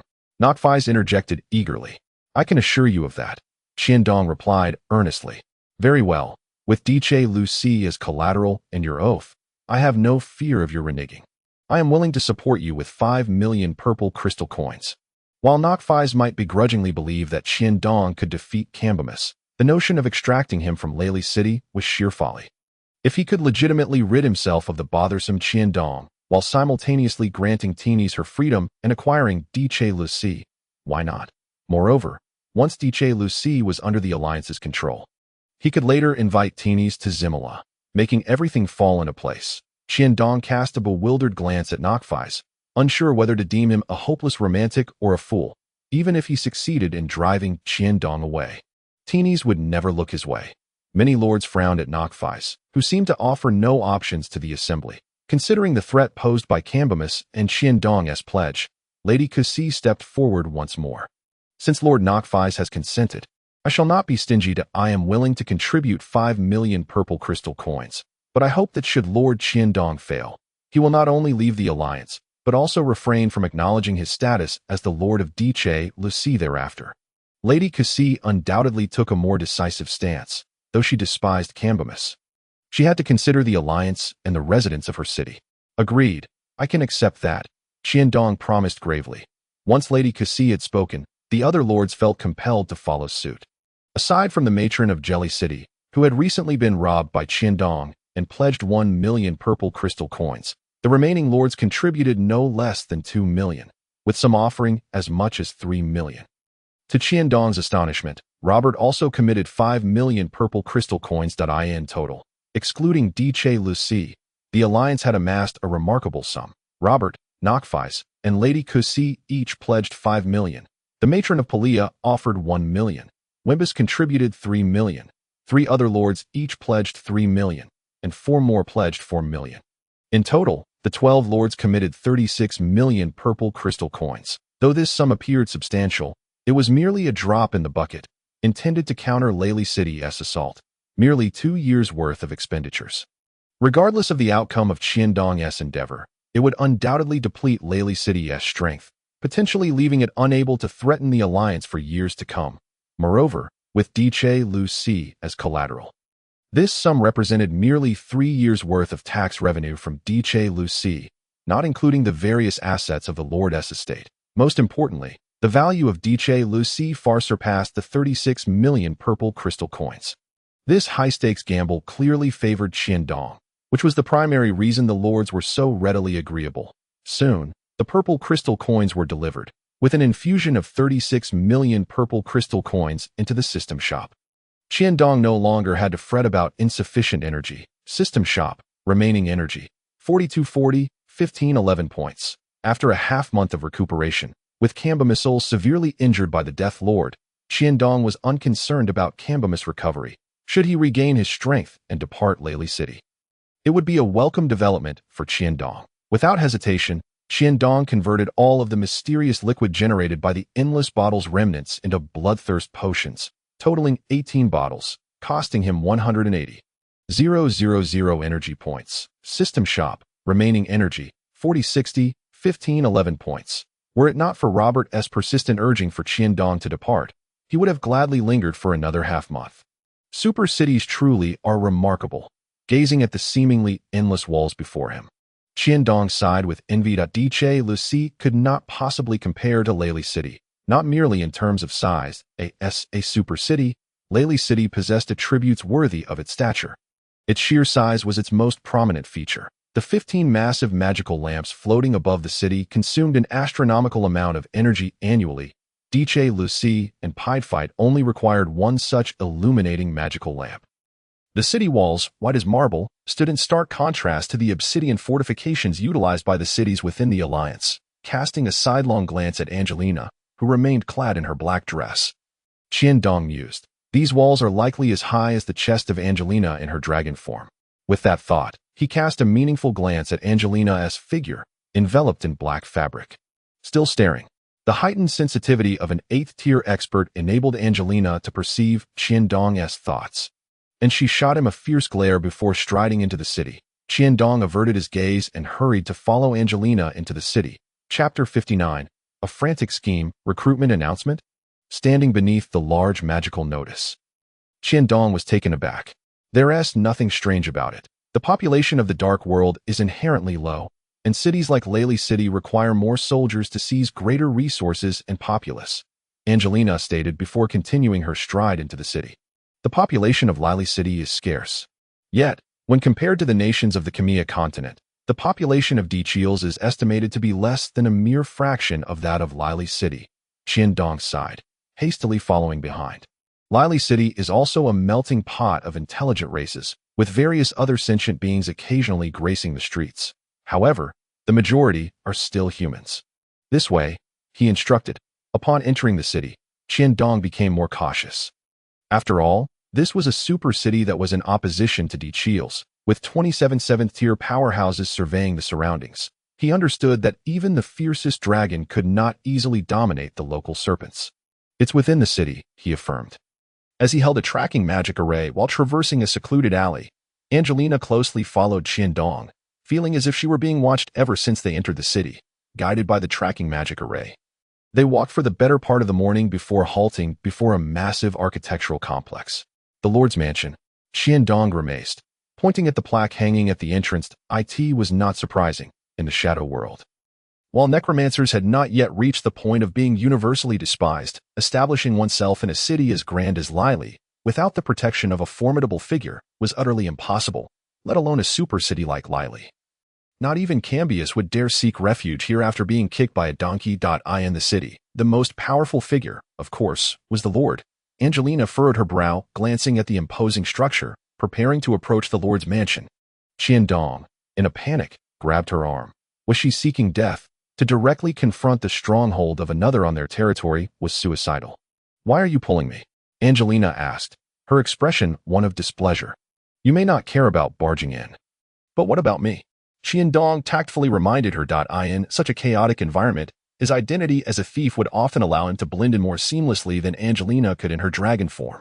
Yet, chaos could not be embraced so recklessly. With the bloodthirsty potions I possess, even in Lily City, I could make a bold entrance, Angelina replied impatiently, casting a glance at Qiandong. Do you think my potions come without effort? Qiandong, of course, dared not voice his thoughts. Cambius is likely hiding within the Lord's mansion, not to mention the 7th-tier powerhouses inside. We are also unaware of the strength of Lord Carlos. Such recklessness is unwise. Qiandong continued.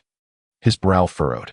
The effects of the bloodthirsty potion only last for half an hour, and we are uncertain about the side effects of an overdose. It would be prudent to avoid using it if possible. What do you propose? Angelina knew that barging in directly was the most foolish course of action.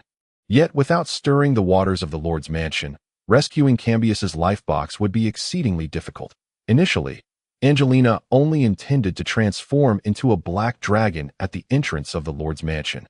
Perhaps unleash a breath attack, and then flee outside, creating an opportunity for Qiandong to infiltrate. With Qiandong's various potions, she had faith that no one in Lily City could detain her.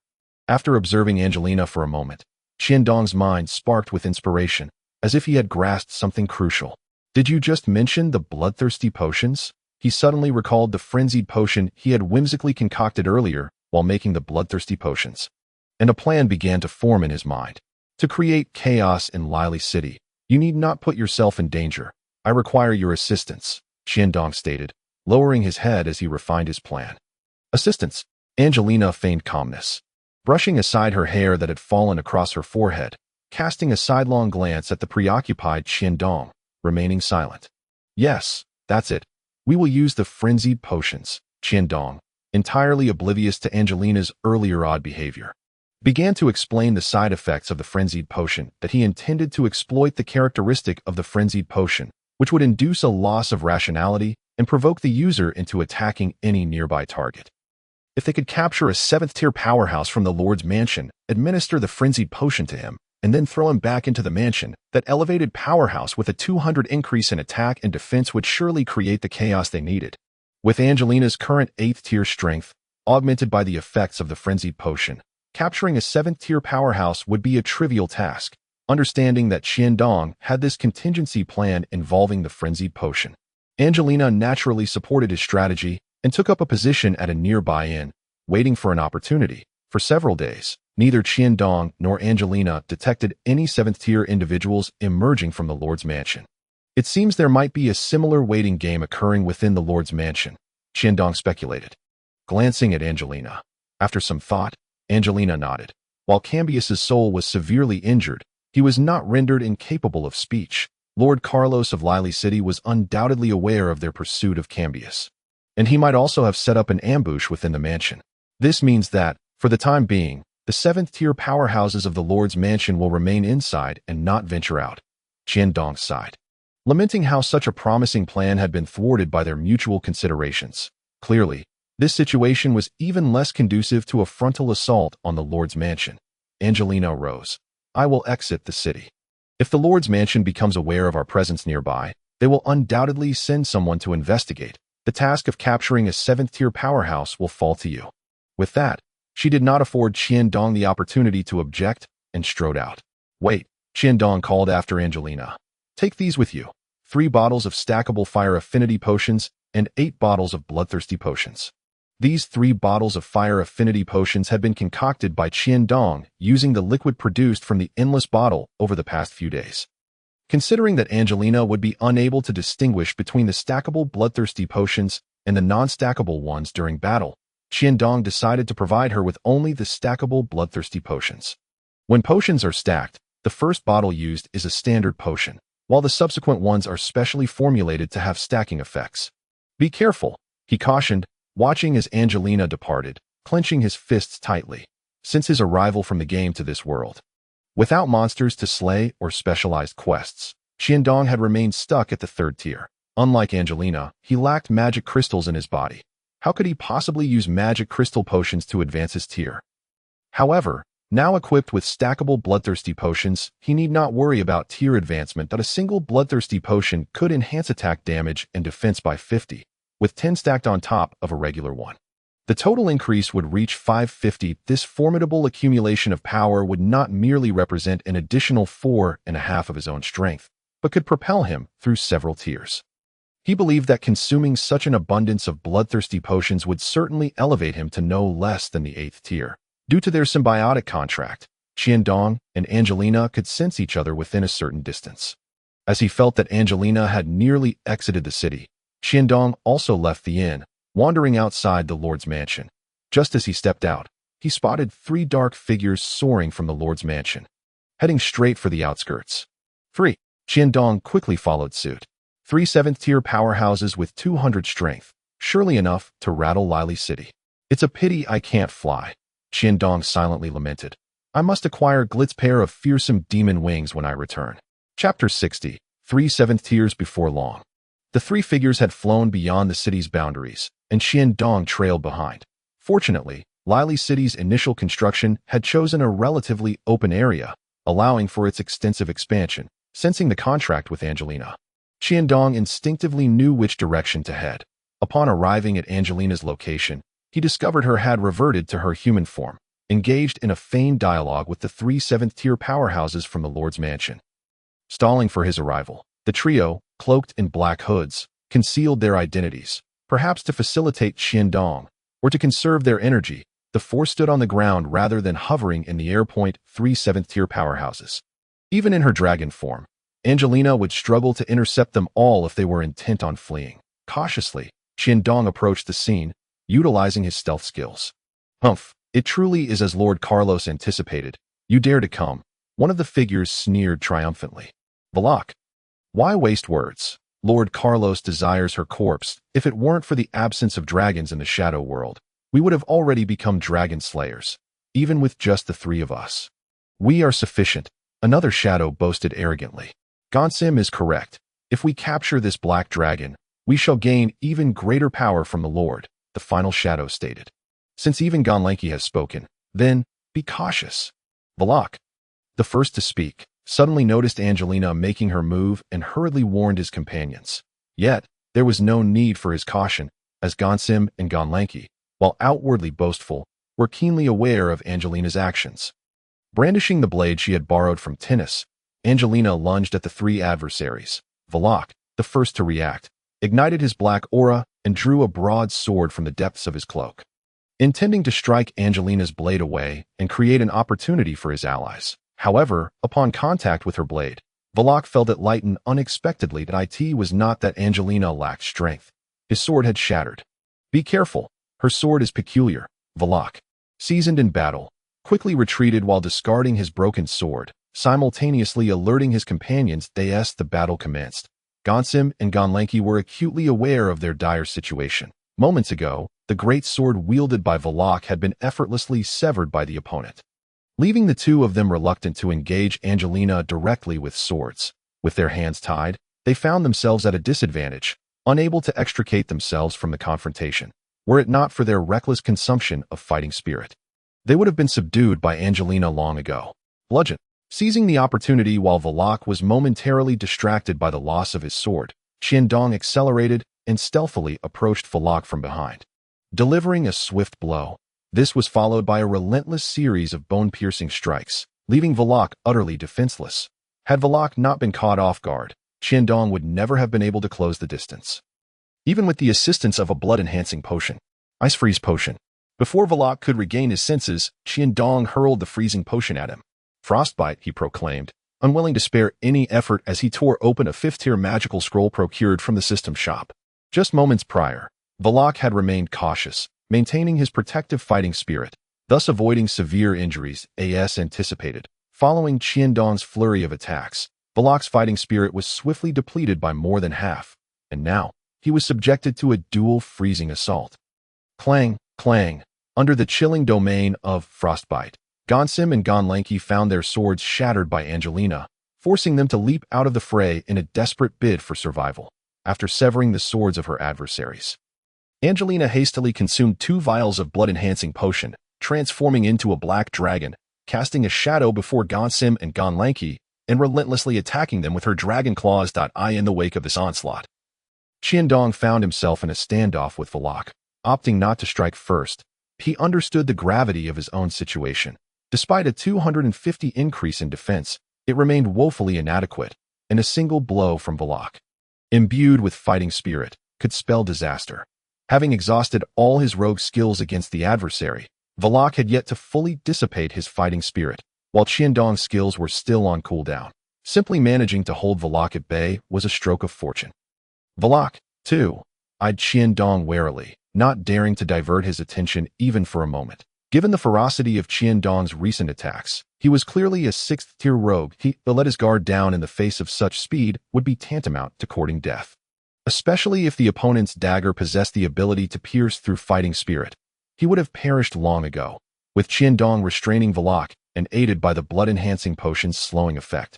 Angelina continued to dominate the remaining 2 adversaries, refraining from delivering a lethal blow as her intent was to capture them alive. Qiandong soon realized that while he possessed an abundance of potions, his offensive capabilities were woefully inadequate. He, too, found himself ensnared by Valak, leaving him powerless to assist Angelina.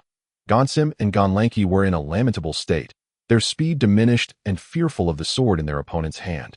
Compelled to expend their fighting spirit at an alarming rate while occasionally having to withstand attacks, they quickly discovered that even when their fighting spirit grazed Valak, he seemed unfazed, merely using the opportunity to inflict a gash upon them. As the 2, besieged by Angelina, rapidly depleted their fighting spirit, they cried out, "Valak, you scoundrel, why aren't you coming to our aid? Are you not afraid of the punishment from Lord Carlos upon your return?" Valak, of course, offered no reply, as the pressure exerted by Qiandong was immense, and he still required their assistance. Seizing the moment when Valak was slightly distracted, Qiandong brandished his dagger and vanished from sight. Stealth. Valak heightened his vigilance, fixating on the ground around him to prevent Qiandong's approach. Thud. Qiandong cautiously maneuvered behind Gansim, delivering a swift blow that in perfect synchrony. Angelina unleashed a surge of black flames toward Gansim, incinerating the last vestiges of his black fighting spirit. Observing the unconscious Gansim, Qiandong raised his dagger, casting a fierce glare at Ganlanki, who was still engaged in battle with Angelina. Ganlanki, who had been positioned beside Gansim, was acutely aware of the unfolding events.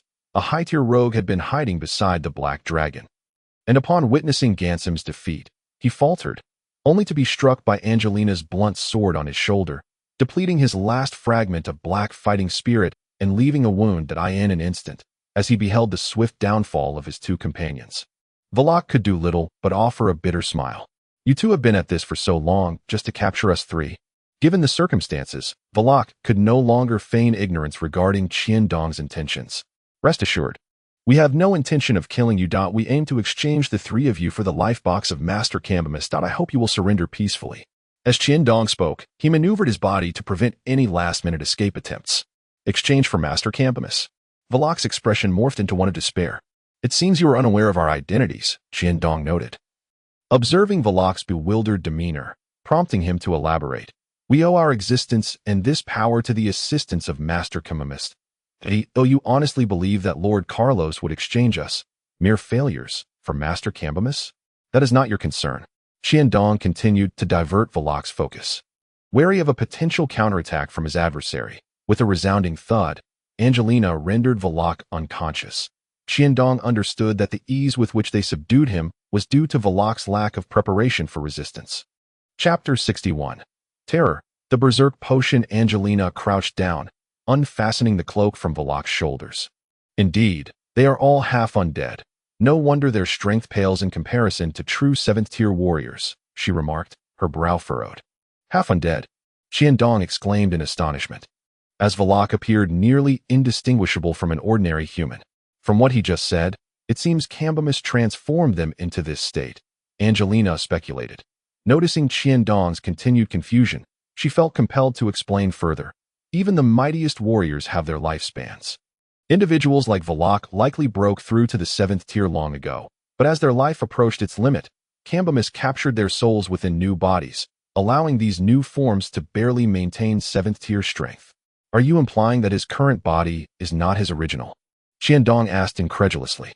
Angelina nodded. Such feats of necromancy were no trivial matter. Cursed be Cambimus, for he was no ordinary individual deity o Qiandong.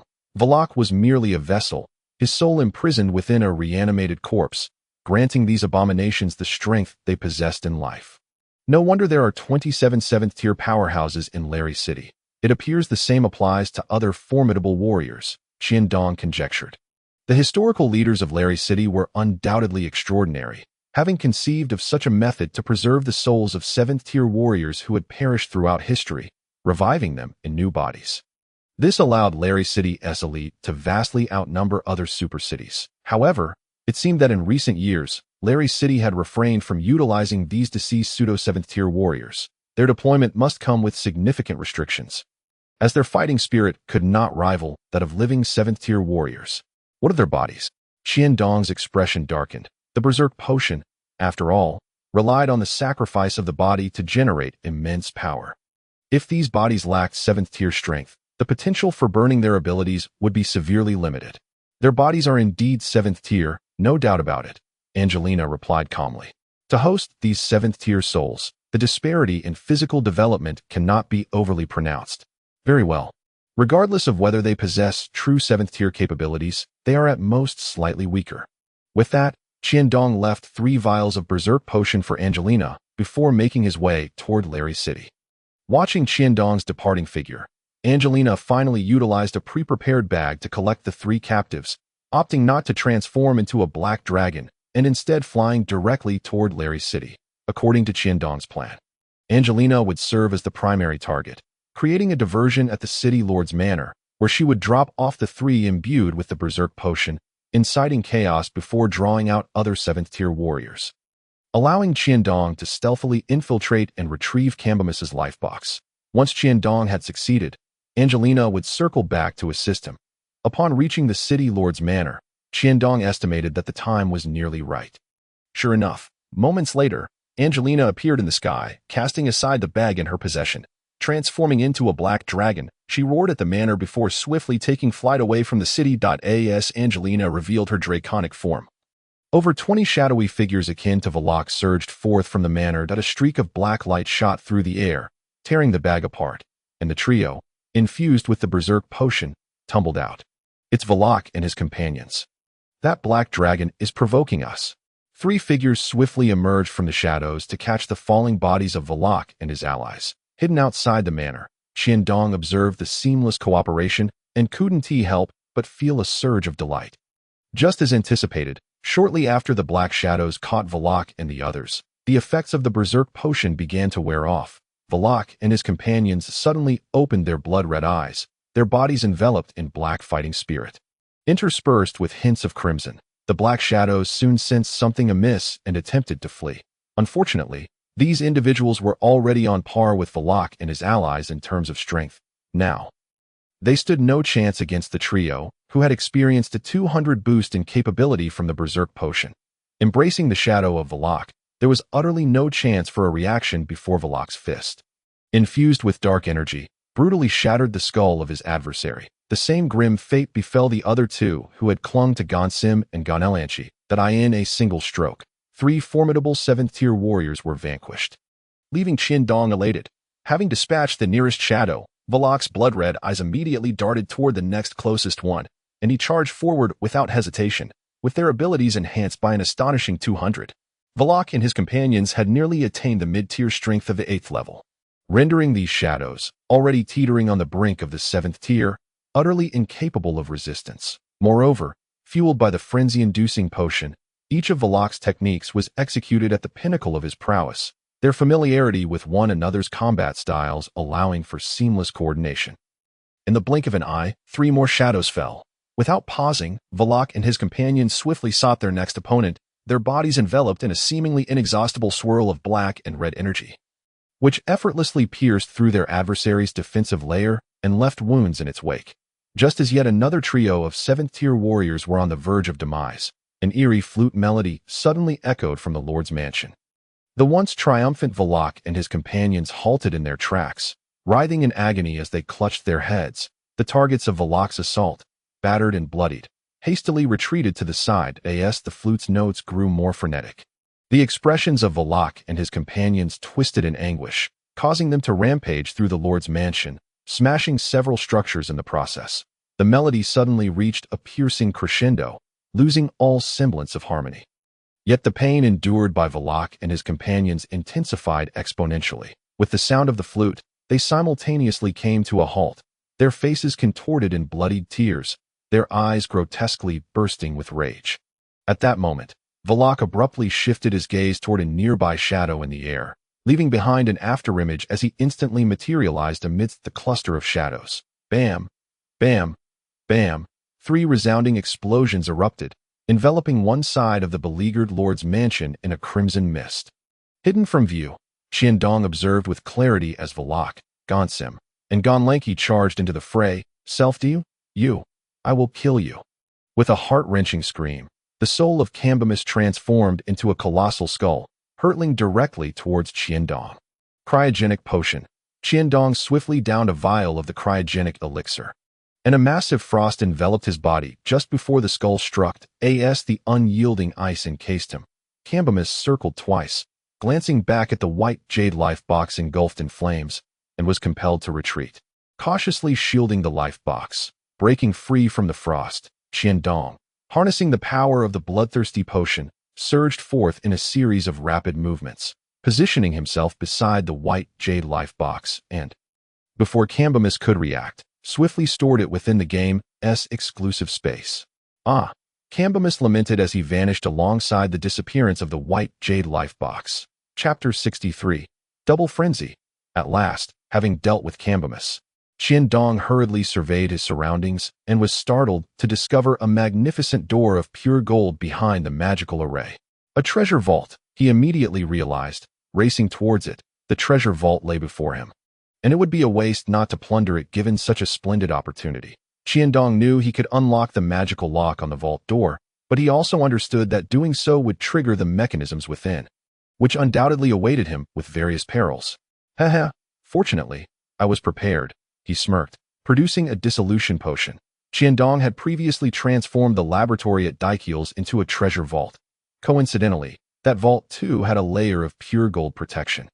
During an experiment with magical crystals, he had inadvertently spilled the dissolution potion on the floor, and to his astonishment, he discovered that the dissolution potion could dissolve pure gold.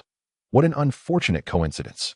Now, confronted with the pure gold vault door, Qiandong couldn't help but feel this was fate's design, as if the heavens had conspired to bring him here to plunder, without a moment's hesitation. He immediately exchanged a substantial quantity of dissolution potions from the system shop and carefully drenched the pure gold door. He watched the gold door melt away like ice cream in a fire. Qiandong felt a blissful simplicity in his fortune. With the pure gold vault door breached, he was unconcerned about the traps within. A few vials of explosive potions triggered a cascade of magical traps within the vault. Once the vault fell utterly silent, Qiandong hurriedly dashed inside. To his amazement, he was greeted by a sea of purple. He estimated that the mound of purple crystal coins before him was at least 3 times larger than that in Daikiel's vault, which had boasted 12 million crystal coins. Thus, this place must contain no less than 36 million. Without a moment's hesitation, Qiandong dove in, and the purple crystal coins swiftly vanished before his very eyes. Having plundered the purple crystal coins, Qiandong glanced at the remaining energy value in the system shop, his face adorned with a foolish grin. Even after spending nearly 8 million energy points, he still had 7,038,711 points left. After collecting the purple crystal coins, he began to scan the vault's surroundings. To his dismay, it was utterly barren. Was this treasure vault constructed solely to house such a vast quantity of purple crystal coins? Reluctantly, he began to search every nook and cranny, hoping to uncover some hidden compartments. After a painstaking search, he found nothing and was forced to concede defeat. Exiting the vault, he caught sight of a high platform in the center of the secret chamber, where he noticed a flicker of purple below. Rushing over, he discovered more purple crystal coins alongside a shard of white crystal. They actually used purple crystal coins as energy to power the magical array. Qiandong quickly grasped why the vault contained only purple crystal coins and no other treasures. So, Behind that pure gold door lies not a treasure vault, but rather a repository for the energy source powering this magical array. Casting a glance at the unconscious pseudo-7th-tier powerhouse on the ground, Qiandong suddenly remembered that this was not the time for treasure hunting. Angelina was still battling fiercely outside. With Cambamis's life box secured, he no longer hesitated, darting out of the secret chamber and heading straight for the study. As he appeared in the study, he heard the sounds of intense combat outside. Why is Angelina so fast? Sensing their symbiotic contract, Qiandong quickly realized it was Angelina outside. After sensing Qiandong's arrival at the Lord's mansion, Angelina had grown anxious when he did not leave for an extended period, fearing something had befallen him. Without receiving a call from him, she rushed to the Lord's mansion, unaware that Qiandong had been delayed by the purple crystal coins. Observing the fierce battle outside, Qiandong saw Angelina surrounded by 12 shadowy figures, with Carlos nearby continuously casting spells. Each time the shadows ensnared her, Angelina was struck by Carlos's magic, slowing her down. And the shadows seized the opportunity to inflict wounds. The effect of the bloodthirsty potion has worn off. Qiandong furrowed his brow, realizing that due to the limited production speed of the mysterious liquid from the endless bottle, the stacked potions would naturally not be abundant. He had already exhausted the original 10 vials of stacked bloodthirsty potions upon entering the secret chamber. Now, he estimated that only 6 stacked bloodthirsty potions and 3 fire affinity potions remained with Angelina. I can't let myself use the frenzy potion. Can I? The thought of the frenzy potion struck him, and he quickly turned back towards the secret chamber. Fortunately, he is still alive. Earlier, when he thought of the bloodthirsty potion, he recalled the unconscious shadow in the secret chamber. Grabbing the shadow, Qiandong swiftly returned to the study, noticing that the battle outside was still raging. After a moment's thought, he purchased an endless bottle remnant from the system shop, which indeed provided a drop of mysterious liquid.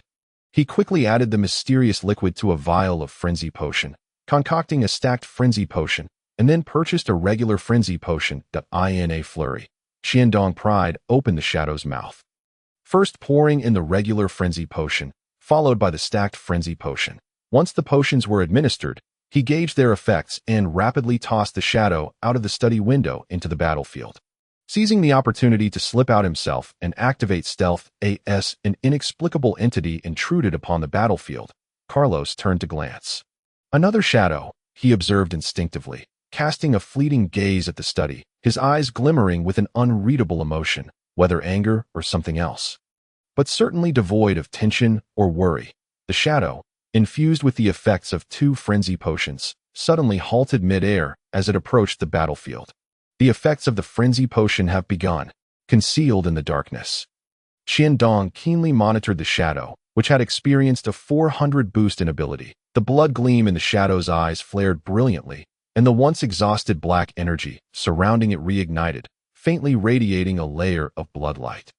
Upon witnessing the shadow's transformation, Carlos immediately recognized that this shadow had been tampered with, similar to Valak and his companions, and hastily drew forth a short flute from his possession. If this frenzied shadow broke through the encirclement around the black dragon, his earlier subordinates would have died in vain. The urgent notes of the flute rang out, causing the frenzied shadow to furrow its brow, its gaze fixated on Carlos, who was playing the flute. Without hesitation, the now frenzied shadow surged towards Carlos, intent on silencing the melody. After stacking 2 frenzy potions, it can withstand the flute's attack. The potency is so overwhelming, Qiandong exclaimed in astonishment. Previously, Valak and his companions had been utterly powerless against the flute's melody, ultimately compelled to self-destruct due to the flute's relentless assault and the frenzy potion's potency. Yet, this shadow, having consumed 2 frenzy potions, could withstand the melody. Chapter 64, Soul Skeleton. Observing the frenzied shadow charging towards him, Carlos was taken aback that the short flute in his hand was proving ineffective. After all, it was a divine artifact. He quickly ceased playing and evaded. From the moment he had begun attacking Angelina, Carlos had revealed himself as a formidable magician, and facing a warrior up close, he naturally needed to dodge, especially against a frenzied shadow. Seeing the Lord in danger, several shadows that had been attacking Angelina were compelled to withdraw, steeling themselves to obstruct the frenzied shadow. Bang, bang, bang. It seemed the earlier flute melody had incited the frenzied shadow, which brutally struck the 3 shadows attempting to block its path. sending them flying with a single punch, and continued its relentless pursuit of Carlos. Thankfully, the three shadows were shielded by their energy, suffering no severe injuries, though they undoubtedly expended considerable energy in that strike. Witnessing the frenzied shadow easily shake off the three attackers, Carlos no longer hesitated. He ignited a black glow in his hand and directed it towards the short flute. Without warning, the frenzied shadow halted mid-air, the blood gleam in its eyes suddenly dimming. Boom! A cloud of blood mist erupted as the frenzied shadow self-destructed. The three shadows pursuing the frenzied shadow were engulfed by the blood mist, while the structure beneath the frenzied shadow vanished in an instant. Leaving only a deep pit as Carlos observed the three shadows enveloped in blood mist, not even their souls escaping. His face darkened with a brooding expression. The self-detonation of the frenzied shadow momentarily distracted the shadows surrounding Angelina. And without further hesitation, the previously concealed Angelina seized the opportunity, her dragon claws gripping a shadow and soaring towards Qiandong's hiding spot.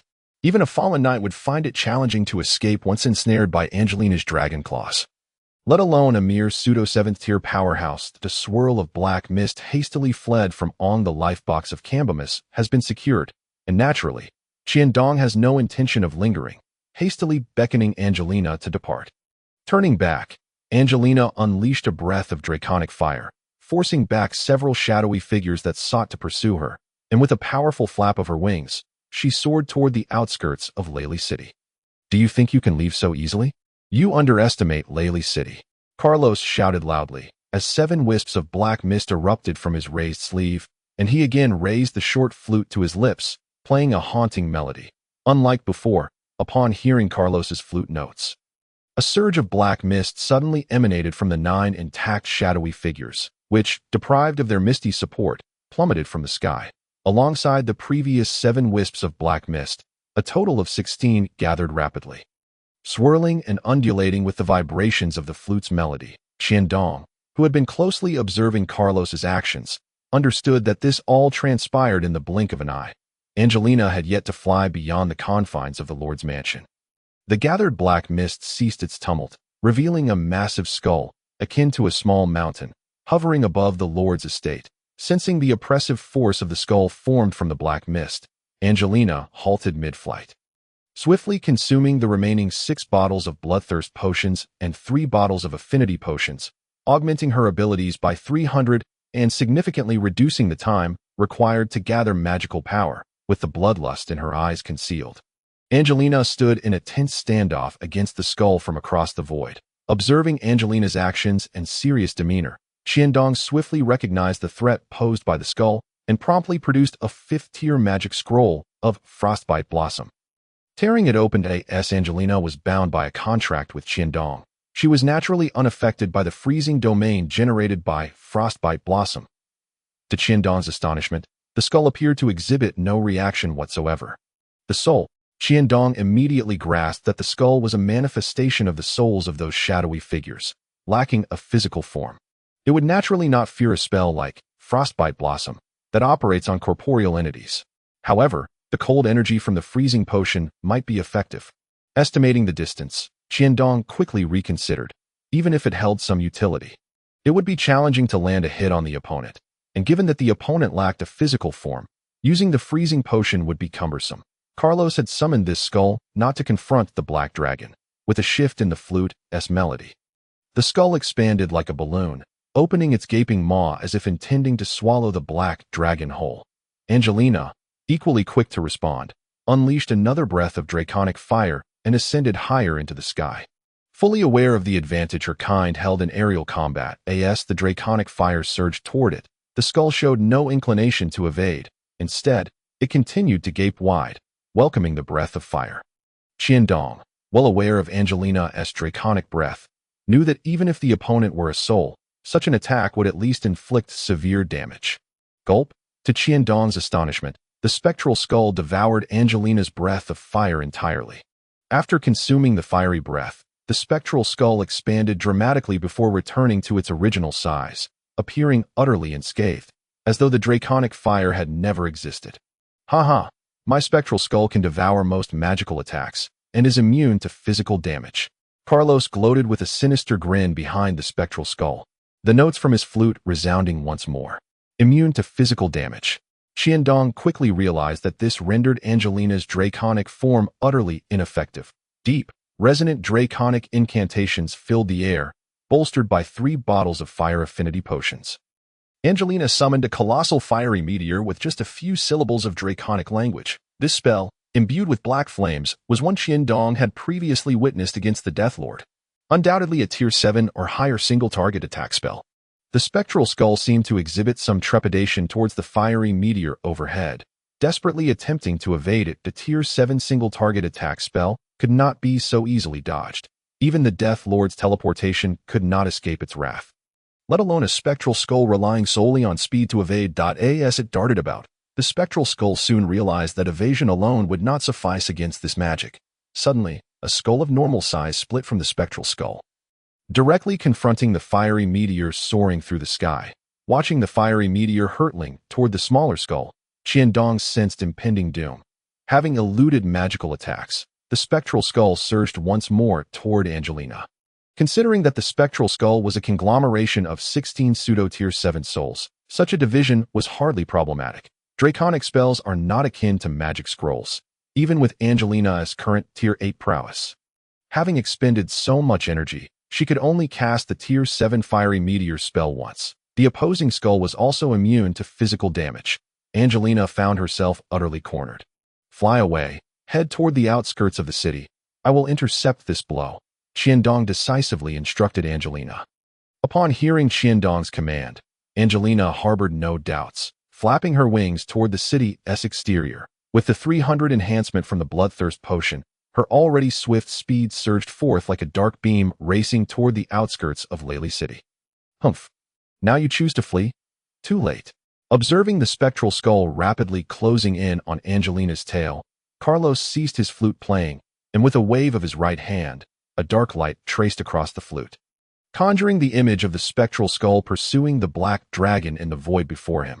Chapter 65. Spatial Crystal. Witnessing the spectral skull nearly catching up to Angelina, Qiandong hesitated no longer. A blood glow flashed from the yellow talisman in his hand, shooting toward the spectral skull behind him, so close that the spectral skull had no time to react. It was struck by the blood glow. The spectral skull writhed in agony, frozen mid-air, its face contorted in a silent scream. The contorted visage of the spectral skull vividly displayed the tremendous damage inflicted by the blood glow soul-piercing needle talisman. A soul? My blood glow soul-piercing needle talisman is specifically designed to attack souls, Qiandong remarked coldly. Watching the spectral skull drift further away, it was not that Qiandong wished to rely on the freezing potion and rebirth cross, as he had previously to thwart the spectral skull's assault. The lack of physical form made it uncertain whether those would be effective. Moreover, if his own soul were also devoured, Qiandong could not guarantee that the rebirth cross would revive him. Thus, he resorted to the pseudo-artifact, blood glow soul-piercing needle talisman, compelled to do so. Fortunately, he had managed to halt the spectral skull's pursuit. Just as the spectral skull was about to catch up to the black dragon, it was struck by the blood glow from Qiandong's hand, sustaining grievous injuries, causing Carlos's expression to darken once more. With a soft crack, Carlos quickly noticed a faint crack appearing on the surface of his flute. A crack. How could this be possible? This was a divine artifact. A necromantic artifact, Theos's flute. Ignoring the pain in his heart, Carlos hastily summoned back the spectral skull. If another crack appeared on Theos's flute, Carlos would surely feel a profound heartache. The current status of Lely City in the shadowy realm was largely sustained by the power of the Theos's flute he held. Black Dragon. Dragon Knight. Just wait. I will grind you to dust. Carlos vowed into the void, turning to vanish within the ruins of the Lord's mansion. After repelling the spectral skull, Angelina, too, was compelled to halt. As the side effects of the Bloodthirst potion began to surface, now restored to human form, Angelina bled profusely from her body. Strangely, Qiandong, who had also consumed the Bloodthirst potion, exhibited no such reaction. He promptly handed her one bottle after another of large healing potions, aiding her in recovering her vitality to prevent any unforeseen consequences from excessive blood loss. After expending 20 large healing potions, the blood seeping from Angelina's skin finally ceased. It seems the amplification was too substantial for her body to withstand, Qiandong mused. Watching Angelina retreat to a concealed area to cleanse herself and change attire. Qiandong began to assess the gains and losses from his battle with the spectral skull. He had purchased an endless bottle, utilized a blood glow soul-piercing needle talisman, and a 5th tier, frostbite blossom, magic scroll, totaling 2,050 million energy points, in addition to the 1 million for the large healing potions. Checking the remaining energy points in the system shop for 1,888,711 points, glancing at the 2 incomplete endless bottles in his exclusive space.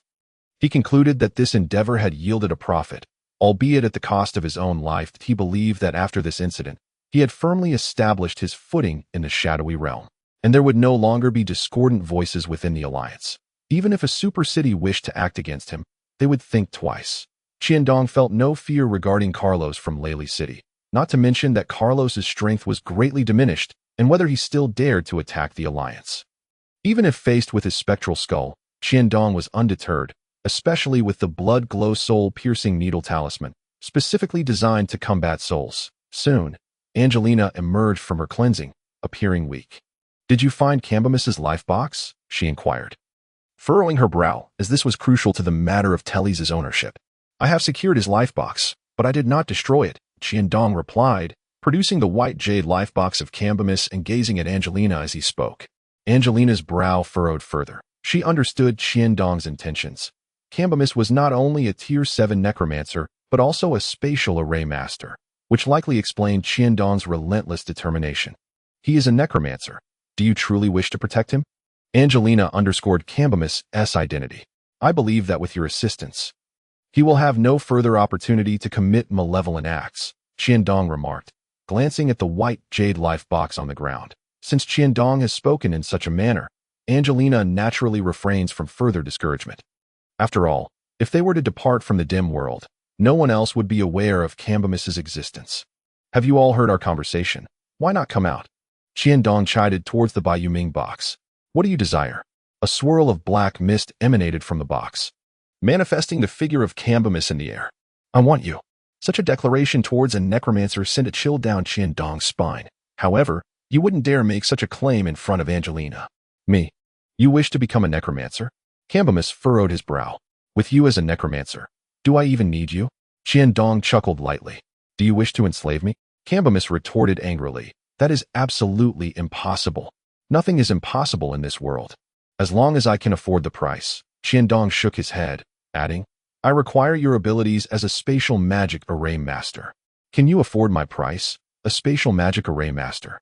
Cambamis cast a scornful glance at Qiandong, surprised that someone still remembered he was a magic array master.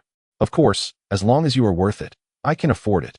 Qiandong was not lacking in energy, capable of purchasing even pseudo-artifacts. And he possessed 2 incomplete artifacts, including the endless bottle. Having said that, Qiandong nonchalantly produced a blood ray soul-piercing needle talisman, feeling a pang in his heart. Another 10 million. Cambamis gazed at the item in Qiandong's hand, his eyes flickering with trepidation. When Qiandong previously dealt with the soul skeleton, all external occurrences had not been shielded from Cambamis, and with Cambamis's formidable mental strength, he naturally knew what had transpired outside. Cambamis was far more aware of the soul skeleton's might than Qiandong. That was a necromantic artifact, summoned by the Phaeus flute, with power that approached the holy realm. Qiandong, of course, was oblivious to the fact that his earlier fortunate retreat from the soul skeleton was entirely due to the blood ray soul-piercing needle talisman's unique enhancement effect on souls. "Are you threatening me?" Cambamis exclaimed, filled with indignation. "How could that be? I am not that kind of person." Qiandong feigned innocence, saying, "I merely wish to inform you that if you were to assist me, even this pseudo-artifact would not be beyond sharing for your research."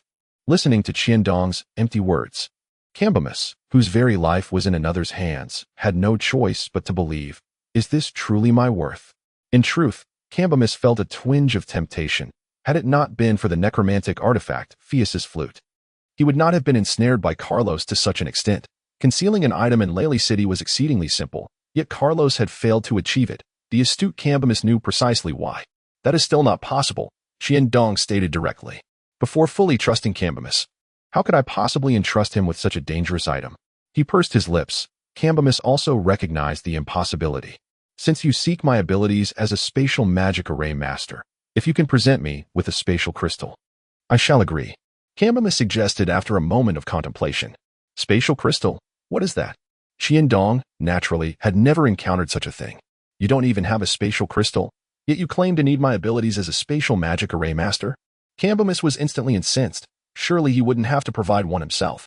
First, tell me what a spatial crystal is. Qiandong frowned, sensing Cambimus's lack of awareness regarding his captive status, a far cry from teenies. A spatial crystal is a unique, transparent yellow crystal capable of instantaneously absorbing and releasing vast amounts of energy. Without a spatial crystal, it is utterly impossible to construct a teleportation array that can breach spatial barriers, Cambimus explained succinctly, since Qiandong intended to utilize his abilities as a spatial magic array master.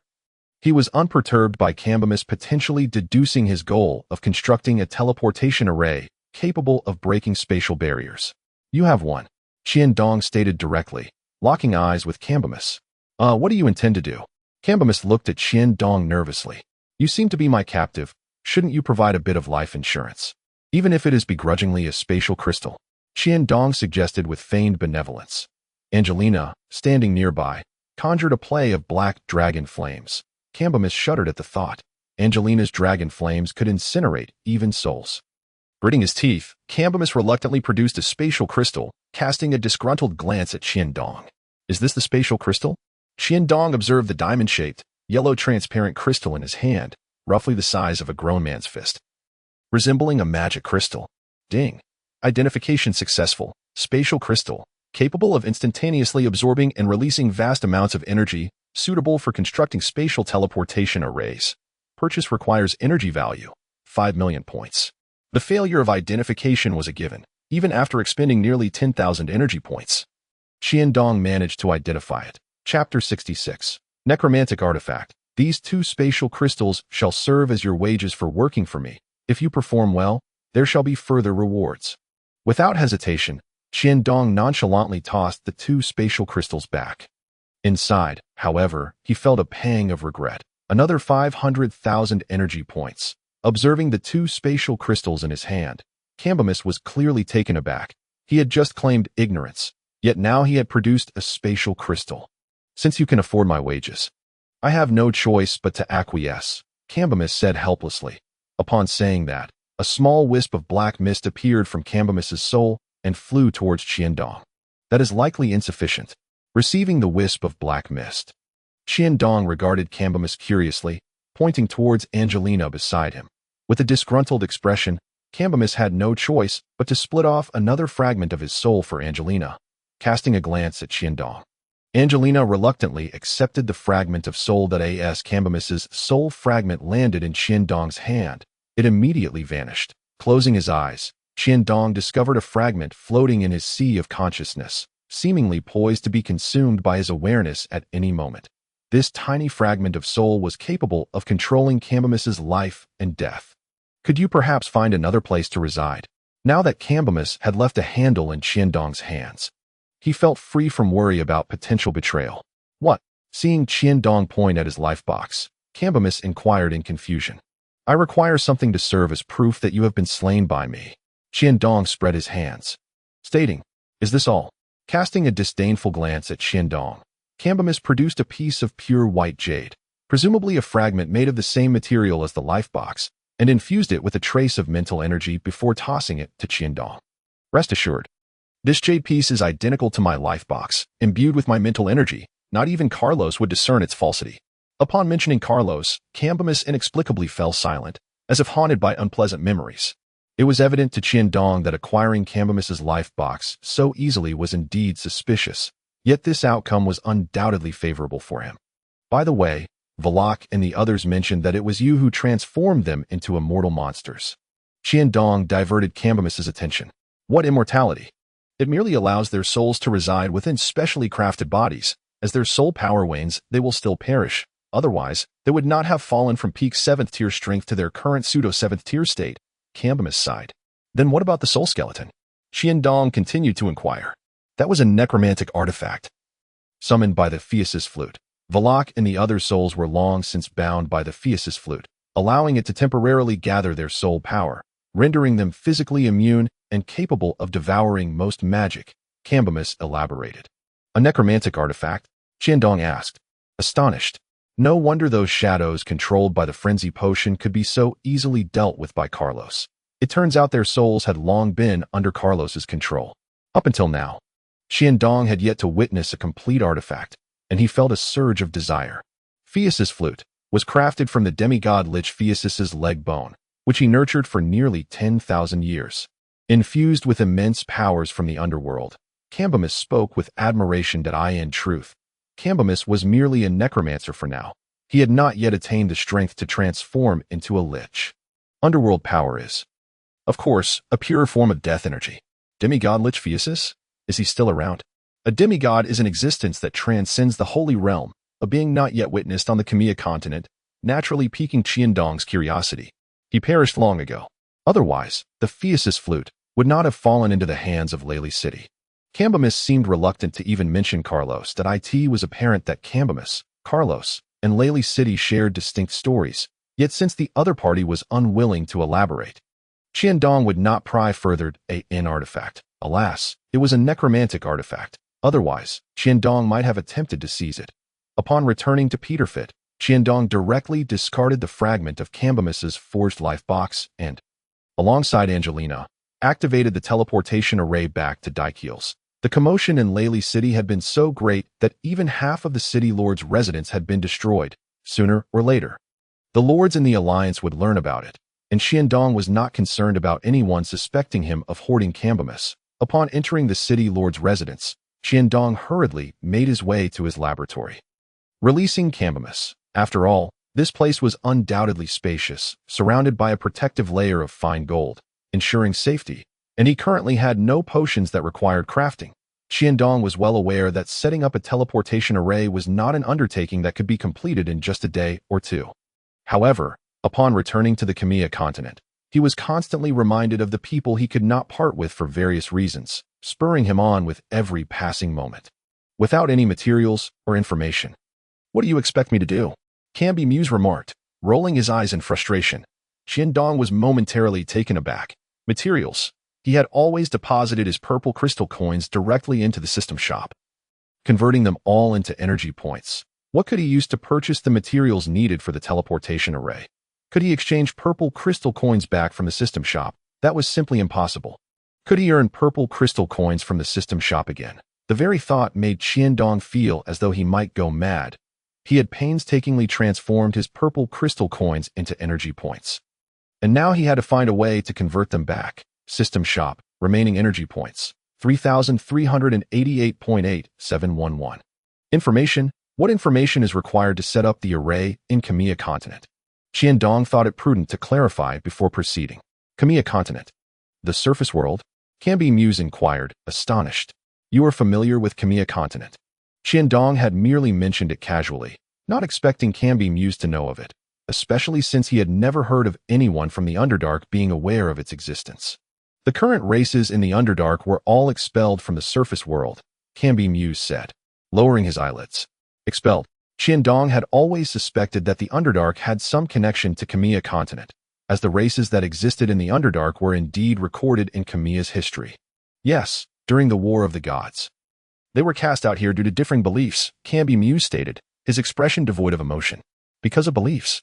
Qiandong had always felt that matters related to the divine were inherently beyond rational explanation. Was it not the case in his original world that the Crusades occurred? Camblemus, with his air of desolation, seemed to embody a sense of abandonment, a spiritual neglect, one might say. As long as we have spatial coordinates, setting up the teleportation array may be challenging, but given sufficient time, it should be feasible, Camblemus asserted, his spirit lifted momentarily. Spatial coordinates. After a thorough search, Qiandong finally found the information he needed in the game system's records. You have previously set up this type of teleportation array. Have you forgotten I am a necromancer? Although the scarcity of spatial crystals has limited me, I have indeed researched such teleportation arrays using magical circles to collect pure death energy from the netherworld. Camblemus replied with nonchalance. There was nothing to boast about.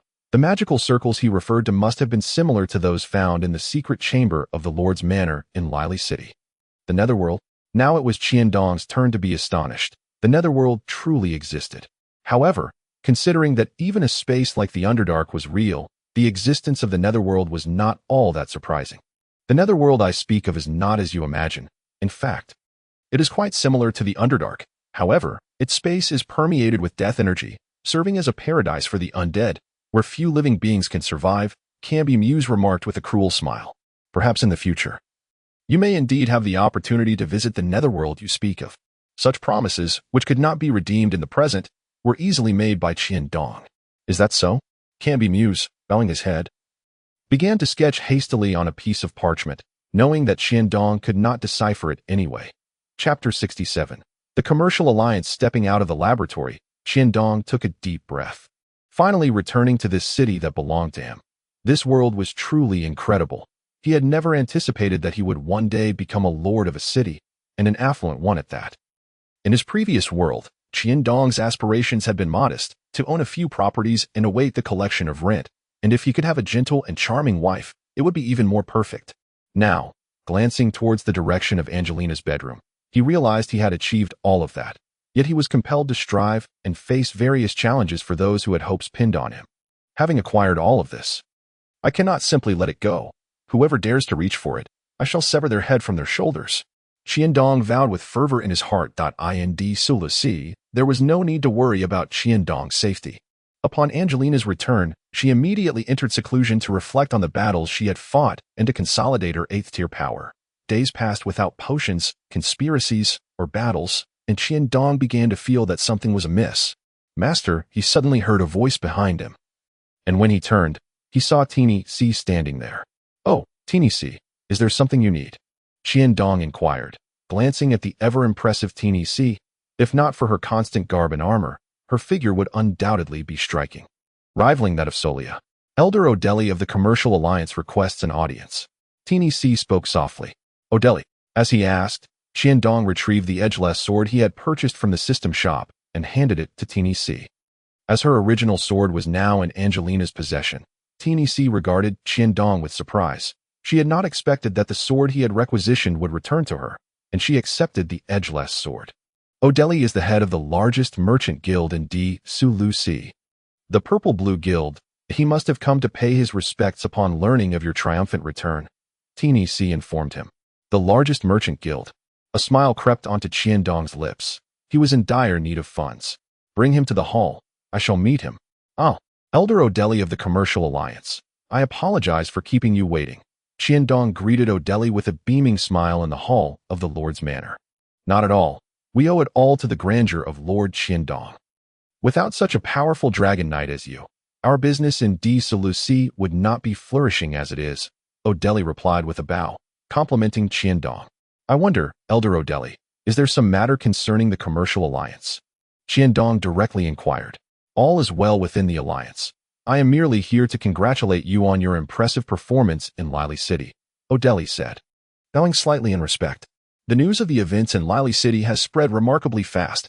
Haha, it is indeed worthy of celebration that Lord Carlos faced defeat. Dong laughed heartily as he pondered Odeli's true intentions. Indeed, the merchants of are now thriving in their dealings with other cities. Moreover, here are this year's tax revenues from Odeli casually produced a silk pouch, placing it before Dong. This year's tax revenue. Hasn't the year yet come to an end? Dong glanced at the silk pouch, but did not take it, frowning slightly.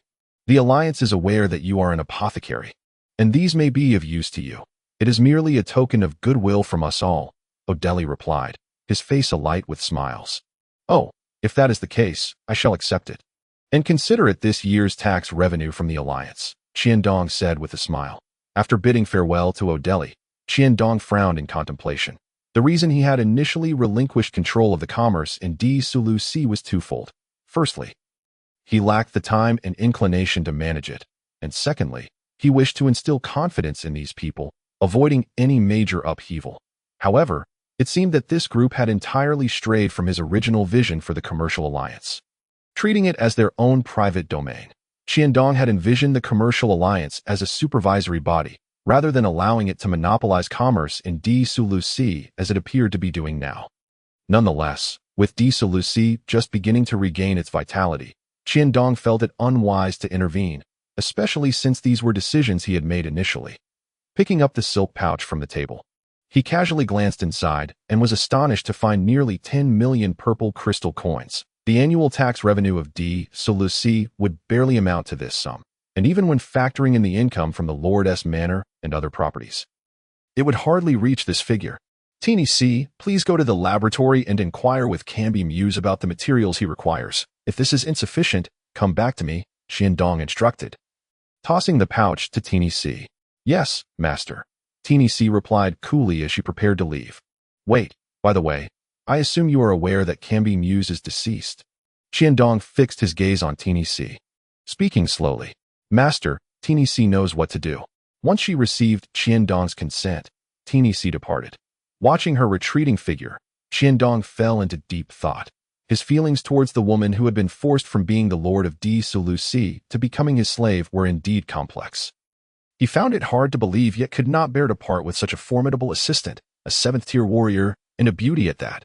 D. Solusi needed her to manage affairs. Sighing, he reminded himself to take it slow. If Camby Muse could become his subordinate, Teeny C would eventually follow suit. The reason Qiandong was contemplating all this now was due to the potential for departure. He did not wish to abandon D. Solusi. The situation he had painstakingly cultivated in the Underdark could not be recklessly discarded. However, he was at a loss for trustworthy individuals to entrust with these matters. For the time being, he would set these thoughts aside. Oh, suddenly, Qiandong remembered Glitter's new alchemical creation, the wings of the fear demon. Through multiple cooperative battles with Angelina, he had realized that his inability to fly was quite the embarrassment. He always had to rely on Angelina's indulgence. If he could fly, he could fully liberate Angelina on the battlefield. Yet, the requirements Glitter had set forth regarding dragon blood made Qiandong chuckle and sigh. It was undeniably a sensitive issue for Angelina, and even he dared not broach it. Let us ascertain whether he requires anything else. Regardless, acquiring the wings is imperative.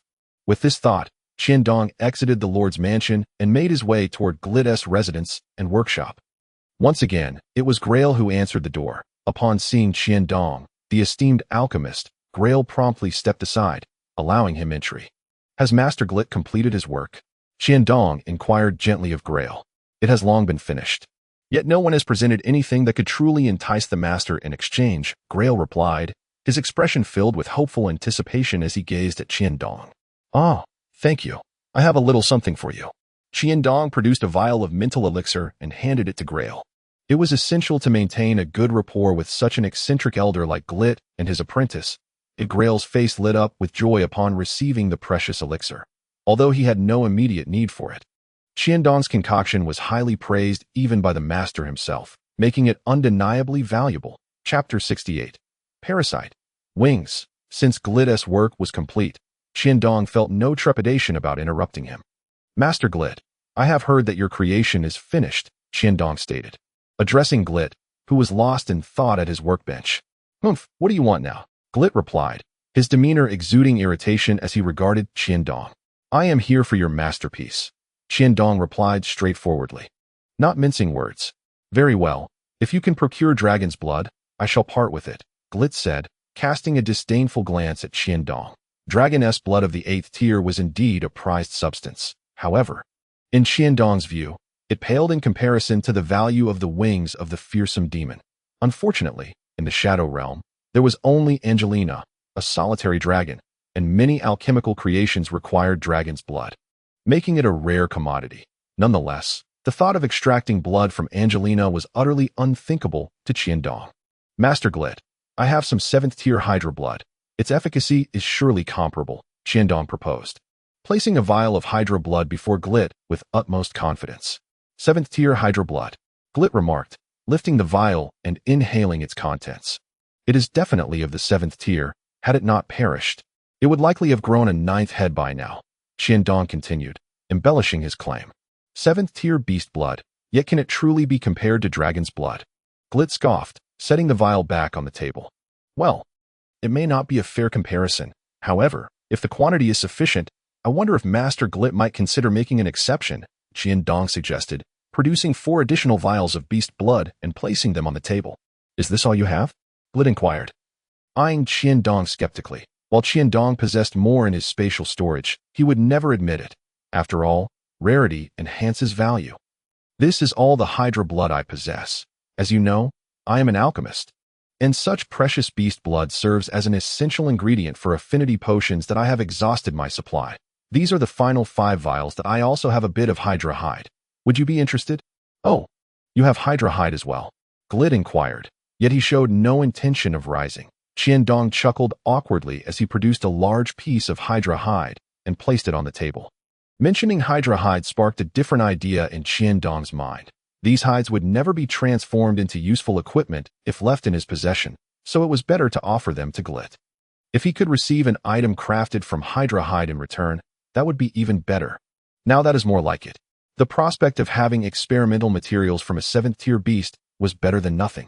And Glit had no choice but to accept. The Shadow Realm did boast high-tier beasts. A 7th-tier magma giant resided close to the city of Daikiels, but Glit alone lacked the strength to hunt it. As for other 7th or 8th-tier experts, they were either city lords or, in any case, they would never risk their lives for mere materials. Otherwise, Glit would not have found himself in the position of bartering with Qiandong for the wings of a fearsome demon. The life of a grand alchemist was not easy. Having obtained the wings of the fearsome demon crafted by Glit, Qiandong eagerly prepared to use them, only to discover that these peculiar wings were beyond his understanding. Unsure of how to utilize them, are we? Glit remarked with a mischievous grin. Master, could you enlighten me on their usage? Qiandong asked sheepishly. Allow me to assist you. Without waiting for Qiandong's consent, Glit leaped from the workbench and rudely tore open the back of Qiandong's garments. Young man, it may sting a bit. Just endure it. With that, Glit produced a knife from seemingly nowhere and swiftly made 2 incisions on Qiandong's back. Qiandong's expression changed immediately, and he prepared to retaliate, only to witness Glit grasping the wings of the fearsome demon. Forcing him to suppress his reaction. It dawned on Qiandong that Glit's notion of pain was not merely a matter of being cut open. It felt as though his back was being devoured by countless ants. An excruciating itch. It was as if a black hole resided in his back, incessantly siphoning his blood. Enduring the discomfort, Qiandong quickly accessed the system shop and consumed regrettably the city of Daikiels. Situated on the fringes of the 13 Cities Alliance, finds itself in a lamentable predicament. To the south lies the interior of the Alliance, devoid of any prospects for growth, while to the north, the imposing lava canyon serves as an insurmountable barrier. The east and west, along with the north, are flanked by continuous mountain ranges, leaving the lava canyon as the sole outlet. This canyon, resembling a gourd in shape, features gorges at both ends, while its midsection houses a colossal, active volcanic crater dominated by 8th-tier lava giants. The geographical advantage of the active volcano renders these 8th-tier lava giants a terrifying presence, with the abundant fire energy provided by the volcano. These beings, capable of actively absorbing fire energy, could be deemed virtually immortal. Previous generations of Daikiels lords, including Teeny's forebears, endeavored to penetrate the lava canyon to access the wealth of resources beyond, but their efforts repeatedly met with failure. Culminating in the demise of Teeny's fathered at this juncture, it is imperative to elucidate the precarious state of the underworld. The expanse of the underworld is so vast that perhaps no resident could accurately delineate its dimensions. The history of intelligent races in this realm is intrinsically linked to the ongoing exploration and exploitation of the underworld. Beyond the lava canyon, vast swathes of uncharted territory await discovery. Daikiels exists on the precipice of such an edge. Ultimately, the underworld is fraught with peril and suffers from a dearth of population. To summarize, the treacherous terrain of the lava canyon not only obstructs Daikiels' outward expansion, but also shields it from external threats, Qiandong mused, his eyes glinting with contemplation regarding the canyon's implications. That is indeed the case. However, does the Lord possess no greater ambition? The boundless resources beyond the lava canyon could undoubtedly elevate Daikiels to the status of a super city like Lily, Glit urged, his enthusiasm palpable. Moreover, the active volcanic crater, home to the lava giants, is a treasure trove of pure metals, a veritable repository of natural forging materials. As he spoke, Glit produced a gleaming, fist-sized chunk of metal, presenting it to Qiandong. This was obtained during previous attempts by Daikiels to breach the lava canyon. Glit, too, bore a sense of sorrow. Having come to Daikiels over a decade ago with aspirations of acquiring precious materials from the underworld's exploitation efforts to overcome his alchemical limitations and ascend to the ranks of artifact forgers. He lamented the fact that the lava canyon had thwarted his ambitions for so many years. The 8th-tier lava giants, thriving within the volcanic cavity, are virtually sustained by an inexhaustible supply of fire energy. Their power rivaling that of typical 9th-tier entities, Daikils currently lacks the strength to confront them, Qiandong replied, shaking his head, disregarding the resources outside the lava canyon. The prospect of pure metals within the ancient volcanic crater alone stirred Qiandong's interest. It represented an arsenal, a cache of weaponry. Regrettably, he was on the verge of departing Daikils, and the thought of dismantling the protective barrier to aid Daikils in fending off external dangers was disheartening. After all, the lava canyon would remain in situ, unyielding. If we can engage them, with you, your black dragon, and myself, 3 8th-tier entities, we could certainly lure the lava giants away from the volcano and eliminate them, Glit insisted eagerly. Should we successfully establish a passage through the lava canyon, I would gladly craft an artifact for you at no cost. What say you? Faced with the allure of endless resources beyond the northern border of Daikils, Glit presented his most enticing offer.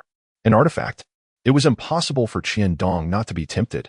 Yet, the prospect of 3 8th-tier powerhouses weighed heavily on his mind. Despite holding the title of Black Dragon Knight, his own strength did not measure up to that tier, even with the application of bloodthirsty potions to augment his power. He surmised that he would struggle to withstand even a few blows from the lava giants, given his rogue nature. I need to contemplate this, Qiandong replied, shaking his head. I shall tend to these 8-headed serpent fangs first, once I acquire the essence of the lava giants. I will assist you in your enhancement, Glit stated, putting away the fangs. Isn't this a form of coercion? Qiandong lamented as he exited Glit's workshop, for nearly a year since Qiandong's arrival in Daikils. Glit had been closely observing him. It was evident that Qiandong was not a conservative lord. Unbeknownst to Glit, Qiandong intended to depart. Daikils would merely serve as a secure rear base in the future, and he had no intention of assaulting the lava canyon to breach its perfect defensive barrier. Once the teleportation array in Cambimus was established, Qiandong would leave the underworld, an inevitable reality. With the spatial teleportation array as a link, Daikils would function as an energy repository and a safe haven for the system shop. Upon returning to the Lord's Manor, Qiandong unexpectedly encountered Teenies. Is he still conducting research? Qiandong inquired with a glance toward the basement. He is still engrossed in his studies. My lord, Teenies replied, her gaze lowered. In truth, you should appear more enchanting without armor, Qiandong remarked, surveying Teenies and nodding in approval. Startled by his unexpected compliment, Teenies instinctively took a step back. From the moment, she became Qiandong's servant. She had anticipated such a day. However, the deeply entrenched notions of slavery that had persisted in the underworld for millennia prevented her from ever contemplating rebellion, especially against a formidable black dragon knight.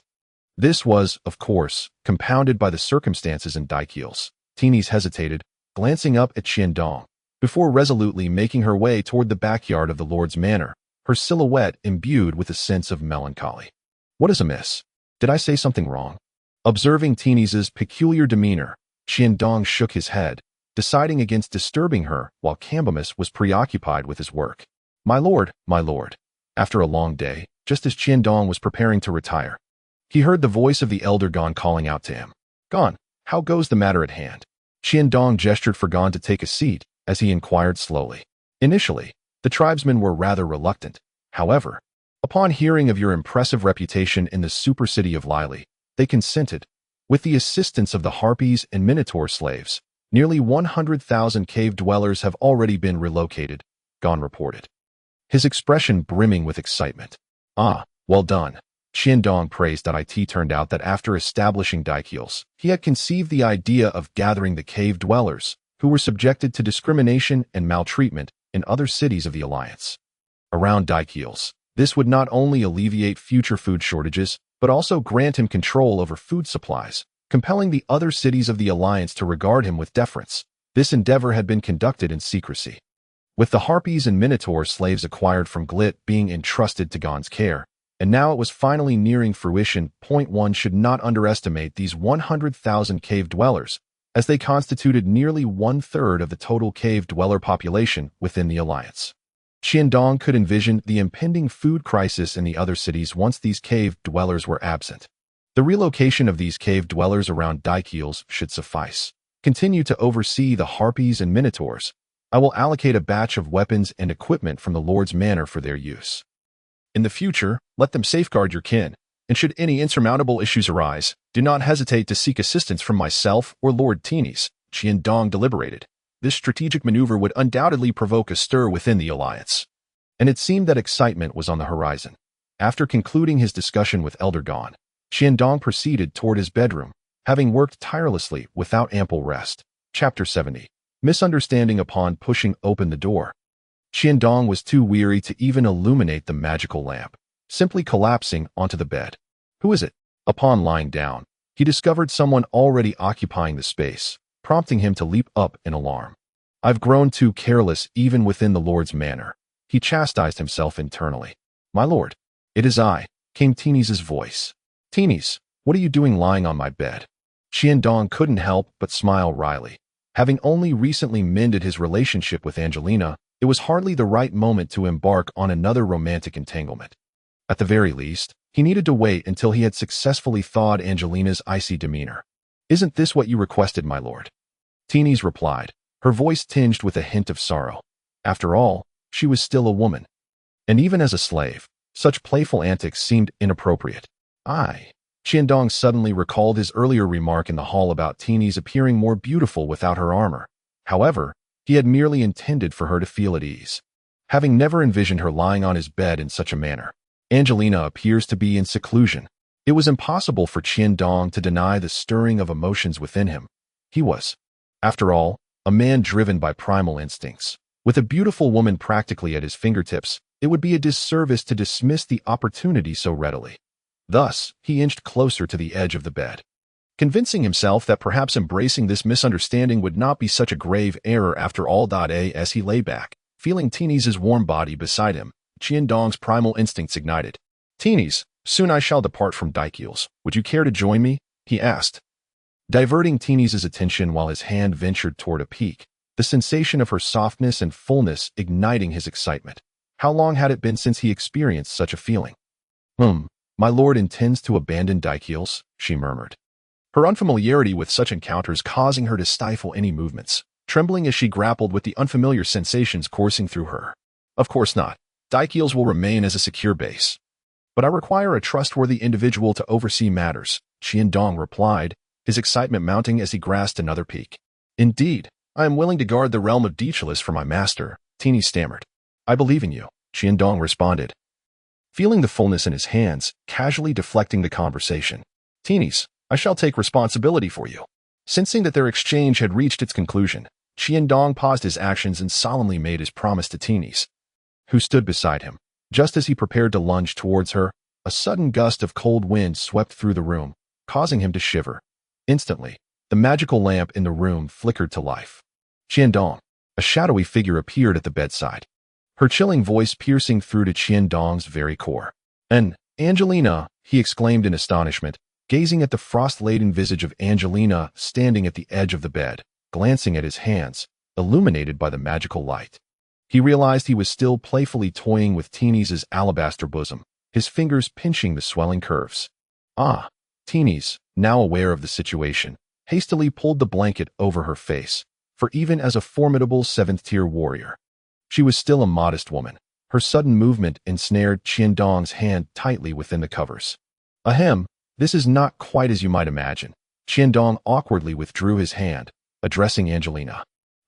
Observing Qiandong's embarrassment, Angelina realized she had no reason to be angry. After all, her relationship with him was merely a collaboration, one that was bound by the constraints of their contract. Until the contract is dissolved. You must not act recklessly. I can sense these things through the bond. With that, Angelina shot Qiandong a fierce glare before swiftly exiting, her face flushed. A symbiotic contract? Qiandong lamented, wishing he could sever his right hand. The very hand that had trembled ever so slightly. Leading to this predicament, he glanced at Teenies, still ensconced beneath the blanket, and swallowed hard. Realizing the irony of the situation, he could see but not partake. With Angelina having disrupted his plans, it was clear that any further advances were futile, so Qiandong reclined onto the bed. She has left, he remarked helplessly to Teenies, who remained cocooned in her blanket. Upon hearing his words, Teenies cautiously lowered the cover slightly, as if to verify Angelina's departure. Dragon Knight, Do I appear undignified in this state? Qiandong self-deprecatingly mused, casting a sidelong glance at Teeny's. Masteress. In light of the circumstances, Teeny's found herself at a loss for words to offer comfort. Never mind, I understand without your words. You may return. I shall never forget today's events. Qiandong gazed at Teeny's with deep affection. Indeed. My master is a good person, Teeny's replied, her cheeks aflame, before hastily bundling herself in the blanket and fleeing the scene. Ah, Qiandong sighed at the sight of her discarded garments on the floor. His expression one of resigned amusement. She has left. Angelina reappeared in the room, her brow furrowed as she glanced towards the door. Did you not witness everything? Qiandong lay back down, placing his hands behind his head in exasperation. Humph. I could not care less about your affairs once the contract is nullified, Angelina huffed, clearly displeased with Qiandong's current demeanor. Dissolving the contract is not a matter to be taken lightly. The mention of the contract made Qiandong's head ache. We are in dire need of funds, even if we depart from the Underdark. I have no intention of relinquishing Deechulis, he continued, eyeing Angelina. We require someone trustworthy to safeguard Deechulis after our exit. Is that your justification? Angelina scoffed, her expression rife with disdain, if he was merely seeking an excuse. It was a poor one. Teeny's is a splendid girl. I cannot bear to abandon her. Is that sufficient? Qiandong, weary of further explanations, spoke candidly, for to claim he had no ulterior motives would be disingenuous. Observing Qiandong's persistent obstinacy, Angelina realized she should not have been so irate. With a huff to express her discontent, she departed, sighing. Qiandong pondered whether having such a strong-willed companion like Angelina was truly worth the trouble, as it seemed to rob him of any semblance of happiness. Yet, it was evident from their recent encounter that Teeny's harbored feelings for him, and the dynamics with Angelina had taken on an ambiguous tone. After all, I am now a formidable dragon knight, a distinguished alchemist, and the lord of Deechulis. Though my appearance may be somewhat ordinary, I should still be quite appealing among the young maidens. Qiandong mused to himself as he lay on the bed. Lost in reverie. Chapter 71. I shall shake you with the artifact. Upon awakening in the morning, Qiandong discovered the remnants of his beautiful dream from the previous night, wryly smiling. He took care of himself before lingering for a while before finally venturing out.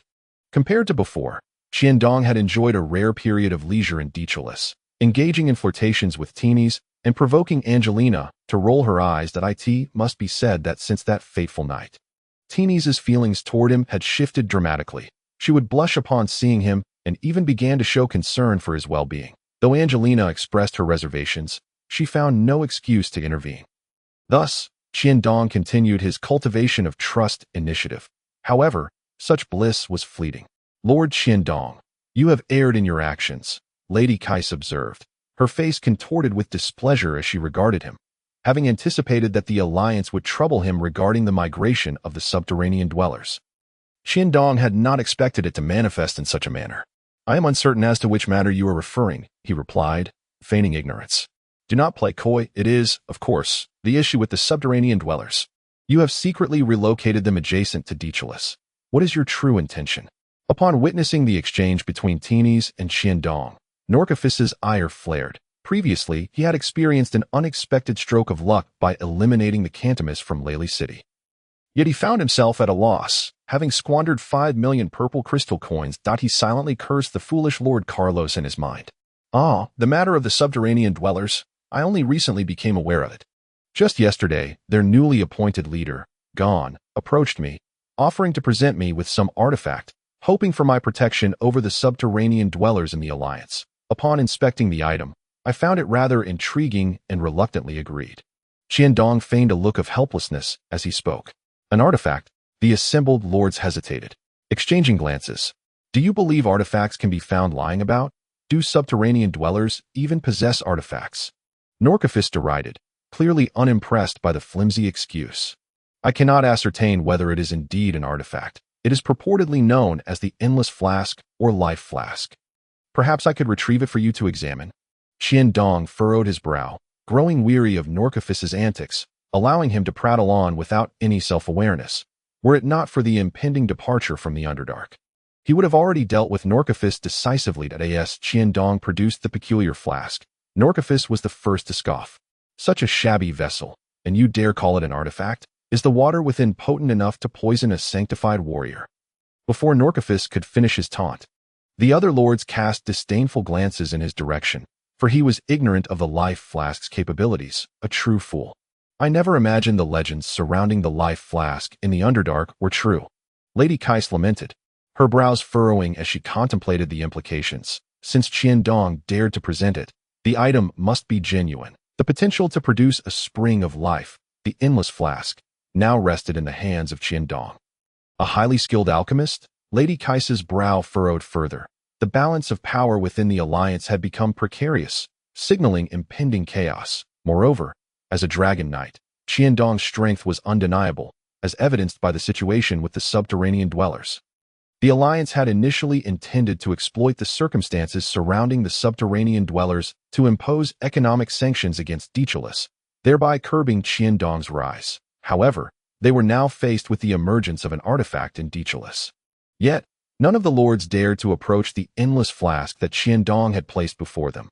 Who could predict whether he might retaliate if they made a move? Norcaphus, too, sensed the oppressive atmosphere in the meeting chamber. Having planned to take a stand, he realized that the lords were now disheartened, and even he, dim-witted as he was, understood that this was not the opportune moment for him to assert himself. Casting a disdainful glance at Norcaphus, he recognized that the man had likely been incited by the other lords prior to his arrival. Ahem, Qiandong cleared his throat, drawing the attention of the assembled lords. My recent journey to Lely City has been enlightening. I have come to recognize that our alliance pales in comparison. Upon my return, I have pondered the reasons for this disparity. Listening intently, Lady Kais's heart raced. She had anticipated this moment. Fortunately, I have finally discerned the issue. It is resources. It is resource scarcity that has hindered the alliance's development. The southern city of Lely has enacted an economic blockade against us, while the northern lava canyon obstructs our expansion possibilities. Therefore, for the long-term growth of our alliance, I implore each of you lords to contribute financially or physically, so that we may together forge a path through the lava canyon to the outside world. With that, Qiandong fixed his gaze upon the assembled lords. Cough. This is indeed a significant matter that requires our careful contemplation. The situation regarding the lava gorge certainly presents considerable advantages, and it is evident that Lord Qiandong's perspective is quite visionary. However, I believe that Lely City may take action against the alliance as early as next year. Thus, we should proceed cautiously regarding the lava gorge. Robert was the first to refute Qiandong's proposition that if the center of the alliance were to shift to the lava gorge, the greatest beneficiaries would undoubtedly be Dicholas, while the entity most adversely affected would be his own Peter Fate. Naturally, Robert would not endorse such a course of action. This matter indeed merits discussion. In order to counter Angelina and address the impending attack from Lely City, the alliance has already expended significant resources, and it is now imperative that we recuperate. The discourse among the lords present became fervent, with the consensus being a rejection of any development in the lava gorge. Cough. Interrupting the heated debate, Qiandong smirked inwardly, clearing his throat. I am aware of everyone's concerns, and I do not wish to impose. However, concerning the lava gorge, even if I stand alone in this endeavor, I shall proceed in the forthcoming period. I will dedicate myself to researching potions, striving to discover a method to combat the lava trolls. My Black Dragon companion, Angelina, will also reflect upon the recent battles for the affairs of Dicholas. I shall temporarily entrust them to Deputy Lord Teenies. The alliance is not facing any pressing issues, so please refrain from seeking me out. With that, Qiandong adopted a dismissive demeanor, noticing Qiandong's displeasure. The lords wisely took their leave, reassured that since Qiandong's next objective was the lava trolls of the lava gorge, he would not pose a threat to the other cities within the alliance. Humph. Thankfully, this group did not agree to jointly develop the lava gorge. Qiandong spat bitterly. Did you not already anticipate their refusal, prompting you to speak so deliberately? Angelina expressed her disdain for Qiandong after the others had departed. In truth, had they agreed, I might have genuinely pursued it, Qiandong admitted sheepishly, having been caught off guard. When do you plan to leave Dicholas? Angelina inquired, her brow furrowing, having already delegated the authority of Dicholas to Teenies. Qiandong was clearly preparing to depart.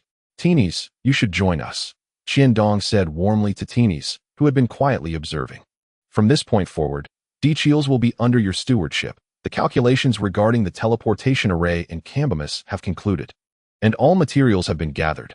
We are now in the process of constructing the array. Qiandong glanced at Angelina, then at Teenies as he spoke. Due to the teleportation array, Qiandong had spent an additional 10 million energy points on 2 spatial crystals. There was nothing more to say, only a lingering pain in his heart. System store, remaining energy value, 388, 8711 points. If you are unwilling to remain, you may accompany me, Qiandong said, his expression hopeful as he looked at Teenies. With the master departing, is there truly no one left in Dichiels to trust? Teenies is willing to safeguard Dichiels for the master, Teenies replied, her face full of reluctance. Ultimately, Teenies was merely a powerful yet Na'vi girl. Otherwise, she would not have dared to challenge the Black Dragon, resulting in her becoming Qiandong's subordinate, now forced to accept reality. Rest assured, once the teleportation array is established on the surface, I will return frequently, Qiandong reassured Teenies, finally able to set his mind at ease. How hypocritical! Angelina scoffed coldly at Qiandong. Hypocrisy is the passport of the insincere. Accepting Angelina's praise with a sense of calm, Qiandong began to reflect on what tasks remained unfinished in the shadowy realm. Chapter 72. Grit's Promise, the Venomous Fang Dagger. At that moment, Qiandong recalled the 8-headed serpent's fangs he had left with Grit. It had been quite some time, and Grit should have completed it by now. Alas, merely thinking of Grit's insistence on accompanying him to the lava gorge caused Qiandong a headache, as he was uncertain how to decline and had been procrastinating. Primarily, Qiandong was intrigued by Grit's alchemical prowess. Not only was he a formidable 8th-tier warrior, but he was also a valuable and exceptional alchemist, making it hard for Qiandong to dismiss him. I will pay a visit to Master Grit, Qiandong informed Angelina, wisely opting to avoid the matter of the alchemist who had long sought his dragon blood and was too powerful for him to confront. Angelina departed. Watching her retreating figure, Qiandong exited the Lord's mansion and made his way to Grit's workshop. Master Grit, it has been quite some time. Qiandong greeted Grit. I have waited for you for ages. Why do you only arrive now?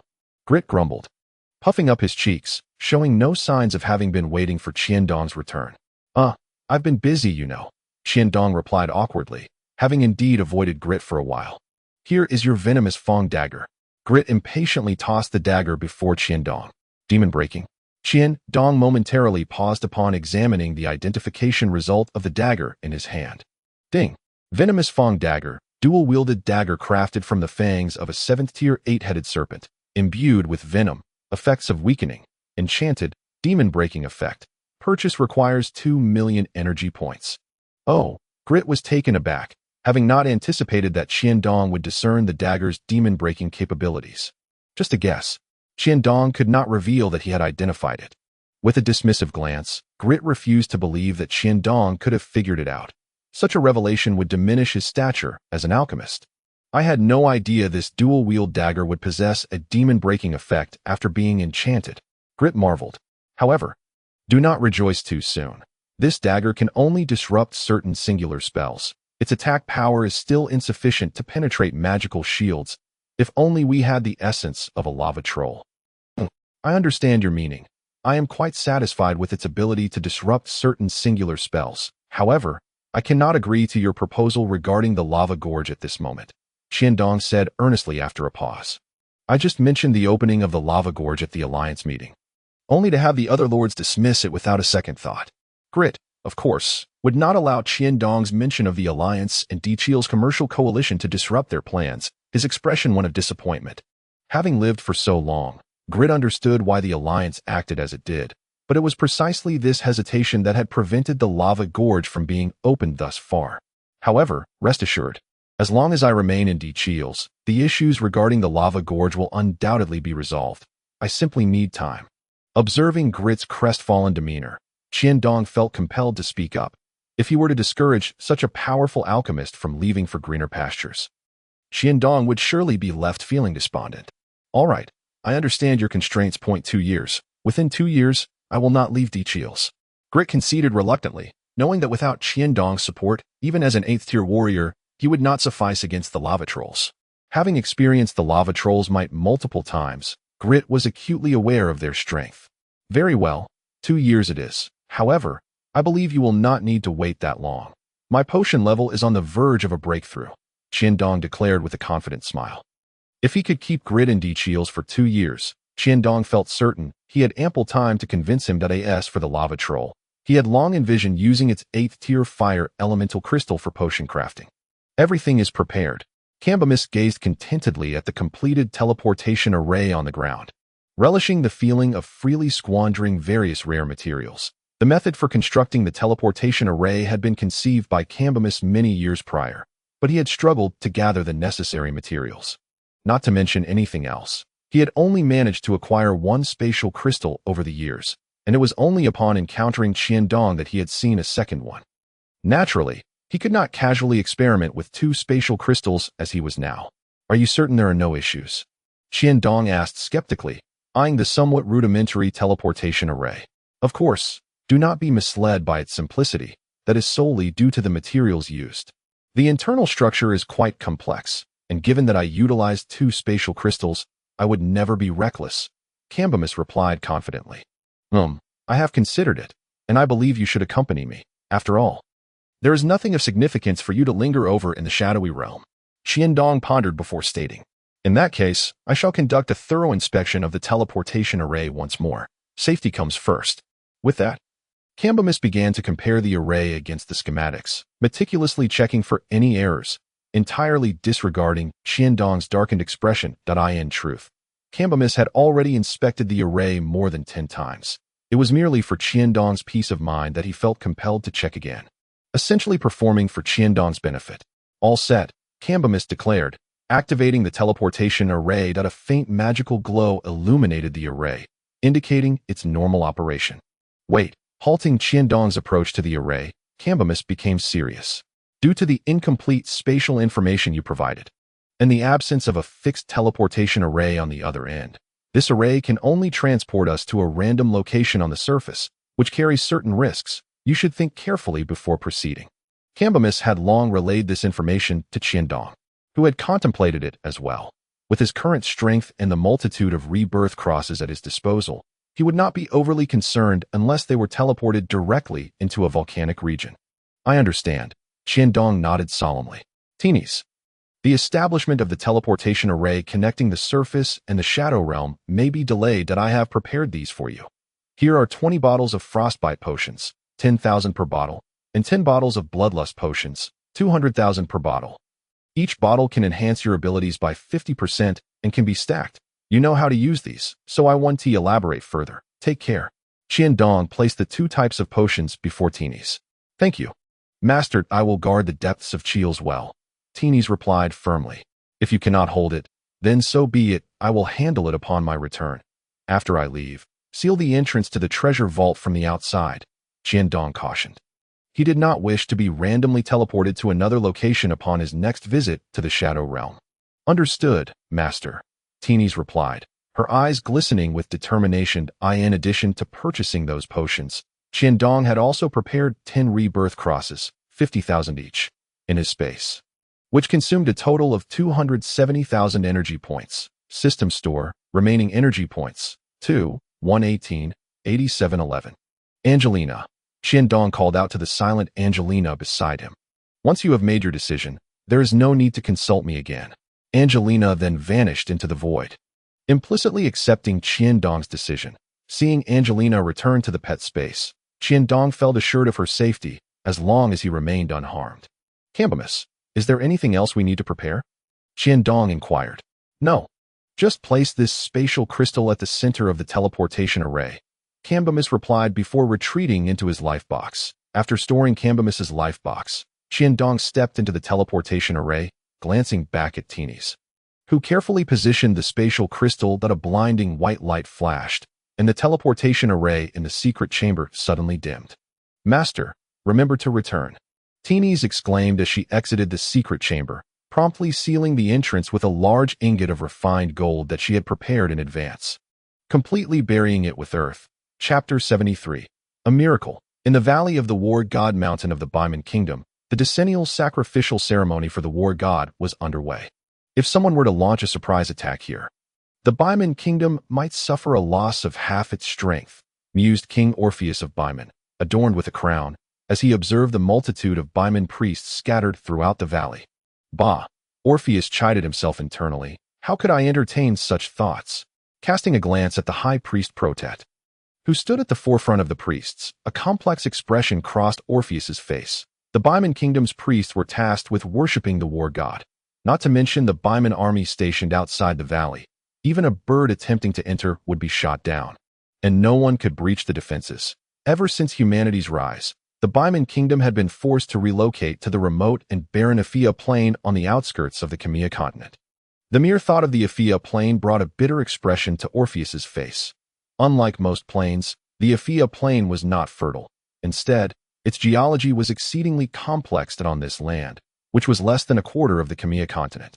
The northern region bordered the northern forest inhabited by barbarians, resulting in constant skirmishes. The eastern expanse was dominated by the Chilean mountains, which not only impeded human incursions, but also restricted the Baiman kingdom's eastward expansion. To the west lay the ocean, yet the coastline was obstructed by the remaining ridges of the Chilean mountains, rendering the land near the sea a desert. The southern region barely constituted a climate-suitable plain, which was currently home to most of the Baiman kingdom's population, but alas, its area was far too small. The most distressing aspect for Orpheus was that nearly a third of the already small Baiman kingdom's northern coastal land was comprised of desert and red earth, rendering it unsuitable for agriculture. Encircled by the Chilean mountains on three sides, the Baiman kingdom faced severe limitations on its development. The situation in the Baiman kingdom was thus exceedingly complex, compounded by a large population and diverse races, which frequently led to internal conflicts over territory. Sigh, lamented Orpheus, the Lion King of the Baiman royal family, who had longed to restore the kingdom's former glory since ascending to the throne. Yet, Orpheus shot a fierce glare at the conservative old fox. High Priest Protet, I sincerely wish he and his priests would serve the great war god Laos instead. Of course, these were merely fleeting thoughts.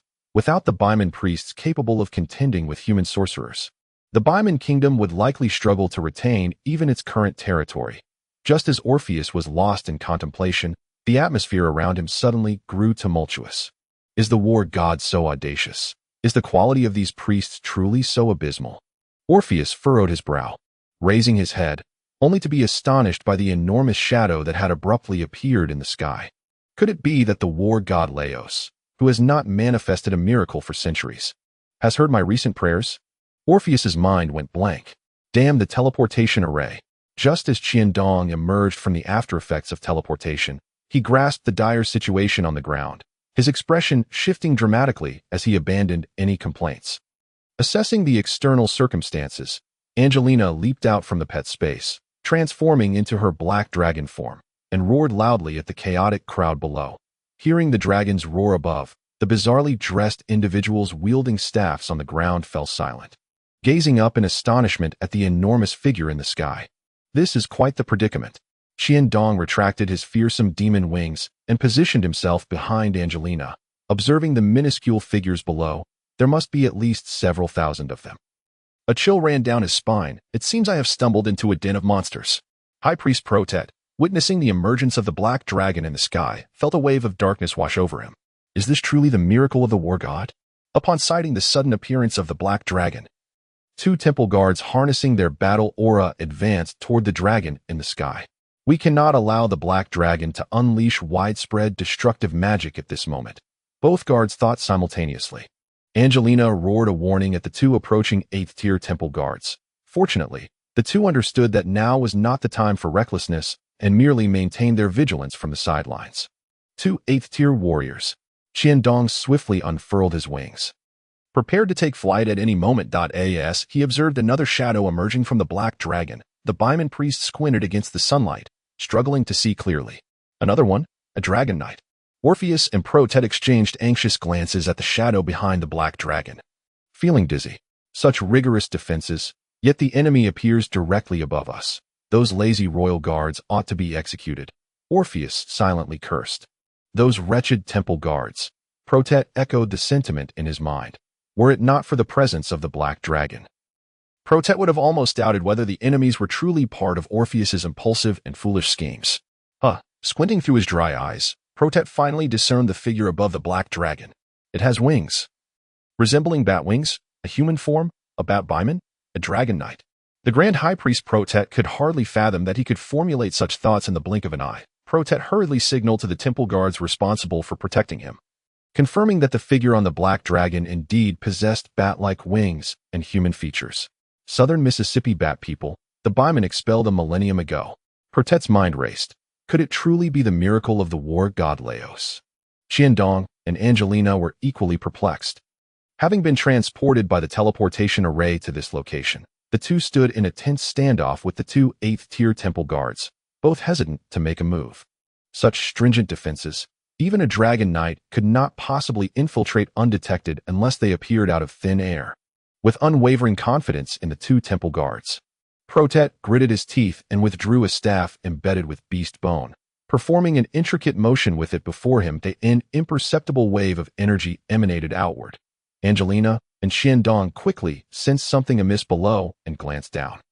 At that moment, a transparent four-winged flying serpent burst forth from the beast bone staff held by Protet. The serpent rapidly expanded upon its emergence, reaching a size comparable to Angelina in an instant. The four-winged serpent lowered its head to allow Protet to mount, soaring toward the black dragon. The war god's staff, Orpheus muttered as he gazed at the transparent four-winged serpent in the sky. The artifact, the war god's staff. From a considerable distance away from Angelina, Protet gestured for the dragon knight, Ramiki, and Fiwide to retreat and remain on guard. Mighty dragon knight, do you not fear your black dragon being pursued by Dragon City for violating the prohibition against involving itself in the conflicts of the Khmer continent? Protet sternly accused. Angelina frowned, clearly harboring a strong dislike for Dragon City. Noticing the discontent on Angelina's face, Protet quickly adopted a more amiable tone. I believe there must be some misunderstanding here. After speaking, Protet realized his back was drenched in sweat. Pondering, how could a black dragon possibly appear in the Baiman Kingdom? Dragon City expelled black dragons years ago. I wonder if the ban still applies. We encountered a spatial storm and inadvertently found ourselves here. With no intention of antagonizing the nobility, Qiandong explained, furrowing his brow. The minuscule figures below hastily retreated from the valley, fully aware that the other party was merely stalling for time to withdraw. However, Qiandong could not intervene unless he desired outright conflict. A spatial storm? Should you encounter a spatial tempest, will you remain unscathed? Not even a wrinkle upon your garments? Prot harbored a silent disdain. Chapter 74. The Batman of Beemon. Having closely observed Qiandong, Prot was acutely aware that the latter had discerned his ulterior motives. Yet, seeing that Qiandong chose not to confront the matter directly, Prot decided to feign ignorance and continue to stall for time. I believe there must be some misunderstanding. May I inquire who you are? Qiandong responded, deftly following Prot's lead, hoping to uncover a path for both parties to part ways amicably. The High Priest of Beemon. Prot, and you are? Upon a closer inspection, Prot could indeed see the bat wings behind Qiandong, which only served to reinforce his suspicions regarding the latter's lineage. Beemon. Qiandong was taken aback, initially believing that the teleportation array of Cambimus had malfunctioned. It turned out he was indeed on the continent of Kamaya, albeit unfortunate enough to have arrived in the realm of Beemon.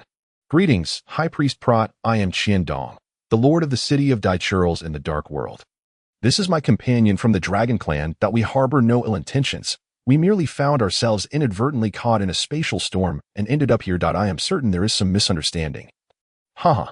Qiandong smiled broadly, though anxiety gnawed at him internally. The Dark World. Are the South Missy Batmen exiled there? Prot pondered momentarily before dismissing the thought, reasoning that as long as they were not affiliated with the powers of the Kamaya continent, it would suffice. Now that the Beemon priests had vacated the valley, Prot wiped the sweat from his brow, feeling a weight lift from his shoulders. I too believe this to be a misunderstanding. By the way, are you a South Missy Batman? Prot pointed at the fearsome demon wings behind Qiandong, inquiring with a hint of trepidation. South Missy Batman, Qiandong echoed, his confusion evident as he recalled that his wings must have led to the misunderstanding. I apologize, but I fear I cannot answer that question, for no one has ever informed me. With that, Qiandong deliberately flapped his wings, momentarily distancing himself from Angelina's back to demonstrate that they were indeed functional wings and not mere adornments. Uncertain, Prot's brow furrowed. This complicates matters. A dragon knight cannot simply intrude upon the sacred ceremony of the war god and be allowed to depart without scrutiny. Otherwise, my position as High Priest is jeopardized. Yet, permitting a stranger to breach such a significant occasion is equally detrimental to my role. Unless it can be proven that he shares the lineage of Beemon, thus rendering this an act of the war god Laos. The mere thought that a miracle, unseen for centuries, could manifest through him ignited a spark of ambition within Prat. It could elevate his standing within the Beemon kingdom, possibly even securing his position as the next high priest. A decade of power lay ahead. However, this all hinged on the assumption that Qiandong was indeed of Beemon descent. Can you retract your wings? Prat's mind raced as he recalled the legends surrounding the wings of the South Missy Batmen. After all, this world was rife with bat, demon, wing creatures. He needed to find a way to validate Qiandong's identity to gain the acceptance of the other Beemons. Is this what you mean? Qiandong, now behind Angelina, swiftly folded his wings, which seemed to vanish into thin air. Would you be so kind as to remove your shirt for me to see? Prat asked eagerly. Qiandong hesitated. It was his first time undressing in such a scenario. Observing the four-winged flying serpent beneath Prat and the two 8th-tier warriors behind him, Qiandong quickly cast aside his doubts, turned his back, and removed his shirt. Truly vanished. Prat drew closer, and even with his failing eyesight, he could discern that where the wings had once been, only 2 round black protrusions remained. You truly are a South Missy Batman. An overwhelming sense of joy surged within Prat. Could it be that the war god Laos has heeded my prayers, bestowing upon us, not just me, but Beemon, a formidable black dragon knight? Rubbing his eyes, Prat scrutinized Qiandong's back once more before shifting his gaze to the black dragon, his eyes filled with avarice. This is a black dragon, a true member of the dragonkin, a dragon knight who has not graced the continent in millennia, and here in the Beemon kingdom, we have a genuine black dragon knight, an 8th tier no less. Yet, the South Missy Batman appears to be only of the 3rd tier. How could one of such rank befriend a dragon? Surely, my elation has clouded my judgment, haha. Prat became increasingly animated atop the four-winged flying serpent. Has this old man lost his wits? Qiandong observed the myriad expressions flitting across Prat's face until the latter broke into a drooling grin, sending a shiver down Qiandong's spine. Could he be a fool from the mountains? The thought of having stripped for an elderly man with skin as wrinkled and parched as a dried fig made Qiandong feel a wave of nausea, prompting him to hastily don his garments once more. Yes, I must secure him, Prat resolved inwardly, excitement coursing through him. And that black dragon.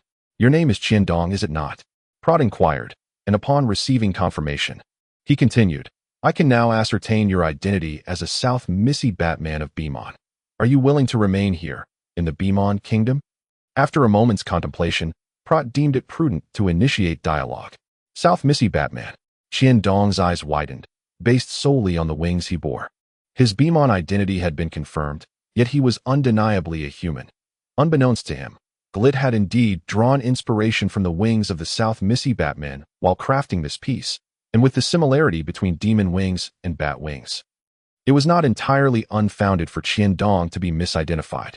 However, I must return to the dark world. The people of Daichurls require my presence, Qiandong replied, feigning a troubled expression that a black dragon knight with a city in another realm. Surely, they should offer something in exchange to keep him here. Fear not, the Beemon kingdom is vast. Once your identity as a Beemon is confirmed, your power as a black dragon knight would warrant a province as your fief. This is entirely reasonable, Prat stated earnestly. A South Missy Batman of Beemon, unaffiliated with any other power on the Kamaya continent, as pristine as a blank slate. And as for the dark world, the means of traversing time through teleportation arrays has long been lost on the Kamaya continent. A province. Qiandong's expression betrayed no emotion. Yet internally, he was reeling. A province. The Pompeii Empire boasted only 5 provinces, ranking among the largest in the human kingdoms. The capital of Apris was merely 1 province's worth. He understood full well the magnitude and wealth a province entailed. Is that so? However, should I discover a way back, I will undoubtedly return, Qiandong mused, donning a guise of reluctance as he acquiesced. Excellent. Now you shall accompany me to the War God Temple, should you receive the blessings of the War God. Your identity as a Beemon will be fully validated, Prat hastily proclaimed. The War God Temple? Qiandong asked, perplexed, realizing that his Beemon identity had yet to be fully established. Are you concerned for the safety of your black dragon companion while she remains here? It will only take a moment.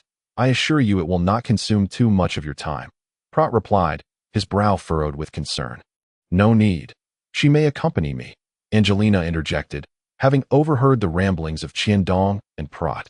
Alas, it was Qiandong's own greed at play. Given the circumstances, with the bloodthirsty potion they had consumed, they could have easily escaped. Now that the others had fled, they had little to fear. Yet Angelina knew that once they reached the temple, any revelations regarding their true identities would make escape nearly impossible. With a sigh, she lamented her predicament. Qiandong found himself inextricably ensnared. Even a brief moment of hesitation had led to this current predicament. Compelling him to accompany Prat to the war god temple for blessings, it was nothing less than a test of his Bimon identity. Qiandong was not yet in a state of despair. Chapter 75. An Unassailable Game. The War God Temple of Bimon. Prat led Qiandong and Angelina, under the protection of a cadre of temple guards, toward the main hall, which housed the statue of the war god.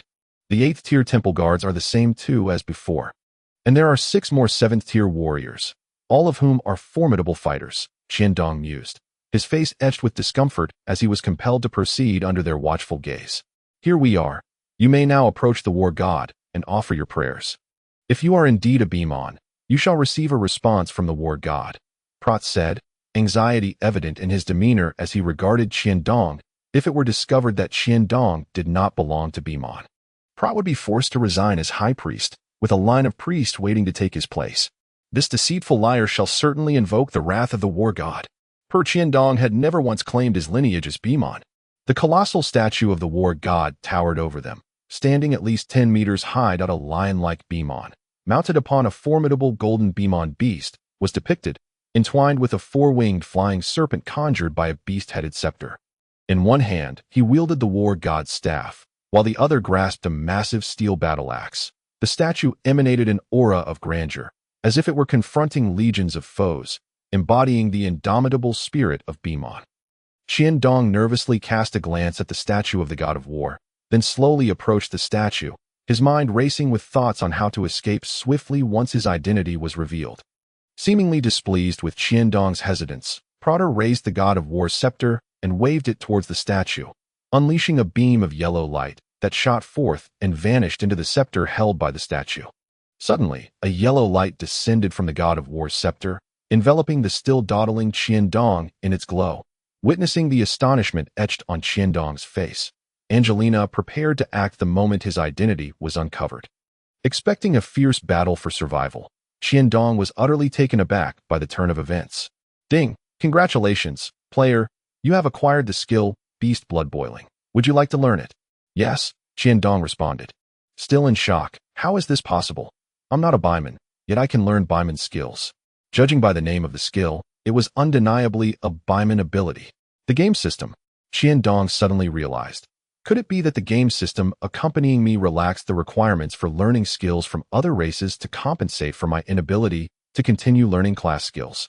Regardless, Qiandong had indeed gained the recognition of the god of war. What did you learn? Prat inquired anxiously as the yellow light dissipated. Beast Blood Boiling, Qiandong replied expressionlessly. I learned a skill, and there wasn't even a description. It's actually Beast Blood Boiling.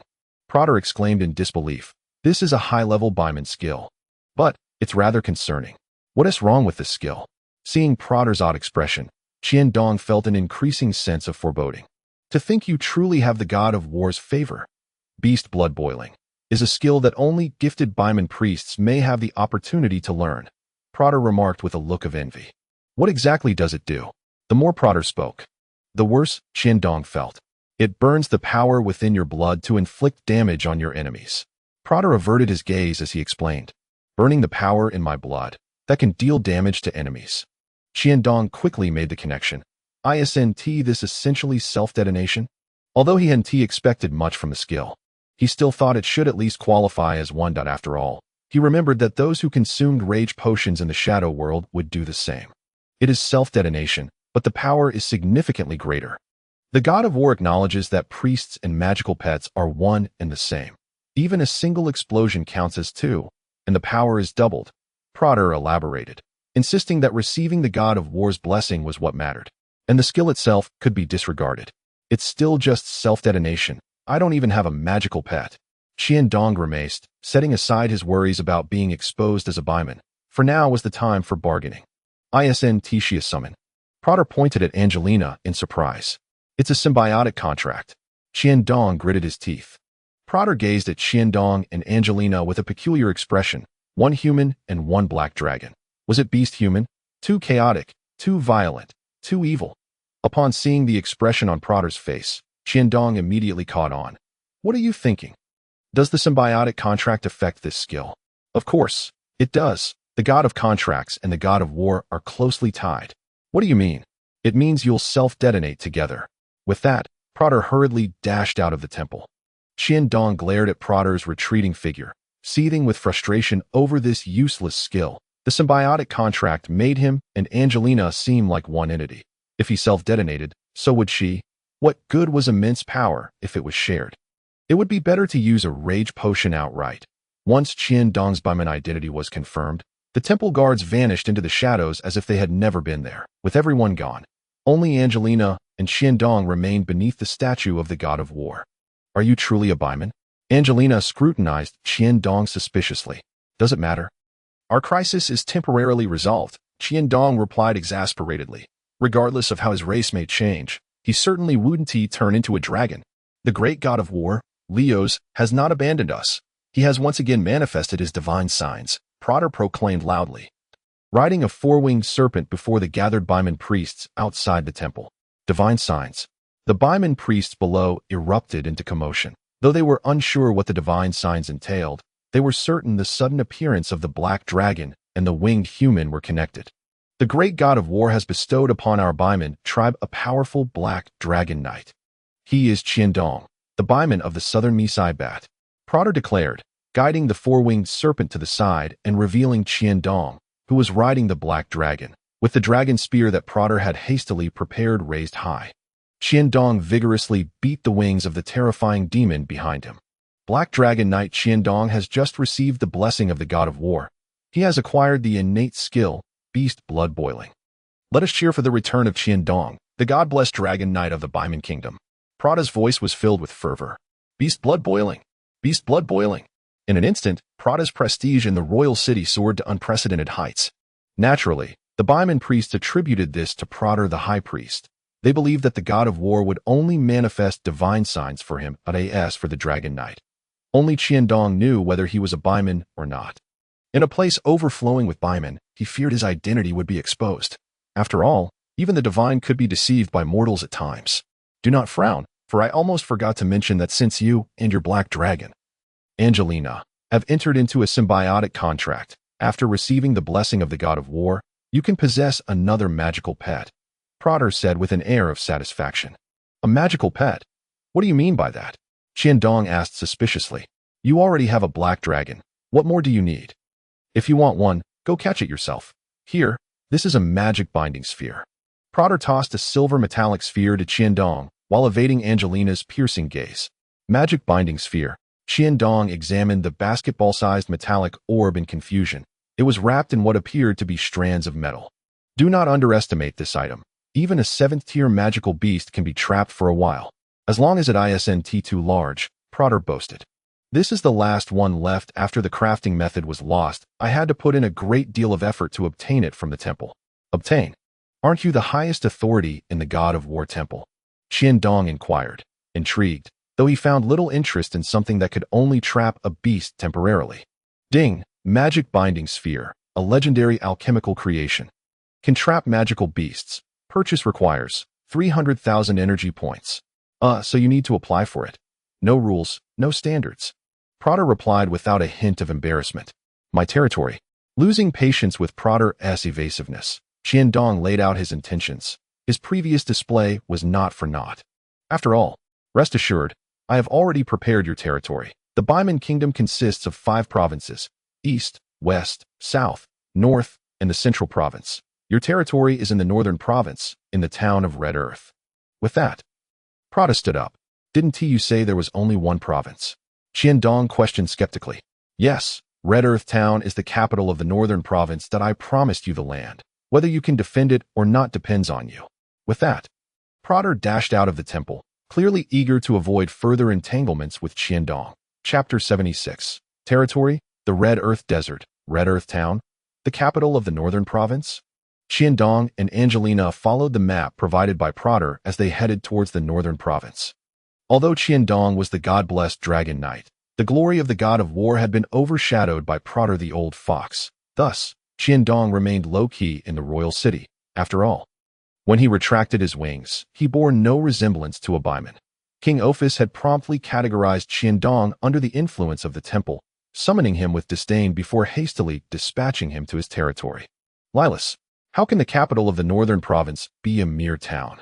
Qiandong asked the veiled cat-like Baiman, Lilas, who accompanied him. Lilas, a beautiful cat-like Baiman and a 6th-tier temple guard, had been assigned to Qiandong as his full-time protector by Prater as a final consolation. The northern province is somewhat unique. You will understand soon enough. By the way, the temple has also allocated a subordinate tribe of dog-faced people for you, which should have arrived at Red Earth Town by now, Lilas said cryptically, given Qiandong's title as God-blessed Dragon Knight. A subordinate tribe? Qiandong interpreted subordinate tribe as synonymous with slavery. Regardless of the quality, a dog-faced subordinate tribe was a free gift, and Qiandong was unconcerned. How could a province's territory lack powerful Baiman? Humph, Angelina scoffed, prompting Lilas to immediately avert her gaze and cease conversing with Qiandong. Besides Qiandong and Angelina, with only Lilas present, Angelina had no intention of transforming into a black dragon to speed up their journey. Qiandong was aware that Angelina harbored significant resentment regarding his arbitrary decisions within the Baiman kingdom, particularly concerning the title of God-blessed Dragon Knight. The journey was filled with silence. Since departing the royal city, they had yet to encounter any bustling cities. Qiandong found this unremarkable. After all, the Baiman were a complex race still teetering on the brink of a slave society. Unlike humans who were prone to innovation, there was nothing surprising about it. We haven't taken a wrong turn. Is this really the northern province? Qiandong gazed at the vast expanse of crimson earth before him, where the occasional crooked tree emerged from the red soil, intermittently revealing itself. The ground was devoid of any weeds. Remarkably pristine, in a word, it was nothing but red earth. Casting a glance back at the Chilean mountain range he had just traversed, Lilas nodded affirmatively. This boundless expanse of red earth indeed lies beyond the Chilean mountains. It is undoubtedly the northern province. As he watched the swirling red soil rise before him, Qiandong remained in a daze, unable to utter a single word. We should hasten to Red Earth Town and take a look, Angelina remarked, furrowing her brow at the sight of the red soil. With his wings unfurled, Qiandong took flight, with Angelina and Lilas accompanying him as they sped towards Red Earth Town. Fortunately, having crossed the Chilean mountain range, they were now within the northern province, and Red Earth Town was not far off. After replenishing with 2 large healing potions, Qiandong finally spotted Red Earth Town. Is this Red Earth Town? He mused, observing the low wooden fence at the entrance, which was the only section of it. While inside the town, there were merely short tents fashioned from various beast hides. Instantly, Qiandong realized he had been deceived. That scoundrel Prat had leveraged his identity as a behemoth to amass political clout, ultimately relegating Qiandong to this place. That damned old fool, Qiandong cursed bitterly, disregarding Lilas, the temple guard, standing nearby. There is a stone building here. Lilas pointed to a structure not far from the town entrance and exclaimed, "This is no town. It resembles a village that is even more dilapidated." Qiandong lamented as he approached the sole stone building. Red Earth Inn? He questioned, incredulous that such an establishment could exist in such a place. "Let us go inside," Angelina declared decisively, stepping through the entrance. With Angelina having entered, Qiandong and Lilas hurried after her. Inside the inn, they were greeted by a lone werewolf, who appeared equally astonished to see 3 guests. "You must be the lord of Red Earth Town, Sir Qiandong the Dragon Knight." The werewolf approached respectfully. "And you are?" Qiandong inquired, puzzled. "I am Pabri, the proprietor of Red Earth Inn, a member of the wolf clan behemoths that I hope you will extend your patronage to us in the future." The werewolf introduced himself. "You certainly know how to conduct business." "Opening an inn in a place like Red Earth Town," Qiandong remarked, somewhat pointedly. "Not at all. We merely cater to passing merchants to make ends meet," Pabri replied with a beaming smile. "It appears we will have to stay here in Red Earth Town."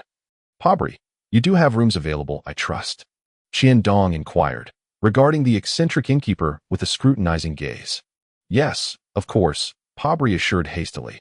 After a simple meal, Dong prepared to explore the town with Angelina and Lyris. Where are the dog-faced people? Within less than half an hour, Dong had circled the town, yet not a single soul was in sight. They must be in the tents, Lyris suggested, rushing to call out from beside one of the tents. Shortly thereafter, 3 dog-faced individuals emerged.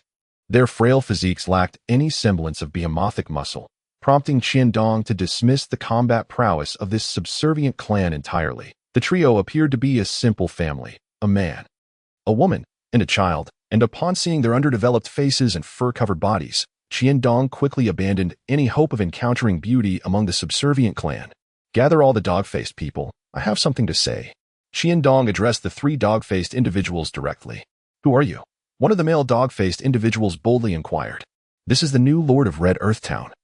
Sir Dong the Dragon Knight, Lyris interjected from the side. Lord. The male dog-faced individual seemed to latch onto that title and, along with the other 2, began calling out to the various tents. Before long, Red Earth Town was bustling with activity. Dong counted and estimated that there were over 200 dog-faced individuals. What puzzled him most was that apart from the dog-faced people, there were no other behemoth clans in the town. Were the former inhabitants of Red Earth Town also dog-faced people? Dong queried Lyris, his brow furrowed in confusion. No, they appeared to be a group of pigs, Lyris whispered. Pigs. Dong understood that this referred to the pig clan behemoths. Yet he could see no such individuals in the town now. However, in a place like Red Earth Town, it was unlikely anyone would choose to remain. The former residents must have fled due to famine, Lyris speculated. Dong's expression darkened at this realization. Without the temple's allocation of a subservient clan, he would have been left as a mere figurehead. Famine. Ever since entering the northern province, Dong had sensed an unease. The vast desolation, devoid even of weeds, surely meant that crops could not be cultivated. Without food, what behemoth would willingly stay here? Lord, an elderly dog-faced individual hobbled forward with a cane, tears streaming down his face as he lamented. We dog-faced people received a directive from the temple to migrate here immediately. But alas, upon our arrival in Red Earth Town, we were beset by a band of robbers who stole our provisions. We have gone without food for 2 days. Listening to the elder's tale of woe, Dong's expression remained impassive as he regarded the ragged dog-faced individuals before him, but a bitter smile tugged at his lips. These are my subservient clan members. They are nothing but a band of beggars. Red Earth Town has no prospect of tax revenue, with such a meager population. Resigned, Dong sent Lyris to Pabri's Inn, hoping there would be enough food available. Chapter 77. Dog-faced archers, Lord, here is the bill. Shortly thereafter, Pabri emerged, with the dog-faced individuals gathered at the inn's entrance. 2,000 gold coins? You dare to swindle me? Dong exclaimed as he scanned the lengthy bill, noting that the dog-faced individuals had only consumed simple wheat cakes. For over 200 dog-faced people, such basic fare should not have cost more than 200 gold coins, even in Ipuris, where it would have been ample. My lord, I assure you, I am not attempting to deceive you. Consider the circumstances in the northern province. Food must be transported from afar, leading to exorbitant costs. Pabri explained with a pained expression, reflecting on the situation in the northern province. Dong realized he had no choice but to part with 2,000 gold coins. Tossing the coins to Pabri, before venturing into the dark world, Dong had plundered 100 million gold coins, which had become useless in that realm and were now merely sitting idle. Yet, utilizing his own gold coins to sustain these behemoths was a folly he would not entertain. Alas, I can only sustain them temporarily and see if Red Earth Town can be developed. If not, I shall abandon this territory. The thought of relinquishing a territory as vast as an entire province was unbearable for Dong. However, he was left with only a dog-faced subservient clan, which he could manage, but the entire province likely harbored countless such beggar behemoths, and no amount of gold would suffice. Angelina, I need to procure some food, Dong said wearily to Angelina beside him. Sustaining this group of dog-faced individuals was not a fleeting endeavor. Purchasing food in the royal city or elsewhere would likely be cheaper, even if he drained Pabri's Inn of resources. It could not sustain them for long. How much do you need to buy? Angelina replied coldly. Dong's desire to seize behemoth land was, at its core, a quest for power, and this urgent matter left Angelina with no choice but to comply. With each dog-faced individual costing 10 gold coins daily, 200 would amount to 2,000 gold coins. Over 3 months, or 90 days, that would total 180,000 gold coins. Qiandong produced 10 yellow magic crystal cards and handed them to Angelina, saying, "This is 10 million gold coins. Food will not require much expenditure, but to store so much food, we will need to purchase some spatial equipment for future use. You decide how much to buy." Qiandong was uncertain of the food prices near the royal city, estimating they would not differ much from Ipori's. Yet spatial equipment would undoubtedly come at a steep price, especially for such a large quantity of food. Understood. Angelina nodded in agreement that in truth, had Qiandong not mentioned the need for spatial equipment, Angelina could have utilized her own spatial ring to transport the food. However, such a solution was not sustainable in the long run. Watching Angelina depart, Qiandong sighed. He had previously found the affairs of Daikils cumbersome. Yet rebuilding a territory proved to be infinitely more challenging. Although Qiandong was not incapable of establishing a teleportation array with assistance from Daikils, he surveyed the terrain of Red Earth Town. A flat expanse devoid of obstructions, making it impossible to maintain discretion. Naturally, he would not readily expose the secret of his ability to return to the Dark World. Moreover, for the inhabitants of Hmph continent, the Dark World represented an uncharted paradise brimming with temptation. Once the dog-faced individuals were satiated, Qiandong gathered them once more. To survive in a place like Red Earth Town, I can temporarily address your food concerns, but I cannot offer you perpetual protection. Observing the satiated dog-faced individuals, who wore expressions of contentment, he found himself at a loss for words. Such minimal aspirations left him questioning the worth of nurturing this group. "My lord, we dog-faced individuals have several skilled archers among us, but we lack weaponry." The elderly dog-faced man spoke up again. Intrigued, Qiandong, who had not anticipated any hope, promptly asked, "Dog-faced archers, what weaponry do you require?" "There is no need for any weapons. A well-prepared beast sinew will suffice." A young canine-faced man stepped forward and spoke. And Qiandong recalled that he was the first among the canine-faced individuals to address him. "My lord, I have a processed beast sinew, though it is not in abundance." Pabri, who had been standing nearby, quickly interjected. As Qiandong observed Pabri entering the tavern to retrieve the beast sinew, he resumed his conversation with the young canine-faced man. "What is your name?" Qiandong inquired. "In response to my lord, I am called Dogu," the young canine-faced man replied. "Dogu, how many canine-faced archers do you currently have?" Qiandong asked, voicing his primary concern. "There should be 31, Dogu said, turning to count them. "Only 31. Qiandong felt that was rather scant. "My lord, the beast sinew has arrived," Pabri said, looking at Qiandong with an ingratiating expression. "Thank you, Pabri," Qiandong replied, taking the beast sinew and passing it to Dogu. "Not at all. It's no trouble," Pabri said dismissively while observing Dogu manipulate the sinew.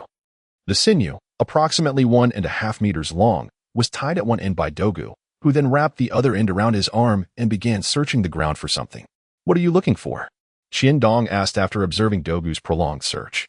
"Rocks," Dogu answered briefly and continued to search. "Rocks?" Qiandong queried. Puzzled, did he truly require rocks? The Red Earth Town was indeed abundant in red soil, but lacked stones. "Will this suffice?" Qiandong offered an empty potion vial to Dogu. "This is a bit light," Dogu remarked as he accepted the vial, uncorked it, and commenced filling it with red soil. Once filled, he secured the vial with the knotted end of the beast sinew. "My lord, all is ready," Dogu finally said to Qiandong. "Is that all?